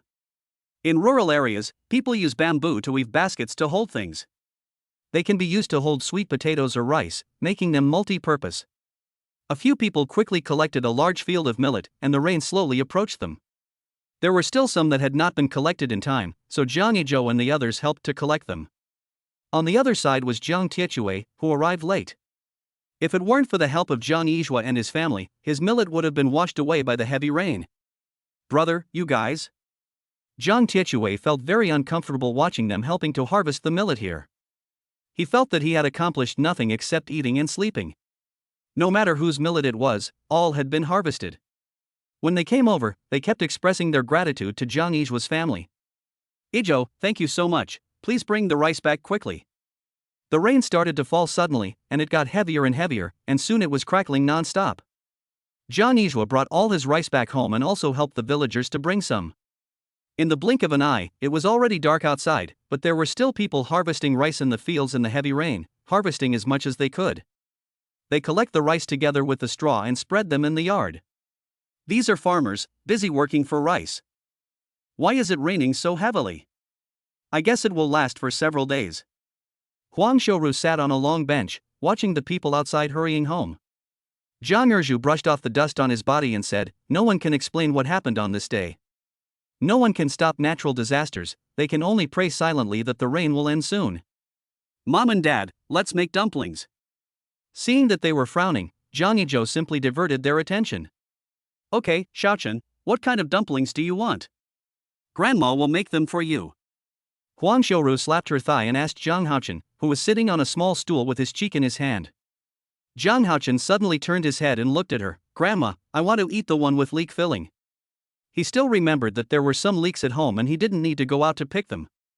Zhang Yiza deliberately said from the side, Mom, why don't you ask me what kind of filling I like? You are biased. How old are you? How old is Xiaochen? Besides, does your opinion matter? Eat if you want or not. If you don't want to eat, get out of here and come in and help. It doesn't matter what they want to eat. What matters is what Zhang Haochen wants to eat and what Shin Man wants to eat. Of course, Zhang Yiza said this on purpose because he wanted to ease the depressing atmosphere. Jangi Joe held his son and looked at the dark sky outside. Da Hei was particularly quiet today, lying on the ground listlessly. He didn't even eat much at lunch, and looked like he was worried about something. Dahe, are you sick? Jangi Joe reached out his hand and touched Dahe. The big black and white eyes rolled up, too lazy to pay attention to him, and looked outside without blinking. Dahe doesn't seem to eat much today. Jiang Haochen pointed at Dahe's dog bowl, which still had some unfinished food in it. Jangi Joe frowned fiercely. Is something going to happen? It was the first time he saw Dahe like this. Shen Man put her hand on his knee and looked at him with comforting eyes. Jangi Joe covered her hand with his big hand. It's okay, I guess Dahe wants a wife. Big Black bared his teeth and resisted. He didn't want a wife, he wanted to tell him that something big was going to happen. But this is its intuition, and it doesn't know what will happen, otherwise why would it be like this? No one understood it, so it had to continue lying on the ground. Chapter 60. Something happened in the village. At night, the rain got heavier, accompanied by strong winds. The whistling winds hit the broken windows. Jiang Haochen looked at the swaying black shadows outside and hid in Jiang Yizhua's arms in fear. Dad, there seems to be a ghost outside, and it's swaying from side to side. It's so scary. He was so scared that his little body shook 3 times. Jangi Joe hugged him tightly. Don't be afraid, that's a tree. The wind is blowing so hard now, the tree can't bear it and will definitely sway. Don't be afraid, go to sleep quickly, Dad is here. Shen Man also hugged him and patted his back gently. Dad is right, go to bed, it's late. After a while, I could hear his breathing, it seemed that he had fallen asleep. Ijo, it seems like it hasn't rained this hard in a long time. I feel uneasy. In the dark night, Shen Man's worried voice entered his ears. It's been several years, not to mention you, I also felt that something was going to happen. Well, go to sleep, everything will pass. Jangi Joe opened his eyes and looked at the yellowish ceiling. He hugged Jiang Haochen tightly, and the little guy slept soundly in his arms. The next morning, there were cries of grief. Oh, my son, where are you? How can I live without you? Woo-woo. Jangi Joe immediately stood up, put on some clothes and walked out. I saw several families running hurriedly towards the river. Mom and Dad, what happened? Jiang Yizhu sighed, it's because Gooden and his friends are too playful. They took the kids out to play yesterday and didn't come back all night. Their family has been looking for them all night. Jangi Joe looked solemn and said, Dad, I'm going to go out and take a look. Then he left in a hurry. Jiang Yizhu also followed him out. Brother, wait for me. The 2 brothers ran to the river, where a lot of people had already gathered. They didn't even have time to put on raincoats. A group of people were shouting loudly by the river. Gooden, where are you? Come out quickly. For children did not return home for 1 night in a row. This was the biggest thing that had happened in the village in all those years. Everyone looked very bad and their eyes were fixed on the flowing river. Brother. Zhang Tiechue walked to Jangi Joe and stood close to him. Iron Hammer, have they searched over there on the mountain? It seems that there are none yet. They looked for it near the river and the pond, but they didn't look for it in the deep mountains. Even adults don't dare to go deep into the mountains, let alone children. In their subconscious, they have been told that it is not allowed to go deep into the mountains, so they think Gooden doesn't dare to go there. I'll take Dahe to the deep mountains to look for them. Ija, you stay here and see if they need any help. The big black dog barked and followed Jangi Joe closely. Brother, I'm going too. Zhang Tiechue also went with him. The raindrops as big as beans hit people's bodies, but they didn't feel any pain. They searched by the river for a while, then went to the mountain to look for it, and also went to the homes of their classmates in the next village to look for it, but still couldn't find it. Some people have collapsed due to physical exhaustion. Village chief, come quickly, Gooden's parents have fainted. Everyone in the village came out to help. This is the village. Although there are usually some festivals or jealousy, everyone will come out to help as long as there is a problem. The 2 were sent to the village's old Chinese doctor. When Jangi Joe went out, he didn't even take a hat or anything, and his body was already wet. Gooden, squeak if you hear any sound. Zhang Tiechue put his hands on his mouth and shouted at the empty mountains. Dahe, look around for it. Jangi Joe said, looking at Dahe who was also wet. Dahe disappeared in front of them in a flash. In a cave, several children were lying on a haystack, dying. They seemed to have heard a sound and wanted to scream but couldn't. Some were already running a fever and unconscious, while others had been hungry for a whole day and were soaked, unable to exert any strength at all. God damn! The 2 kept shouting in the deep mountains. Iron Hammer, Check around to see if there is any place where people can hide. Be careful. Okay. The two of them wished they had a few more eyes on their bodies. After searching for a while, Dahe came back. Woof woof woof. Have you found the person? Take us there quickly. Dahe led them forward quickly. Soon they found several children in the cave. Jangi Joe squatted down and touched their foreheads. It's bad, carry them down the mountain quickly, they have a fever. He took advantage of Jiang Tietue's inattention and quietly dripped the spiritual spring water on their lips. The two men, each carrying one on his back and holding another in his arms, walked quickly down the mountain. Take them to the old Chinese doctor. The two went straight to the Chinese medicine clinic. The old Chinese doctor came from another place, and no one knew where he came from. He brought his wife and children with him. Now his grandson has grown up, and the family has settled down here. Come in quickly.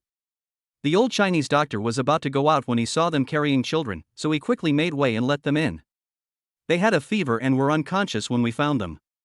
Okay, put them on the bed and go tell the village chief that they have been found. Jiang Tietue ran out quickly and found the village chief to tell him about it.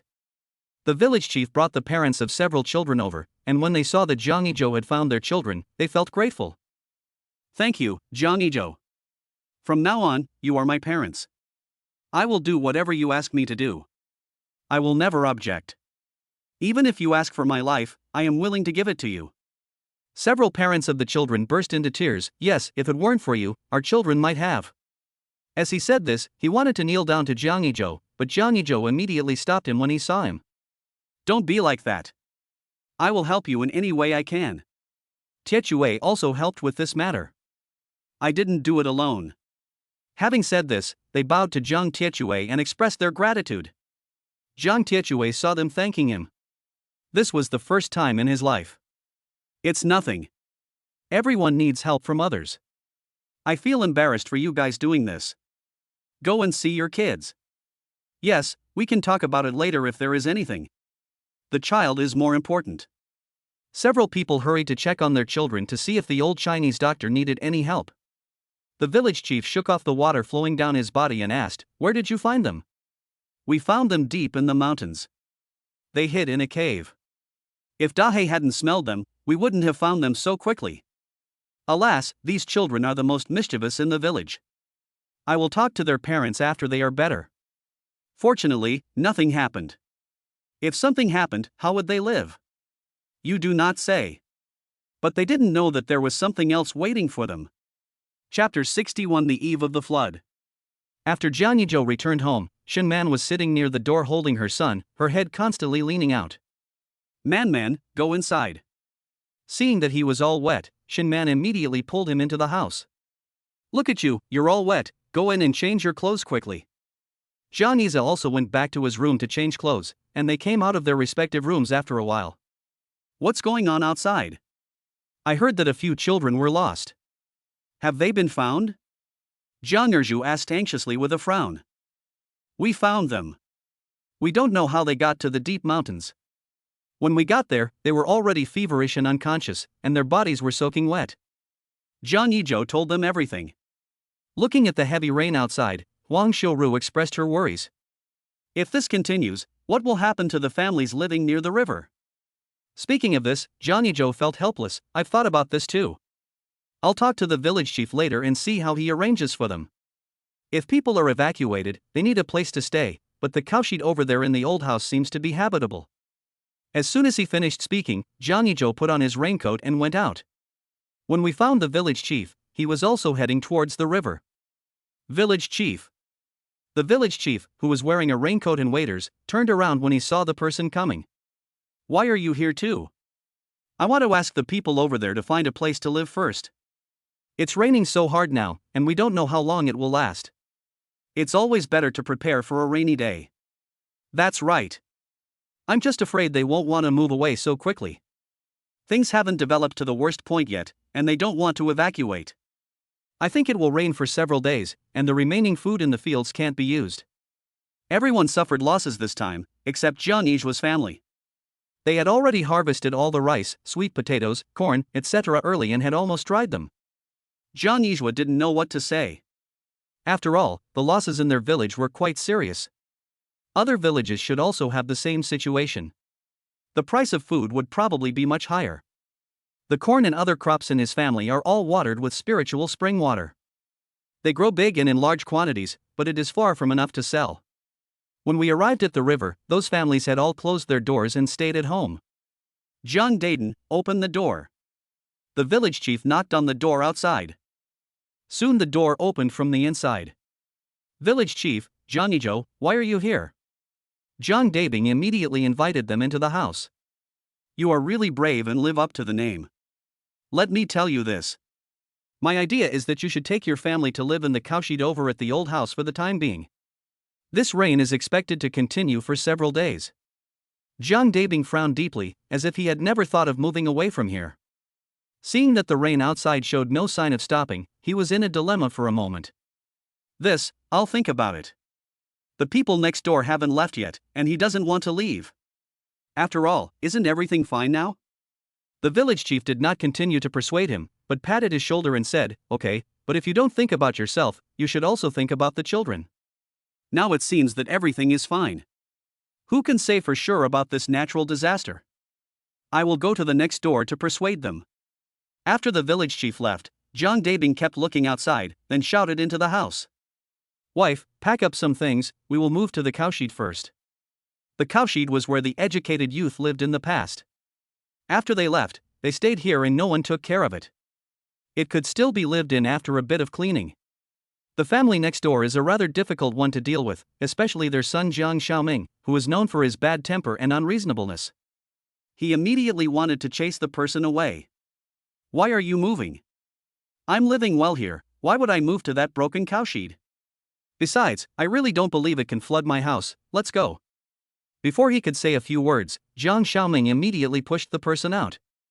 Jangi Joe yelled, Jiang Xiaoming, look at your old mother. Even if it doesn't rain, if the floodgates upstream are really opened, it can wash away your house. Why are you still fighting here? This is my business. What does it have to do with you? Jangi Joe, stop meddling in other people's business. Get out of here.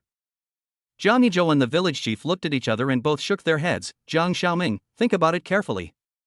Don't regret it when something happens. They left in a hurry after leaving a word. Except Jiang Xiaoming's family, everyone else moved away. Jiang Xiaoming is so stubborn that he will regret it sooner or later.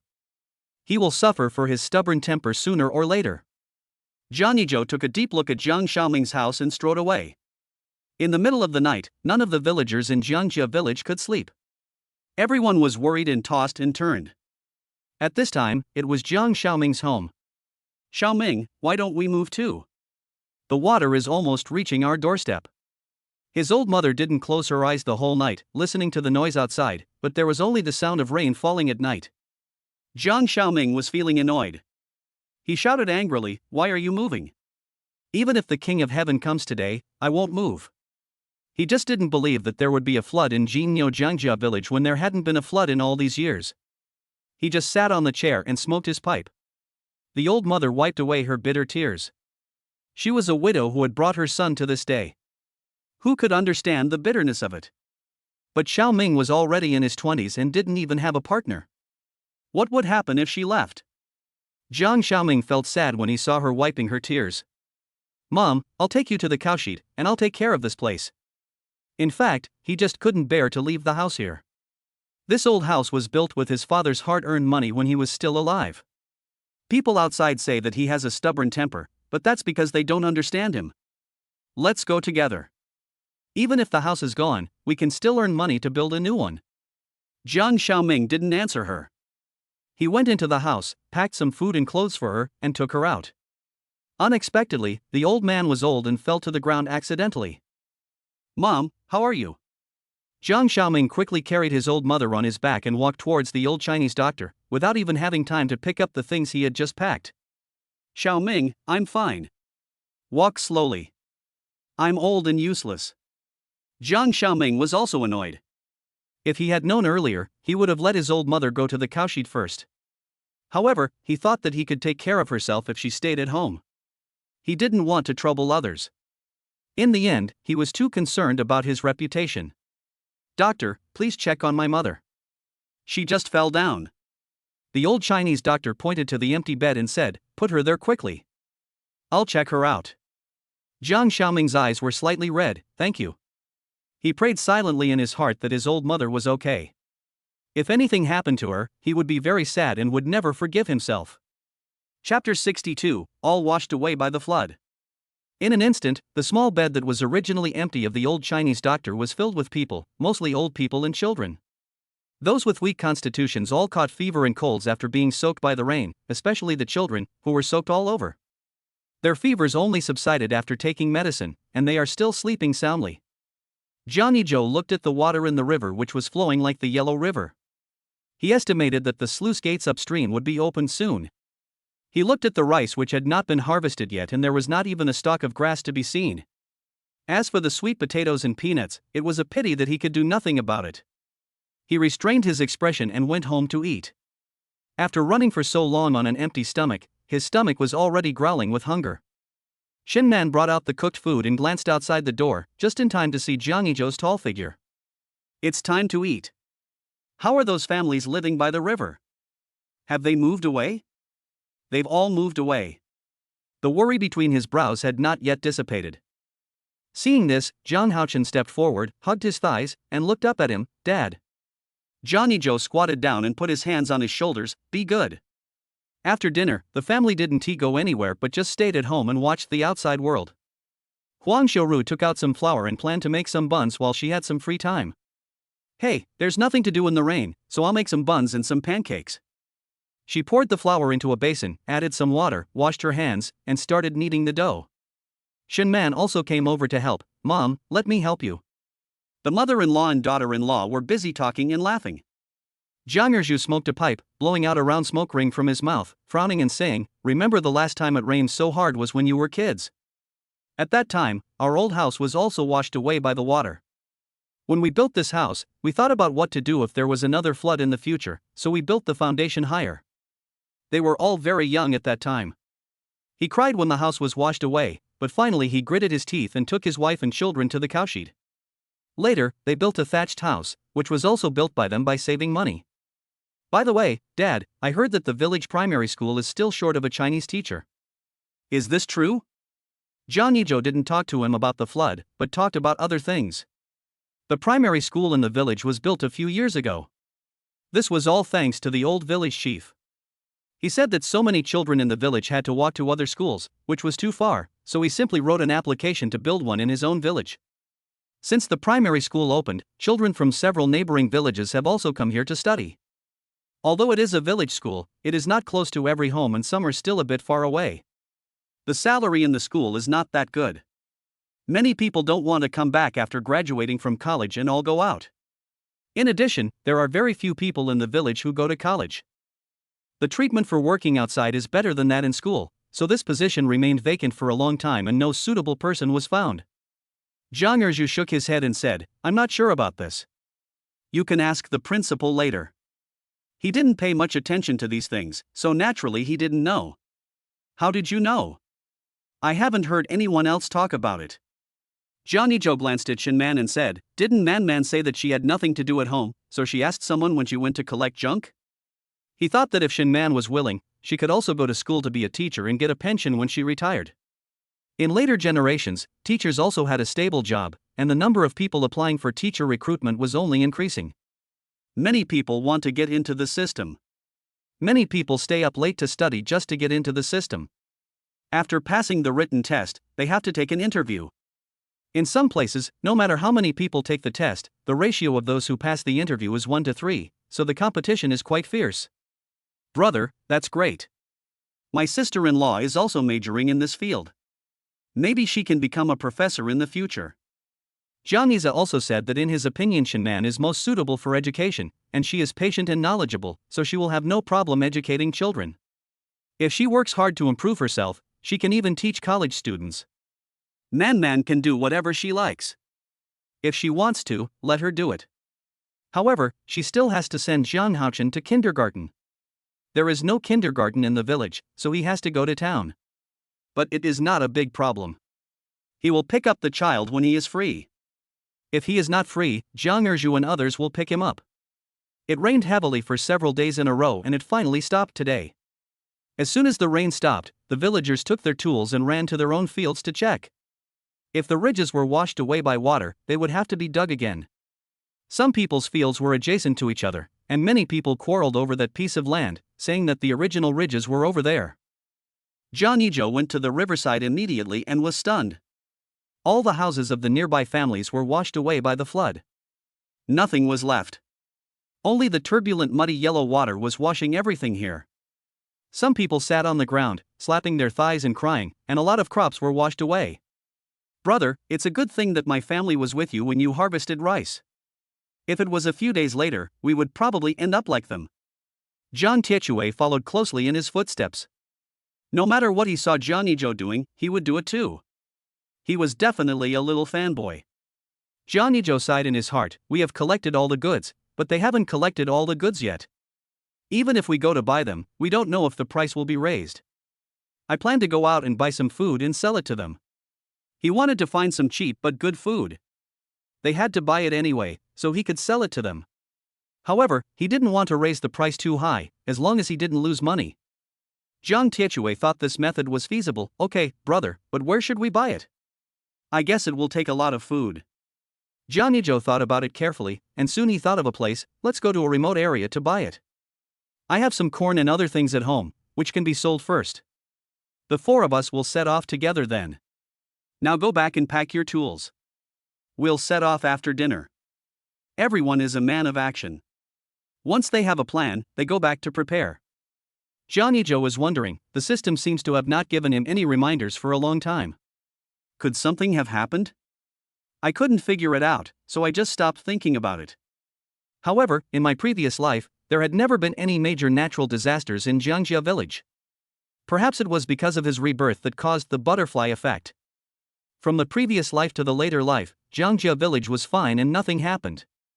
After returning home, Jangi Joe went back to the house to get some money and put all the snakeskin bags in the house into his backpack. Mom and Dad, please take out all the corn in our house and sell it. I will take them out to find some food to sell. We should buy some corn, sweet potatoes, etc. After all, not everyone can afford rice. Chapter 63, Procurement of Food. Jangi Joe nodded repeatedly, okay, I get it. We won't sell it too expensively. We just need to be true to our conscience. And you guys should be careful when you go out. Dad, we got it.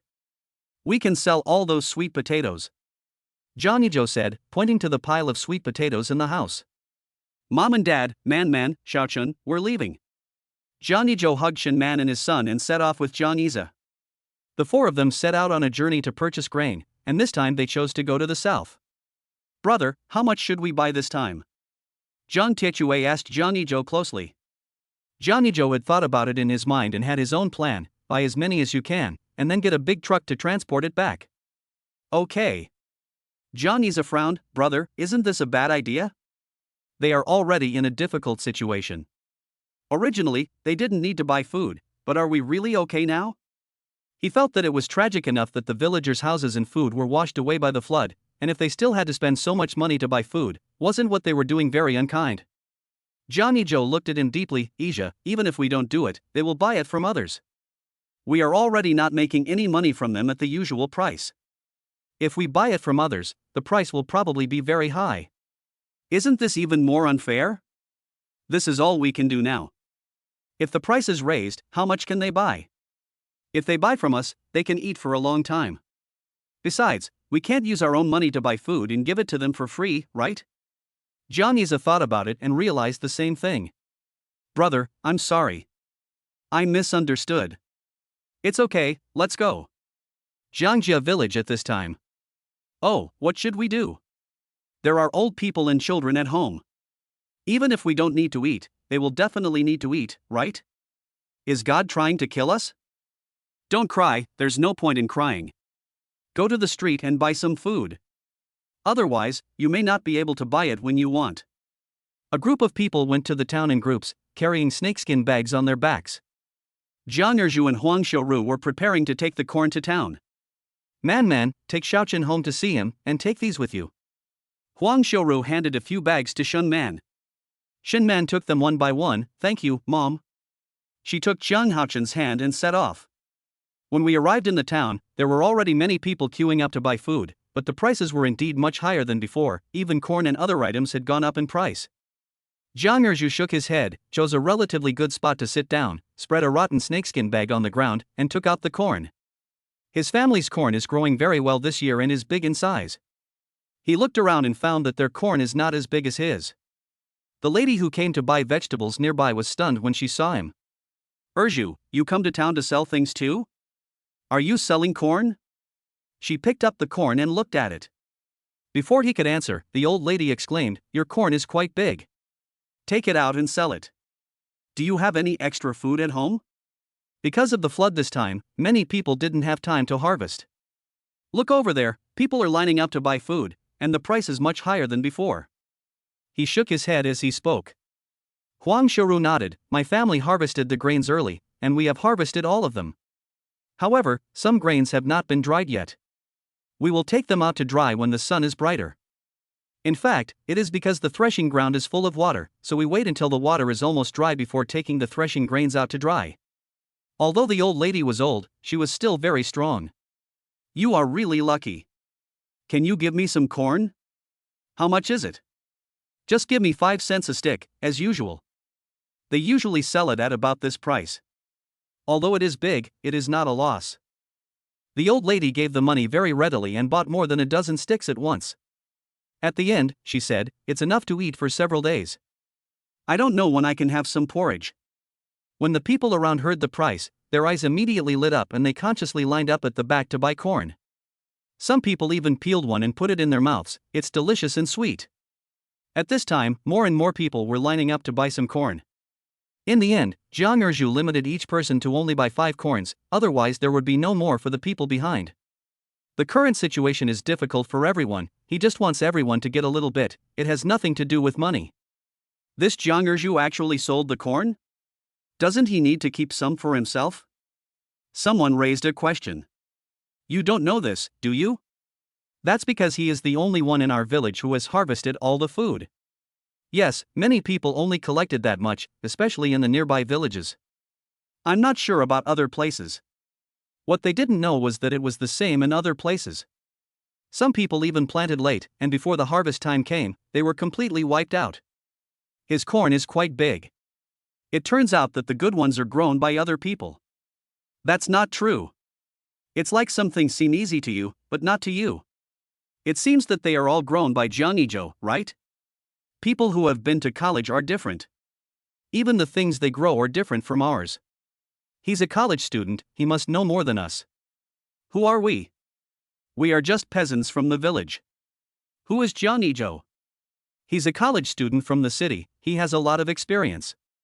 Now when they talk about Jangi Joe, they no longer refer to him as a gangster who can only fight, but a college student who not only knows how to farm but also how to cook. He is the object of everyone's praise, and some even regard him as an idol for their children. Jiang Erju saw that there were many people who wanted to come and buy, but he didn't expect that there were many more than he had imagined. He was so busy that he didn't even have time to drink water. The corn was sold out quickly, and the next thing to come out was sweet potatoes, including purple and red heart sweet potatoes. Those who didn't buy corn didn't feel discouraged, because there were still a lot of sweet potatoes waiting for them. No one is buying from those people next door who have raised the price. They are not angry at Jiang Erju for taking their business away because they don't believe that Jiang Erju will still have anything to sell tomorrow. They just lean against the side and watch every move here leisurely. Wow, these sweet potatoes are also very big. Uncle Erju, give me a few purple ones, and a few of the ones with red cores as well. Sweet potatoes are much more abundant than corn, and this time Jiang Erju did not limit how much they could buy, but he would still say something if anyone bought too much. Don't buy so much. I still have sweet potatoes and corn. Leave some for those who didn't buy anything. It's just like being a human being. Always leave some room for others and don't just think about yourself. After hearing what he said, everyone became very conscious. After all, it is difficult for everyone. Chapter 64, Not Enough Food to Sell. Due to the flood, most of the grain in Qingshui town was pushed away, and the grain shops raised their prices. Some people even stockpiled a lot of grain, waiting to sell it in a few days. The sweet potatoes and corn that Jiang Erju brought were almost sold out, and the whole town fell into panic. What can we do this year? There is no food left, and there are still a lot of children at home waiting to be fed. Oh my God, how can you be so cruel? The grain output is already low, and everyone relies on this little grain to survive. Even if you ask relatives to borrow, you can only borrow for a few days. You can't borrow for several months. People also need to eat. If it's difficult for you, it's difficult for others too. At night, there were even people stealing sweet potatoes. It was okay if they were caught by people from the same village, but if they were caught by people from other villages, they would be severely beaten. They were worried about food, but Jangi Joe and his team had already returned with a lot of food. Brother, this time, do we have enough food to bring back? Jangi Joe glanced at the truck behind him, thought for a moment, lowered his eyes and said, it should not be enough. Do you think the number of people in Qingshui town is too little? Qingshui town can be divided into many villages if it is subdivided. This time it's not just their town, but also the neighboring towns. To be honest, not many families are lucky. In fact, it's nonsense to say that you were lucky enough to harvest the crops. It's just that you planted the crops a little earlier than others, or there were more laborers in the family. Zhang Tiechui scratched his head and said, that's true. This time, in addition to purchasing a lot of grain, they also collected a lot of waste, all of which were still kept in Jiang Yizhua's house. Although the journey was long, I finally returned home after a long journey. When Xin Man brought Jiang Haochen back, they happened to pass by Jiang Yizhua's truck. Mom, look, what a big car. Jiang Haochen pointed at the car in front and shouted loudly, raising a cloud of dust behind him. Xin Man glanced forward and wondered if Jangi Joe had returned. Thinking of this, she walked faster. When we returned to Jiangjia village, we attracted a crowd of old people and children. They all gathered around the truck, curiously looking at how tall and big it was. It's the Jiang family kid and his friends who are back. Someone with sharp eyes spotted Jangi Joe sitting inside. Are they really them? What is this car? Before they could guess, Jangi Joe had already jumped out of the car. Come, go this way. Jangi Joe directed the driver as soon as he got out of the car, and soon the car stopped in front of the Jiang family's door. Teacher, Isha, quickly move all those sweet potatoes and rice down. Zhang Tiechui and his men rolled up their sleeves and started to work. Soon they had moved a truckload of grain and were all exhausted. On the other hand, Jangi Joe didn't even breathe. Brother, how come you are so strong? You are so strong that we are all exhausted, but you are fine? Zhang Tiechui slumped on the ground and raised his head to ask. To be honest, he was very envious. If he were a woman with his brother's physique and figure, his legs would probably be weak, but he liked her so much. Seeing that Jangi Joe ignored him, he looked around, and when he saw Shen Man's figure, he was still imagining a lot of things in his mind. The final conclusion is, my sister-in-law is really awesome. Brother, sister-in-law is back. She is so in tune with you. You just came back, and sister-in-law seemed to know in advance and came back too. I guess sister-in-law must have gone back to Xinjia village. Upon hearing this, Jangi Joe immediately strode over, his eyes filled with longing for her. Man, Xiaochen. Jangi Joe picked up his son. Since he couldn't hold the older one in public, he just held the younger one. Shen Man's cheeks were slightly red, perhaps because she walked too fast, or perhaps for some other reason. You just came back too? I stayed at my dad's place for a few days and asked him if they had finished harvesting the rice. Fortunately, they had harvested it long ago, otherwise, even if I had money now, I might not be able to buy food. What she said was not an exaggeration. Those rich people had already bought a lot and stored them. It's okay. I brought back a lot of stuff this time, but I don't know if it's enough to sell. It seems like everyone hasn't been doing well these past few days. Jangi Joe glanced at the villagers and knew that they had lost a lot of weight at a visible speed, and the children did not play around as usual after eating. The few of them rested for a while, finished their meal, and then went to the town with the food. Zhang Erju and his friends sold it in the village at the same price as in the town. Alas, Jangi Joe and his people are still the best. If anyone dares to scold him again, I will fight him. Yes, and we didn't raise the price. We will remember this kindness forever. Unlike those heartless people, they wouldn't sell it to us even if they had it, and would just wait for everyone to come and beg them in a few days. There are unscrupulous businessmen in every era, and others also want to take this opportunity to make money. Who would complain about having too much money? It's just that Jangi Joe wants to be a businessman with a conscience, because he has also been poor and knows the pain of hunger. Besides, he doesn't need to earn this money. If he wants to make money, he has to live with his conscience. He doesn't rely on these to make money. Line up, everyone has a share, don't rush, don't cut in line. If anyone cuts in line, we won't sell it to them. Jiang Tiechue shouted with a loudspeaker. After hearing what he said, everyone lined up obediently. Okay, each person who wants to buy corn can only buy 5 sweet potatoes, and 20 kilograms of rice. Jangi Joe took the loudspeaker and said. Seeing so many people, he was not sure if the food he brought back was enough. Even if it was enough for today, what about tomorrow? He could only use this method first, so that everyone could buy it. If there were too many people at home, he would sell more as appropriate. Fortunately, he told the driver when he came back and asked them to bring another truck. There was only one truck left in the convoy at that time, otherwise he would have 2 large trucks of food now. The 4 of them had clear division of labor.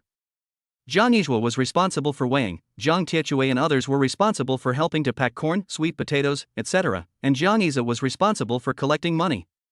The first person who bought the food had tears in his eyes. Finally, I bought it. My wife is still pregnant. I will steam some rice for her tonight. The man thought he would give his wife rice first, and they could just have some sweet potato porridge. Adults could cook it, but pregnant women couldn't. Fortunately, there were eggs and other things at home. When those in the back line saw that those in front had bought plenty of food, they had satisfied smiles on their faces, but they were a little anxious because they also wanted to buy it quickly. Isn't this the kid from the Jung family? What is he doing here? Is he selling something? Why are there so many people here? What are you all doing here? An unexpected person was whispering to another person. Chapter 65 Jangi Joe becomes a good man. When Secretary Tian and Professor Li passed by here, they saw a large group of people surrounding Jangi Joe. Professor Li stroked his beard thoughtfully. Old Tian, let's go over and take a look. Don't rush to grab it. Food is hard to come by. I will try my best to make sure you can buy it. Jangi Joe's throat was burning from shouting through the loudspeaker. He was so busy that he didn't even have time to drink water. If you meet a difficult person, you have to talk to him a few words. If that doesn't work, just drag him out and have a fight with him first. I want to buy 100 kilograms of rice. If I have money, you have to sell it to me. Those poor bastards don't deserve to eat such good rice. A tall man with a fierce look took out a stack of money. His eyes were bigger than a cow's, his face was blue and his neck was thick, and his whole face was red because he was angry. When you buy so much by yourself, have you ever considered the people behind you? If you continue to have this attitude, we will not do business with you.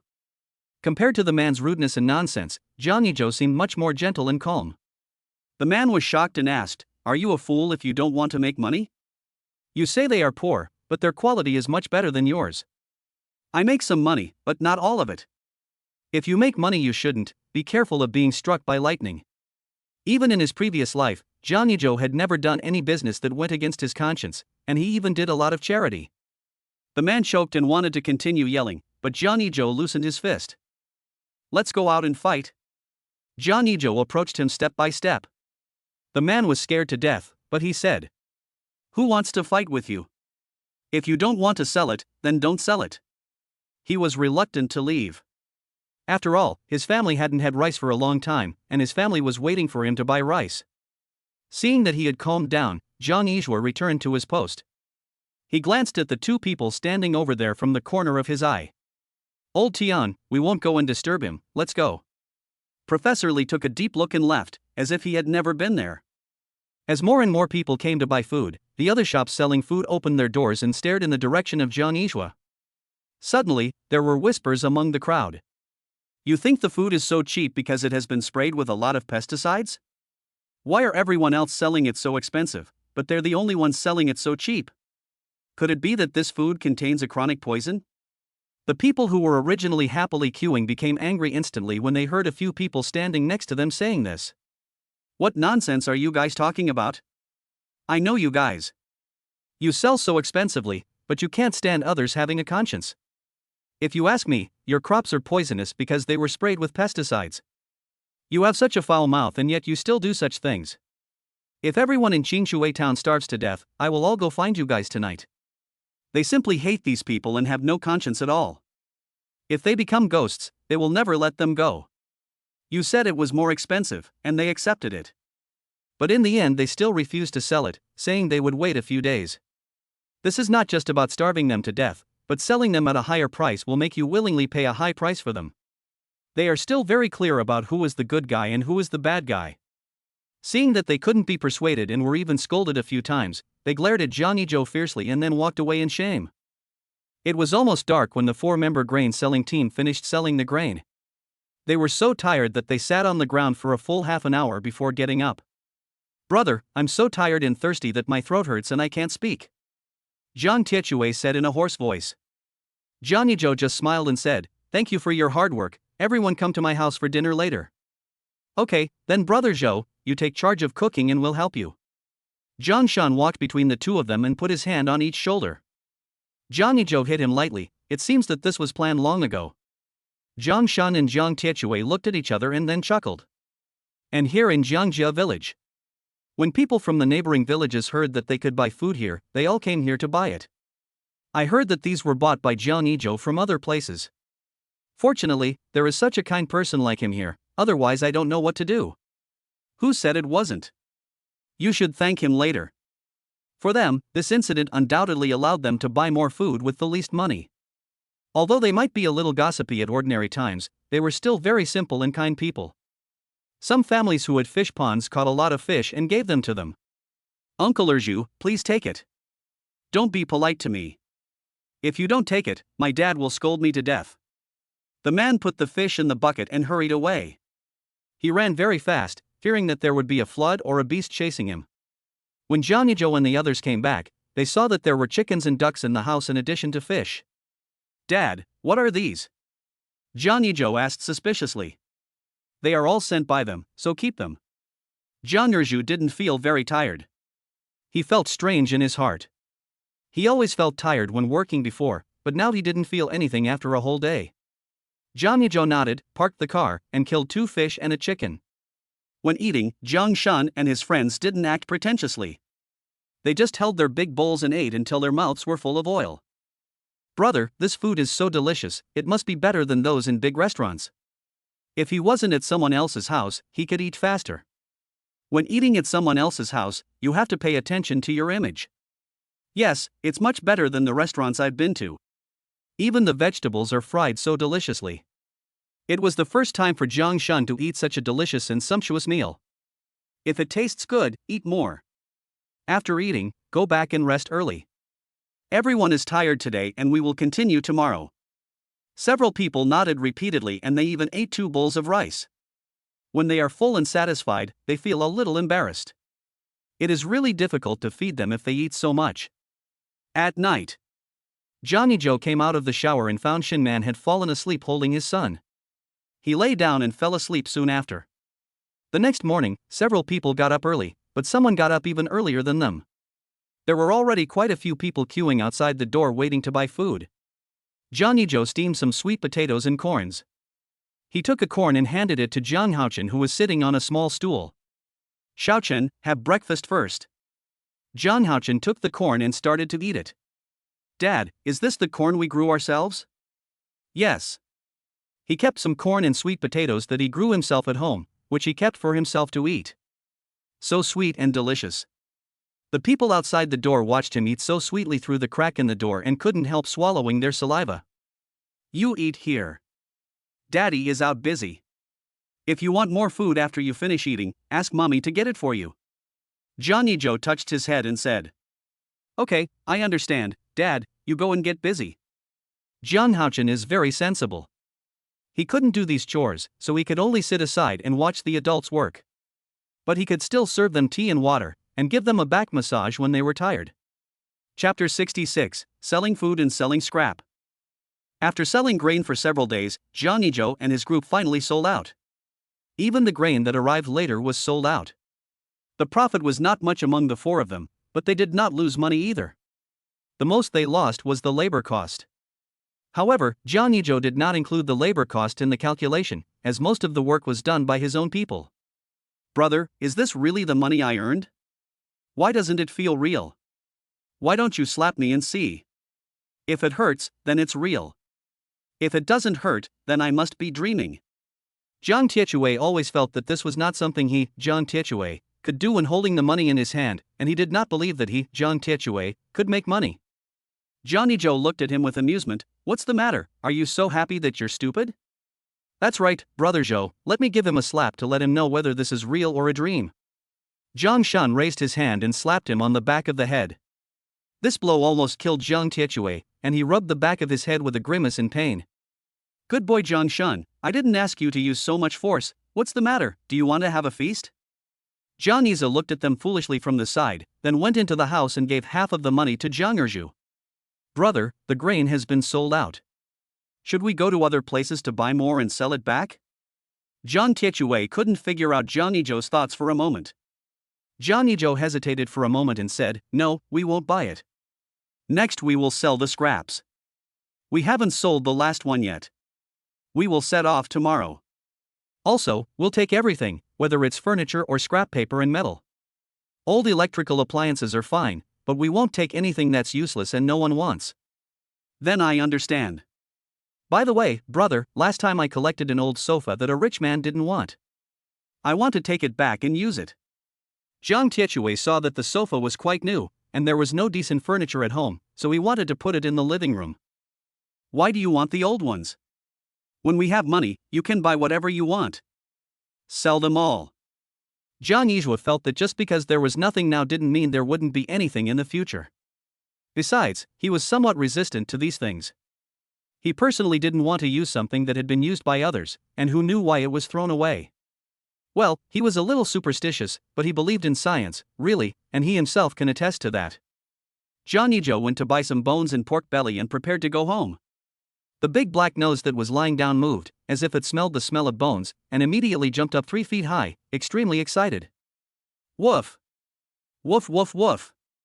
Da hey, I just lie down every day and eat meat and bones. It's perfect. Judging from its physique, it is already the king among dogs. Not to mention the nearby villages, even in the entire Qingshui town, there is no rival for it. When he came home after buying groceries, he saw Shinman busying around. The smell of food came from the kitchen. Zhang Haochen was picking vegetables on the side, and from time to time he would ask Shinman whether the vegetables he picked were good looking or not. Shinman would also talk to him patiently and smile from time to time.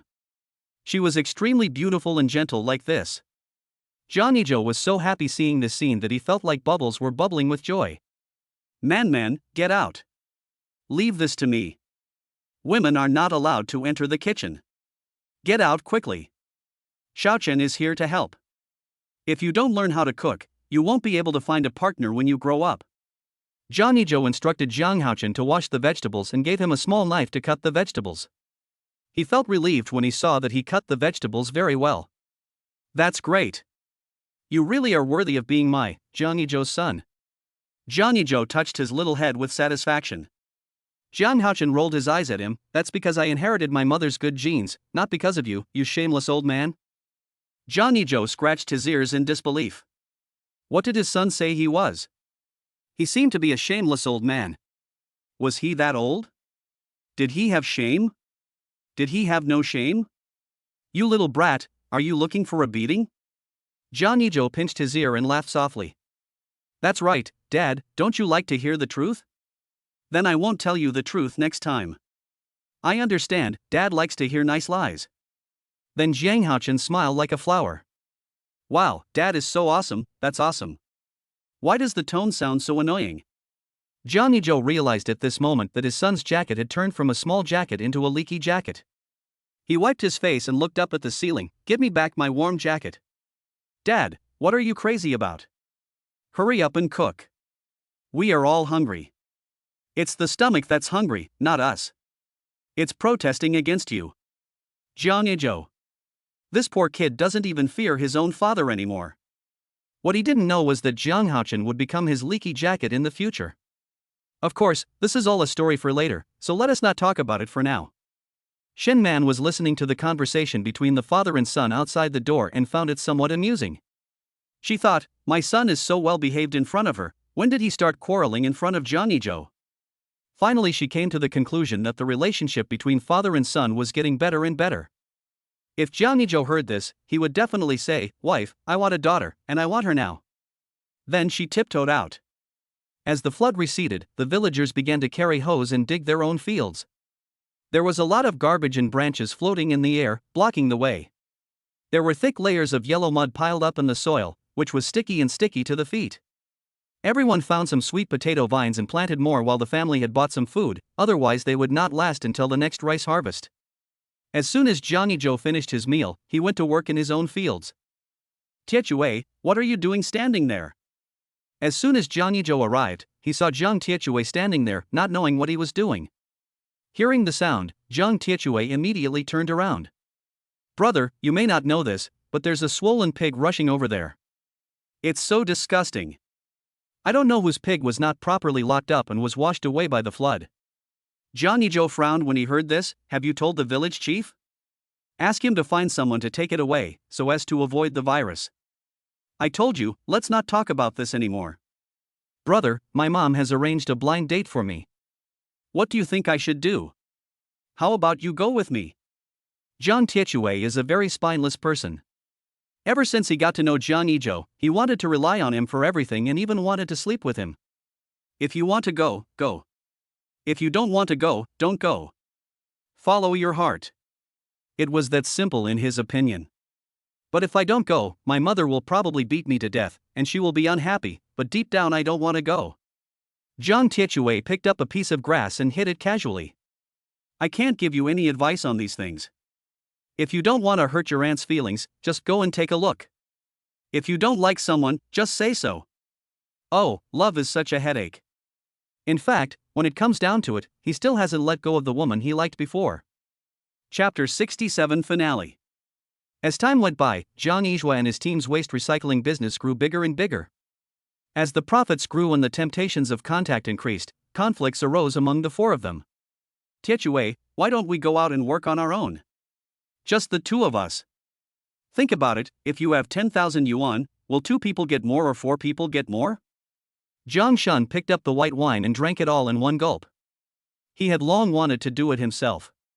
Besides, he was now much more familiar with this business.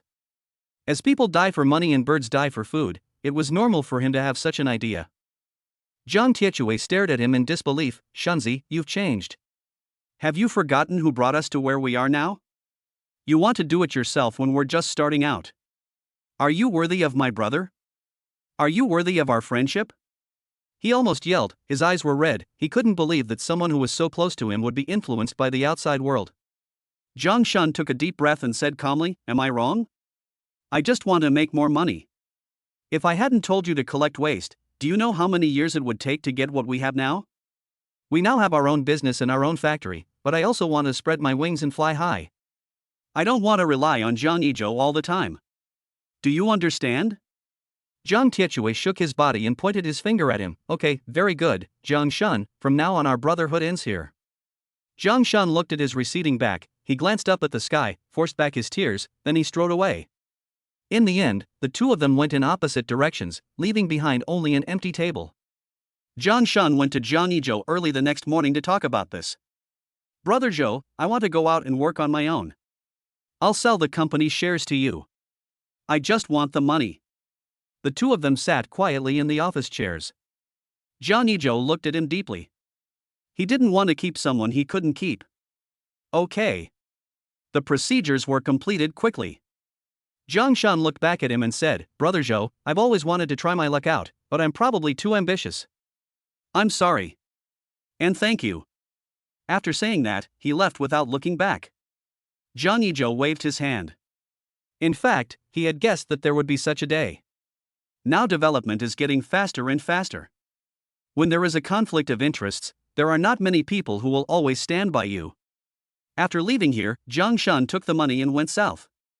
The weather was very good and sunny the day he left. He looked in the other direction of the station, but there was nothing there. When he boarded the train heading south, all the little memories of the 4 people in the past flashed through his mind. They were really happy at that time, but in the end they were defeated by reality. He wanted to own a company, but he didn't know that ideals are full of hope and reality is very skinny. Jangi Joe didn't know about Jiang Shun, so he went home after work. Being at home with his wife and children, his parents enjoying the shade under a big tree, and chatting with villagers, this is the life he wants. He chuckled and walked into the kitchen. Shen Man was steaming tilapia when she suddenly smelled a fishy smell. She felt nauseous and ran out, covering her chest and retching. Seeing this, Jangi Joe immediately stepped forward to support her. What's wrong? Are you feeling unwell? Let's go to the hospital. Jangi Joe walked up to her, patted her back with his big hands, and his eyes showed deep worry. Shen Man quickly stopped him and looked at him with sparkling eyes. I think I'm pregnant again. Jangi Joe was so excited that he couldn't speak, and tears welled up in his eyes. Yes, my wife is pregnant again. I'm a father again, ha ha ha. Then he strode out and ran around Jiangjia village twice. The villagers thought he was mad because Zhang Shun left. Dahe also ran behind him, barking non-stop. That's great. It must be a daughter this time. Then it will take its owner's daughter out to play in the future. On the day Shen Man gave birth, Jangi Joe was so excited that he couldn't sleep for several days. Shen Man gave birth to a daughter, weighing a little over 6 pounds, so cute that Jiang was heart melted. In the days that followed, Jangi Joe would take his daughter to work whenever he had time. After get off work, he would hold his daughter in his arms and show off to the villagers, saying to everyone he met, "This is my daughter. Look, how cute she is. This is Daddy's little cotton padded jacket. My daughter is so good." Every time this happened, Zhang Haochen would roll his eyes. My sister's favorite person is Mom, and the second favorite person is me. Just because of this second point, the father and son could argue for half a day. Jangi Joe enjoyed family happiness, while Zhang Yize and Zhang Tiechui were busy as huskies. Dahe also found a female dog and gave birth to a litter of puppies. They are so cute that even Dahe has become a dad. Brother, I'm going to Shenzhen later. Do you want me to bring you anything? Recently there was an order, and the materials required him to go to Shenzhen Stock Exchange to confirm whether they were high-quality materials. No need to bring it, just be careful. Jangi Joe patted his shoulder. You and Isha have worked hard these days. It's not hard. The most difficult time has passed. Zhang Shun is really a piece of shit. He quits when he encounters difficulties. Fortunately, we managed to make it through. Zhang Shun chose to withdraw at that time because he saw the company's predicament. He had thought about it when things were going well before, but he made up his mind to withdraw because the dividends were too high and he almost couldn't even pay his employees' salaries. Jangi Joe was not as angry as Zhang Tiechui about Zhang Shun's departure. It was just that people with different ideas could not work together, and some people came together while others dispersed.